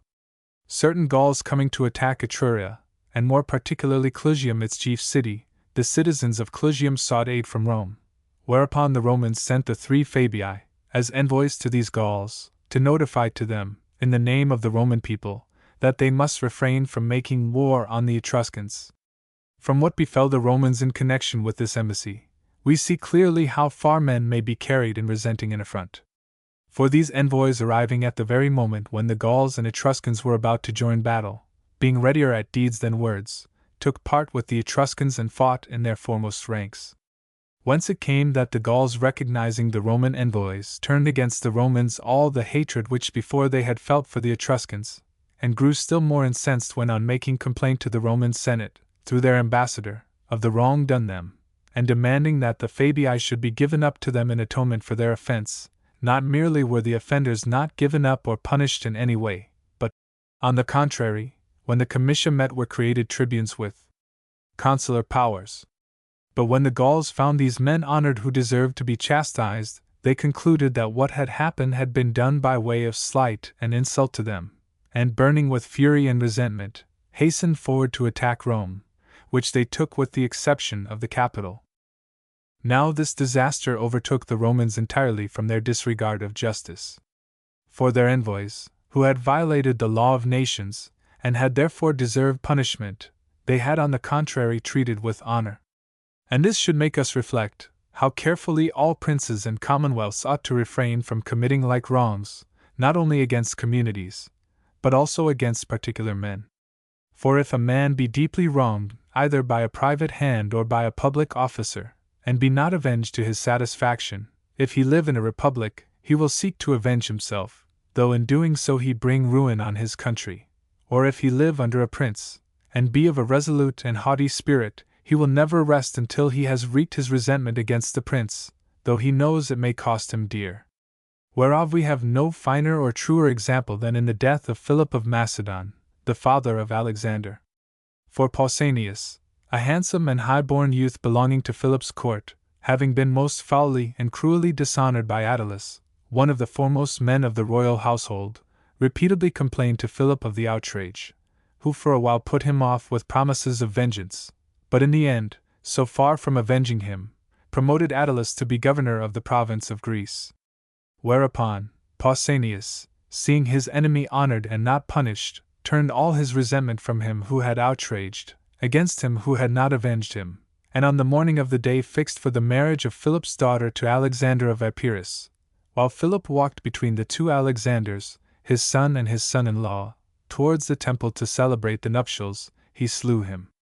This instance nearly resembles that of the Roman envoys, and offers a warning to all rulers never to think so lightly of any man as to suppose that when wrong upon wrong has been done him, he will not bethink himself of revenge, however great the danger he runs, or the punishment he thereby brings upon himself.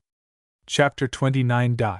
That fortune obscures the minds of men when she would not have them hinder her designs. If we note well the course of human affairs, we shall often find things come about and accidents befall, against which it seems to be the will of heaven that men should not provide. And if this were the case even in Rome, so renowned for her valor, religion, and wise ordinances, we need not wonder if it be far more common in other cities and provinces wherein these safeguards are wanting. Having here a notable opportunity to show how heaven influences men's actions, Titus Livius turns it to account, and treats the subject at large and in pregnant words, where he says, that since it was heaven's will, for ends of its own, that the Romans should feel its power, it first of all caused these Fabii, who were sent as envoys to the Gauls, to act amiss, and then by their misconduct stirred up the Gauls to make war on Rome. And lastly, so ordered matters that nothing worthy of their name was done by the Romans to withstand their attack. For it was foreordained by heaven that Camillus, who alone could supply the remedy to so mighty an evil, should be banished to Ardea, and again, that the citizens, who had often created a dictator to meet attacks of the Volscians and other neighboring hostile nations, should fail to do so when the Gauls were marching upon Rome. Moreover, the army which the Romans got together was but a weak one, since they used no signal effort to make it strong, nay, were so dilatory in arming that they were barely in time to meet the enemy at the river Allia, though no more than 10 miles distant from Rome. Here, again, the Roman tribunes pitched their camp without observing any of the usual precautions, attending neither to the choice of ground, nor to surround themselves with trench or palisade, nor to avail themselves of any other aid, human or divine. In ordering their army for battle, moreover, disposed it in weak columns, and these far apart, so that neither men nor officers accomplished anything worthy of the Roman discipline. The battle was bloodless, for the Romans fled before they were attacked, most of them retreating to Veii, the rest to Rome, where, without turning aside to visit their homes, they made straight for the capital. Meanwhile, the Senate, so far from bethinking themselves how they might defend the city, did not even attend to closing the gates, and while some of them made their escape from Rome, others entered the capital along with those who sought shelter there. It was only in the defense of the capital that any method was observed, measures being taken to prevent it being crowded with useless numbers, and all the victual which could be got, being brought into it to enable it to stand a siege. Of the women, the children, and the men whose years unfitted them for service, the most part fled for refuge to the neighboring towns, the rest remained in Rome a prey to the invaders, so that no one who had heard of the achievements of the Romans in past years, on being told of what took place on this occasion, could have believed that it was of the same people that things so contrary were related. Wherefore Titus Livius, after setting forth all these disorders, concludes with the words,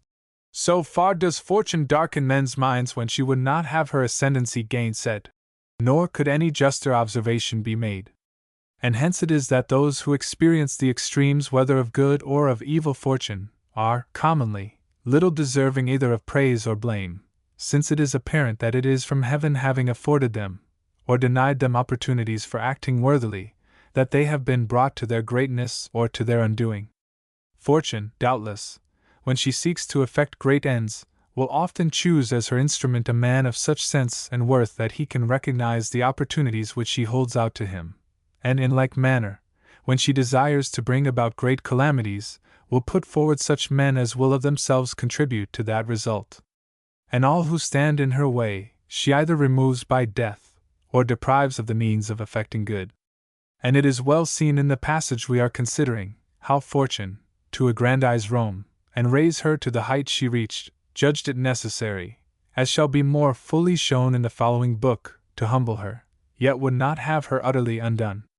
For which reason we find her causing Camillus to be banished, but not put to death, suffering Rome to be taken, but not the capital, and bringing it to pass that, while the Romans took no wise precaution for the defense of their city, they neglected none in defending their citadel. That Rome might be taken, fortune caused the mass of the army, after the rout at the Allia, to direct its flight to Veii, thus withdrawing the means wherewith the city might have been defended. But while thus disposing matters, she at the same time prepared all the needful steps for its recovery, in bringing an almost entire Roman array to Veii, and Camillus to Ardea, so that a great force might be assembled for the rescue of their country, under a captain in no way compromised by previous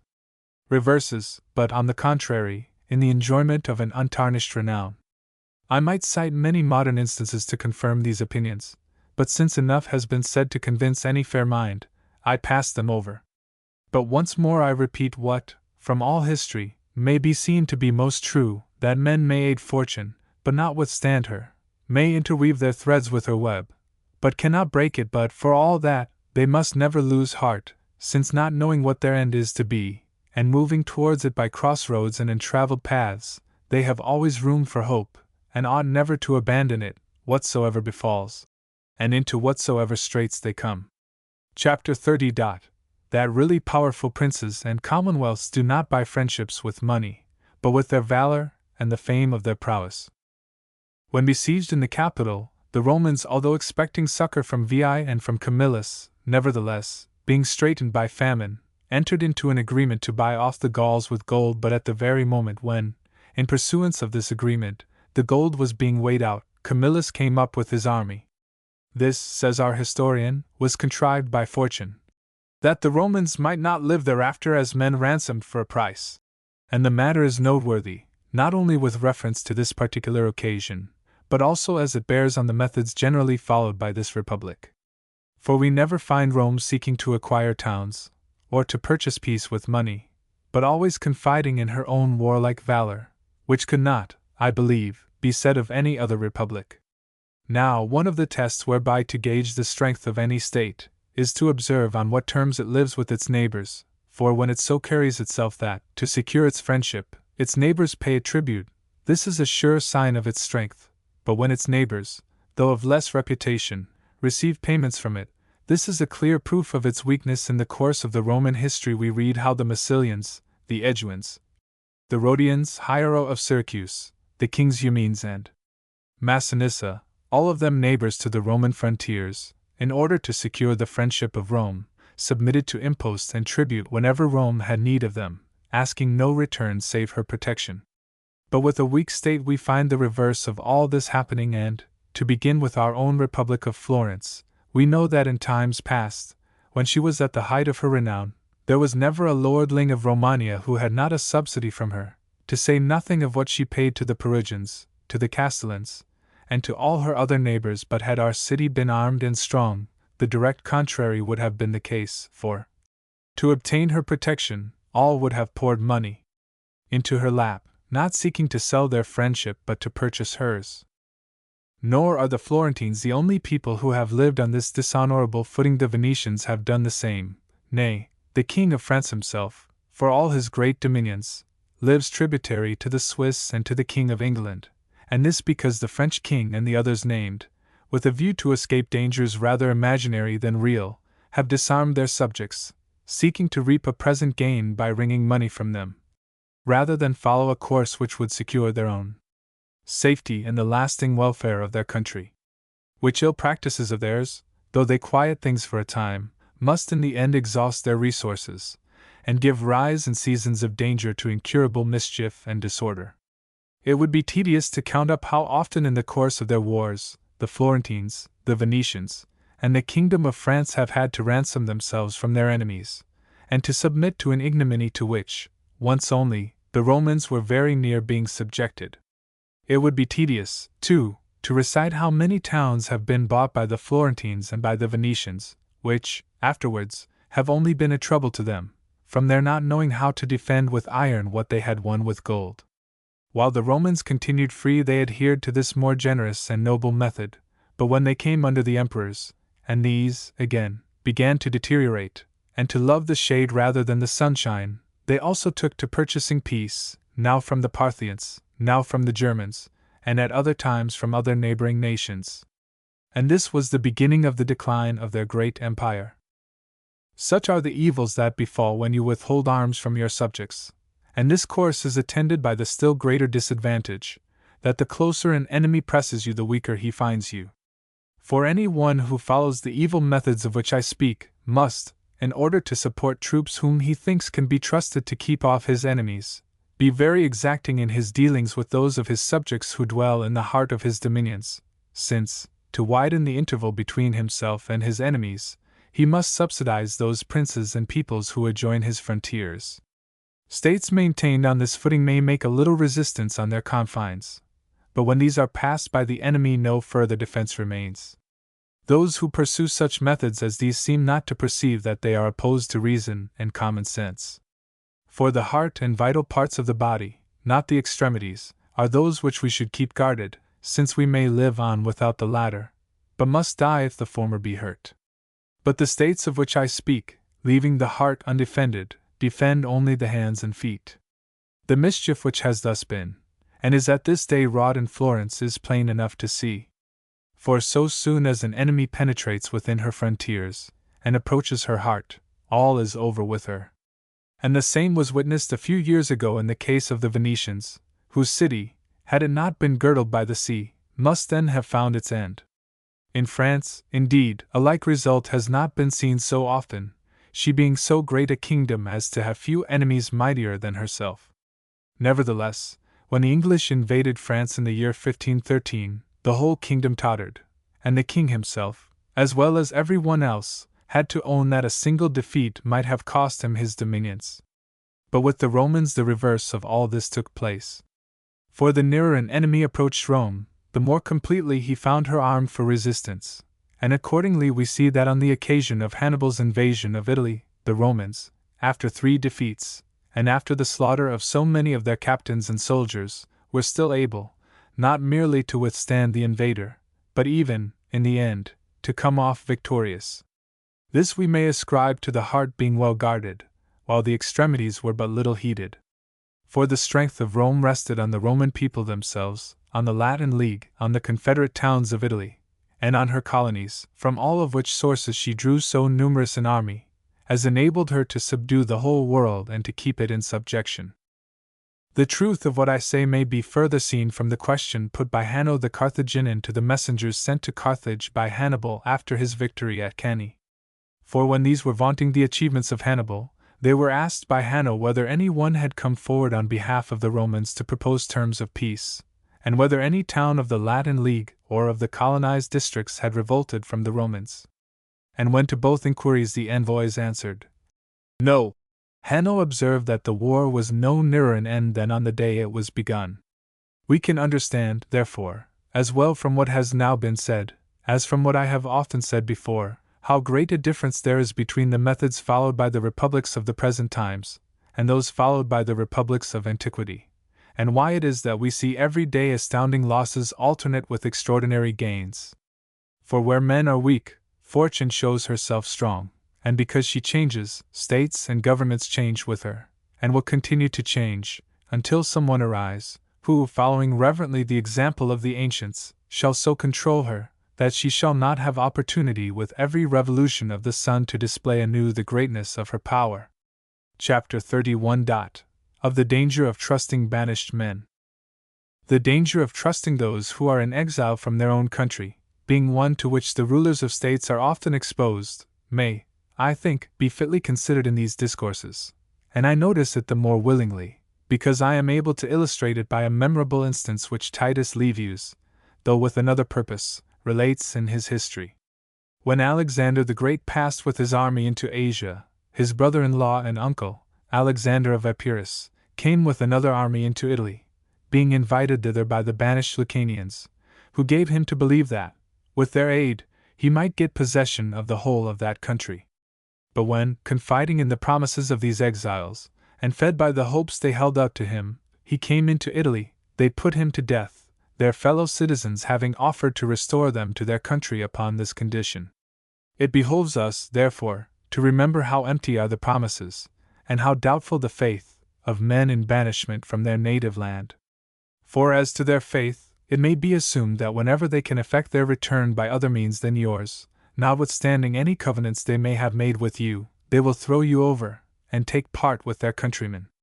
And as for the empty promises and delusive hopes which they set before you, so extreme is their desire to return home that they naturally believe many things which are untrue, and designedly misrepresent many others, so that between their beliefs and what they say they believe, they fill you with false impressions, on which if you build, your labor is in vain, and you are led to engage in enterprises from which nothing but ruin can result.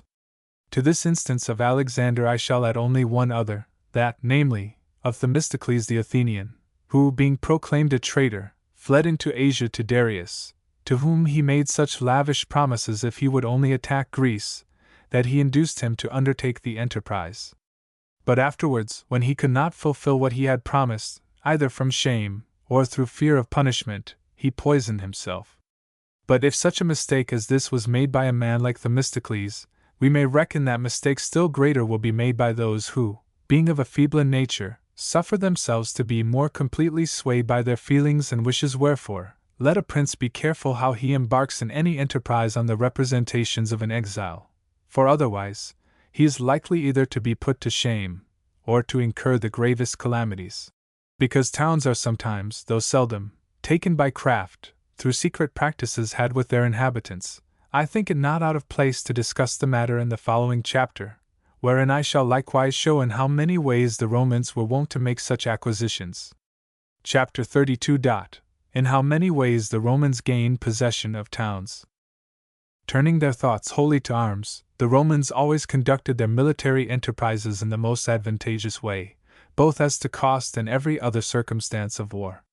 For which reason they avoided attempting towns by siege, judging the expense and inconvenience of this method of carrying on war greatly to outweigh any advantage to be gained by it.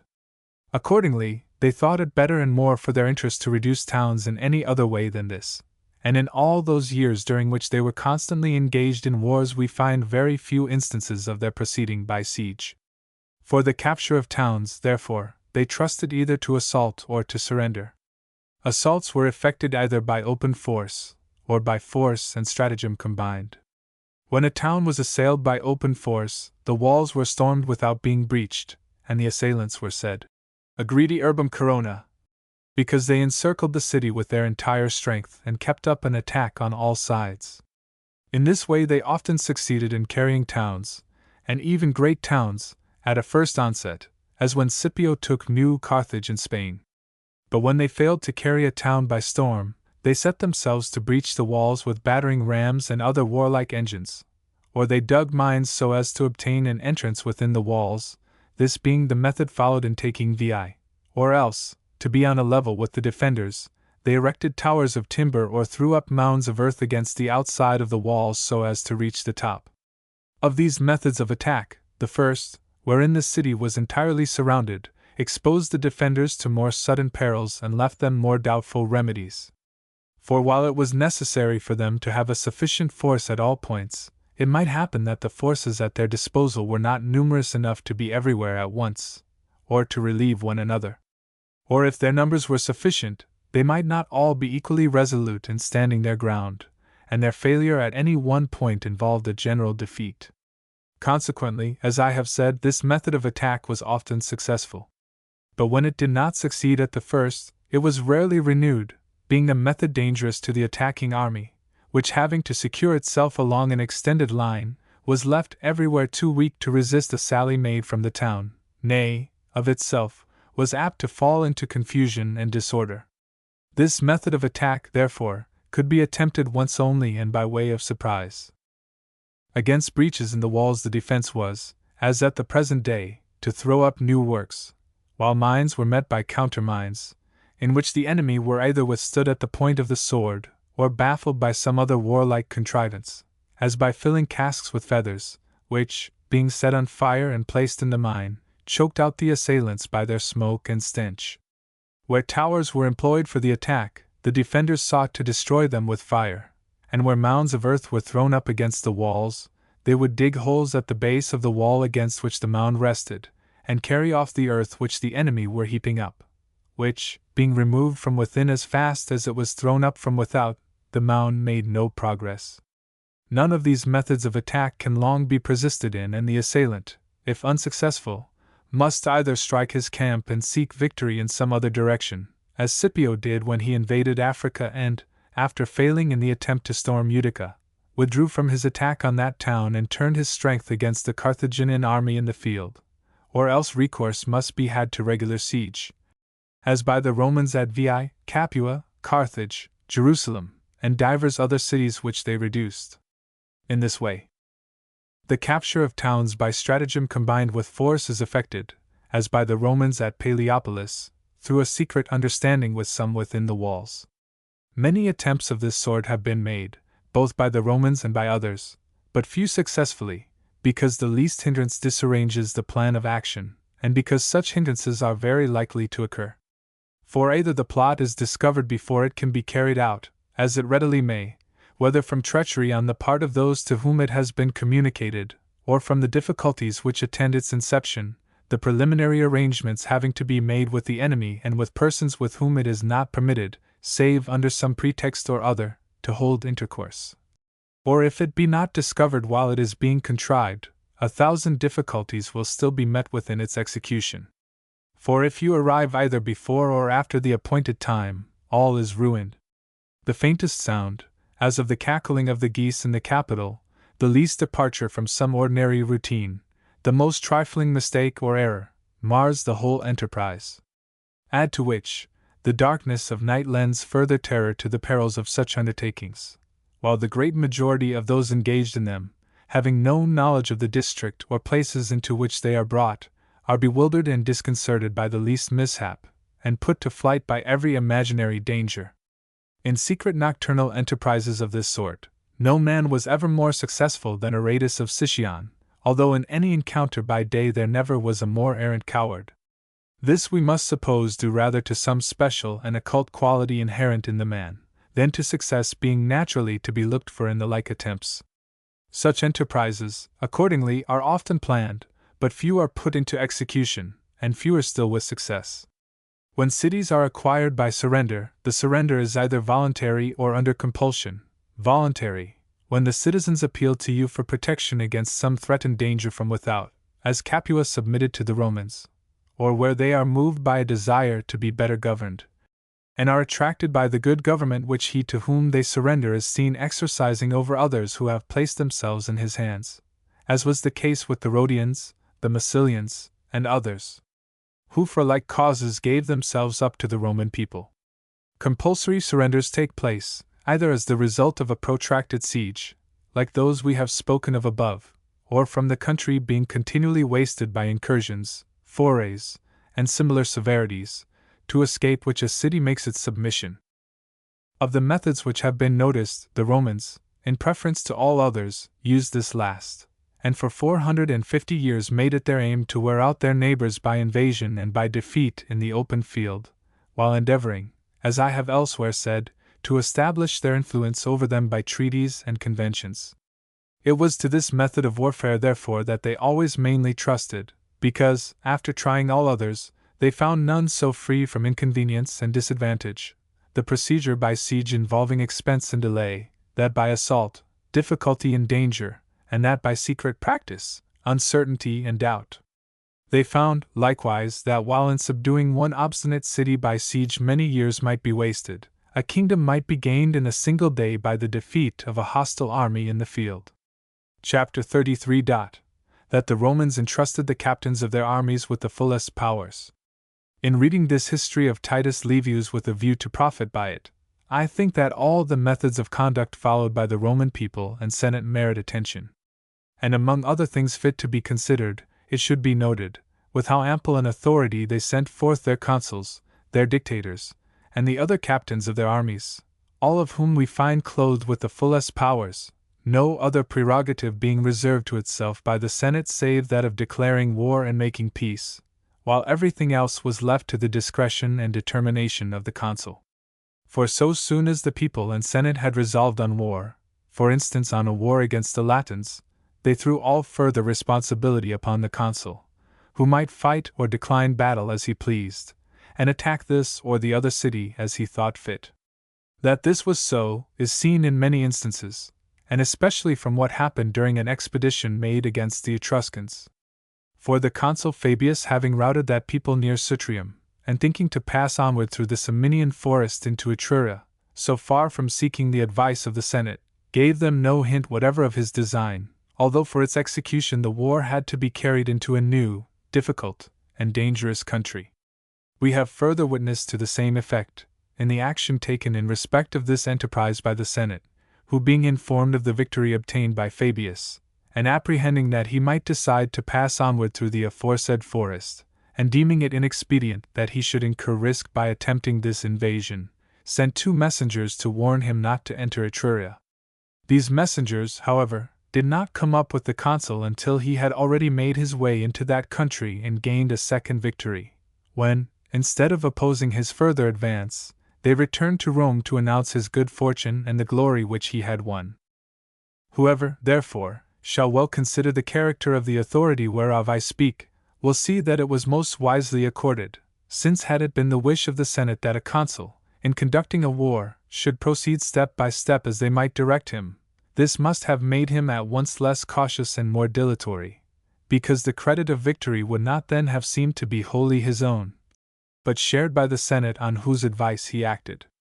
Besides which, the Senate must have taken upon itself the task of advising on matters which it could not possibly understand, for although it might contain among its members all who were most versed in military affairs, still, since these men were not on the spot, and were ignorant of many particulars which, if they were to give sound advice, it was necessary for them to know, they must in advising have made numberless mistakes. For these reasons they desired that the consul should act on his own responsibility, and that the honors of success should be wholly his. judging that the love of fame would act on him at once as a spur and as a curb, making him do whatever he had to do well. This matter I have the rather dwelt upon because I observe that our modern republics, such as the Venetian and the Florentine, view it in a different light, so that when their captains, commissaries, or provveditori have a single gun to place in position, the authorities at home must be informed and consulted, a course deserving the same approval as is due to all those other methods of theirs, which, one with another, have brought Italy to her present condition. Book 3. Chapter 1. For a sect or commonwealth to last long, it must often be brought back to its beginnings. Doubtless, all the things of this world have a limit set to their duration, yet those of them the bodies whereof have not been suffered to grow disordered, but have been so cared for that either no change at all has been wrought in them, or, if any, a change for the better and not for the worse, will run that course which heaven has in a general way appointed them. And since I am now speaking of mixed bodies, for states and sects are so to be regarded, I say that for them these are wholesome changes which bring them back to their first beginnings. Those states consequently stand surest and endure longest which, either by the operation of their institutions can renew themselves, or come to be renewed by accident apart from any design. Nothing, however, can be clearer than that unless thus renewed these bodies do not last. Now the way to renew them is, as I have said, to bring them back to their beginnings, since all beginnings of sects, commonwealths, or kingdoms must needs have in them a certain excellence, by virtue of which they gain their first reputation and make their first growth. But because in progress of time this excellence becomes corrupted, unless something be done to restore it to what it was at first, these bodies necessarily decay. For as the physicians tell us in speaking of the human body, something or other is daily added which sooner or later will require treatment. As regards commonwealths, this return to the point of departure is brought about either by extrinsic accident or by intrinsic foresight. As to the first, we have seen how it was necessary that Rome should be taken by the Gauls, that being thus in a manner reborn, she might recover life and vigor, and resume the observances of religion and justice which she had suffered to grow rusted by neglect. This is well seen from those passages of Livius wherein he tells us that when the Roman army was sent forth against the Gauls, and again when tribunes were created with consular authority, no religious rites whatever were celebrated, and wherein he further relates how the Romans not only failed to punish the 3 Fabii, who contrary to the law of nations had fought against the Gauls, but even clothed them with honor. For, from these instances, we may well infer that the rest of the wise ordinances instituted by Romulus, and the other prudent kings, had begun to be held of less account than they deserved, and less than was essential for the maintenance of good government. And therefore it was that Rome was visited by this calamity from without, to the end that all her ordinances might be reformed, and the people taught that it behoved them not only to maintain religion and justice, but also to esteem their worthy citizens, and to prize their virtues beyond any advantages of which they themselves might seem to have been deprived at their instance. And this, we find, was just the effect produced. For no sooner was the city retaken, than all the ordinances of the old religion were at once restored. The Fabii, who had fought in violation of the law of nations, were punished, and the worth and excellence of Camillus so fully recognized, that the Senate and the whole people, laying all jealousies aside, once more committed to him the entire charge of public affairs. It is necessary, then, as I have said already, that where men dwell together in a regulated society, they be often reminded of those ordinances in conformity with which they ought to live, either by something inherent in these, or else by some external accident. A reminder is given in the former of these 2 ways, either by the passing of some law whereby the members of the society are brought to an account, or else by some man of rare worth arising among them, whose virtuous life and example have the same effect as a law. In a commonwealth, accordingly, this end is served either by the virtues of some one of its citizens, or by the operation of its institutions. The institutions whereby the Roman commonwealth was led back to its starting point were the tribuneship of the people and the censorship, together with all those laws which were passed to check the insolence and ambition of its citizens. Such institutions, however, require fresh life to be infused into them by the worth of some one man who fearlessly devotes himself to give them effect in opposition to the power of those who set them at defiance. Of the laws being thus reinforced in Rome, before its capture by the Gauls, we have notable examples in the deaths of the sons of Brutus, of the Decemvirs, and of Manlius Frumentius, and after its capture, in the deaths of Manlius Capitolinus, and of the son of Manlius Torquatus in the prosecution of his master of the knights by Papirius Cursor, and in the impeachment of the Scipios. Such examples as these, being signal and extraordinary, had the effect, whenever they took place, of bringing men back to the true standard of right. But when they came to be of rare occurrence, they left men more leisure to grow corrupted, and were attended by greater danger and disturbance. Wherefore, between one and another of these vindications of the laws, no more than 10 years, at most, ought to intervene, because after that time men begin to change their manners and to disregard the laws, and if nothing occur to recall the idea of punishment, and unless fear resume its hold on their minds, so many offenders suddenly spring up together that it is impossible to punish them without danger. And to this purport it used to be said by those who ruled Florence from the year 1434 to 1494, that their government could hardly be maintained unless it was renewed every 5 years, by which they meant that it was necessary for them to arouse the same terror and alarm in men's minds, as they inspired when they first assumed the government, and when all who offended against their authority were signally chastised. For when the recollection of such chastisement has died out, men are emboldened to engage in new designs, and to speak ill of their rulers, for which the only remedy is to restore things to what they were at first. A republic may, likewise, be brought back to its original form, without recourse to ordinances for enforcing justice, by the mere virtues of a single citizen, by reason that these virtues are of such influence and authority that good men love to imitate them, and bad men are ashamed to depart from them. Those to whom Rome owed most for services of this sort were Horatius Coccles, Mutius Scaevola, the 2 Decii, Attilius Regulus, and divers others, whose rare excellence and generous example wrought for their city almost the same results as might have been effected by ordinances and laws. And if to these instances of individual worth had been added, every 10 years, some signal enforcement of justice, it would have been impossible for Rome ever to have grown corrupted. But when both of these incitements to virtuous behavior began to recur less frequently, corruption spread, and after the time of Attilius Regulus, no like example was again witnessed.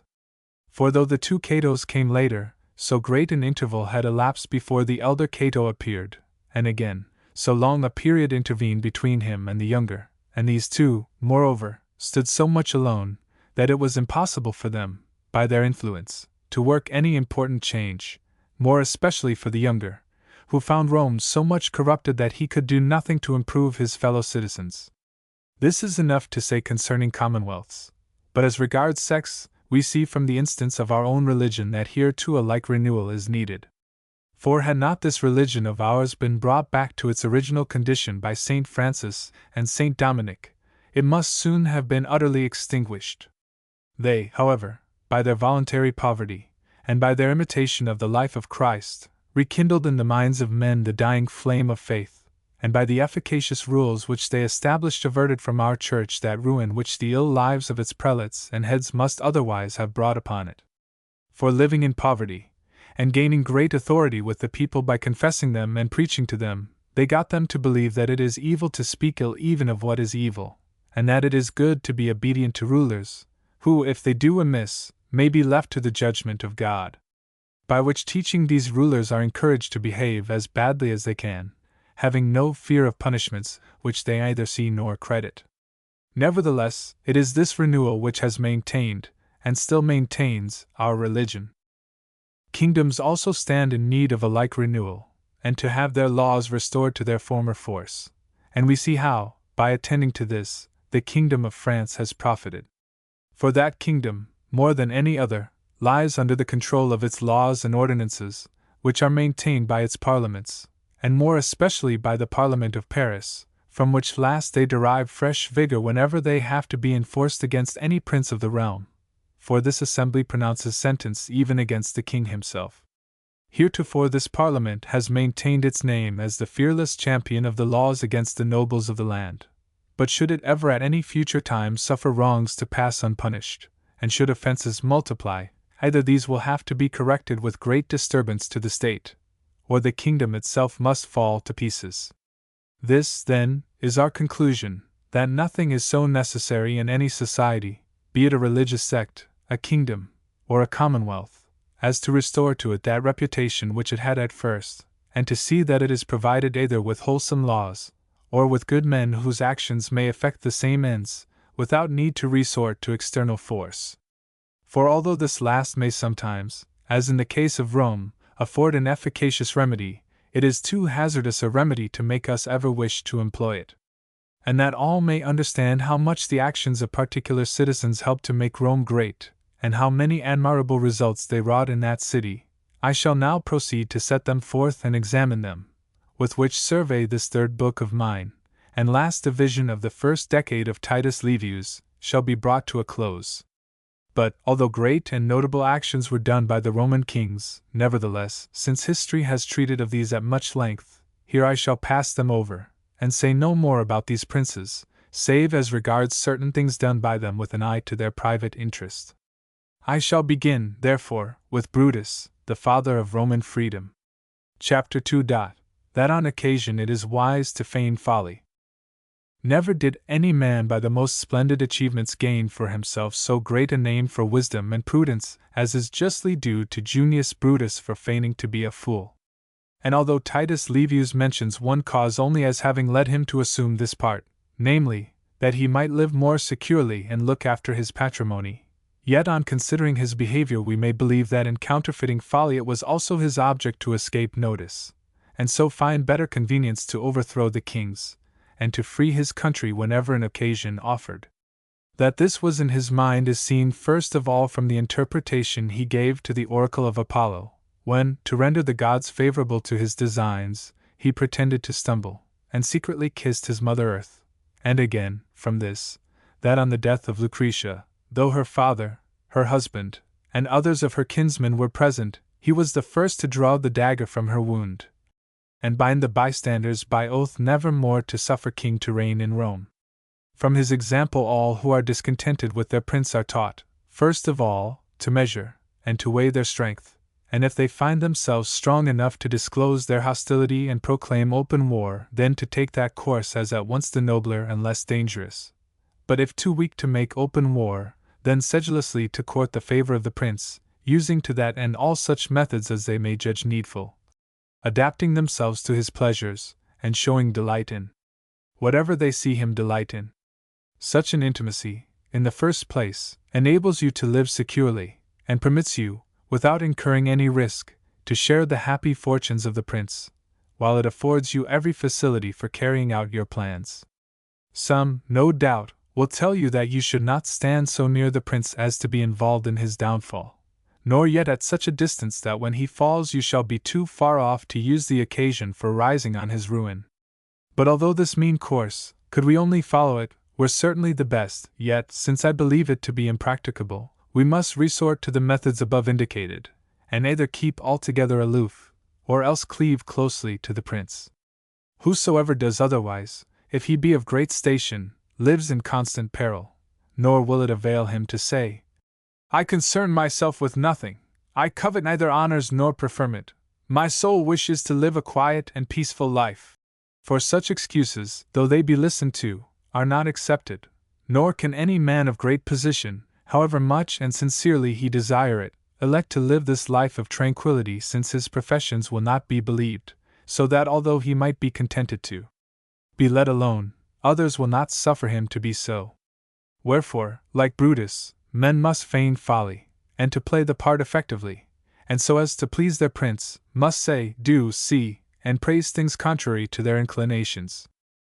But now, having spoken of the prudence shown by Brutus when he sought to recover the freedom of Rome, let us next speak of the severity which he used to maintain it. Chapter 3. That to preserve a newly acquired freedom we must slay the sons of Brutus. The severity used by Brutus in preserving for Rome the freedom he had won for her was not less necessary than useful. The spectacle of a father sitting on the judgment, and not merely sentencing his own sons to death, but being himself present at their execution, affords an example rare in history. But those who study the records of ancient times will understand that after a change in the form of a government, whether it be from a commonwealth to a tyranny or from a tyranny to a commonwealth, those who are hostile to the new order of things must always be visited with signal punishment. So that he who sets up as a tyrant, and slays not Brutus, and he who creates a free government, and slays not the sons of Brutus, can never maintain himself long. But since I have elsewhere treated of this matter at large, I shall merely refer to what has there been said concerning it, and shall cite here one instance only, happening in our own days, and memorable in the history of our country.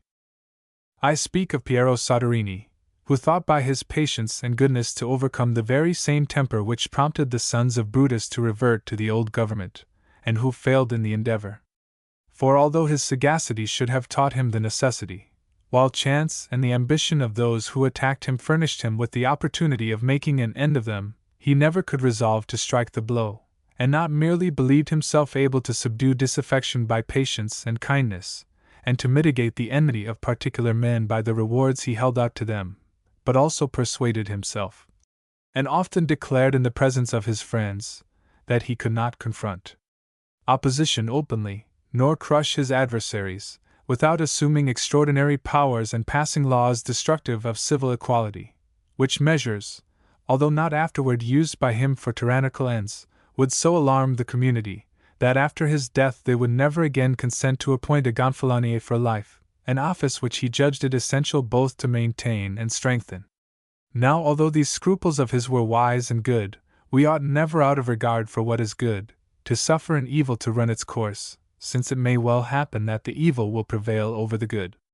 And Piero should have believed that as his acts and intentions were to be judged by results, he might, if he lived and if fortune befriended him, have made it clear to all that what he did was done to preserve his country, and not from personal ambition, and he might have so contrived matters that no successor of his could ever turn to bad ends the means which he had used for good ends. But he was misled by a preconceived opinion, and failed to understand that ill will is not to be vanquished by time nor propitiated by favors. And so, from not knowing how to resemble Brutus, he lost power and fame, and was driven in exile from his country. That it is as hard a matter to preserve a princedom as it is to preserve a commonwealth, will be shown in the chapter following. Chapter 4. That an usurper is never safe in his princedom while those live whom he has deprived of it. From what befell the elder Tarquin at the hands of the sons of Ancus, and Servius Tullius at the hands of Tarquin the Proud, we see what an arduous and perilous course it is to strip a king of his kingdom and yet suffer him to live on, hoping to conciliate him by benefits. We see, too, how the elder Tarquin was ruined by his belief that he held the kingdom by a just title, since it had been given him by the people and confirmed to him by the Senate, never suspecting that the sons of Ancus would be so stirred by resentment that it would be impossible to content them with what contented all the rest of Rome. Servius Tullius, again, was ruined through believing that he could conciliate the sons of Ancus by loading them with favors. By the fate of the first of these kings, every prince may be warned that he can never live securely in his princedom so long as those from whom he has taken it survive, while the fate of the second should remind all rulers that old injuries are not to be healed by subsequent benefits, and least of all when the new benefit is less in degree than the injury suffered.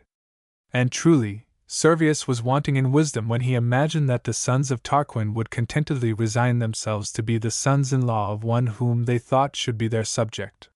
For the desire to reign is so prevailing a passion that it penetrates the minds not only of those who are rightful heirs, but also of those who are not, as happened with the wife of the younger Tarquin, who was daughter to Servius, but who, possessed by this madness, and setting at naught all filial duty, incited her husband to take her father's kingdom, and with it his life. So much nobler did she esteem it to be a queen than the daughter of a king.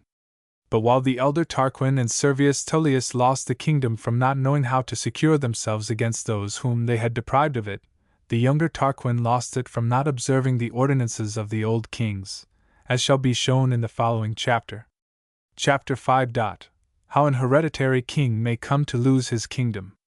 Tarquin the Proud, when he had put Servius Tullius to death, inasmuch as the latter left no heirs, took secure possession of the kingdom, having nothing to fear from any of those dangers which had stood in the way of his predecessors. And although the means whereby he made himself king were hateful and monstrous, nevertheless, had he adhered to the ancient ordinances of the earlier kings, he might have been endured, nor would he have aroused both Senate and people to combine against him and deprive him of his government. It was not, therefore, because his son Sextus violated Lucretia that Tarquin was driven out, but because he himself had violated the laws of the kingdom, and governed as a tyrant, stripping the Senate of all authority, and bringing everything under his own control. For all business which formerly had been transacted in public, and with the sanction of the Senate, he caused to be transacted in his palace, on his own responsibility, and to the displeasure of every one else, and so very soon deprived Rome of whatever freedom she had enjoyed under her other kings. Nor was it enough for him to have the fathers his enemies, but he must needs also kindle the commons against him, wearing them out with mere mechanic labors, very different from the enterprises in which they had been employed by his predecessors, so that when Rome overflowed with instances of his cruelty and pride, he had already disposed the minds of all the citizens to rebel whenever they found the opportunity.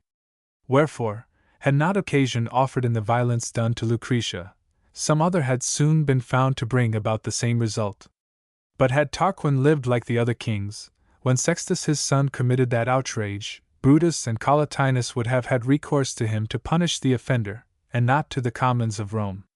And hence let princes learn that from the hour they first violate those laws, customs, and usages under which men have lived for a great while, they begin to weaken the foundations of their authority. And should they, after they have been stripped of that authority, ever grow wise enough to see how easily princedoms are preserved by those who are content to follow prudent counsels, the sense of their loss will grieve them far more, and condemn them to a worse punishment than any they suffer at the hands of others.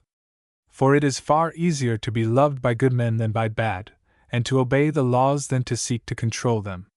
And to learn what means they must use to retain their authority, they have only to take example by the conduct of good princes, such as Timoleon of Corinth, Aratus of Sicyone, and the like, in whose lives they will find such security and content, both on the side of the ruler and the ruled, as ought to stir them with the desire to imitate them, which, for the reasons already given, it is easy for them to do. For men, when they are well governed, ask no more, nor look for further freedom, as was the case with the peoples governed by the two whom I have named, whom they constrained to continue their rulers while they lived, though both of them sought repeatedly to return to private life. But because, in this and the two preceding chapters, I have noticed the ill will which arose against the kings, the plots contrived by the sons of Brutus against their country, and those directed against the elder Tarquin and Servius Tullius, it seems to me not out of place to discourse of these matters more at length in the following chapter, as deserving the attention both of princes and private citizens. Chapter 6. Of Conspiracies. It were an omission not to say something on the subject of conspiracies, these being a source of much danger both to princes and to private men. For we see that many more princes have lost their lives and states through these than in open warfare, power to wage open war upon a prince being conceded to few, whereas power to conspire against him is denied to none. On the other hand, since conspiracies are attended at every stage by difficulties and dangers, no more hazardous or desperate undertakings can be engaged in by any private citizen, whence it comes that while many conspiracies are planned, few effect their object. Wherefore, to put princes on their guard against these dangers, and to make subjects more cautious how they take part in them, and rather learn to live content under whatever government fortune has assigned them, I shall treat of them at length, without omitting any noteworthy circumstance which may serve for the instruction of either. Though, indeed, this is a golden sentence of Cornelius Tacitus, wherein he says that the past should have our reverence, the present our obedience, and that we should wish for good princes, but put up with any. For assuredly whosoever does otherwise is likely to bring ruin both on himself and on his country. But to go deeper into the matter, we have first of all to examine against whom conspiracies are directed, and we shall find that men conspire either against their country or their prince, and it is of these two kinds of conspiracy that at present I desire to speak. For of conspiracies which have for their object the surrender of cities to enemies who are besieging them, and of all others contrived for like ends, I have already said enough.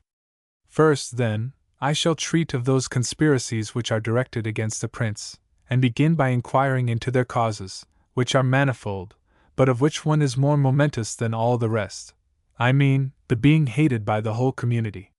For it may reasonably be assumed that when a prince has drawn upon himself this universal hatred, he must also have given special offense to particular men,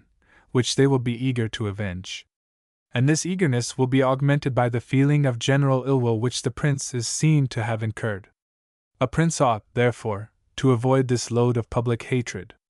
How he is to do so I need not stop here to explain, having discussed the matter already in another place.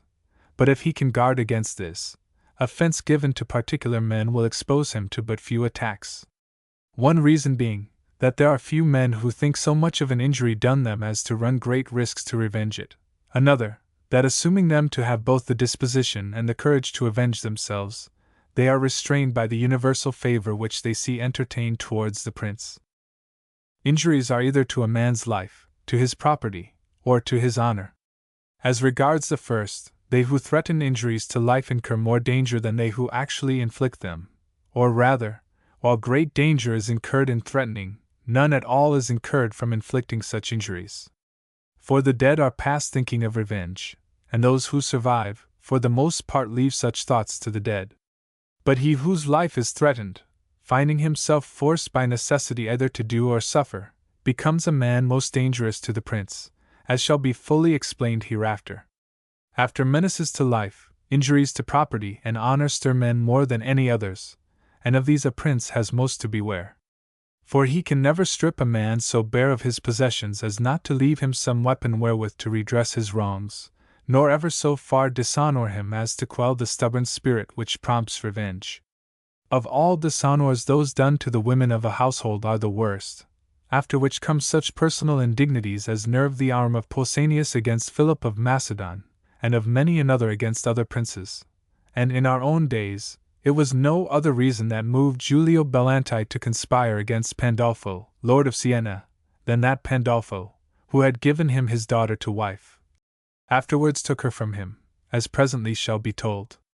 Chief among the causes which led the Pizzi to conspire against the Medici, was the law passed by the latter depriving them of the inheritance of Giovanni Bonromei. Another most powerful motive to conspire against a prince is the desire men feel to free their country from a usurper. This it was which impelled Brutus and Cassius to conspire against Caesar, and countless others against such tyrants as Phalaris, Dionysius, and the like. Against this humor no tyrant can guard, except by laying down his tyranny, which as none will do, few escape an unhappy end. Whence the verses of Juvenal. Great, as I have said already, are the dangers which men run in conspiring, for at all times they are in peril, whether in contriving, in executing, or after execution. And since in conspiracies either many are engaged, or one only, for although it cannot properly be said of one man that he conspires, there may exist in him the fixed resolve to put the prince to death, it is only the solitary plotter who escapes the first of these three stages of danger. For he runs no risk before executing his design, since as he imparts it to none, there is none to bring it to the ear of the prince. A deliberate resolve like this may be conceived by a person in any rank of life, high or low, base or noble, and whether or no he be the familiar of his prince. For every one must, at some time or other, have leave to speak to the prince, and whoever has this leave has opportunity to accomplish his design. Pausanias, of whom we have made mention so often, slew Philip of Macedon as he walked between his son and his son-in-law to the temple, surrounded by 1,000 armed guards.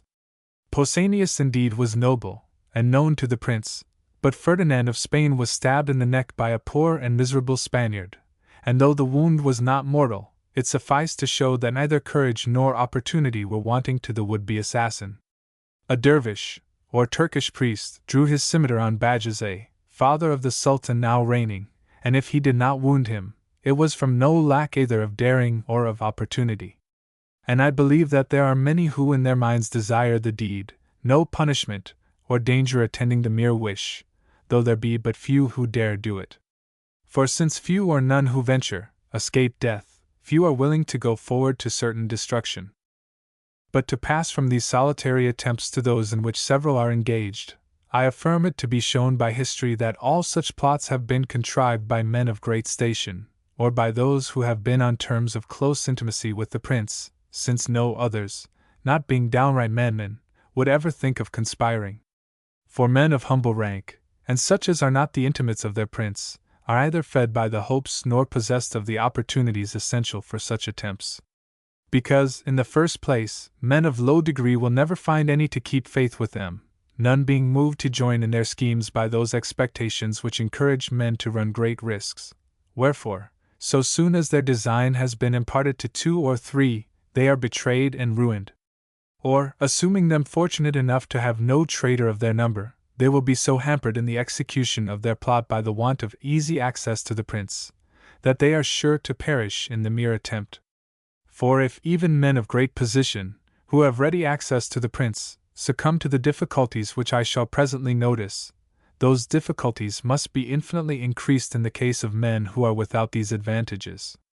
And because when life and property are at stake, men are not utterly reckless. On perceiving themselves to be weak, they grow cautious, and though cursing the tyrant in their hearts, are content to endure him, and to wait until someone of higher station than they comes forward to redress their wrongs. So that should we ever find these weaklings attempting anything, we may commend their courage rather than their prudence. We see, however, that the great majority of conspirators have been persons of position and the familiars of their prince, and that their plots have been as often the consequence of excessive indulgence as of excessive injury, as when Perennius conspired against Commodus, Claudianus against Severus, and Sejanus against Tiberius, all of whom had been raised by their masters to such wealth, honors, and dignities, that nothing seemed wanting to their authority save the imperial name. That they might not lack this also, they fell to conspiring against their prince, but in every instance their conspiracies had the end which their ingratitude deserved. The only instance in recent times of such attempts succeeding is the conspiracy of Jacopo for Diapiano against Messer Piero Gambacordi, lord of Pisa.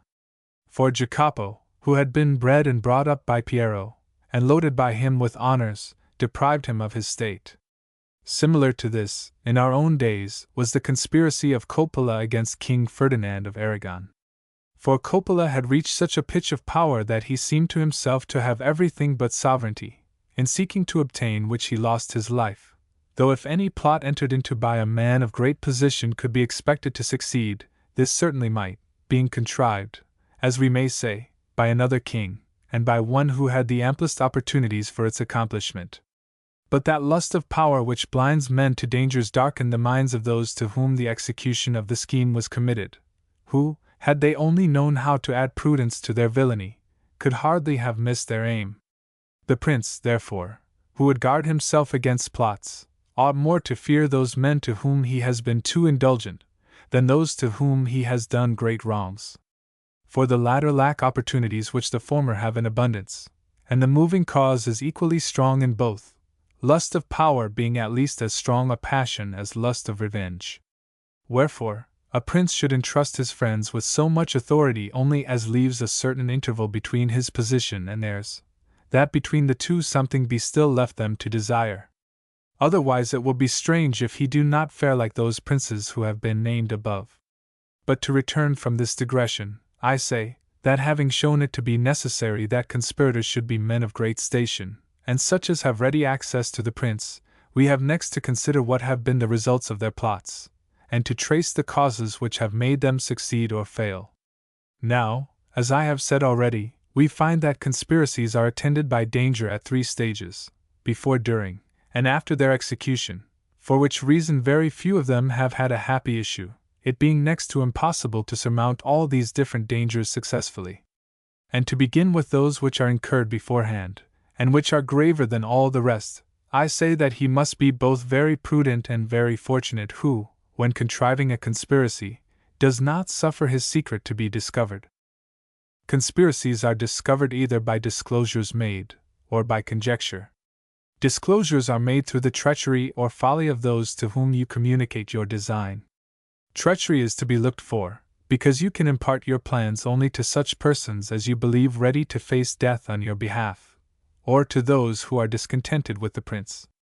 Of men whom you can trust thus implicitly, 1 or 2 may be found, but when you have to open your designs to many, they cannot all be of this nature, and their goodwill towards you must be extreme if they are not daunted by the danger and by fear of punishment. Moreover, men commonly deceive themselves in respect of the love which they imagine others bear them, nor can ever be sure of it until they have put it to the proof. But to make proof of it in a matter like this is very perilous, and even if you have proved it already, and found it true in some other dangerous trial, you cannot assume that there will be the same fidelity here, since this far transcends every other kind of danger. Again, if you gauge a man's fidelity by his discontent with the prince, you may easily deceive yourself, for so soon as you have taken this discontented man into your confidence, you have supplied him with the means whereby he may become contented, so that either his hatred of the prince must be great indeed, or your influence over him extraordinary, if it keep him faithful. Hence it comes that so many conspiracies have been discovered and crushed in their earliest stage, and that when the secret is preserved among many accomplices for any length of time, it is looked on as a miracle, as in the case of the conspiracy of Piso against Nero, and in our own days, in that of the Pizzi against Lorenzo and Giuliano de' Medici, which last, though more than 50 persons were privy to it, was not discovered until it came to be carried out. Conspiracies are disclosed through the imprudence of a conspirator when he talks so indiscreetly that some servant, or other person not in the plot, overhears him, as happened with the sons of Brutus, who, when treating with the envoys of Tarquin, were overheard by a slave, who became their accuser, or else through your own weakness in imparting your secret to some woman or boy whom you love, or to some other such like person. As when Dimnus, who was one of those who conspired with Philotas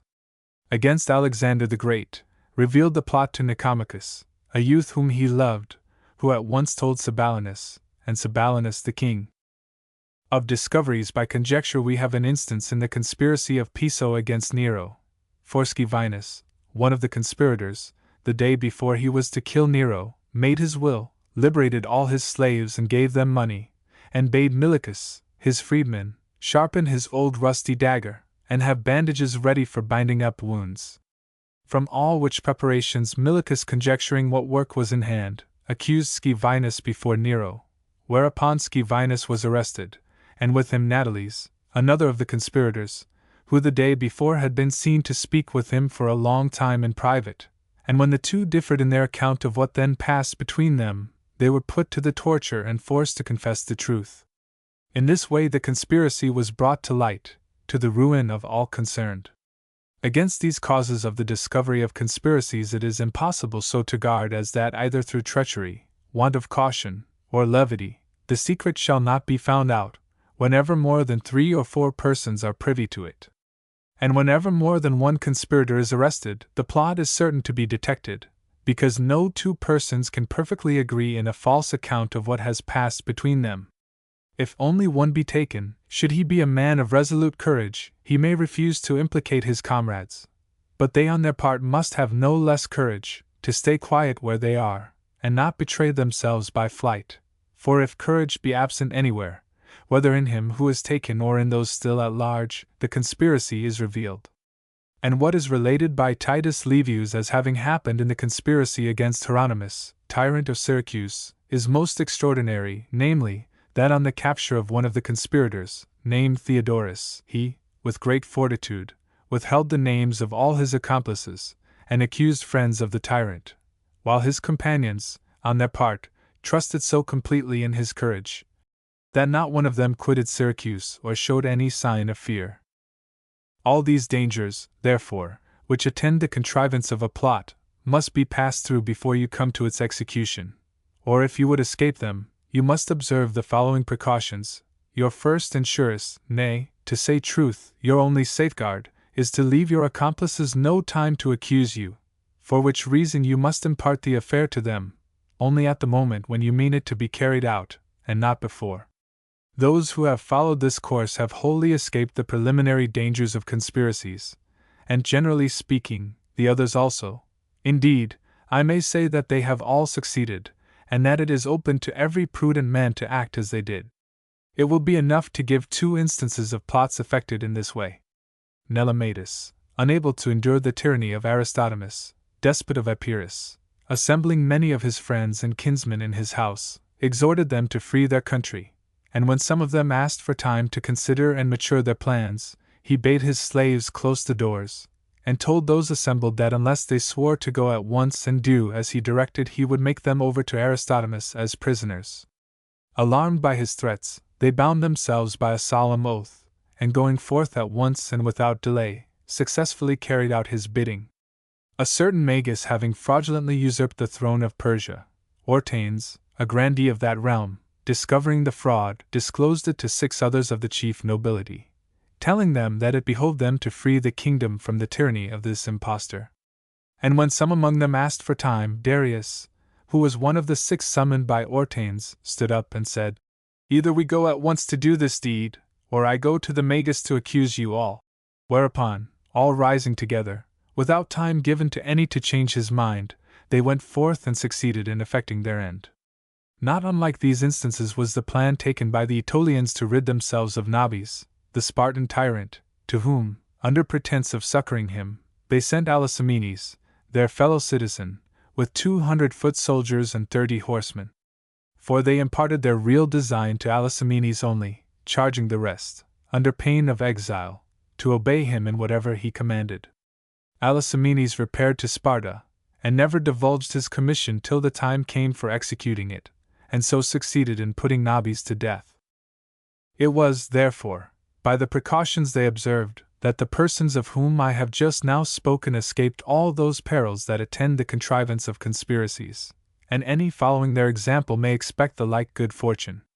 And that all may learn to do as they did, I shall notice the case of Piso, of which mention has before been made. By reason of his rank, his reputation, and the intimate terms on which he lived with Nero, who trusted him without reserve, and would often come to his garden to sup with him, Piso was able to gain the friendship of many persons of spirit and courage, and well fitted in every way to take part in his plot against the emperor, which, under these circumstances, might easily have been carried out. For when Nero came to his garden, Piso could readily have communicated his design to those friends of his, and with suitable words have encouraged them to do what, in fact, they would not have had time to withdraw from, and was certain to succeed. And were we to examine all similar attempts, it would be seen that there are few which might not have been effected in the manner shown. But since most men are very ignorant of practical affairs, they commit the gravest blunders, especially in matters which lie, as this does, a little way out of the beaten track. Wherefore, the contriver of a plot ought never, if he can help it, to communicate his design until the moment when it is to be executed, or if he must communicate it, then to some one man only, with whom he has long been intimate, and whom he knows to be moved by the same feelings as himself. To find one such person is far easier than to find several, and, at the same time, involves less risk, for though this one man play you false, you are not left altogether without resource, as you are when your accomplices are numerous. For I have heard it shrewdly said that to one man you may impart anything, since, unless you have been led to commit yourself by writing, your denial will go as far as his assertion. Shun writing, therefore, as you would a rock, for there is nothing so damning as a letter under your own hand. Claudianus, desiring to procure the deaths of the Emperor Severus and his son Caracalla, entrusted the business to the tribune Saturninus, who, being more disposed to betray than obey Claudianus,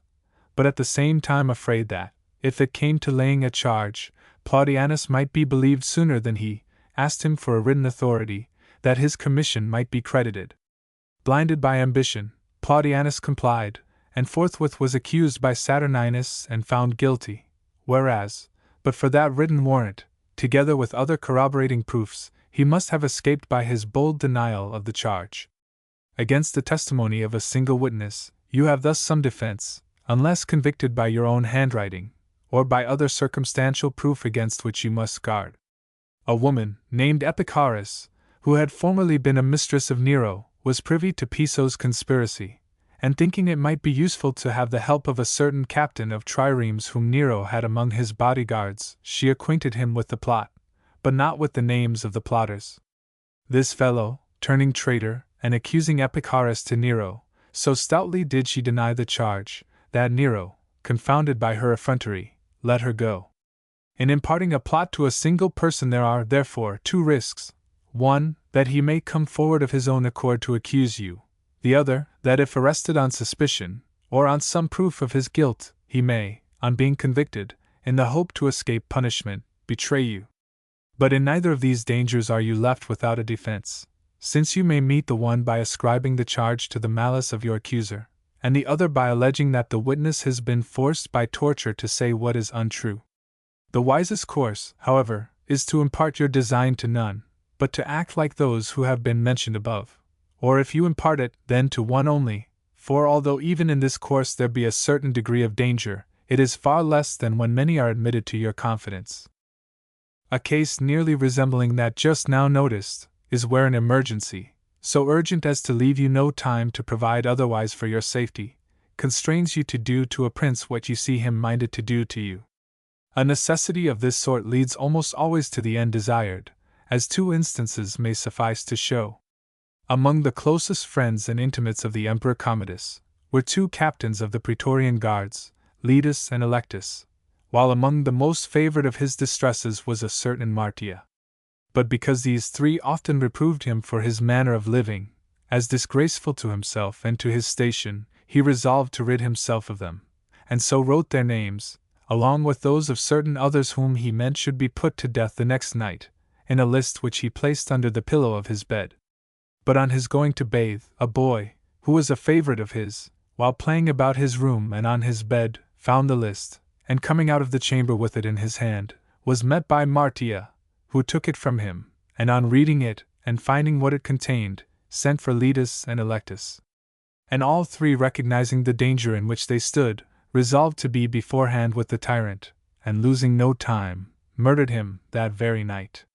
The Emperor Caracalla, being with his armies in Mesopotamia, had with him Macrinus, who was more of a statesman than a soldier, as his prefect.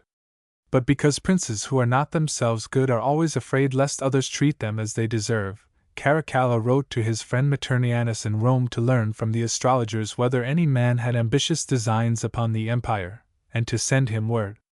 Maternianus, accordingly, wrote back that such designs were entertained by Macrinus. But this letter, ere it reached the emperor, fell into the hands of Macrinus, who, seeing when he read it that he must either put Caracalla to death before further letters arrived from Rome, or else die himself, committed the business to a centurion, named Martialis, whom he trusted, and whose brother had been slain by Caracalla a few days before, who succeeded in killing the emperor. We see, therefore, that an urgency which leaves no room for delay has almost the same results as the method already noticed as followed by Nelematus of Epirus. We see, too, what I remarked almost at the outset of this discourse, that the threats of princes expose them to greater danger than the wrongs they actually inflict, and lead to more active conspiracies, and therefore, that a prince should be careful not to threaten, since men are either to be treated kindly or else got rid of, but never brought to such a pass that they have to choose between slaying and being slain. As to the dangers attending the execution of plots, these result either from some change made in the plan, or from a failure in courage on the part of him who is to carry it out, or else from some mistake he falls into through want of foresight, or from his not giving the affair its finishing stroke, as when some are left alive whom it was meant to put to death. Now, nothing causes so much disturbance and hindrance in human affairs, as to be forced, at a moment's notice and without time allowed for reflection, to vary your plan of action and adopt a different one from that fixed on at the first. And if such changes cause confusion anywhere, it is in matters appertaining to war, and in enterprises of the kind we are now speaking of, for in such affairs as these, there is nothing so essential as that men be prepared to do the exact thing entrusted to them. But when men have for many days together turned their whole thoughts to doing a thing in a certain way and in a certain order, and the way and order are suddenly altered, it is impossible but that they should be disconcerted and the whole scheme ruined. For which reason, it is far better to do everything in accordance with the preconcerted plan, though it be seen to be attended with some disadvantages, than, in order to escape these, to involve yourself in an infinity of dangers. And this will happen when you depart from your original design without time given to form a new one. For when time is given you may manage as you please. The conspiracy of the Pizzi against Lorenzo and Giuliano de' Medici is well known. The scheme agreed on was to give a banquet to the Cardinal S. Giorgio, at which the brothers should be put to death. To each of the conspirators a part was assigned, to one the murder, to another the seizure of the palace, while a third was to ride through the streets and call on the people to free themselves. But it so chanced that at a time when the Pazzi, the Medici, and the Cardinal were all assembled in the Cathedral Church of Florence to hear High Mass, it became known that Giuliano would not be present at the banquet, whereupon the conspirators, laying their heads together, resolved to do in church what they were to have done elsewhere. This, however, deranged the whole scheme.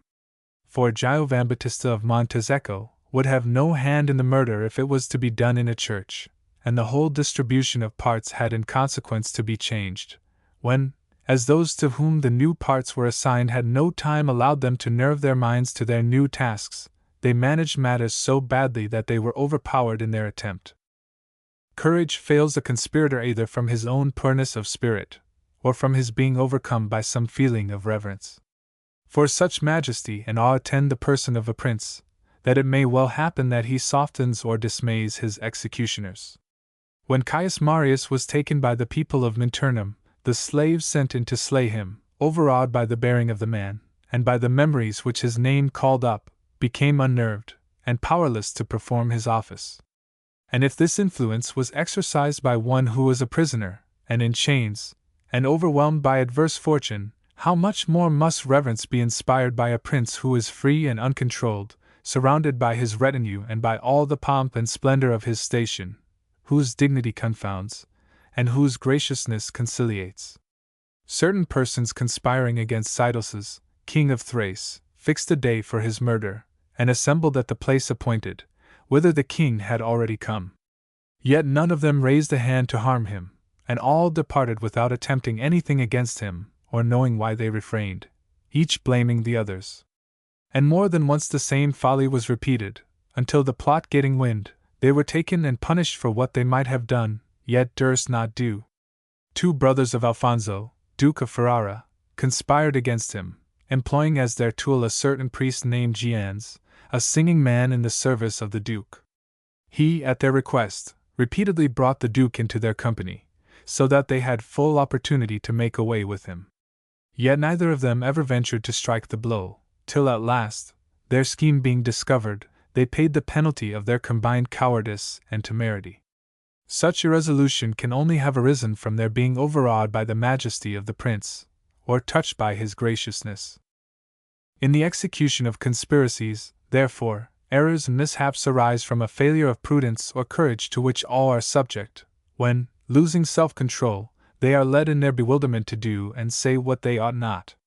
That men are thus confounded, and thrown off their balance, could not be better shown than in the words of Titus Livius, where he describes the behavior of Alcamenes the Aetolian, at the time when he resolved on the death of Nabis the Spartan, of whom I have spoken before. For when the time to act came, and he had disclosed to his followers what they had to do, Livius represents him as collecting his thoughts which had grown confused by dwelling on so desperate an enterprise. For it is impossible for any one, though of the most steadfast temper and used to the sight of death and to handle deadly weapons, not to be perturbed at such a moment. For which reason we should on such occasions choose for our tools those who have had experience in similar affairs, and trust no others though reputed of the truest courage. For in these grave undertakings, no one who is without such experience, however bold and resolute, is to be trusted. The confusion of which I speak may either cause you to drop your weapon from your hand,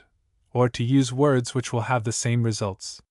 Quintianus, being commanded by Lucilla, sister of Commodus, to slay him, lay in wait for him at the entrance of the amphitheater, and rushing upon him with a drawn dagger, cried out, "The Senate sends you this," which words caused him to be seized before his blow descended. In like manner Messer Antonio of Volterra, who as we have elsewhere seen was told off to kill Lorenzo de' Medici, exclaimed as he approached him, "Ah, traitor!" And this exclamation proved the salvation of Lorenzo, and the ruin of that conspiracy. For the reasons now given, a conspiracy against a single ruler may readily break down in its execution. But a conspiracy against 2 rulers is not only difficult, but so hazardous that its success is almost hopeless.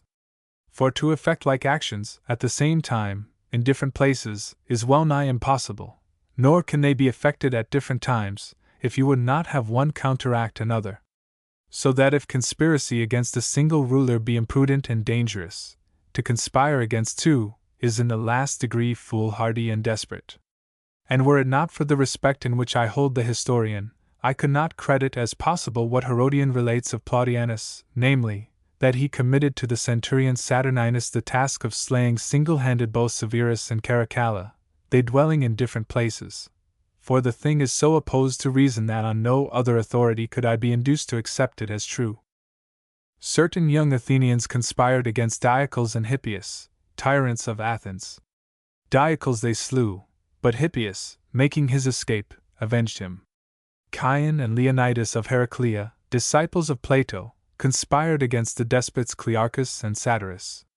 Clearchus fell, but Satyrus survived and avenged him. The Pizzi, of whom we have spoken so often, succeeded in murdering Giuliano only. From such conspiracies, therefore, as are directed against more heads than one, all should abstain, for no good is to be got from them, whether for ourselves, for our country, or for any one else. On the contrary, when those conspired against escape, they become harsher and more unsufferable than before, as, in the examples given, Florence, Athens, and Heraclea had cause to know. True it is that the conspiracy contrived by Pelopidas for the liberation of his country had to encounter every conceivable hindrance, and yet had the happiest end. For Pelopidas had to deal, not with 2 tyrants only, but with 10, and so far from having their confidence, could not, being an outlaw, even approach them. And yet he succeeded in coming to Thebes, in putting the tyrants to death, and in freeing his country. But whatever he did was done with the aid of one of the counselors of the tyrants, a certain Charon, through whom he had all facilities for executing his design. Let none, however, take this case as a pattern, for that it was in truth a desperate attempt, and its success a marvel, was and is the opinion of all historians, who speak of it as a thing altogether extraordinary and unexampled. The execution of a plot may be frustrated by some groundless alarm, or unforeseen mischance occurring at the very moment when the scheme is to be carried out. On the morning on which Brutus and his confederates were to slay Caesar, it so happened that Caesar talked for a great while with Cnus Pompilius Linus, one of the conspirators, which some of the others observing, were in terror that Pompilius was divulging the conspiracy to Caesar, whose life they would therefore have attempted then and there, without waiting his arrival in the Senate house. Had they not been reassured by seeing that when the conference ended he showed no sign of unusual emotion. False alarms of this sort are to be taken into account and allowed for, all the more that they are easily raised. For he who has not a clear conscience is apt to assume that others are speaking of him. A word used with a wholly different purpose may throw his mind off its balance and lead him to fancy that reference is intended to the matter he is engaged on, and cause him either to betray the conspiracy by flight, or to derange its execution by anticipating the time fixed. And the more there are privy to the conspiracy, the likelier is this to happen. As to the mischances which may befall, since these are unforeseen, they can only be instanced by examples which may make men more cautious. Giulio Bellanti of Siena, of whom I have spoken before, from the hate he bore Pandolfo Petrucci, who had given him his daughter to wife and afterwards taken her from him, resolved to murder him, and thus chose his time. Almost every day Pandolfo went to visit a sick kinsman, passing the house of Giulio on the way, who, remarking this, took measures to have his accomplices ready in his house to kill Pandolfo as he passed. Wherefore, placing the rest armed within the doorway, one he stationed at a window to give the signal of Pandolfo's approach. It so happened, however, that as he came nigh the house, and after the lookout had given the signal, Pandolfo fell in with a friend who stopped him to converse, when some of those with him, going on in advance, saw and heard the gleam and clash of weapons, and so discovered the ambuscade, whereby Pandolfo was saved, while Giulio with his companions had to fly from Siena. This plot accordingly was marred, and Giulio's schemes balked, in consequence of a chance meeting. Against such accidents, since they are out of the common course of things, no provision can be made. Still it is very necessary to take into account all that may happen, and devise what remedies you can. It now only remains for us to consider those dangers which follow after the execution of a plot. These in fact resolve themselves into one, namely, that some should survive who will avenge the death of the murdered prince. The part of avenger is likely to be assumed by a son, a brother, or other kinsman of the deceased, who in the ordinary course of events might have looked to succeed to the prince-dom. And such persons are suffered to live, either from inadvertence, or from some of the causes noted already, as when Giovan Andrea of Lampagnano, with the help of his companions, put to death the Duke of Milan. For the son and 2 brothers of the Duke, who survived him, were able to avenge his death. In cases like this, indeed, the conspirators may be held excused, since there is nothing they can do to help themselves. But when from carelessness and want of due caution someone is allowed to live whose death ought to have been secured, there is no excuse. Certain conspirators, after murdering the Lord, Count Girolamo of Forli, made prisoners of his wife and of his children who were still very young.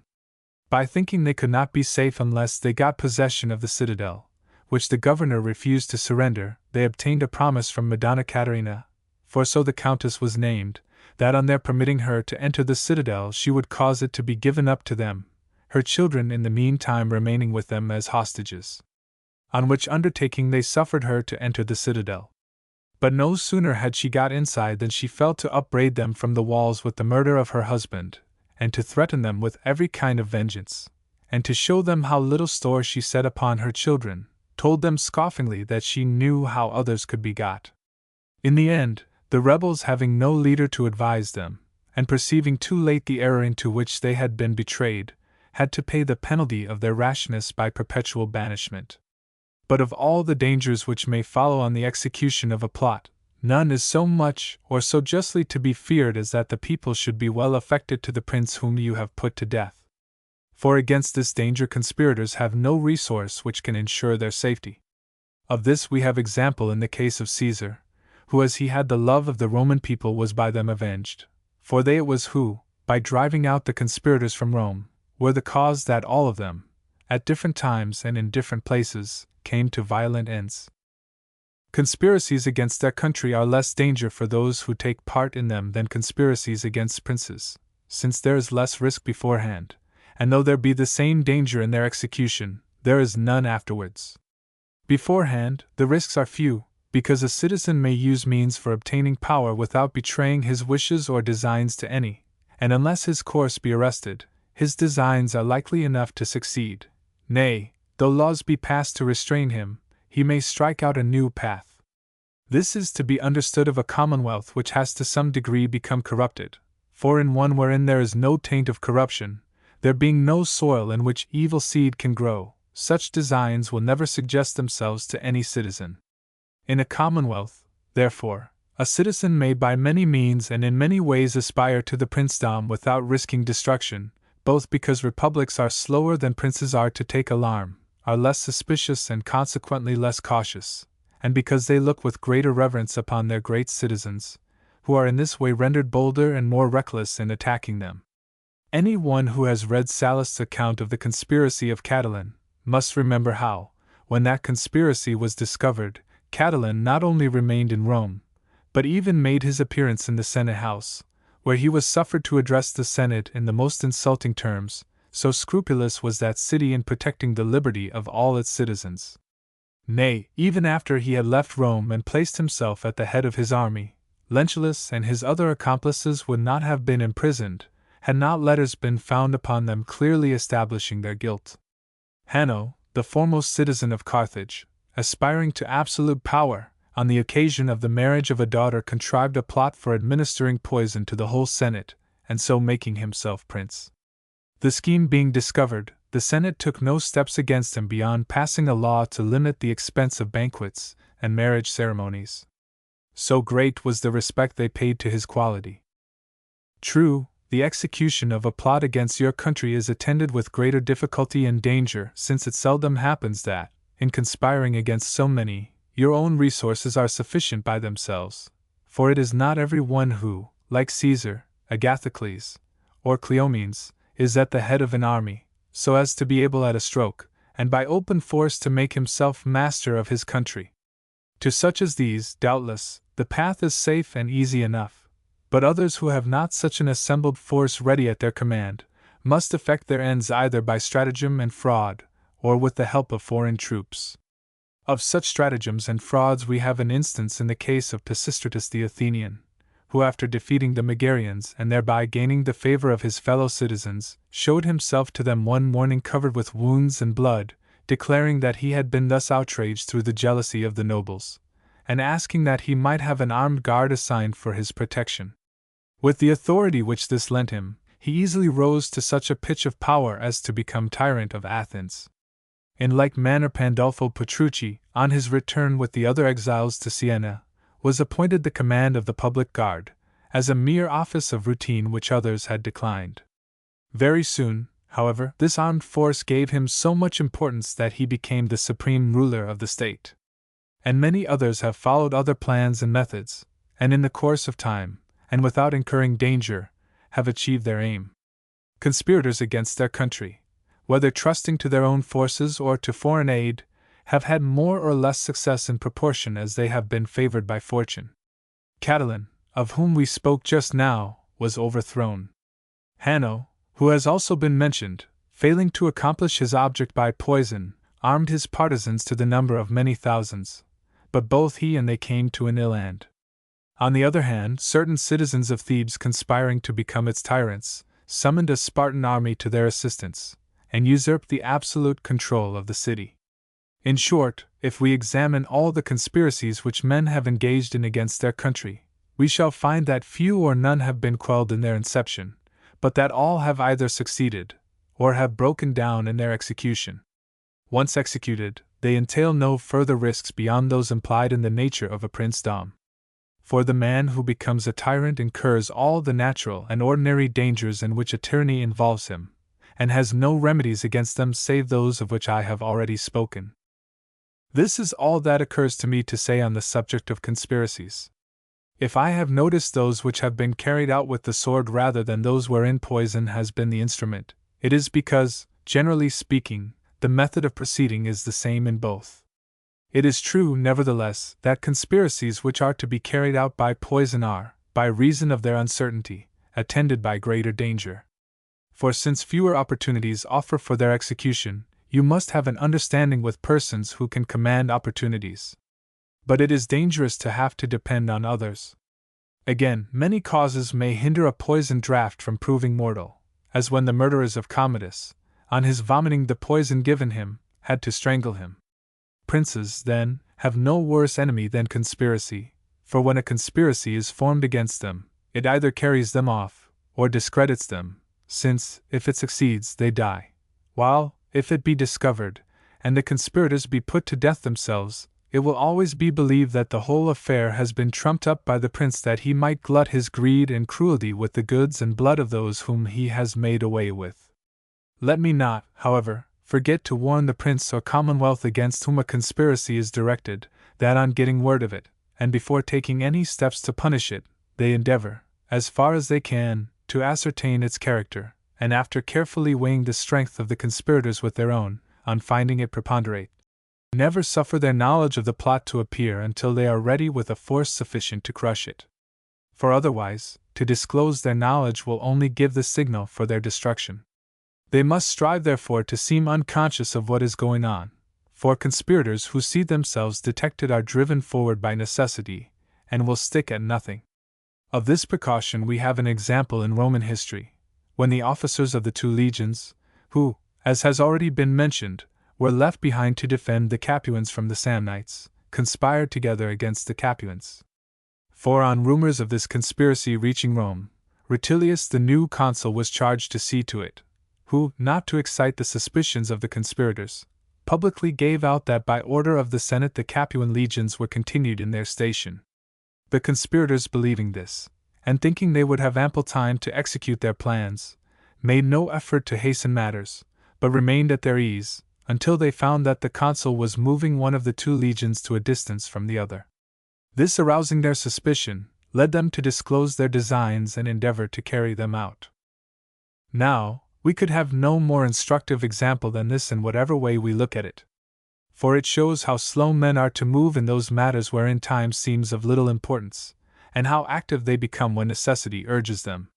Nor can a prince or commonwealth desiring for their own ends to retard the execution of a conspiracy use any more effectual means to do so than by artfully holding out to the conspirators some special opportunity as likely soon to present itself, awaiting which, and believing they have time and to spare for what they have to do, they will afford that prince or commonwealth all the leisure needed to prepare for their punishment. Whosoever neglects these precautions hastens his own destruction, as happened with the Duke of Athens, and with Guglielmo de Pizzi. For the Duke, who had made himself tyrant of Florence, on learning that he was being conspired against, without further inquiry into the matter, caused one of the conspirators to be seized, whereupon the rest at once armed themselves and deprived him of his government. Guglielmo, again, being commissary in the Val di Chiana in the year 1501, and learning that a conspiracy was being hatched in Arezzo to take the town from the Florentines and give it over to the Vitelli, repaired thither with all haste, and without providing himself with the necessary forces or giving a thought to the strength of the conspirators, on the advice of the bishop, his son, had one of them arrested. Which becoming known to the others, they forthwith rushed to arms, and taking the town from the Florentines, made Guglielmo their prisoner. Where, however, conspiracies are weak, they may and should be put down without scruple or hesitation. Two methods, somewhat opposed to one another, which have occasionally been followed in dealing with conspiracies, are in no way to be commended. One of these was that adopted by the Duke of Athens, of whom I have just now spoken, who to have it thought that he confided in the goodwill of the Florentines, caused a certain man who gave information of a plot against him, to be put to death. The other was that followed by Dion the Syracusan, who, to sound the intentions of one whom he suspected, arranged with Callippus, whom he trusted, to pretend to get up a conspiracy against him. Neither of these tyrants reaped any advantage from the course he followed. For the one discouraged informers and gave heart to those who were disposed to conspire, the other prepared an easy road to his own death, or rather was prime mover in a conspiracy against himself, as the event showed. For Callippus, having free leave to plot against Dion, plotted to such effect that he deprived him at once of his state and life. Chapter 7. Why it is that changes from freedom to servitude, and from servitude to freedom, are sometimes made without bloodshed, but at other times reek with blood. Since we find from history that in the countless changes which have been made from freedom to servitude and from servitude to freedom, sometimes an infinite multitude have perished, while at others not a soul has suffered, as when Rome made her change from kings to consuls, on which occasion none was banished save Tarquin, and no harm was done to any other, it may perhaps be asked, how it happens that of these revolutions, some have been attended by bloodshed and others not. The answer I take to be this: the government which suffers change either has or has not had its beginning in violence. And since the government which has its beginning in violence must start by inflicting injuries on many, it must needs happen that on its downfall those who were injured will desire to avenge themselves, from which desire for vengeance the slaughter and death of many will result. But when a government originates with, and derives its authority from the whole community, there is no reason why the community, if it withdraw that authority, should seek to injure any except the prince from whom it withdraws it. Now the government of Rome was of this nature, and the expulsion of the Tarquins took place in this way. Of a like character was the government of the Medici in Florence, and accordingly, upon their overthrow in the year 1494, no injury was done to any save themselves. In such cases, therefore, the changes I speak of do not occasion any very great danger. But the changes wrought by men who have wrongs to revenge are always of a most dangerous kind, and such, to say the least, as may well cause dismay in the minds of those who read of them. But since history abounds with instances of such changes, I need say no more about them. Chapter 8. That he who would effect changes in a commonwealth must give heed to its character and condition. I have said before that a bad citizen cannot work grave mischief in a commonwealth which has not become corrupted. This opinion is not only supported by the arguments already advanced, but is further confirmed by the examples of Spurius Cassius and Manlius Capitolinus. For Spurius, being ambitious, and desiring to obtain extraordinary authority in Rome, and to win over the people by loading them with benefits, as, for instance, by selling them those lands which the Romans had taken from the Hernici, his designs were seen through by the Senate, and laid him under such suspicion, that when in haranguing the people he offered them the money realized by the sale of the grain brought from Sicily at the public expense, they would have none of it, believing that he offered it as the price of their freedom. Now, had the people been corrupted, they would not have refused this bribe, but would have opened rather than closed the way to the tyranny. The example of Manlius is still more striking, for in his case we see what excellent gifts both of mind and body, and what splendid services to his country were afterwards cancelled by that shameful eagerness to reign which we find bred in him by his jealousy of the honors paid Camillus. For so darkened did his mind become, that without reflecting what were the institutions to which Rome was accustomed, or testing the material he had to work on, when he would have seen that it was still unfit to be molded to evil ends, he set himself to stir up tumults against the Senate and against the laws of his country. And herein we recognize the excellence of this city of Rome, and of the materials whereof it was composed. For although the nobles were wont to stand up stoutly for one another, not one of them stirred to succor Manlius, and not one of his kinsfolk made any effort on his behalf, so that although it was customary, in the case of other accused persons, for their friends to put on black and sordid raiment, with all the other outward signs of grief, in order to excite pity for the accused, none was seen to do any of these things for Manlius. Even the tribunes of the people, though constantly ready to promote whatever courses seemed to favor the popular cause, and the more vehemently the more they seemed to make against the nobles, in this instance sided with the nobles to put down the common enemy. Nay, the very people themselves, keenly alive to their own interests, and well disposed towards any attempt to damage the nobles, though they showed Manlius many proofs of their regard, nevertheless, when he was cited by the tribunes to appear before them and submit his cause for their decision, assumed the part of judges and not of defenders, and without scruple or hesitation sentenced him to die. Wherefore I think that there is no example in the whole Roman history which serves so well as this to demonstrate the virtues of all ranks in that republic. For not a man in the whole city bestirred himself to shield a citizen endowed with every great quality, and who, both publicly and privately, had done so much that deserved praise. But in all, the love of country outweighed every other thought, and all looked less to his past deserts than to the dangers which his present conduct threatened, from which to relieve themselves they put him to death. Such, says Livius, was the fate of a man worthy our admiration had he not been born in a free state.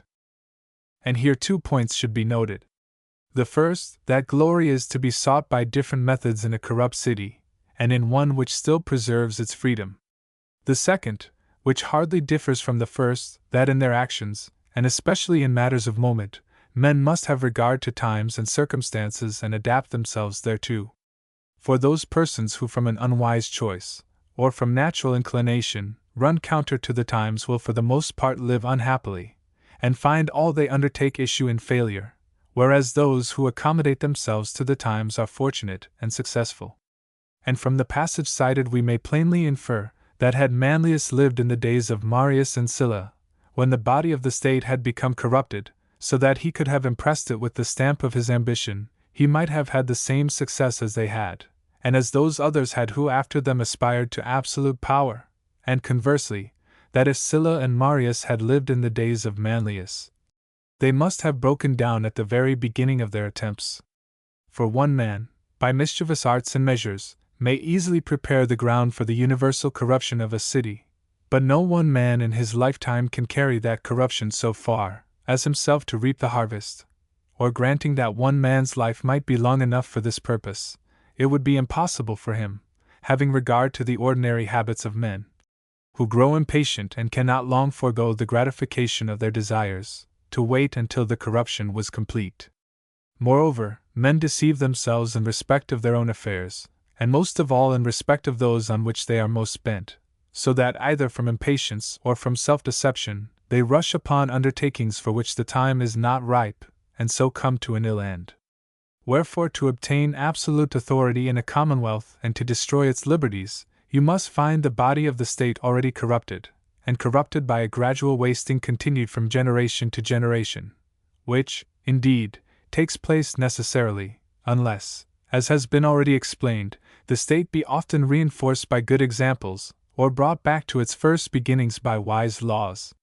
Manlius, therefore, would have been a rare and renowned man had he been born in a corrupt city, and from his example we see that citizens seeking to introduce changes in the form of their government, whether in favor of liberty or despotism, ought to consider what materials they have to deal with, and then judge of the difficulty of their task.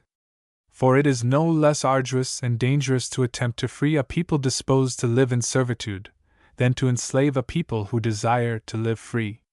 And because it has been said above, that in their actions men must take into account the character of the times in which they live, and guide themselves accordingly, I shall treat this point more fully in the following chapter. Chapter 9. That to enjoy constant good fortune we must change with the times. I have repeatedly noted that the good or bad fortune of men depends on whether their methods of acting accord with the character of the times. For we see that in what they do some men act impulsively, others warily and with caution. And because, from inability to preserve the just mean, they in both of these ways overstep the true limit, they commit mistakes in one direction or the other. He, however, will make fewest mistakes, and may expect to prosper most, who, while following the course to which nature inclines him, finds, as I have said, his method of acting in accordance with the times in which he lives. All know that in his command of the Roman armies, Fabius Maximus displayed a prudence and caution very different from the audacity and hardihood natural to his countrymen, and it was his good fortune that his methods suited with the times. For Hannibal, coming into Italy in all the flush of youth and recent success, having already by 2 defeats stripped Rome of her best soldiers and filled her with dismay, nothing could have been more fortunate for that republic than to find a general able, by his deliberateness and caution, to keep the enemy at bay. Nor, on the other hand, could Fabius have fallen upon times better suited to the methods which he used, and by which he crowned himself with glory. That he acted in accordance with his natural bent, and not from a reasoned choice, we may gather from this, that when Scipio, to bring the war to an end, proposed to pass with his army into Africa, Fabius, unable to depart from his characteristic methods and habits, strenuously opposed him, so that had it rested with him, Hannibal might never have left Italy. For he perceived not that the times had changed, and that with them it was necessary to change the methods of prosecuting the war. Had Fabius, therefore, been king of Rome, he might well have caused the war to end unhappily, not knowing how to accommodate his methods to the change in the times. As it was, he lived in a commonwealth in which there were many citizens, and many different dispositions, and which, as it produced a Fabius, excellent at a time when it was necessary to protract hostilities, so also, afterwards gave birth to a Scipio, at a time suited to bring them to a successful close. And hence it comes that a commonwealth endures longer, and has a more sustained good fortune than a princedom, because from the diversity in the characters of its citizens, it can adapt itself better than a prince can to the diversity of times. For, as I have said before, a man accustomed to follow one method will never alter it, whence it must needs happen that when times change so as no longer to accord with his method, he will be ruined. Piero Soderini, of whom I have already spoken, was guided in all his actions by patience and gentleness, and he and his country prospered while the times were in harmony with these methods. But afterwards, when a time came when it behoved him to have done with patience and gentleness, he knew not how to drop them, and was ruined together with his country. Pope Julius, too, throughout the whole of his pontificate, was governed by impulse and passion, and because the times were in perfect accord, all his undertakings prospered. But had other times come requiring other qualities, he could not have escaped destruction, since he could not have changed his methods nor his habitual line of conduct. As to why such changes are impossible, 2 reasons may be given. One is that we cannot act in opposition to the bent of our nature. The other that when a man has been very successful while following a particular method, he can never be convinced that it is for his advantage to try some other. And hence it results that a man's fortunes vary, because times change and he does not change with them. So, too, with commonwealths, which, as we have already shown at length, are ruined from not altering their institutions to suit the times. and commonwealths are slower to change than princes are, changes costing them more effort, because occasions must be waited for which shall stir the whole community, and it is not enough that a single citizen alters his method of acting. But since I have made mention of Fabius Maximus, who wore out Hannibal by keeping him at bay, I think it opportune to consider in the following chapter whether a general who desires to engage his enemy at all risks can be prevented by that enemy from doing so. Chapter 10. That a captain cannot escape battle when his enemy forces it on him at all risks. Gnaeus Sulpicius, when appointed dictator against the Gauls, being unwilling to tempt fortune by attacking an enemy whom delay in a disadvantageous position would every day render weaker, protracted the war. When a mistake is made of a sort that all or most men are likely to fall into, I think it not amiss to mark it again and again with disapproval.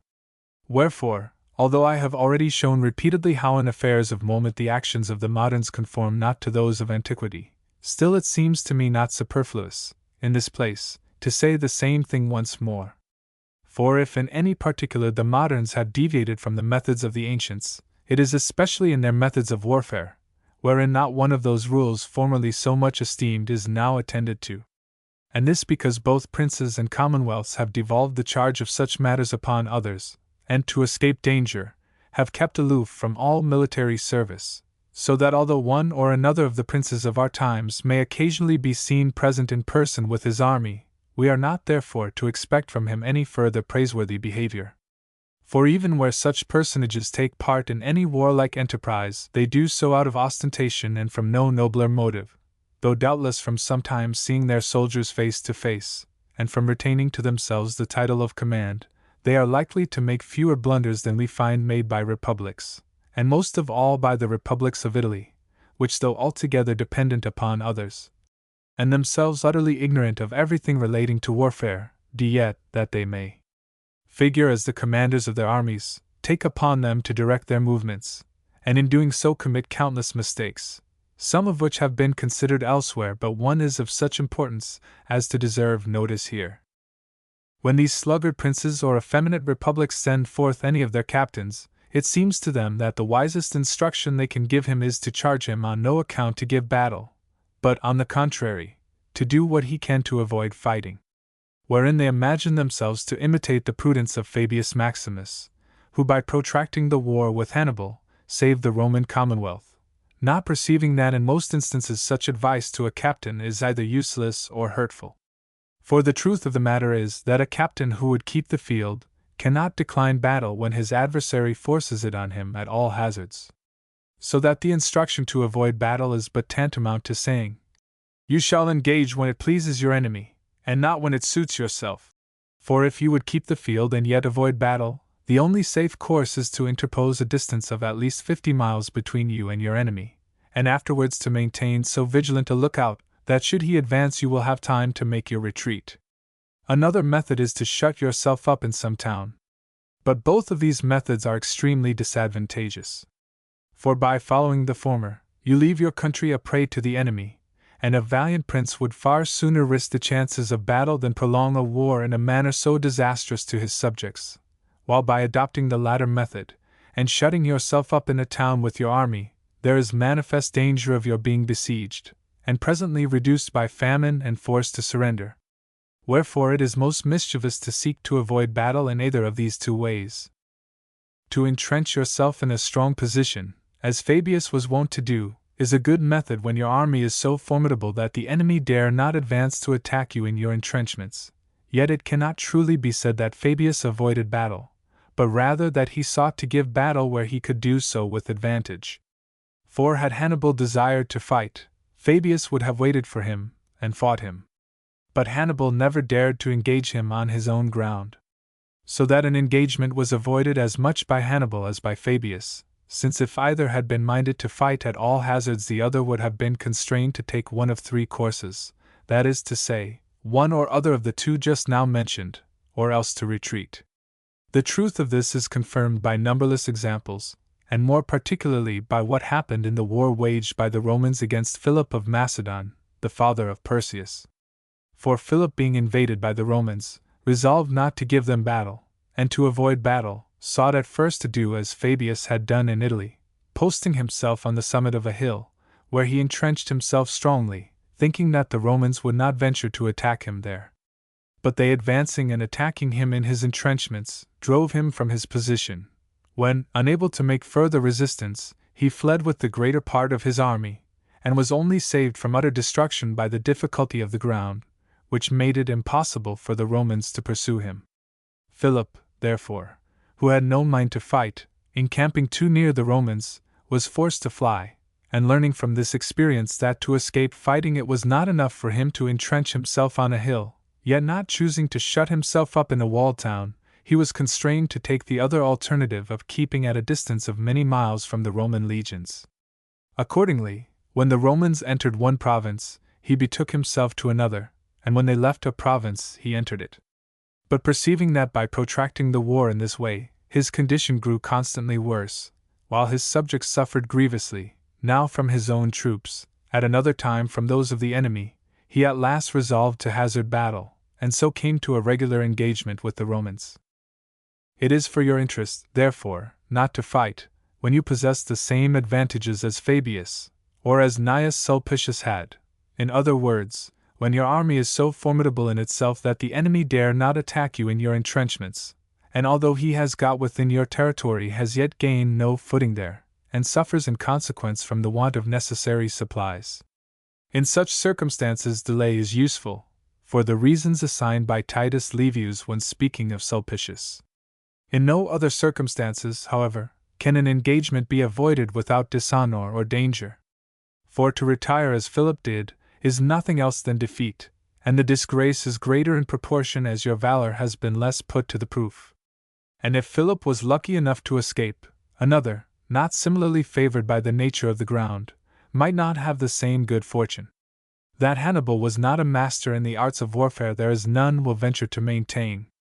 Wherefore, when he had to encounter Scipio in Africa, it may be assumed that had he seen any advantage in prolonging the war he would have done so, and possibly, being a skillful captain and in command of a valiant army, he might have been able to do what Fabius did in Italy. But since he took not that course, we may infer that he was moved by sufficient reasons. For the captain who has got an army together, and perceives that from want of money or friends he cannot maintain it long, must be a mere madman if he do not at once, and before his army melts away, try the fortunes of battle, since he is certain to lose by delay, while by fighting he may chance to succeed. And there is this also to be kept in view, that we must strive, even if we be defeated, to gain glory, and that more glory is to be won in being beaten by force, than in a defeat from any other cause. And this we may suppose to have weighed with Hannibal. On the other hand, supposing Hannibal to have declined battle, Scipio, even if he had lacked courage to follow him up and attack him in his entrenched camp, would not have suffered thereby, for as he had defeated Syphax, and got possession of many of the African towns, he could have rested where he was in the same security, and with the same convenience, as if he had been in Italy. But this was not the case with Hannibal when he had to encounter Fabius, nor with the Gauls when they were opposed to Sulpicius. Least of all can he decline battle who invades with his army the country of another, for seeking to enter his enemy's country, he must fight whenever the enemy comes forward to meet him, and is under still greater necessity to fight, if he undertake the siege of any town. As happened in our own day with Duke Charles of Burgundy, who, when beleaguering Morat, a town of the Swiss, was by them attacked and routed, or as happened with the French army encamped against Navarre, which was in like manner defeated by the Swiss. Chapter 11. That one who has to contend with many, though he be weaker than they, will prevail if he can withstand their first onset. The power exercised in Rome by the tribunes of the people was great, and, as I have repeatedly explained, was necessary, since otherwise there would have been no check on the ambition of the nobles, and the commonwealth must have grown corrupted far sooner than it did. But because, as I have said elsewhere, there is in everything a latent evil peculiar to it, giving rise to new mischances, it becomes necessary to provide against these by new ordinances. The authority of the tribunes, therefore, being insolently asserted so as to become formidable to the nobility and to the entire city, disorders dangerous to the liberty of the state must thence have resulted, had not a method been devised by Appius Claudius for controlling the ambition of the tribunes. This was, to secure that there should always be one of their number timid, or venal, or else a lover of the general good, who could be influenced to oppose the rest whenever these sought to pass any measure contrary to the wishes of the Senate. This remedy was a great restraint on the excessive authority of the tribunes, and on many occasions proved serviceable to Rome. I am led by this circumstance to remark that when many powerful persons are united against one, who, although no match for the others collectively, is also powerful, the chances are more in favor of this single and less powerful person than of the many who together are much stronger. For setting aside an infinity of accidents which can be turned to better account by one than by many, it will always happen that, by exercising a little dexterity, the one will be able to divide the many, and weaken the force which was strong while it was united. In proof whereof, I shall not refer to ancient examples, though many such might be cited, but content myself with certain modern instances taken from the events of our own times. In the year 1484, all Italy combined against the Venetians, who, finding their position desperate, and being unable to keep their army any longer in the field, bribed Signer Lodovico, who then governed Milan, and so succeeded in effecting a settlement, whereby they not only recovered the towns they had lost, but also obtained for themselves a part of the territories of Ferrara, so that those were by peace the gainers, who in war had been the losers. Not many years ago the whole world was banded together against France, but before the war came to a close, Spain breaking with the Confederates and entering into a separate treaty with France, the other members of the League also, were presently forced to make terms. Wherefore we may always assume when we see a war set on foot by many against one, that this one, if he have strength to withstand the first shock, and can temporize and wait his opportunity, is certain to prevail. But unless he can do this he runs 1,000 dangers, as did the Venetians in the year 1508, who, could they have temporized with the French, and so got time to conciliate some of those who had combined against them, might have escaped the ruin which then overtook them. But not possessing such a strong army as would have enabled them to temporize with their enemies, and consequently not having the time needed for gaining any to their side, they were undone. Yet we know that the Pope, as soon as he had obtained what he wanted, made friends with them, and that Spain did the like, and that both the one and the other of these powers would gladly have saved the Lombard territory for themselves, nor would, if they could have helped it, have left it to France, so as to augment her influence in Italy. The Venetians, therefore, should have given up a part to save the rest, and had they done so at a time when the surrender would not have seemed to be made under compulsion, and before any step had been taken in the direction of war, it would have been a most prudent course, although discreditable and probably of little avail after war had been begun. But until the war broke out, few of the Venetian citizens recognized the danger, fewer still the remedy, and none ventured to prescribe it. But to return to the point whence we started, I say that the same safeguard for their country which the Roman Senate found against the ambition of the tribunes in their number, is within the reach of the prince who is attacked by many adversaries, if he only know to use prudently those methods which promote division. Chapter 12. A prudent captain will do what he can to make it necessary for his own soldiers to fight, and to relieve his enemy from that necessity. Elsewhere I have noted how greatly men are governed in what they do by necessity, and how much of their renown is due to her guidance, so that it has even been said by some philosophers, that the hands and tongues of men, the two noblest instruments of their fame, would never have worked to perfection, nor have brought their labors to that pitch of excellence we see them to have reached, had they not been impelled by this cause. The captains of antiquity, therefore, knowing the virtues of this necessity, and seeing the steadfast courage which it gave their soldiers in battle, spared no effort to bring their armies under its influence, while using all their address to loosen its hold upon their enemies. For which reason, they would often leave open to an adversary some way which they might have closed, and close against their own men some way they might have left open. Whosoever, therefore, would have a city defend itself stubbornly, or an army fight resolutely in the field, must before all things endeavor to impress the minds of those whom he commands with the belief that no other course is open to them. In like manner a prudent captain who undertakes the attack of a city will measure the ease or difficulty of his enterprise, by knowing and considering the nature of the necessity which compels the inhabitants to defend it, and where he finds that necessity to be strong, he may infer that his task will be difficult, but if otherwise, that it will be easy. And hence it happens that cities are harder to be recovered after a revolt than to be taken for the first time. Because on a first attack, having no occasion to fear punishment, since they have given no ground of offense, they readily surrender. But when they have revolted, they know that they have given ground of offense, and fearing punishment, are not so easily brought under.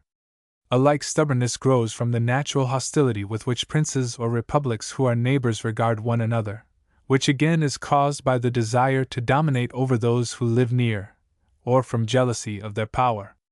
This is more particularly the case with republics, as in Tuscany for example, for contention and rivalry have always made, and always will make it extremely hard for one republic to bring another into subjection.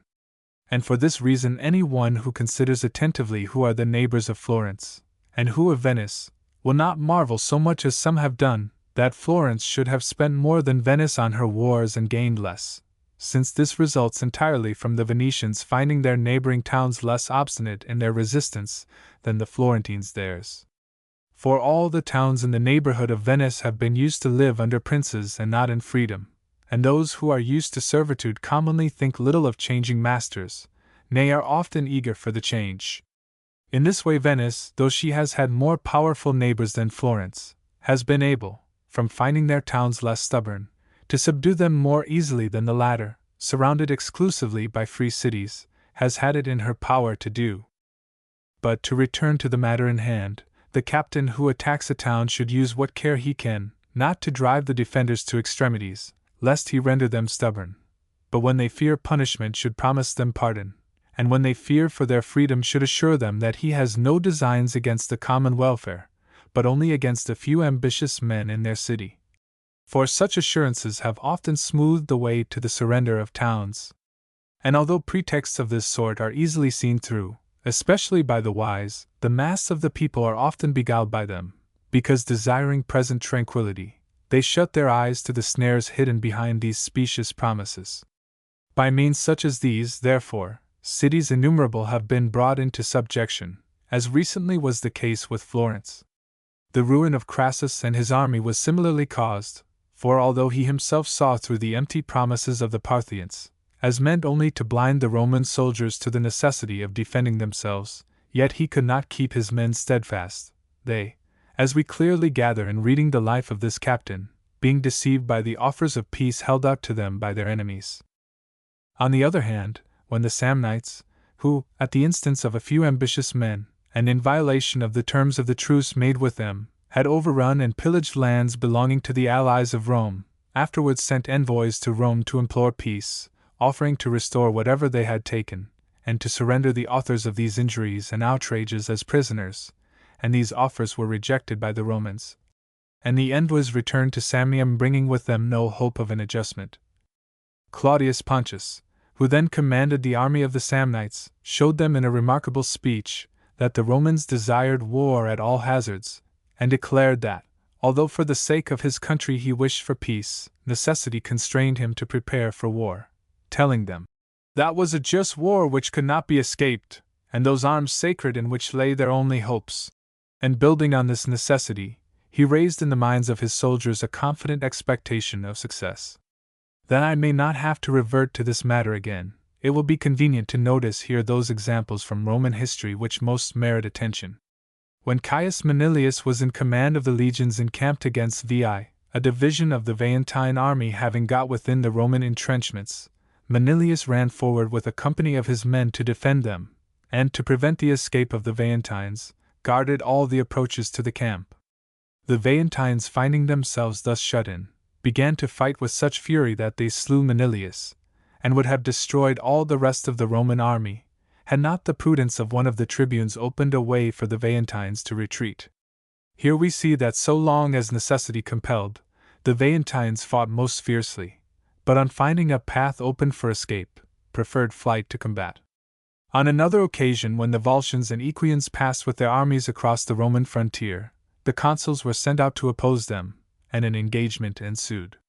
It so happened that when the combat was at its height, the army of the Volscians, commanded by Vectius Messius, suddenly found themselves shut in between their own camp, which a division of the Romans had occupied, and the body of the Roman army, when seeing that they must either perish or cut a way for themselves with their swords, Vectius said to them, "Come on, my men, here is no wall or rampart to be scaled. We fight man with man. In valor we are their equals, and necessity, that last and mightiest weapon, gives us the advantage." Here, then, necessity is spoken of by Titus Livius as the last and mightiest weapon. Camillus, the wisest and most prudent of all the Roman commanders, when he had got within the town of Veii with his army, to make its surrender easier and not to drive its inhabitants to desperation, called out to his men, so that the Veientines might hear, to spare all whom they found unarmed. Whereupon the defenders throwing away their weapons, the town was taken almost without bloodshed. And this device was afterwards followed by many other captains. Chapter 13. Whether we may trust more to a valiant captain with a weak army, or to a valiant army with a weak captain. Coriolanus, being banished from Rome, betook himself to the Volscians, and when he had got together an army wherewith to avenge himself on his countrymen, came back to Rome, yet again withdrew, not constrained to retire by the might of the Roman arms, but out of reverence for his mother.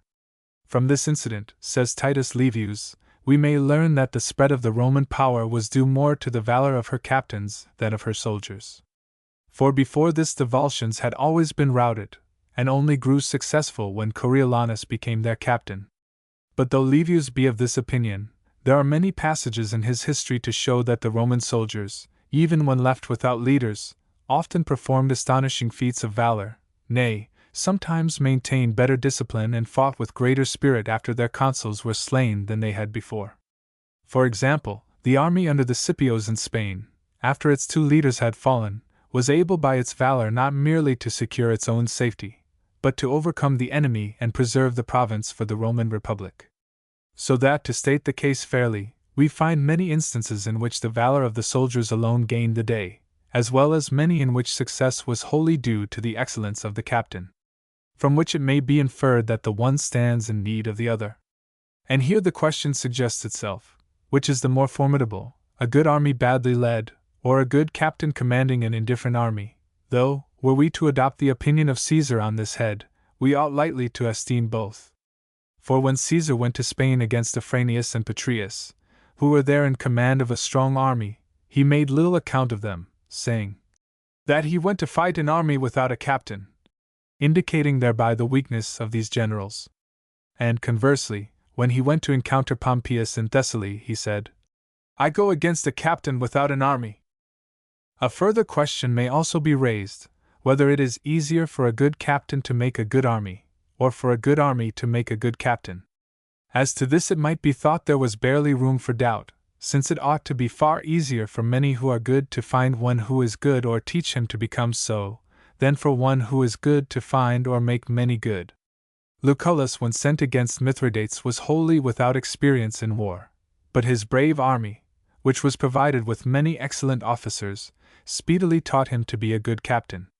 On the other hand, when the Romans, being badly off for soldiers, armed a number of slaves and gave them over to be drilled by Sempronius Gracchus, he in a short time made them into a serviceable army. So too, as I have already mentioned, Pelopidas and Epaminondas, after rescuing Thebes, their native city, from Spartan thraldom, in a short time made such valiant soldiers of the Theban peasantry, as to be able with their aid not only to withstand, but even to defeat the Spartan armies. So that the question may seem to be equally balanced, excellence on one side generally finding excellence on the other. A good army, however, when left without a good leader, as the Macedonian army was on the death of Alexander, or as those veterans were who had fought in the civil wars, is apt to grow restless and turbulent. Wherefore I am convinced that it is better to trust to the captain who has time allowed him to discipline his men, and means wherewith to equip them, than to a tumultuary host with a chance leader of its own choosing. But twofold is the merit and twofold the glory of those captains who not only have had to subdue their enemies, but also before encountering them to organize and discipline their forces.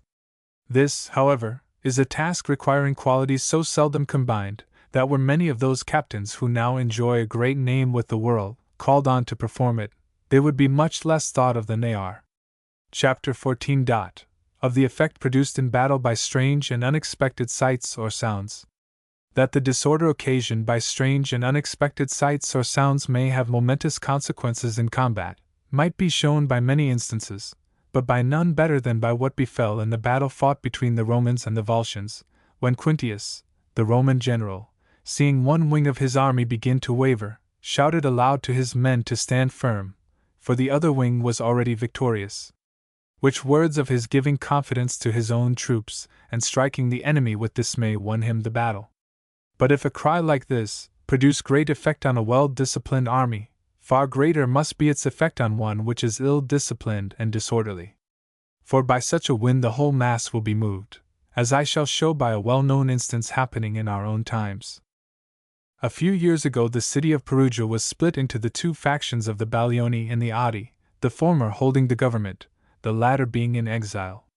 The Adeschi, however, with the help of friends, having got together an armed force which they lodged in villages of their own near Perugia, obtained, by the favor of some of their party, an entrance into the city by night, and moving forward without discovery, came as far as the public square. And as all the streets of Perugia are barred with chains drawn across them at their corners, the Adeschi had in front of them a man who carried an iron hammer wherewith to break the fastenings of the chains so that horsemen might pass. When the only chain remaining unbroken was that which closed the public square, the alarm having now been given, the hammerman was so impeded by the crowd pressing behind him that he could not raise his arm to strike freely. Whereupon, to get more room for his work, he called aloud to the others to stand back, and the word back passing from rank to rank, those furthest off began to run, and presently, the others also, with such precipitancy, that they fell into utter disorder. In this way, and from this trifling circumstance, the attempt of the Adeschi came to nothing. Here we may note that discipline is needed in an army, not so much to enable it to fight according to a settled order, as that it may not be thrown into confusion by every insignificant accident. For a tumultuary host is useless in war, simply because every word, or cry, or sound, may throw it into a panic and cause it to fly. Wherefore it behoves a good captain to provide that certain fixed persons shall receive his orders and pass them on to the rest, and to accustom his soldiers to look to these persons, and to them only, to be informed what his orders are. For whenever this precaution is neglected, the gravest mishaps are constantly seen to ensue.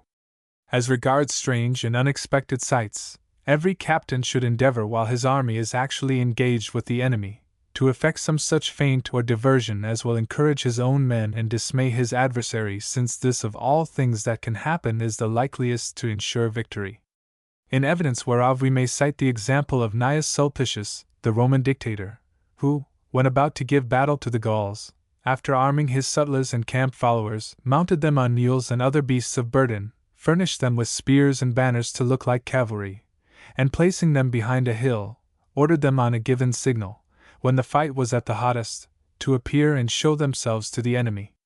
All which being carried out as he had arranged, threw the Gauls into such alarm, that they lost the battle. A good captain, therefore, has two things to see to: first, to contrive how by some sudden surprise he may throw his enemy into confusion, and next, to be prepared should the enemy use a like stratagem against him to discover and defeat it, as the stratagem of Semiramis was defeated by the king of India. For Semiramis, seeing that this king had elephants in great numbers, to dismay him by showing that she, too, was well supplied, caused the skins of many oxen and buffaloes to be sewn together in the shape of elephants, and placed upon camels and sent to the front. But the trick being detected by the king, turned out not only useless but hurtful to its contriver. In a battle which the dictator Mamercus fought against the people of Fidene, the latter, to strike terror into the minds of the Romans, contrived that while the combat raged a number of soldiers should issue from Fidene bearing lances tipped with fire, thinking that the Romans, disturbed by so strange a sight, would be thrown into confusion. We are to note, however, with regard to such contrivances, that if they are to serve any useful end, they should be formidable as well as seem so, for when they menace a real danger, their weak points are not so soon discerned.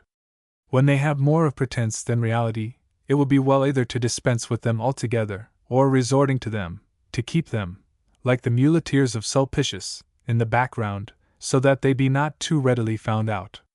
For any weakness inherent in them is soon discovered if they be brought near, when, as happened with the elephants of Semiramis and the fiery spears of the men of Fidene, they do harm rather than good. For although by this last mentioned device the Romans at the first were somewhat disconcerted, so soon as the dictator came up and began to chide them, asking if they were not ashamed to fly like bees from smoke, and calling on them to turn on their enemy, and,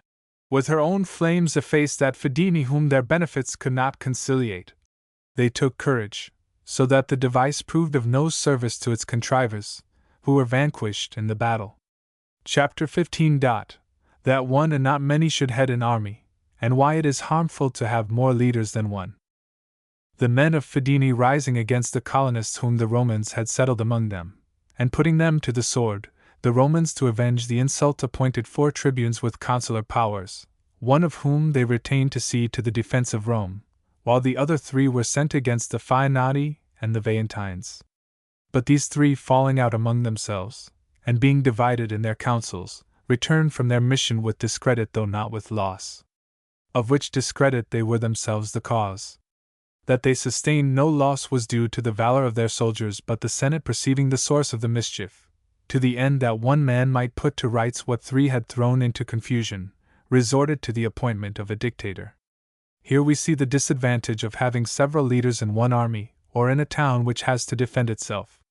And the case could not be put in clearer words than by Titus Livius, where he says, "The 3 tribunes with consular authority gave proof how hurtful it is in war to have many leaders, for each forming a different opinion, and each abiding by his own, they threw opportunities in the way of their enemies." And though this example suffice by itself to show the disadvantage in war of divided commands, to make the matter still plainer I shall cite 2 further instances, one ancient and one modern. In the year 1500 Louis XII of France, after recovering Milan, sent troops to restore Pisa to the Florentines, Giovanbattista Ridolfi and Luca d'Antonio Albizzi going with them as commissaries.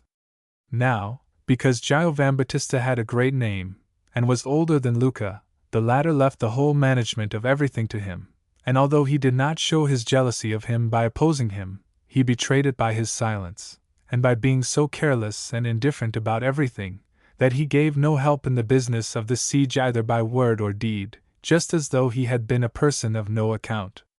But when, in consequence of an accident, Giovanbattista had to return to Florence, all this was changed, for Luca, remaining in sole charge, behaved with the greatest courage, prudence, and zeal, all which qualities had been hidden while he held a joint command. Further to bear me out I shall again borrow the words of Titus Livius, who, in relating how when Quintius and Agrippa his colleague were sent by the Romans against the Equians, Agrippa contrived that the conduct of the war should rest with Quintius, observes, "Most wholesome is it that in affairs of great moment, supreme authority be vested in one man." Very different, however, is the course followed by the republics and princes of our own days, who, thinking to be better served, are used to appoint several captains or commissioners to fill one command, a practice giving rise to so much confusion, that were we seeking for the causes of the overthrow of the French and Italian armies in recent times, we should find this to be the most active of any. Rightly, therefore, may we conclude that in sending forth an army upon service, it is wiser to entrust it to one man of ordinary prudence, than to 2 of great parts but with a divided command. Chapter 16. That in times of difficulty true worth is sought after, whereas in quiet times it is not the most deserving, but those who are recommended by wealth or connection who are most in favor. It always has happened and always will, that the great and admirable men of a republic are neglected in peaceful times, because at such seasons many citizens are found, who, envying the reputation these men have justly earned, seek to be regarded not merely as their equals but as their superiors. Touching this there is a notable passage in Thucydides, the Greek historian, where he tells how the Republic of Athens coming victorious out of the Peloponnesian War, wherein she had bridled the pride of Sparta, and brought almost the whole of Greece under her authority, was encouraged by the greatness of her renown to propose to herself the conquest of Sicily. In Athens this scheme was much debated, Alcibiades and certain others who had the public welfare very little in their thoughts, but who hoped that the enterprise, were they placed in command, might minister to their fame, recommending that it should be undertaken. Nicias, on the other hand, one of the best esteemed of the Athenian citizens, was against it, and in addressing the people, gave it as the strongest reason for trusting his advice, that in advising them not to engage in this war, he urged what was not for his own advantage, for he knew that while Athens remained at peace numberless citizens were ready to take precedence of him, whereas, were war declared, he was certain that none would rank before him, or even be looked upon as his equal. Here we see that in tranquil times republics are subject to the infirmity of lightly esteeming their worthiest citizens. And this offends these persons for two reasons: first, because they are not given the place they deserve, and second, because they see unworthy men and of abilities inferior to their own, as much or more considered than they. Injustice such as this has caused the ruin of many republics.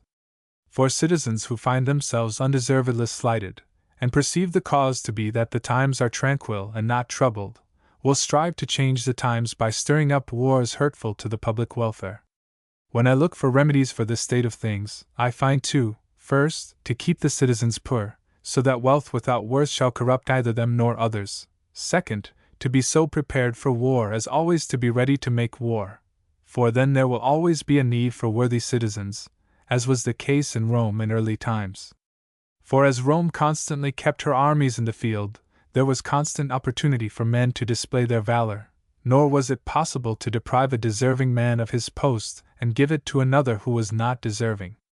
Or if ever this were done by inadvertency, or by way of experiment, there forthwith resulted such disorder and danger, that the city at once retraced its steps and reverted to the true path.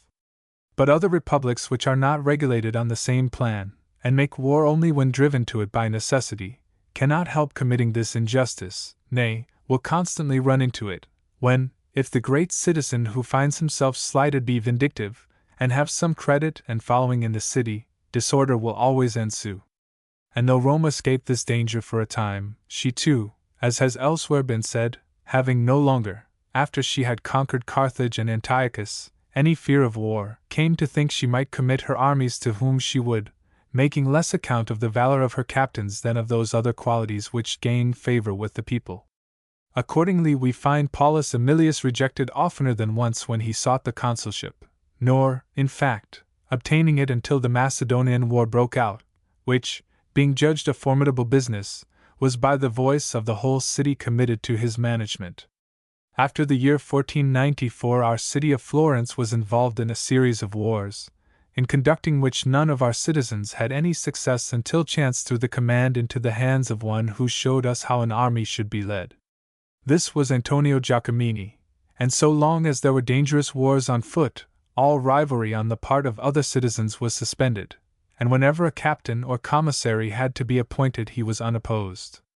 But when a war came to be undertaken, as to the issue of which no misgivings were felt, and which promised both honor and preferment, so numerous were the competitors for command, that 3 commissaries having to be chosen to conduct the siege of Pisa, Antonio was left out, and though it cannot with certainty be shown that any harm resulted to our republic from his not having been sent on this enterprise, we may reasonably conjecture that such was indeed the case. For as the people of Pisa were then without means either for subsistence or defense, it may be believed that had Antonio been there he would have reduced them to such extremities as would have forced them to surrender at discretion to the Florentines. But Pisa, being besieged by captains who knew neither how to blockade nor how to storm it, held out so long, that the Florentines, who should have reduced it by force, were obliged to buy its submission. Neglect like this might well move Antonio to resentment, and he must needs have been both very patient and very forgiving if he felt no desire to revenge himself when he could, by the ruin of the city, or by injuries to individual citizens. But a republic should beware not to rouse such feelings, as I shall show in the following chapter. Chapter 17. That we are not to offend a man, and then send him to fill an important office or command. A republic should think twice before appointing to an important command a citizen who has sustained notable wrong at the hands of his fellow citizens. Claudius Nero, quitting the army with which he was opposing Hannibal, went with a part of his forces into the march of Ancona, designing to join the other consul there, and after joining him to attack Hasdrubal before he came up with his brother. Now Claudius had previously commanded against Hasdrubal in Spain, and after driving him with his army into such a position that it seemed he must either fight at a disadvantage or perish by famine, had been outwitted by his adversary, who, while diverting his attention with proposals of terms, contrived to slip through his hands and rob him of the opportunity for effecting his destruction. This becoming known in Rome brought Claudius into so much discredit both with the Senate and people, that to his great mortification and displeasure, he was slightingly spoken of by the whole city. But being afterwards made consul and sent to oppose Hannibal, he took the course mentioned above, which was in itself so hazardous that all Rome was filled with doubt and anxiety until tidings came of Hasdrubal's defeat. When subsequently asked why he had played so dangerous a game, wherein without urgent necessity he had staked the very existence of Rome, Claudius answered he had done so because he knew that were he to succeed he would recover whatever credit he had lost in Spain, while if he failed, and his attempt had an untoward issue, he would be revenged on that city and on those citizens who had so ungratefully and indiscreetly wronged him. But if resentment for an offense like this so deeply moved a Roman citizen at a time when Rome was still uncorrupted, we should consider how it may act on the citizen of a state not constituted as Rome then was. And because there is no certain remedy we can apply to such disorders when they arise in republics, it follows that it is impossible to establish a republic which shall endure always, since in 1,000 unforeseen ways ruin may overtake it. Chapter 18. That it is the highest quality of a captain to be able to forestall the designs of his adversary. It was a saying of Epaminondas the Theban that nothing was so useful and necessary for a commander as to be able to see through the intentions and designs of his adversary. And because it is hard to come at this knowledge directly, the more credit is due to him who reaches it by conjecture. Yet sometimes it is easier to fathom an enemy's designs than to construe his actions, and not so much those actions which are done at a distance from us, as those done in our presence and under our very eyes. For instance, it has often happened that when a battle has lasted till nightfall, the winner has believed himself the loser, and the loser has believed himself the winner, and that this mistake has led him who made it to follow a course hurtful to himself. It was from a mistake of this sort that Brutus and Cassius lost the battle of Philippi. For though Brutus was victorious with his wing of the army, Cassius, whose wing was beaten, believed the entire army to be defeated, and under this belief gave way to despair and slew himself. So too, in our own days, in the battle fought by Francis, King of France, with the Swiss at Santa Cecilia in Lombardy, when night fell, those of the Swiss who remained unbroken, not knowing that the rest had been routed and slain, thought they had the victory, and so believing would not retreat, but, remaining on the field, renewed the combat the following morning to their great disadvantage.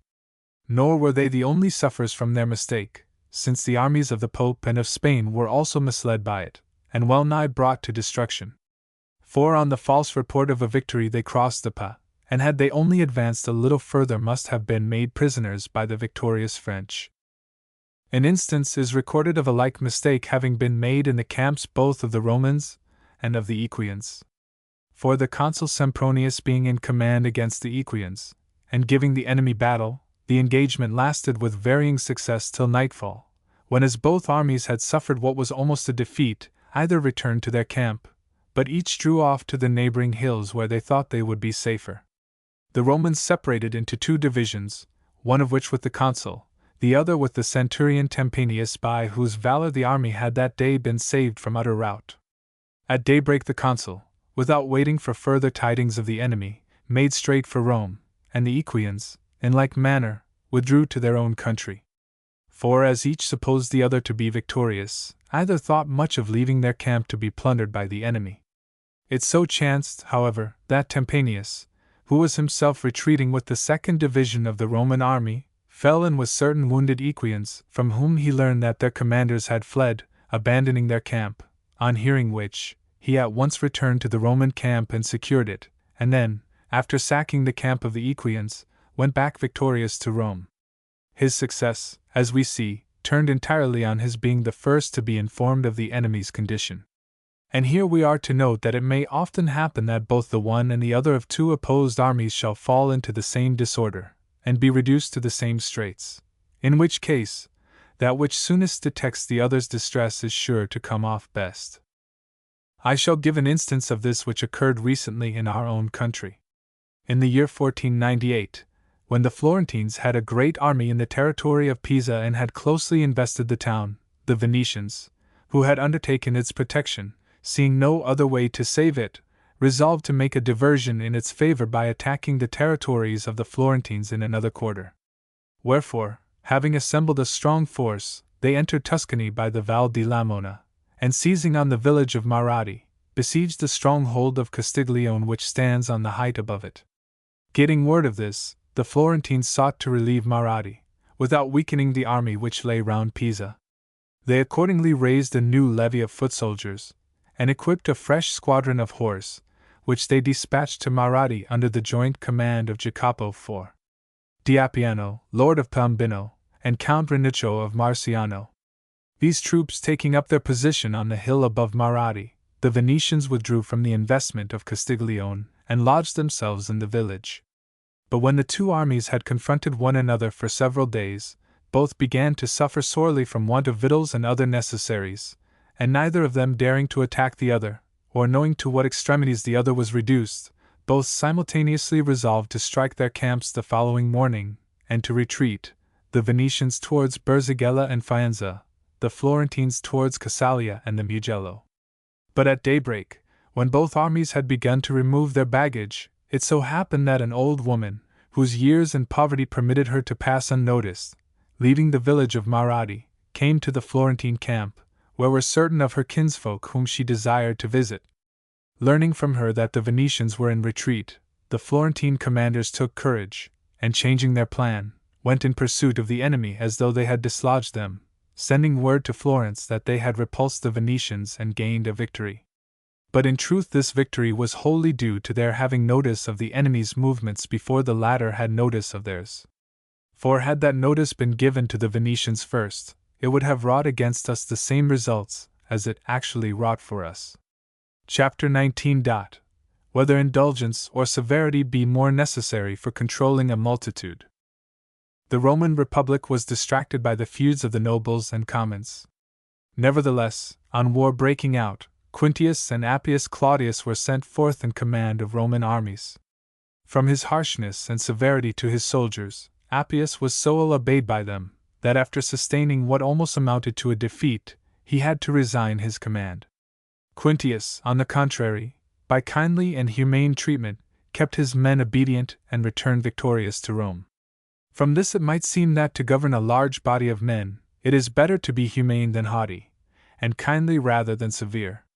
And yet Cornelius Tacitus, with whom many other authors are agreed, pronounces a contrary opinion where he says, "In governing a multitude it avails more to punish than to be compliant." If it be asked how these opposite views can be reconciled, I answer that you exercise authority either over men used to regard you as their equal, or over men who have always been subject to you. When those over whom you exercise authority are your equals, you cannot trust wholly to punishment, or to that severity of which Tacitus speaks.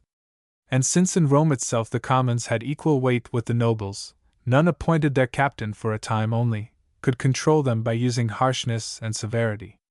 Accordingly we find that those Roman captains who gained the love of their soldiers and were considerate of them, often achieved greater results than those who made themselves feared by them in an unusual degree, unless, like Manlius Torquatus, these last were endowed with consummate valor. But he who has to govern subjects such as those of whom Tacitus speaks, to prevent their growing insolent, and trampling upon him by reason of his too great easiness, must resort to punishment rather than to compliance. Still, to escape hatred, punishment should be moderate in degree, for to make himself hated is never for the interest of any prince. And to escape hatred, a prince has chiefly to guard against tampering with the property of any of his subjects, for where nothing is to be gained by it, no prince will desire to shed blood, unless, as seldom happens, constrained to do so by necessity. But where advantage is to be gained thereby, blood will always flow, and neither the desire to shed it, nor causes for shedding it will ever be wanting, as I have fully shown when discussing this subject in another treatise. Quintius therefore was more deserving of praise than Appius. Nevertheless the opinion of Tacitus, duly restricted and not understood as applying to a case like that of Appius, merits approval. But since I have spoken of punishment and indulgence, it seems not out of place to show how a single act of humanity availed more than arms with the citizens of Falerii. Chapter 20. How one humane act availed more with the men of Falerii than all the might of the Roman arms. When the besieging army of the Romans lay round Falerii, the master of a school wherein the best-born youths of the city were taught, thinking to curry favor with Camillus and the Romans, came forth from the town with these boys, on pretense of giving them exercise, and bringing them into the camp where Camillus was, presented them to him, saying, "To ransom these that city would yield itself into your hands." Camillus, however, not only rejected this offer, but causing the schoolmaster to be stripped and his hands tied behind him, gave each of the boys a scourge, and bade them lead the fellow back to the town scourging him as they went. When the citizens of Falerii heard of this, so much were they pleased with the humanity and integrity of Camillus, that they resolved to surrender their town to him without further defense. This authentic instance may lead us to believe that a humane and kindly action may sometimes touch men's minds more nearly than a harsh and cruel one, and that those cities and provinces into which the instruments and engines of war, with every other violence to which men resort, have failed to force a way, may be thrown open to a single act of tenderness, mercy, chastity, or generosity. Whereof history supplies us with many examples besides the one which I have just now noticed. For we find that when the arms of Rome were powerless to drive Pyrrhus out of Italy, he was moved to depart by the generosity of Fabricius in disclosing to him the proposal which his slave had made the Romans to poison him. Again, we read how Scipio gained less reputation in Spain by the capture of New Carthage, than by his virtue in restoring a young and beautiful wife unviolated to her husband, the fame of which action won him the love of the whole province. We see, too, how much this generous temper is esteemed by a people and its great men, and how much it is praised by historians and by those who write the lives of princes, as well as by those who lay down rules of human conduct. Among whom Xenophon has taken great pains to show what honors, and victories, and how fair a fame accrued to Cyrus from his being kindly and gracious, without taint of pride, or cruelty, or luxury, or any other of those vices which cast a stain upon men's lives. And yet when we note that Hannibal, by methods wholly opposite to these, achieved splendid victories and a great renown, I think I am bound to say something in my next chapter as to how this happened. Chapter 21. How it happened that Hannibal, pursuing a course contrary to that taken by Scipio, wrought the same results in Italy which the other achieved in Spain. Some, I suspect, may marvel to find a captain, taking a contrary course, nevertheless arrive at the same ends as those who have pursued the methods above spoken of, since it must seem as though success did not depend on the causes I have named, nay, that if glory and fame are to be won in other ways, these causes neither add to our strength nor advance our fortunes. Wherefore, to make my meaning plain, and not to part company with the men of whom I have been speaking, I say, that as, on the one hand, we see Scipio enter Spain, and by his humane and generous conduct at once secure the goodwill of the province, and the admiration and reverence of its inhabitants, so on the other hand, we see Hannibal enter Italy, and by methods wholly opposite, to wit, by violence and rapine, by cruelty and treachery of every kind, effect in that country the very same results. For all the states of Italy revolted in his favor, and all the Italian nations ranged themselves on his side. When we seek to know why this was, several reasons present themselves, the first being that men so passionately love change, that, commonly speaking, those who are well off are as eager for it as those who are badly off, for as already has been said with truth, men are pampered by prosperity, soured by adversity. This love of change, therefore, makes them open the door to any one who puts himself at the head of new movements in their country, and if he be a foreigner they adopt his cause, if a fellow countryman they gather round him and become his partisans and supporters, so that whatever methods he may their use, he will succeed in making great progress. Moreover, men being moved by two chief passions, love and fear, he who makes himself feared commands with no less authority than he who makes himself loved, nay, as a rule, is followed and obeyed more implicitly than the other. It matters little, however, which of these two ways a captain chooses to follow, provided he be of transcendent valor, and has thereby won for himself a great name. For when, like Hannibal or Scipio, a man is very valiant, this quality will cloak any error he may commit in seeking either to be too much loved or too much feared. Yet from each of these two tendencies, grave mischiefs, and such as lead to the ruin of a prince, may arise. For he who would be greatly loved, if he swerve ever so little from the right road, becomes contemptible, while he who would be greatly feared, if he go a jot too far, incurs hatred. And since it is impossible, our nature not allowing it, to adhere to the exact mean, it is essential that any excess should be balanced by an exceeding valor, as it was in Hannibal and Scipio. And yet we find that even they, while they were exalted by the methods they followed, were also injured by them. How they were exalted has been shown. The injury which Scipio suffered was, that in Spain his soldiers, in concert with certain of his allies, rose against him, for no other reason than that they stood in no fear of him.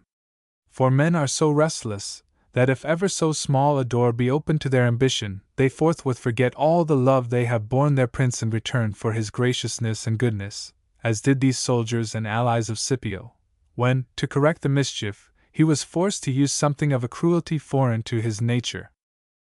As to Hannibal, we cannot point to any particular instance wherein his cruelty or want of faith are seen to have been directly hurtful to him. But we may well believe that Naples and other towns which remained loyal to the Roman people did so by reason of the dread which his character inspired. This, however, is abundantly clear, that his inhumanity made him more detested by the Romans than any other enemy they ever had, so that while to Pyrrhus, in Italy with his army, they gave up the traitor who offered to poison him, Hannibal, even when disarmed and a fugitive, they never forgave, until they had compassed his death. To Hannibal, therefore, from his being accounted impious, perfidious, and cruel, these disadvantages resulted. But on the other hand, there accrued to him one great gain, noticed with admiration by all historians, namely, that in his army, although made up of men of every race and country, no dissensions ever broke out among the soldiers themselves, nor any mutiny against their leader. This we can only ascribe to the awe which his character inspired, which together with the great name his valor had won for him, had the effect of keeping his soldiers quiet and united. I repeat, therefore, that it is of little moment which method a captain may follow if he be endowed with such valor as will bear him out in the course which he adopts. For, as I have said, there are disadvantages incident to both methods unless corrected by extraordinary valor.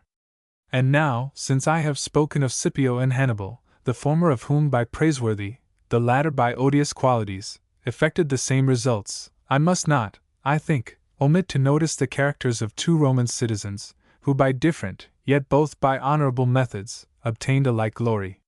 Chapter 22. That the severity of Manlius Torquatus and the gentleness of Valerius Corvinus won for both the same glory. There lived in Rome, at the same time, two excellent captains, Manlius Torquatus and Valerius Corvinus, equal in their triumphs and in their renown, and in the valor which in obtaining these they had displayed against the enemy, but who in the conduct of their armies and treatment of their soldiers, followed very different methods. For Manlius, in his command, resorted to every kind of severity, never sparing his men fatigue, nor remitting punishment, while Valerius, on the contrary, treated them with all kindness and consideration, and was easy and familiar in his intercourse with them. So that while the one, to secure the obedience of his soldiers, put his own son to death, the other never dealt harshly with any man. Yet, for all this diversity in their modes of acting, each had the same success against the enemy, and each obtained the same advantages both for the Republic and for himself. For no soldier of theirs ever flinched in battle, or rose in mutiny against them, or in any particular opposed their will, though the commands of Manlius were of such severity that any order of excessive rigor came to be spoken of as a Manlian order. Here, then, we have to consider first of all why Manlius was obliged to use such severity, next, why Valerius could behave so humanely, thirdly, how it was that these opposite methods had the same results, and lastly, which of the two methods it is better and more useful for us to follow. Now, if we well examine the character of Manlius from the moment when Titus Livius first begins to make mention of him, we shall find him to have been endowed with a rare vigor both of mind and body, dutiful in his behavior to his father and to his country, and most reverent to his superiors. All which we see in his slaying the Gaul, in his defense of his father against the tribune, and in the words in which, before going forth to fight the Gaul, he addressed the consul, when he said, "Although assured of victory, never will I without thy bidding engage an enemy." But when such a man as this attains to command, he looks to find all others like himself. His dauntless spirit prompts him to engage in daring enterprises, and to insist on their being carried out. And this is certain, that where things hard to execute are ordered to be done, the order must be enforced with sternness, since, otherwise, it will be disobeyed. And here be it noted that if you would be obeyed you must know how to command, and that they alone have this knowledge who have measured their power to enforce, with the willingness of others to yield obedience, and who issue their orders when they find these conditions combining, but, otherwise, abstain. Wherefore, a wise man was wont to say that to hold a republic by force, there must be a proportion between him who uses the force and him against whom it is used, and that while this proportion obtains the force will operate, but that when he who suffers is stronger than he who uses the force, we may expect to see it brought to an end at any moment. But returning to the matter in hand, I say that to command things hard of execution requires hardness in him who gives the command, and that a man of this temper and who issues such commands cannot look to enforce them by gentleness. He who is not of such a temper must be careful not to impose tasks of extraordinary difficulty, but may use his natural gentleness in imposing such as are ordinary. For common punishments are not imputed to the prince, but to the laws and ordinances which he has to administer. We must believe, therefore, that Manlius was constrained to act with severity by the unusual character of the commands which his natural disposition prompted him to issue. Such commands are useful in a republic, as restoring its ordinances to their original efficacy and excellence. And were a republic, as I have before observed, fortunate enough to come frequently under the influence of men who, by their example, reinforce its laws, and not only retard its progress towards corruption, but bring it back to its first perfection, it might endure forever. Manlius, therefore, was of those who by the severity of their commands maintained the military discipline of Rome, urged thereto, in the first place, by his natural temper, and next by the desire that whatever he was minded to command should be done. Valerius, on the other hand, could afford to act humanely, because for him it was enough if all were done which in a Roman army it was customary to do.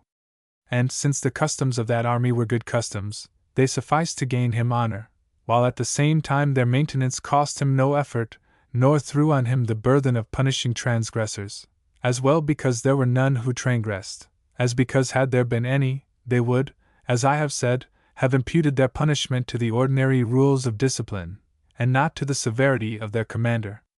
In this way Valerius had room to exercise that humane disposition which enabled him at once to gain influence over his soldiers and to content them. Hence it was that both these captains obtaining the same obedience, could, while following different methods, arrive at the same ends. Those, however, who seek to imitate them may chance to fall into the errors of which I have already spoken, in connection with Hannibal and Scipio, as breeding contempt or hatred, and which are only to be corrected by the presence of extraordinary valor, and not otherwise. It rests now to determine which of these two methods is the more to be commended. This, I take it, is matter of dispute, since both methods have their advocates. Those writers, however, who have laid down rules for the conduct of princes, describe a character approaching more nearly to that of Valerius than to that of Manlius, and Xenophon, whom I have already cited, while giving many instances of the humanity of Cyrus, conforms closely to what Livius tells us of Valerius. For Valerius, being made consul against the Samnites, on the eve of battle spoke to his men with the same kindliness with which he always treated them, and Livius, after telling us what he said, remarks of him, "Never was there a leader more familiar with his men, cheerfully sharing with the meanest among them every hardship and fatigue. Even in the military games, wherein those of the same rank were wont to make trial of their strength or swiftness, he would good-naturedly take a part, nor disdain any adversary who offered, meeting victory or defeat with an unruffled temper and an unchanged countenance. When called on to act, his bounty and generosity never fell short. When he had to speak, he was as mindful of the feelings of others as of his own dignity. And what more than anything else secures the popular favor, he maintained when exercising his magistracies the same bearing he had worn in seeking them. Of Manlius also, Titus Livius speaks in like honorable terms, pointing out that his severity in putting his son to death brought the Roman army to that pitch of discipline which enabled it to prevail against the Latins. Nay, he goes so far in his praises that after describing the whole order of the battle, comparing the strength of both armies, and showing all the dangers the Romans ran, and the difficulties they had to surmount, he winds up by saying that it was the valor of Manlius which alone gained for them this great victory, and that whichever side had Manlius for its leader must have won the day. So that weighing all that the historians tell us of these two captains, it might be difficult to decide between them. Nevertheless, not to leave the question entirely open, I say that for a citizen living under a republic, I think the conduct of Manlius more deserving of praise and less dangerous in its consequences. For methods like his tend only to the public good, and in no way subserve private ends. He who shows himself harsh and stern at all times and to all men alike, and is seen to care only for the common welfare, will never gain himself partisans, since this is not the way to win personal friends, to whom, as I said before, the name of partisans is given. For a republic, therefore, no line of conduct could be more useful or more to be desired than this, because in following it the public interest is not neglected, and no room is given to suspect personal ambition. But the contrary holds as to the methods followed by Valerius. For though the public service they render be the same, misgivings must needs arise that the personal goodwill which, in the course of a prolonged command, a captain obtains from his soldiers, may lead to consequences fatal to the public liberty. And if this was not found to happen in the case of Valerius, it was because the minds of the Roman people were not yet corrupted, and because they had never remained for a long time and continuously under his command. Had we, however, like Xenophon, to consider what is most for the interest of a prince, we should have to give up Manlius and hold by Valerius, for, undoubtedly, a prince should strive to gain the love of his soldiers and subjects, as well as their obedience. The latter he can secure by discipline and by his reputation for valor. But for the former he will be indebted to his affability, kindliness, gentleness, and all those other like qualities which were possessed by Valerius, and which are described by Xenophon as existing in Cyrus. That a prince should be personally loved and have his army wholly devoted to him is consistent with the character of his government, but that this should happen to a person of private station does not consist with his position as a citizen who has to live in conformity with the laws and in subordination to the magistrates. We read in the early annals of the Venetian Republic that once, on the return of the fleet, a dispute broke out between the sailors and the people, resulting in tumults and armed violence which neither the efforts of the public officers, the respect felt for particular citizens, nor the authority of the magistrates could quell. But on a certain gentleman, who the year before had been in command of these sailors, showing himself among them, straightway, from the love they bore him, they submitted to his authority and withdrew from the fray. Which deference on their part aroused such jealousy and suspicion in the minds of the Venetian senators that very soon after they got rid of this gentleman, either by death or exile. The sum of the matter, therefore, is that the methods followed by Valerius are useful in a prince, but pernicious in a private citizen, both for his country and for himself. For his country, because such methods pave the way to a tyranny; for himself, because his fellow citizens, growing suspicious of his conduct, are constrained to protect themselves to his hurt. And conversely, I maintain that the methods of Manlius, while hurtful in a prince, are useful in a citizen, and in the highest degree for his country, and moreover, seldom give offense, unless the hatred caused by his severity be augmented by the jealousy which the fame of his other virtues inspires, a matter now to be considered in connection with the banishment of Camillus. Chapter 23. Why Camillus was banished from Rome.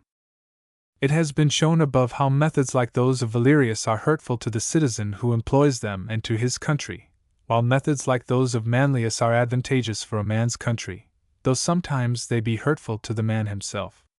This is well seen in the example of Camillus, whose bearing more nearly resembled that of Manlius than that of Valerius, so that Titus Livius, in speaking of him, says, "His virtues were at once hated and admired by his soldiers." What gained him their admiration was his care for their safety, his prudence, his magnanimity, and the good order he maintained in conducting and commanding them. What made him hated was his being more stern to punish than bountiful to reward, and Livius instances the following circumstances as giving rise to this hatred. First, his having applied the money got by the sale of the goods of the Veientines to public purposes,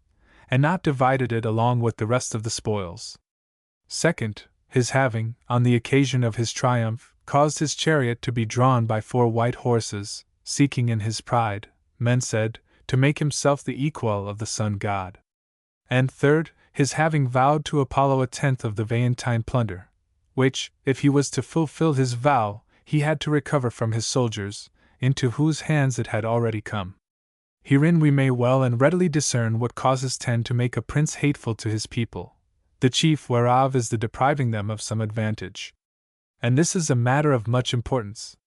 For when a man is deprived of what is in itself useful, he never forgets it, and every trifling occasion recalls it to his mind, and because such occasions recur daily, he is every day reminded of his loss. Another error which we are here taught to guard against is the appearing haughty and proud, than which nothing is more distasteful to a people, and most of all to a free people. For although such pride and haughtiness do them no hurt, they nevertheless hold in detestation any who display these qualities. Every show of pride, therefore, a prince should shun as he would a rock, since to invite hatred without resulting advantage were utterly rash and futile. Chapter 24. That prolonged commands brought Rome to servitude. If we well examine the course of Roman history, we shall find 2 causes leading to the break-up of that republic: 1, the dissensions which arose in connection with the agrarian laws; the other, the prolongation of commands. For had these matters been rightly understood from the first, and due remedies applied, the freedom of Rome had been far more lasting, and possibly less disturbed. And although, as touching the prolongation of commands, we never find any tumult breaking out in Rome on that account, we do in fact discern how much harm was done to the city by the ascendancy which certain of its citizens thereby gained. This mischief indeed would not have arisen, if other citizens whose period of office was extended had been as good and wise as Lucius Quintius, whose virtue affords a notable example. For terms of accord having been settled between the Senate and Commons of Rome, the latter, thinking their tribunes well able to withstand the ambition of the nobles, prolonged their authority for a year. Whereupon, the Senate, not to be outdone by the Commons, proposed, out of rivalry, to extend the consulship of Quintius. He, however, refused absolutely to lend himself to their designs, and insisted on their appointing new consuls, telling them that they should seek to discredit evil examples, not add to them by setting worse. Had this prudence and virtue of his been shared by all the citizens of Rome, the practice of prolonging the terms of civil offices would not have been suffered to establish itself, nor have led to the kindred practice of extending the term of military commands, which in progress of time effected the ruin of their republic. The first military commander whose term was extended was Publius Philo, for when his consulship was about to expire, he being then engaged in the siege of Palæopolis, the Senate, seeing he had the victory in his hands, would not displace him by a successor, but appointed him proconsul, which office he was the first to hold. Now, although in thus acting the Senate did what they thought best for the public good, nevertheless it was this act of theirs that in time brought Rome to slavery. For the further the Romans carried their arms, the more necessary it seemed to them to grant similar extensions of command, and the oftener they, in fact, did so.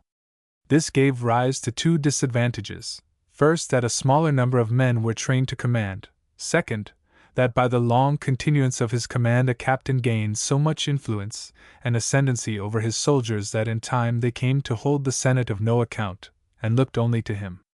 This it was that enabled Sylla and Marius to find adherents ready to follow them even to the public detriment, and enabled Caesar to overthrow the liberties of his country, whereas, had the Romans never prolonged the period of authority, whether civil or military, though they might have taken longer to build up their empire, they certainly had been later in incurring servitude.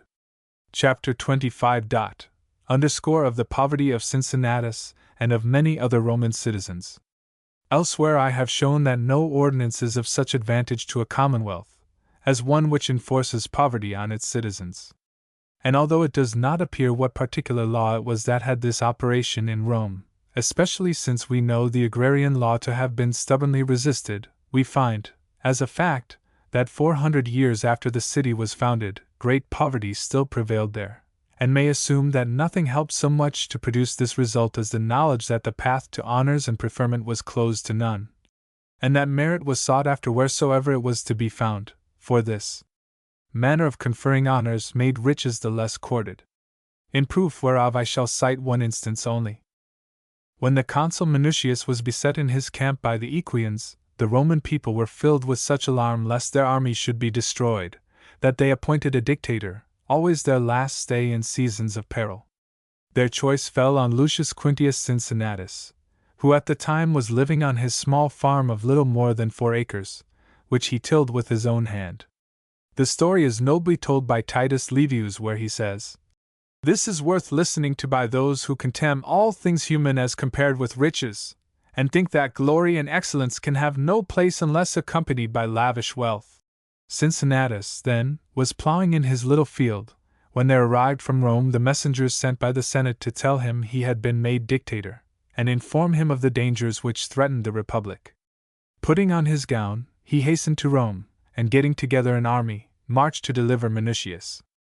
But when he had defeated and spoiled the enemy, and released Minucius, he would not suffer the army he had rescued to participate in the spoils, saying, "I will not have you share in the plunder of those to whom you had so nearly fallen a prey." Minucius he deprived of his consulship, and reduced to be a subaltern, in which rank he bade him remain till he had learned how to command. And before this he had made Lucius Tarquinius, although forced by his poverty to serve on foot, his master of the knights. Here, then, we see what honor was paid in Rome to poverty, and how 4 acres of land sufficed to support so good and great a man as Cincinnatus. We find the same poverty still prevailing in the time of Marcus Regulus, who when serving with the army in Africa sought leave of Senate to return home that he might look after his farm which his laborers had suffered to run to waste. Here again we learn 2 things worthy our attention. First, the poverty of these men and their contentment under it, and how their sole study was to gain renown from war, leaving all its advantages to the state. For had they thought of enriching themselves by war, it had given them little concern that their fields were running to waste further. We have to remark the magnanimity of these citizens, who when placed at the head of armies surpassed all princes in the loftiness of their spirit, who cared neither for king nor for commonwealth, and whom nothing could daunt or dismay, but who, on returning to private life, became once more so humble, so frugal, so careful of their slender means, and so submissive to the magistrates and reverential to their superiors, that it might seem impossible for the human mind to undergo so violent a change. This poverty prevailed down to the days of Paulus Emilius, almost the last happy days for this republic wherein a citizen, while enriching Rome by his triumphs, himself remained poor. And yet so greatly was poverty still esteemed at this time, that when Paulus, in conferring rewards on those who had behaved well in the war, presented his own son-in-law with a silver cup, it was the first vessel of silver ever seen in his house. I might run on to a great length pointing out how much better are the fruits of poverty than those of riches, and how poverty has brought cities, provinces, and nations to honor, while riches have wrought their ruin, had not this subject been often treated by others. Chapter 26. How women are a cause of the ruin of states. A feud broke out in Ardea touching the marriage of an heiress, whose hand was sought at the same time by 2 suitors, the one of plebeian, the other of noble birth. For her father being dead, her guardian wished her to wed the plebeian, her mother the noble. And so hot grew the dispute that resort was had to arms, the whole nobility siding with their fellow noble, and all the plebeians with the plebeian. The latter faction being worsted, left the town, and sent to the Volscians for help, whereupon the nobles sought help from Rome. The Volscians were first in the field, and on their arrival encamped round Ardea. The Romans, coming up later, shut in the Volscians between themselves and the town, and reducing them by famine, forced them to surrender at discretion. They then entered Ardea, and putting all the ringleaders in this dispute to the sword, composed the disorders of the city. In connection with this affair there are several points to be noted. And in the first place we see how women have been the occasion of many divisions and calamities in states, and have wrought great harm to rulers, as when, according to our historian, the violence done to Lucretia drove the Tarquins from their kingdom, and that done to Virginia broke the power of the Decemvirs. And among the chief causes which Aristotle assigns for the downfall of tyrants are the wrongs done by them to their subjects in respect of their women, whether by adultery, rape, or other like injury to their honor, as has been sufficiently noticed in the chapter wherein we treated of conspiracies.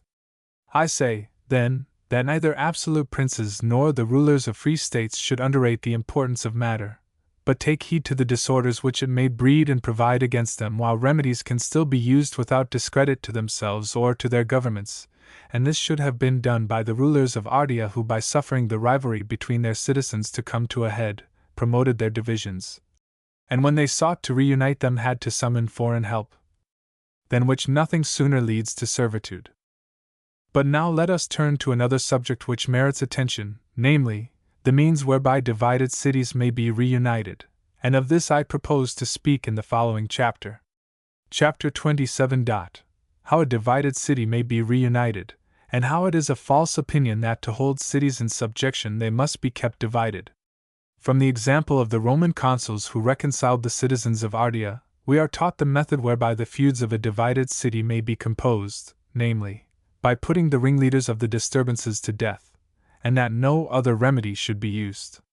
3 courses, indeed, are open to you, since you may either put to death, as these consuls did, or banish, or bind the citizens to live at peace with one another, taking security for their good behavior.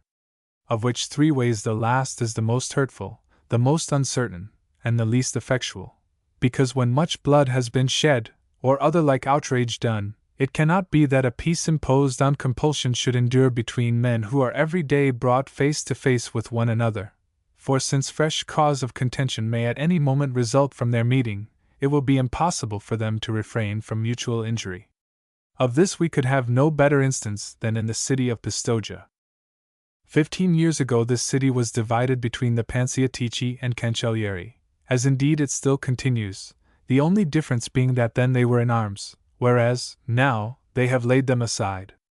After much controversy and wrangling, these factions would presently proceed to bloodshed, to pulling down houses, plundering property, and all the other violent courses usual in divided cities. The Florentines, with whom it lay to compose these feuds, strove for a long time to do so by using the third of the methods mentioned, but when this only led to increased tumult and disorder, losing patience, they decided to try the second method and get rid of the ringleaders of both factions by imprisoning some and banishing others. In this way a sort of settlement was arrived at, which continues in operation up to the present hour. There can be no question, however, that the first of the methods named would have been the surest. But because extreme measures have in them an element of greatness and nobility, a weak republic, so far from knowing how to use this first method, can with difficulty be brought to employ even the second.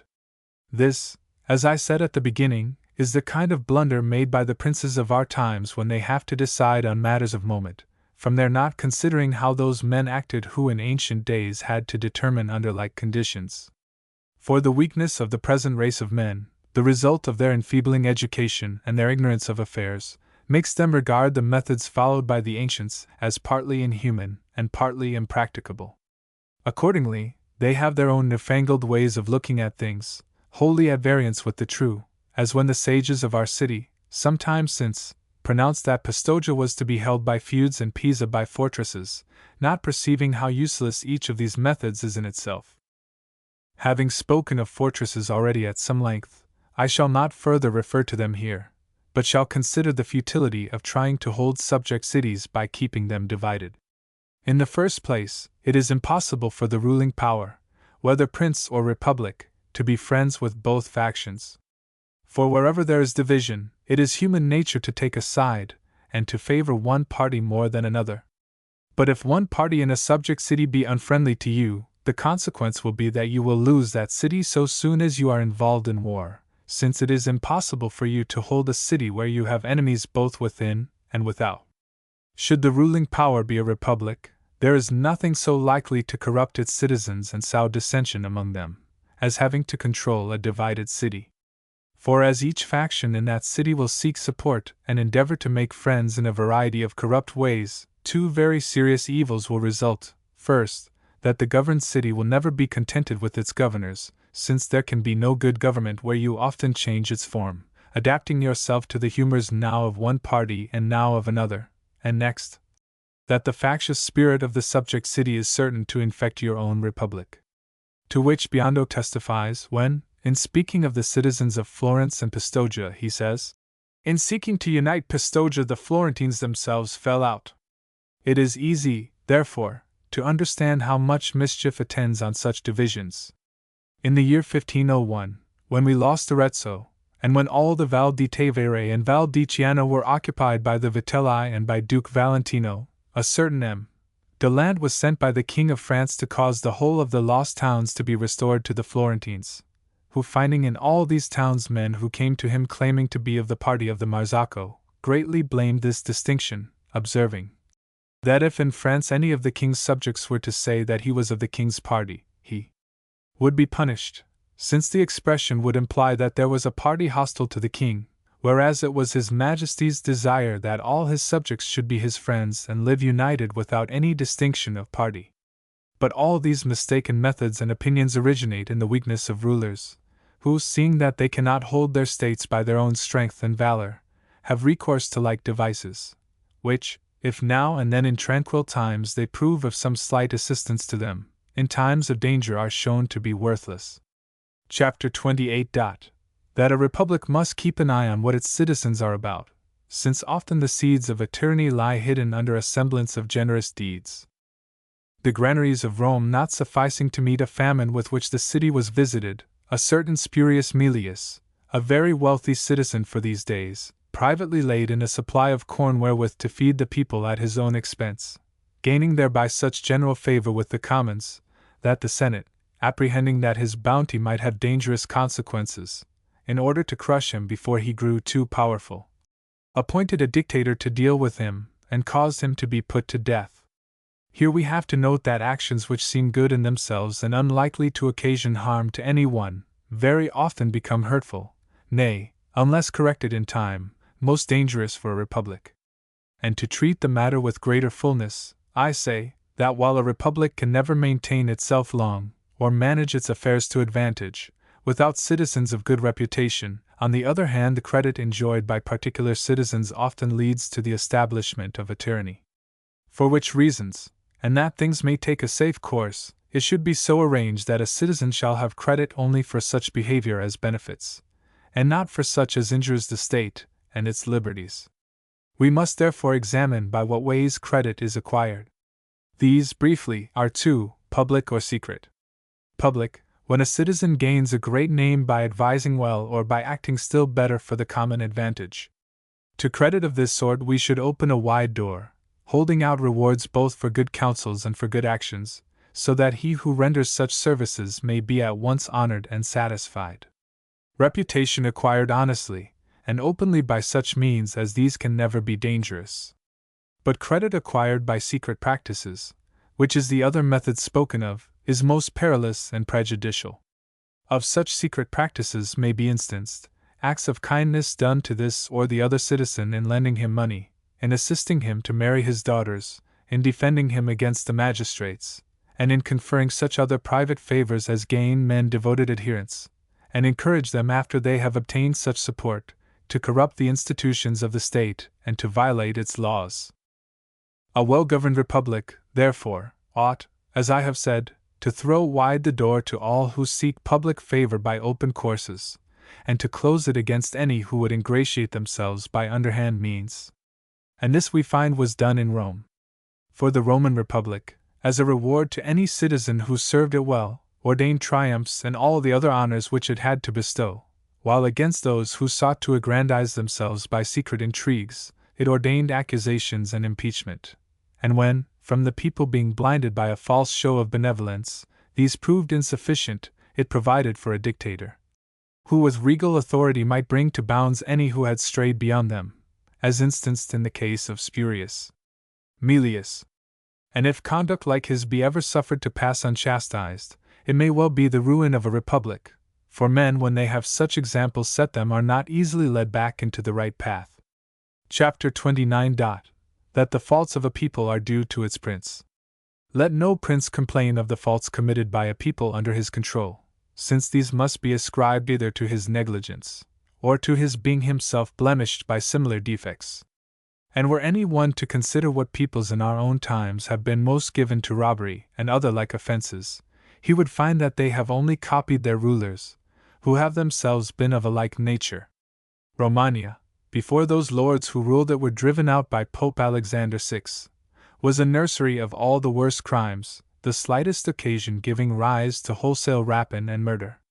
This resulted from the wickedness of these lords, and not, as they asserted, from the evil disposition of their subjects. For these princes, being poor, yet choosing to live as though they were rich, were forced to resort to cruelties innumerable and practiced in diverse ways, and among other shameful devices contrived by them to extort money, they would pass laws prohibiting certain acts, and then be the first to give occasion for breaking them, nor would they chastise offenders until they saw many involved in the same offense, when they fell to punishing, not from any zeal for the laws which they had made, but out of greed to realize the penalty. Whence flowed many mischiefs, and more particularly this, that the people, being impoverished, but not corrected, sought to make good their injuries at the expense of others weaker than themselves. And thus there sprang up all those evils spoken of above, whereof the prince is the true cause. The truth of what I say is confirmed by Titus Livius, where he relates how the Roman envoys, who were conveying the spoils of the Veientines as an offering to Apollo, were seized and brought on shore by the corsairs of the Lipari Islands in Sicily, when Titus Livius, the prince of these islands, on learning the nature of the offering, its destination, and by whom sent, though himself of Lipari, behaved as a Roman might, showing his people what sacrilege it would be to intercept such a gift, and speaking to such purpose that by general consent the envoys were suffered to proceed upon their voyage, taking all their possessions with them. With reference to which incident the historian observes, "The multitude, who always take their color from their ruler, were filled by Titus Livius with a religious awe," and to like purport we find it said by Lorenzo de' Medici. Chapter 30. That a citizen who seeks by his personal influence to render signal service to his country must first stand clear of envy. How a city should prepare for its defense on the approach of an enemy. When the Roman Senate learned that all Etruria was assembled in arms to march against Rome, and that the Latins and Hernicians, who before had been the friends of the Romans, had ranged themselves with the Volscians, the ancient enemies of the Roman name, they foresaw that a perilous contest awaited them.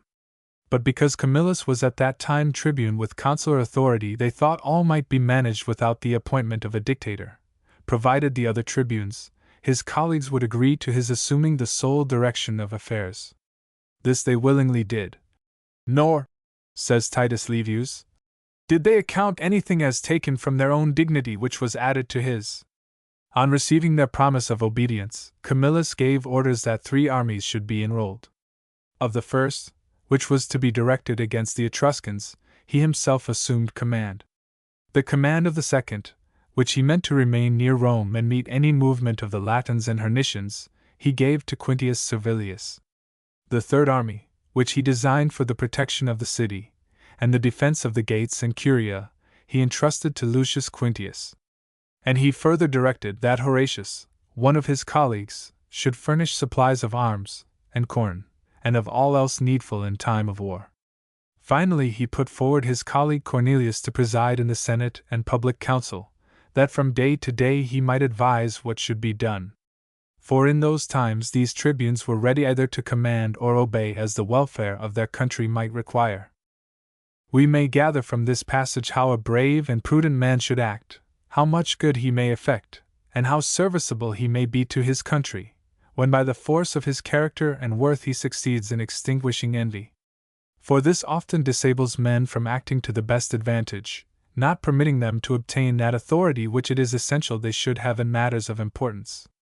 Now, envy may be extinguished in one or other of 2 ways. First, by the approach of some flagrant danger, whereby seeing themselves like to be overwhelmed, all forego their own private ambition and lend a willing obedience to him who counts on his valor to rescue them. as in the case of Camillus, who from having given many proofs of surpassing ability, and from having been 3 times dictator and always exercised the office for the public good and not for his private advantage, had brought men to fear nothing from his advancement, while his fame and reputation made it no shame for them to recognize him as their superior. Wisely, therefore, does Titus Livius use concerning him the words which I have cited. The other way in which envy may be extinguished is by the death, whether by violence or in the ordinary course of nature, of those who have been your rivals in the pursuit of fame or power, and who, seeing you better esteemed than themselves, could never acquiesce in your superiority or put up with it in patience. For when these men have been brought up in a corrupt city, where their training is little likely to improve them, nothing that can happen will induce them to withdraw their pretensions. Nay, to have their own way and satisfy their perverse humor, they will be content to look on while their country is ruined. For envy such as this there is no cure save by the death of those of whom it has taken possession. And when fortune so befriends a great man that his rivals are removed from his path by a natural death, his glory is established without scandal or offense, since he is then able to display his great qualities unhindered. But when fortune is not thus propitious to him, he must contrive other means to rid himself of rivals, and must do so successfully before he can accomplish anything. Any one who reads with intelligence the lessons of Holy Writ will remember how Moses, to give effect to his laws and ordinances, was constrained to put to death an endless number of those who out of mere envy withstood his designs. The necessity of this course was well understood by the friar Girolamo Savonarola, and by the Gonfalonier Piero Soderini. But the former could not comply with it, because, as a friar, he himself lacked the needful authority, while those of his followers who might have exercised that authority did not rightly comprehend his teaching. This, however, was no fault of his, for his sermons are full of invectives and attacks against the wise of this world, that being the name he gave to envious rivals and to all who opposed his reforms. As for Piero Soderini, he was possessed by the belief that in time and with favorable fortune he could allay envy by gentleness and by benefits conferred on particular men, for as he was still in the prime of life, and in the fresh enjoyment of that goodwill which his character and opinions had gained for him, he thought to get the better of all who out of jealousy opposed him, without giving occasion for tumult, violence, or disorder, not knowing how time stays not, worth suffices not. Fortune shifts, and malice will not be won over by any benefit. Wherefore, because they could not or knew not how to vanquish this envy, the two whom I have named came to their downfall. Another point to be noted in the passage we are considering is the careful provision made by Camillus for the safety of Rome both within and without the city. And truly, not without reason do wise historians, like our author, set forth certain events with much minuteness and detail, to the end that those who come after may learn how to protect themselves in like dangers. Further, we have to note that there is no more hazardous or less useful defense than one conducted without method or system. This is shown in Camillus causing a third army to be enrolled that it might be left in Rome for the protection of the city. Many persons, doubtless, both then and now, would esteem this precaution superfluous, thinking that as the Romans were a warlike people and constantly under arms, there could be no occasion for a special levy, and that it was time enough to arm when the need came. But Camillus, and any other equally prudent captain would be of the same mind, judged otherwise, not permitting the multitude to take up arms unless they were to be bound by the rules and discipline of military service. Let him, therefore, who is called on to defend a city, taking example by Camillus, before all things avoid placing arms in the hands of an undisciplined multitude, but first of all select and enroll those whom he proposes to arm, so that they may be wholly governed by him as to where they shall assemble and whither they shall march, and then let him direct those who are not enrolled, to abide every man in his own house for its defense. Whosoever observes this method in a city which is attacked, will be able to defend it with ease. But whosoever disregards it, and follows not the example of Camillus, shall never succeed. Chapter 31. That strong republics and valiant men preserve through every change the same spirit and bearing. Among other high sayings which our historian ascribes to Camillus, as showing of what stuff a truly great man should be made, he puts in his mouth the words, My courage came not with my dictatorship, nor went with my exile. For by these words we are taught that a great man is constantly the same through all vicissitudes of fortune, so that although she change, now exalting, now depressing, he remains unchanged, and retains always a mind so unmoved, and in such complete accordance with his nature as declares to all that over him fortune has no dominion. Very different is the behavior of those weak-minded mortals who, puffed up and intoxicated with their success, ascribe all their felicity to virtues which they never knew, and thus grow hateful and insupportable to all around them. Whence also the changes in their fortunes. For whenever they have to look adversity in the face, they suddenly pass to the other extreme, becoming abject and base. And thus it happens that feeble-minded princes, when they fall into difficulties, think rather of flight than of defense, because, having made bad use of their prosperity, they are wholly unprepared to defend themselves. The same merits and defects which I say are found in individual men, are likewise found in republics, whereof we have example in the case of Rome and of Venice. For no reverse of fortune ever broke the spirit of the Roman people, nor did any success ever unduly elate them, as we see plainly after their defeat at Cannae, and after the victory they had over Antiochus. For the defeat at Cannae, although most momentous, being the third they had met with, no whit daunted them, so that they continued to send forth armies, refused to ransom prisoners as contrary to their custom, and dispatched no envoy to Hannibal or to Carthage to sue for peace, but without ever looking back on past humiliations, thought always of war, though in such straits for soldiers that they had to arm their old men and slaves. Which facts being made known to Hanno the Carthaginian, he, as I have already related, warned the Carthaginian Senate not to lay too much stress upon their victory. Here, therefore, we see that in times of adversity the Romans were neither cast down nor dismayed. On the other hand, no prosperity ever made them arrogant. Before fighting the battle wherein he was finally routed, Antiochus sent messengers to Scipio to treat for an accord, when Scipio offered peace on condition that he withdrew at once into Syria, leaving all his other dominions to be dealt with by the Romans as they thought fit. Antiochus, refusing these terms, fought and was defeated, and again sent envoys to Scipio, enjoining them to accept whatever conditions the victor might be pleased to impose. But Scipio proposed no different terms from those he had offered before, saying that the Romans, as they lost not hard on defeat, so waxed not insolent with success. The contrary of all this is seen in the behavior of the Venetians, who, thinking their good fortune due to valor of which they were devoid, in their pride addressed the French king as son of St. Mark, and making no account of the church, and no longer restricting their ambition to the limits of Italy, came to dream of founding an empire like the Roman. But afterwards, when their good fortune deserted them, and they met at Vaila a half defeat at the hands of the French king, they lost their whole dominions, not altogether from revolt, but mainly by a base and abject surrender to the Pope and the King of Spain. Nay, so low did they stoop as to send ambassadors to the Emperor offering to become his tributaries, and to write letters to the Pope, full of submission and civility, in order to move his compassion. To such abasement were they brought in 4 days' time by what was in reality only a half defeat. For on their flight after the battle of Vaila only about a half of their forces were engaged, and one of their 2 proveditorii escaped to Verona with 25,000 men, horse and foot.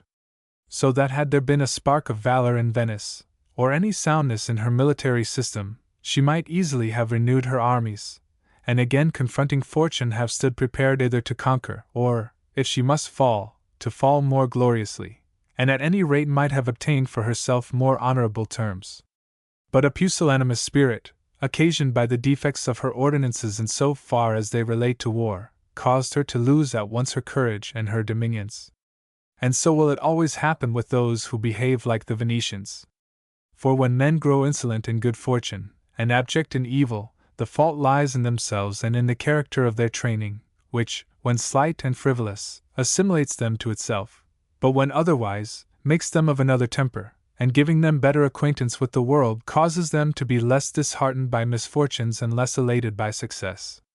And while this is true of individual men, it holds good also of a concourse of men living together in one republic, who will arrive at that measure of perfection which the institutions of their state permit.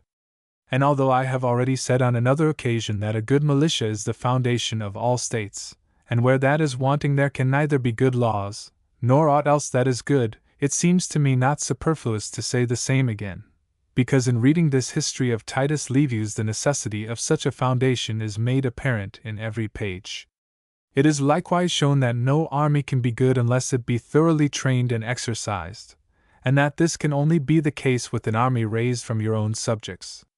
For as a state is not, and cannot always be at war, you must have opportunity to train your army in times of peace. But this, having regard to the cost, you can only have in respect of your own subjects. When Camillus, as already related, went forth to meet the Etruscans, his soldiers, on seeing the great army of their enemy, were filled with fear, thinking themselves too to withstand its onset. This untoward disposition being reported to Camillus, he showed himself to his men, and by visiting their tents, and conversing with this and the other among them, was able to remove their misgivings, and finally, without other word of command, he bade them each do his part as he had learned and been accustomed. Now, any one who well considers the methods followed by Camillus, and the words spoken by him to encourage his soldiers to face their enemy, will perceive that these words and methods could never have been used with an army which had not been trained and disciplined in time of peace as well as of war. For no captain can trust to untrained soldiers or look for good service at their hands. Nay, though he were another Hannibal, with such troops his defeat were certain. For, as a captain cannot be present everywhere while a battle is being fought, unless he have taken all measures beforehand to render his men of the same temper as himself, and have made sure that they perfectly understand his orders and arrangements, he will inevitably be destroyed. When a city therefore is armed and trained as Rome was, and when its citizens have daily opportunity, both singly and together, to make trial of their valor and learn what fortune can effect, it will always happen that at all times, and whether circumstances be adverse or favorable, they will remain of unaltered courage and preserve the same noble bearing. But when its citizens are unpracticed in arms, and trust not to their own valor but wholly to the arbitration of fortune, they will change their temper as she changes, and offer always the same example of behavior as was given by the Venetians. Chapter 32. Of the methods which some have used to make peace impossible. The towns of Caira and Velletri, two of her own colonies, revolted from Rome in expectation of being protected by the Latins. But the Latins being routed and all hopes of help from that quarter at an end, many of the townsmen recommended that envoys should be sent to Rome to make their peace with the Senate. This proposal, however, was defeated by those who had been the prime movers of the revolt, who, fearing that the whole punishment might fall on their heads, to put a stop to any talk of an adjustment, incited the multitude to take up arms and make a foray into the Roman territory. And, in truth, when it is desired that a prince or people should banish from their minds every thought of reconciliation, there is no surer or more effectual plan than to incite them to inflict grave wrong on him with whom you would not have them be reconciled, for then, the fear of that punishment which they will seem to themselves to have deserved, will always keep them apart. At the close of the first war waged by the Romans against Carthage, the soldiers who had served under the Carthaginians in Sardinia and Sicily, upon peace being proclaimed, returned to Africa, where, being dissatisfied with their pay, they mutinied against the Carthaginians, and choosing two of their number, Matto and Spendio, to be their leaders, seized and sacked many towns subject to Carthage. The Carthaginians, being loath to use force until they had tried all other methods for bringing them to reason, sent Hasdrubal, their fellow citizen, to mediate with them, thinking that from formerly having commanded them he might be able to exercise some influence over them.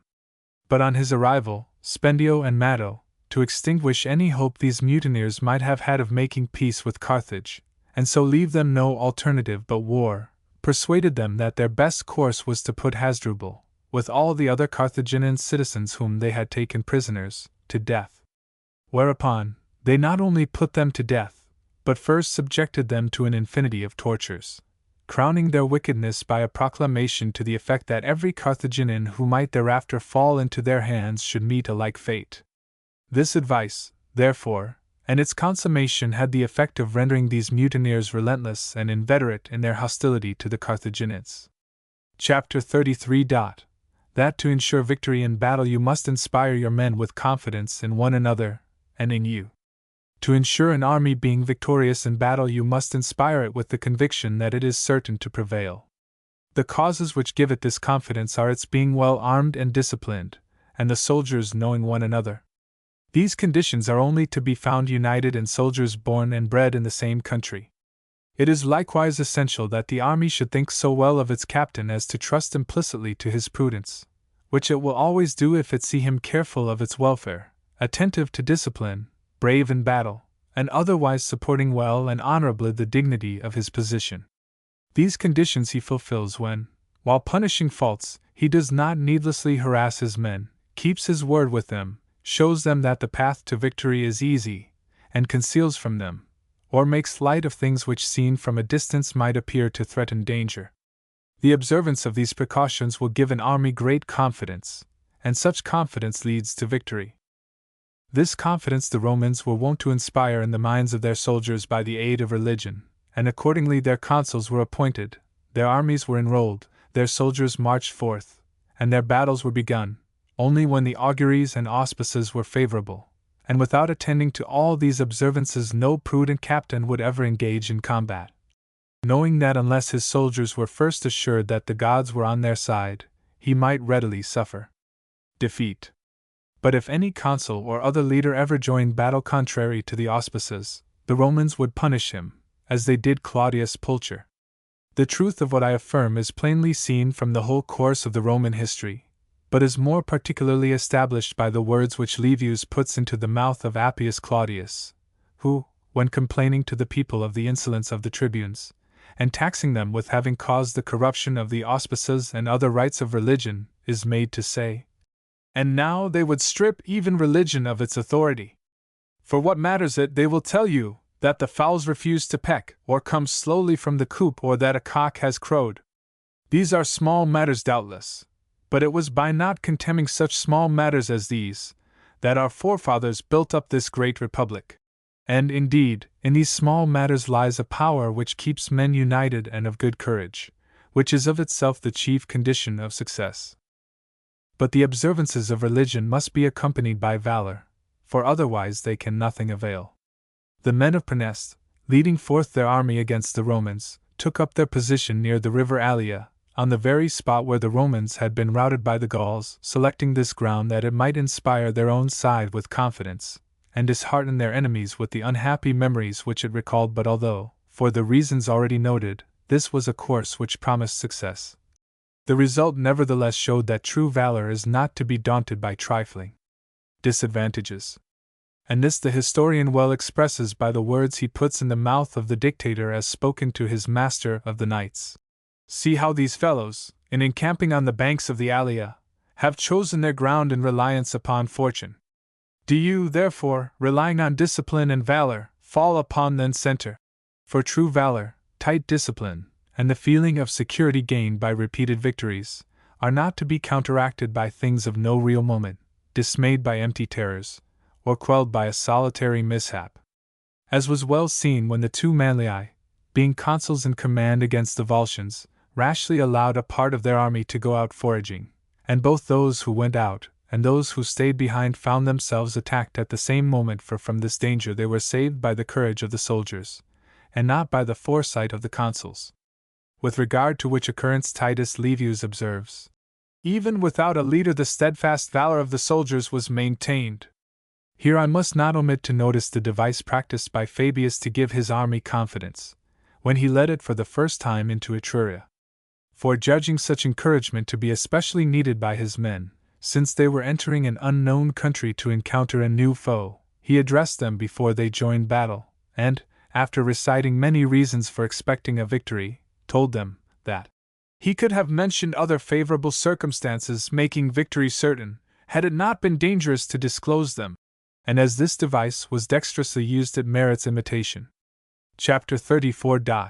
By what reports, rumors, or surmises the citizens of a republic are led to favor a fellow citizen, and whether the magistracies are bestowed with better judgment by a people or by a prince. I have elsewhere related how Titus Manlius, afterwards named Torquatus, rescued his father from the charge laid against him by Marcus Pomponius, tribune of the people. And though the means he took to effect this were somewhat violent and irregular, so pleasing to everyone were his filial piety and affection, that not only did he escape rebuke, but when military tribunes had to be appointed his name was second on the list of those chosen. To explain his good fortune, it will, I think, be useful to consider what are the methods followed by the citizens of a republic in estimating the character of those on whom they bestow honors, so as to see whether what I have already said on this head be true, namely, that a people is more discriminating in awarding honors than a prince. I say, then, that in conferring honors and offices, the people, when it has no knowledge of a man from his public career, follows the estimate given of him by the general voice, and by common report, or else is guided by some prepossession or preconceived opinion which it has adopted concerning him. Such impressions are formed either from consideration of a man's descent, it being assumed, until the contrary appears, that where his ancestors have been great and distinguished citizens their descendant will resemble them, or else from regard to his manners and habits, and nothing can be more in his favor than that he frequents the company of the grave and virtuous, and such as are generally reputed wise. For as we can have no better clue to a man's character than the company he keeps, he who frequents worthy company deservedly obtains a good name, since there can hardly fail to be some similarity between himself and his associates. Sometimes, however, the popular estimate of a man is founded on some remarkable and noteworthy action, though not of public moment, in which he has acquitted himself well. And of all the three causes which create a prepossession in a man's favor, none is so effectual as this last. For the presumption that he will resemble his ancestors and kinsmen is so often misleading, that men are slow to trust and quick to discard it, unless confirmed by the personal worth of him of whom they are judging. The criterion of character afforded by a man's manners and conversation is a safer guide than the presumption of inherited excellence, but is far inferior to that afforded by his actions, for until he has given actual proof of his worth, his credit is built on mere opinion, which may readily change. But this third mode of judging, which originates in and rests upon his actions, at once gives him a name which can only be destroyed by his afterwards doing many actions of a contrary nature. Those, therefore, who live in a republic should conform to this third criterion, and endeavor, as did many of the Roman youth, to make their start in life with some extraordinary achievement, either by promoting a law conducive to the general well-being, or by accusing some powerful citizen as a transgressor of the laws, or by performing some similar new and notable action which cannot fail to be much spoken of. Actions like this are necessary not only to lay a foundation for your fame, but also to maintain and extend it. To which end, they must continually be renewed, as we find done by Titus Manlius throughout the whole course of his life. For after winning his earliest renown by his bold and singular defense of his father, when some years had passed he fought his famous duel with the Gaul, from whom, when he had slain him, he took the twisted golden collar which gave him the name of Torquatus. Nor was this the last of his remarkable actions, for at a later period, when he was of ripe years, he caused his own son to be put to death, because he had fought without leave, although successfully.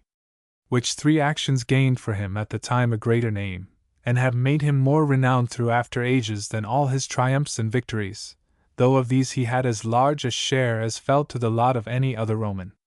The explanation of which is, that while in his victories Manlius had many who resembled him, in these particular actions he stood almost or entirely alone.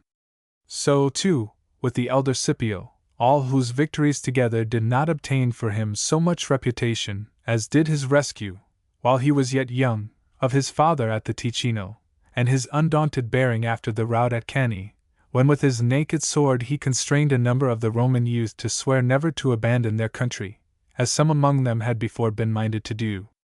It was these two actions, therefore, which laid the foundation of his future fame and paved the way for his triumphs in Spain and Africa. And the fair esteem in which men held him was still further heightened when in Spain he restored a daughter to her father, a wife to her husband. Nor is it only the citizen who seeks reputation as leading to civil honors, who must act in this way. The prince who would maintain his credit in his princedom must do likewise, since nothing helps so much to make a prince esteemed as to give signal proofs of his worth, whether by words or by deeds which tend to promote the public good, and show him to be so magnanimous, generous, and just, that he may well pass into a proverb among his subjects. But to return to the point whence I digressed, I say that if a people, when they first confer honors on a fellow citizen, rest their judgment on any one of the three circumstances above mentioned, they build on a reasonable foundation.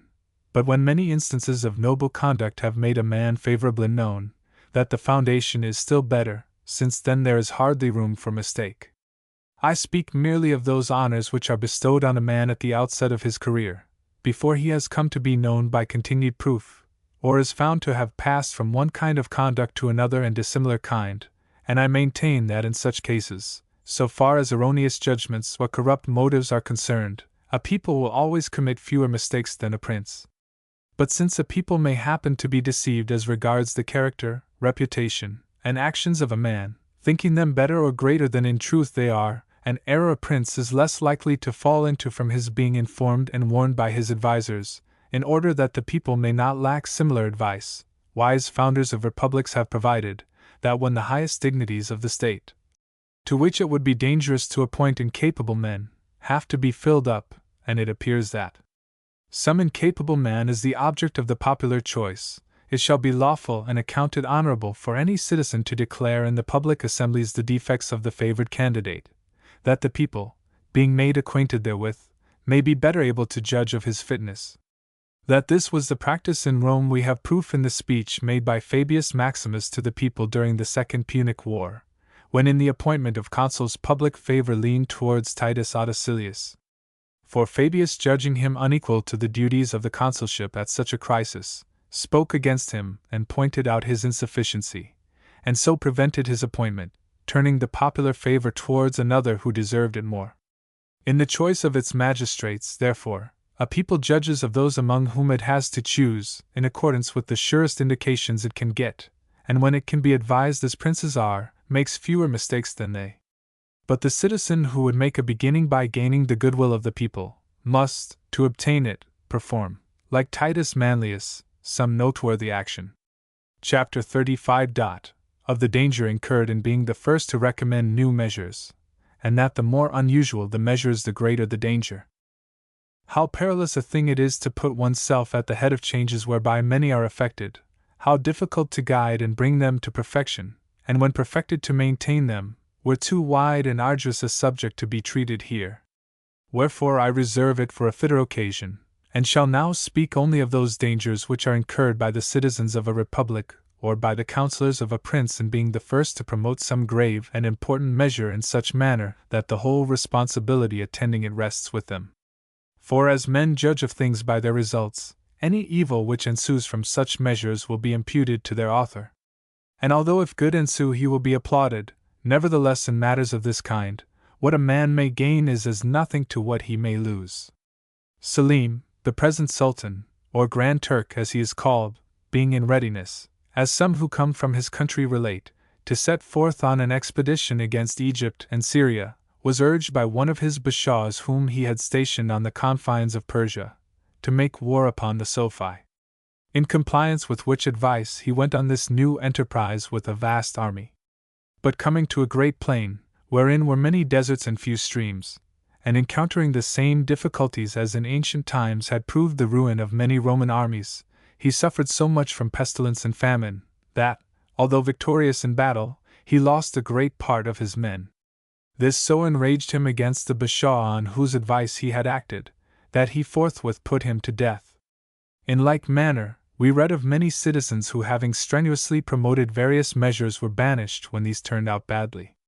Certain citizens of Rome, for instance, were very active in forwarding a law allowing the appointment of a plebeian to be consul. This law passing, it so happened that the first plebeian consul who went forth with the armies was routed, and had it not been that the party in whose behalf the law was made was extremely powerful, its promoters would have fared badly. It is plain therefore that the counsellors whether of a republic or of a prince stand in this dilemma, that if they do not conscientiously advise whatsoever they think advantageous for their city or prince, they fail in their duty. If they do advise it, they risk their places and their lives, all men being subject to this infirmity of judging advice by the event. When I consider in what way this reproach or this danger may best be escaped, I find no other remedy to recommend than that in giving advice you proceed discreetly, not identifying yourself in a special manner with the measure you would see carried out, but offering your opinion without heat, and supporting it temperately and modestly, so that if the prince or city follow it, they shall do so of their own good will, and not seem to be dragged into it by your importunity. When you act thus, either prince nor people can reasonably bear you a grudge in respect of the advice given by you, since that advice was not adopted contrary to the general opinion. For your danger lies in many having opposed you, who afterwards, should your advice prove hurtful, combine to ruin you. And although in taking this course you fall short of the glory which is earned by him who stands alone against many in urging some measure which succeeds, you have nevertheless two advantages to make up for it: first, that you escape danger, and second, that when you have temperately stated your views, and when, in consequence of opposition, your advice has not been taken, should other counsels prevail and mischief come of them, your credit will be vastly enhanced. And although credit gained at the cost of misfortune to your prince or city cannot be matter of rejoicing, still it is something to be taken into account. On this head, then, I know of no other advice to offer. For that you should be silent and express no opinion at all, were a course hurtful for your prince or city, and which would not absolve you from danger, since you would soon grow to be suspected, when it might fare with you as with the friend of Persis the Macedonian king. For Persis being defeated by Paulus Emilius, and making his escape with a few companions, it happened that one of them, in reviewing the past, began to point out to the king many mistakes which he had made and which had been his ruin. Whereupon Persis, turning upon him, said, "Traitor, hast thou waited till now when there is no remedy to tell me these things?" And so saying, slew him with his own hand. Such was the penalty incurred by one who was silent when he should have spoken, and who spoke when he should have been silent, and who found no escape from danger in having refrained from giving advice. Wherefore I believe that the course which I have recommended should be observed and followed. Chapter 36. Why it has been and still may be affirmed of the Gauls, that at the beginning of a fray they are more than men, but afterwards less than women. The bravery of the Gaul who on the banks of the Anio challenged any among the Romans to fight with him, and the combat that thereupon ensued between him and Titus Manlius, remind me of what Titus Livius oftener than once observes in his history, that at the beginning of a fray the Gauls are more than men, but ere it is ended show themselves less than women. Touching the cause of this, many are content to believe that such is their nature, which, indeed, I take to be true, but we are not, therefore, to assume that the natural temper which makes them brave at the outset may not be so trained and regulated as to keep them brave to the end. And to prove this, I say that armies are of three kinds. In one of these you have discipline with bravery and valor as its consequence. Such was the Roman army, which is shown by all historians to have maintained excellent discipline as the result of constant military training.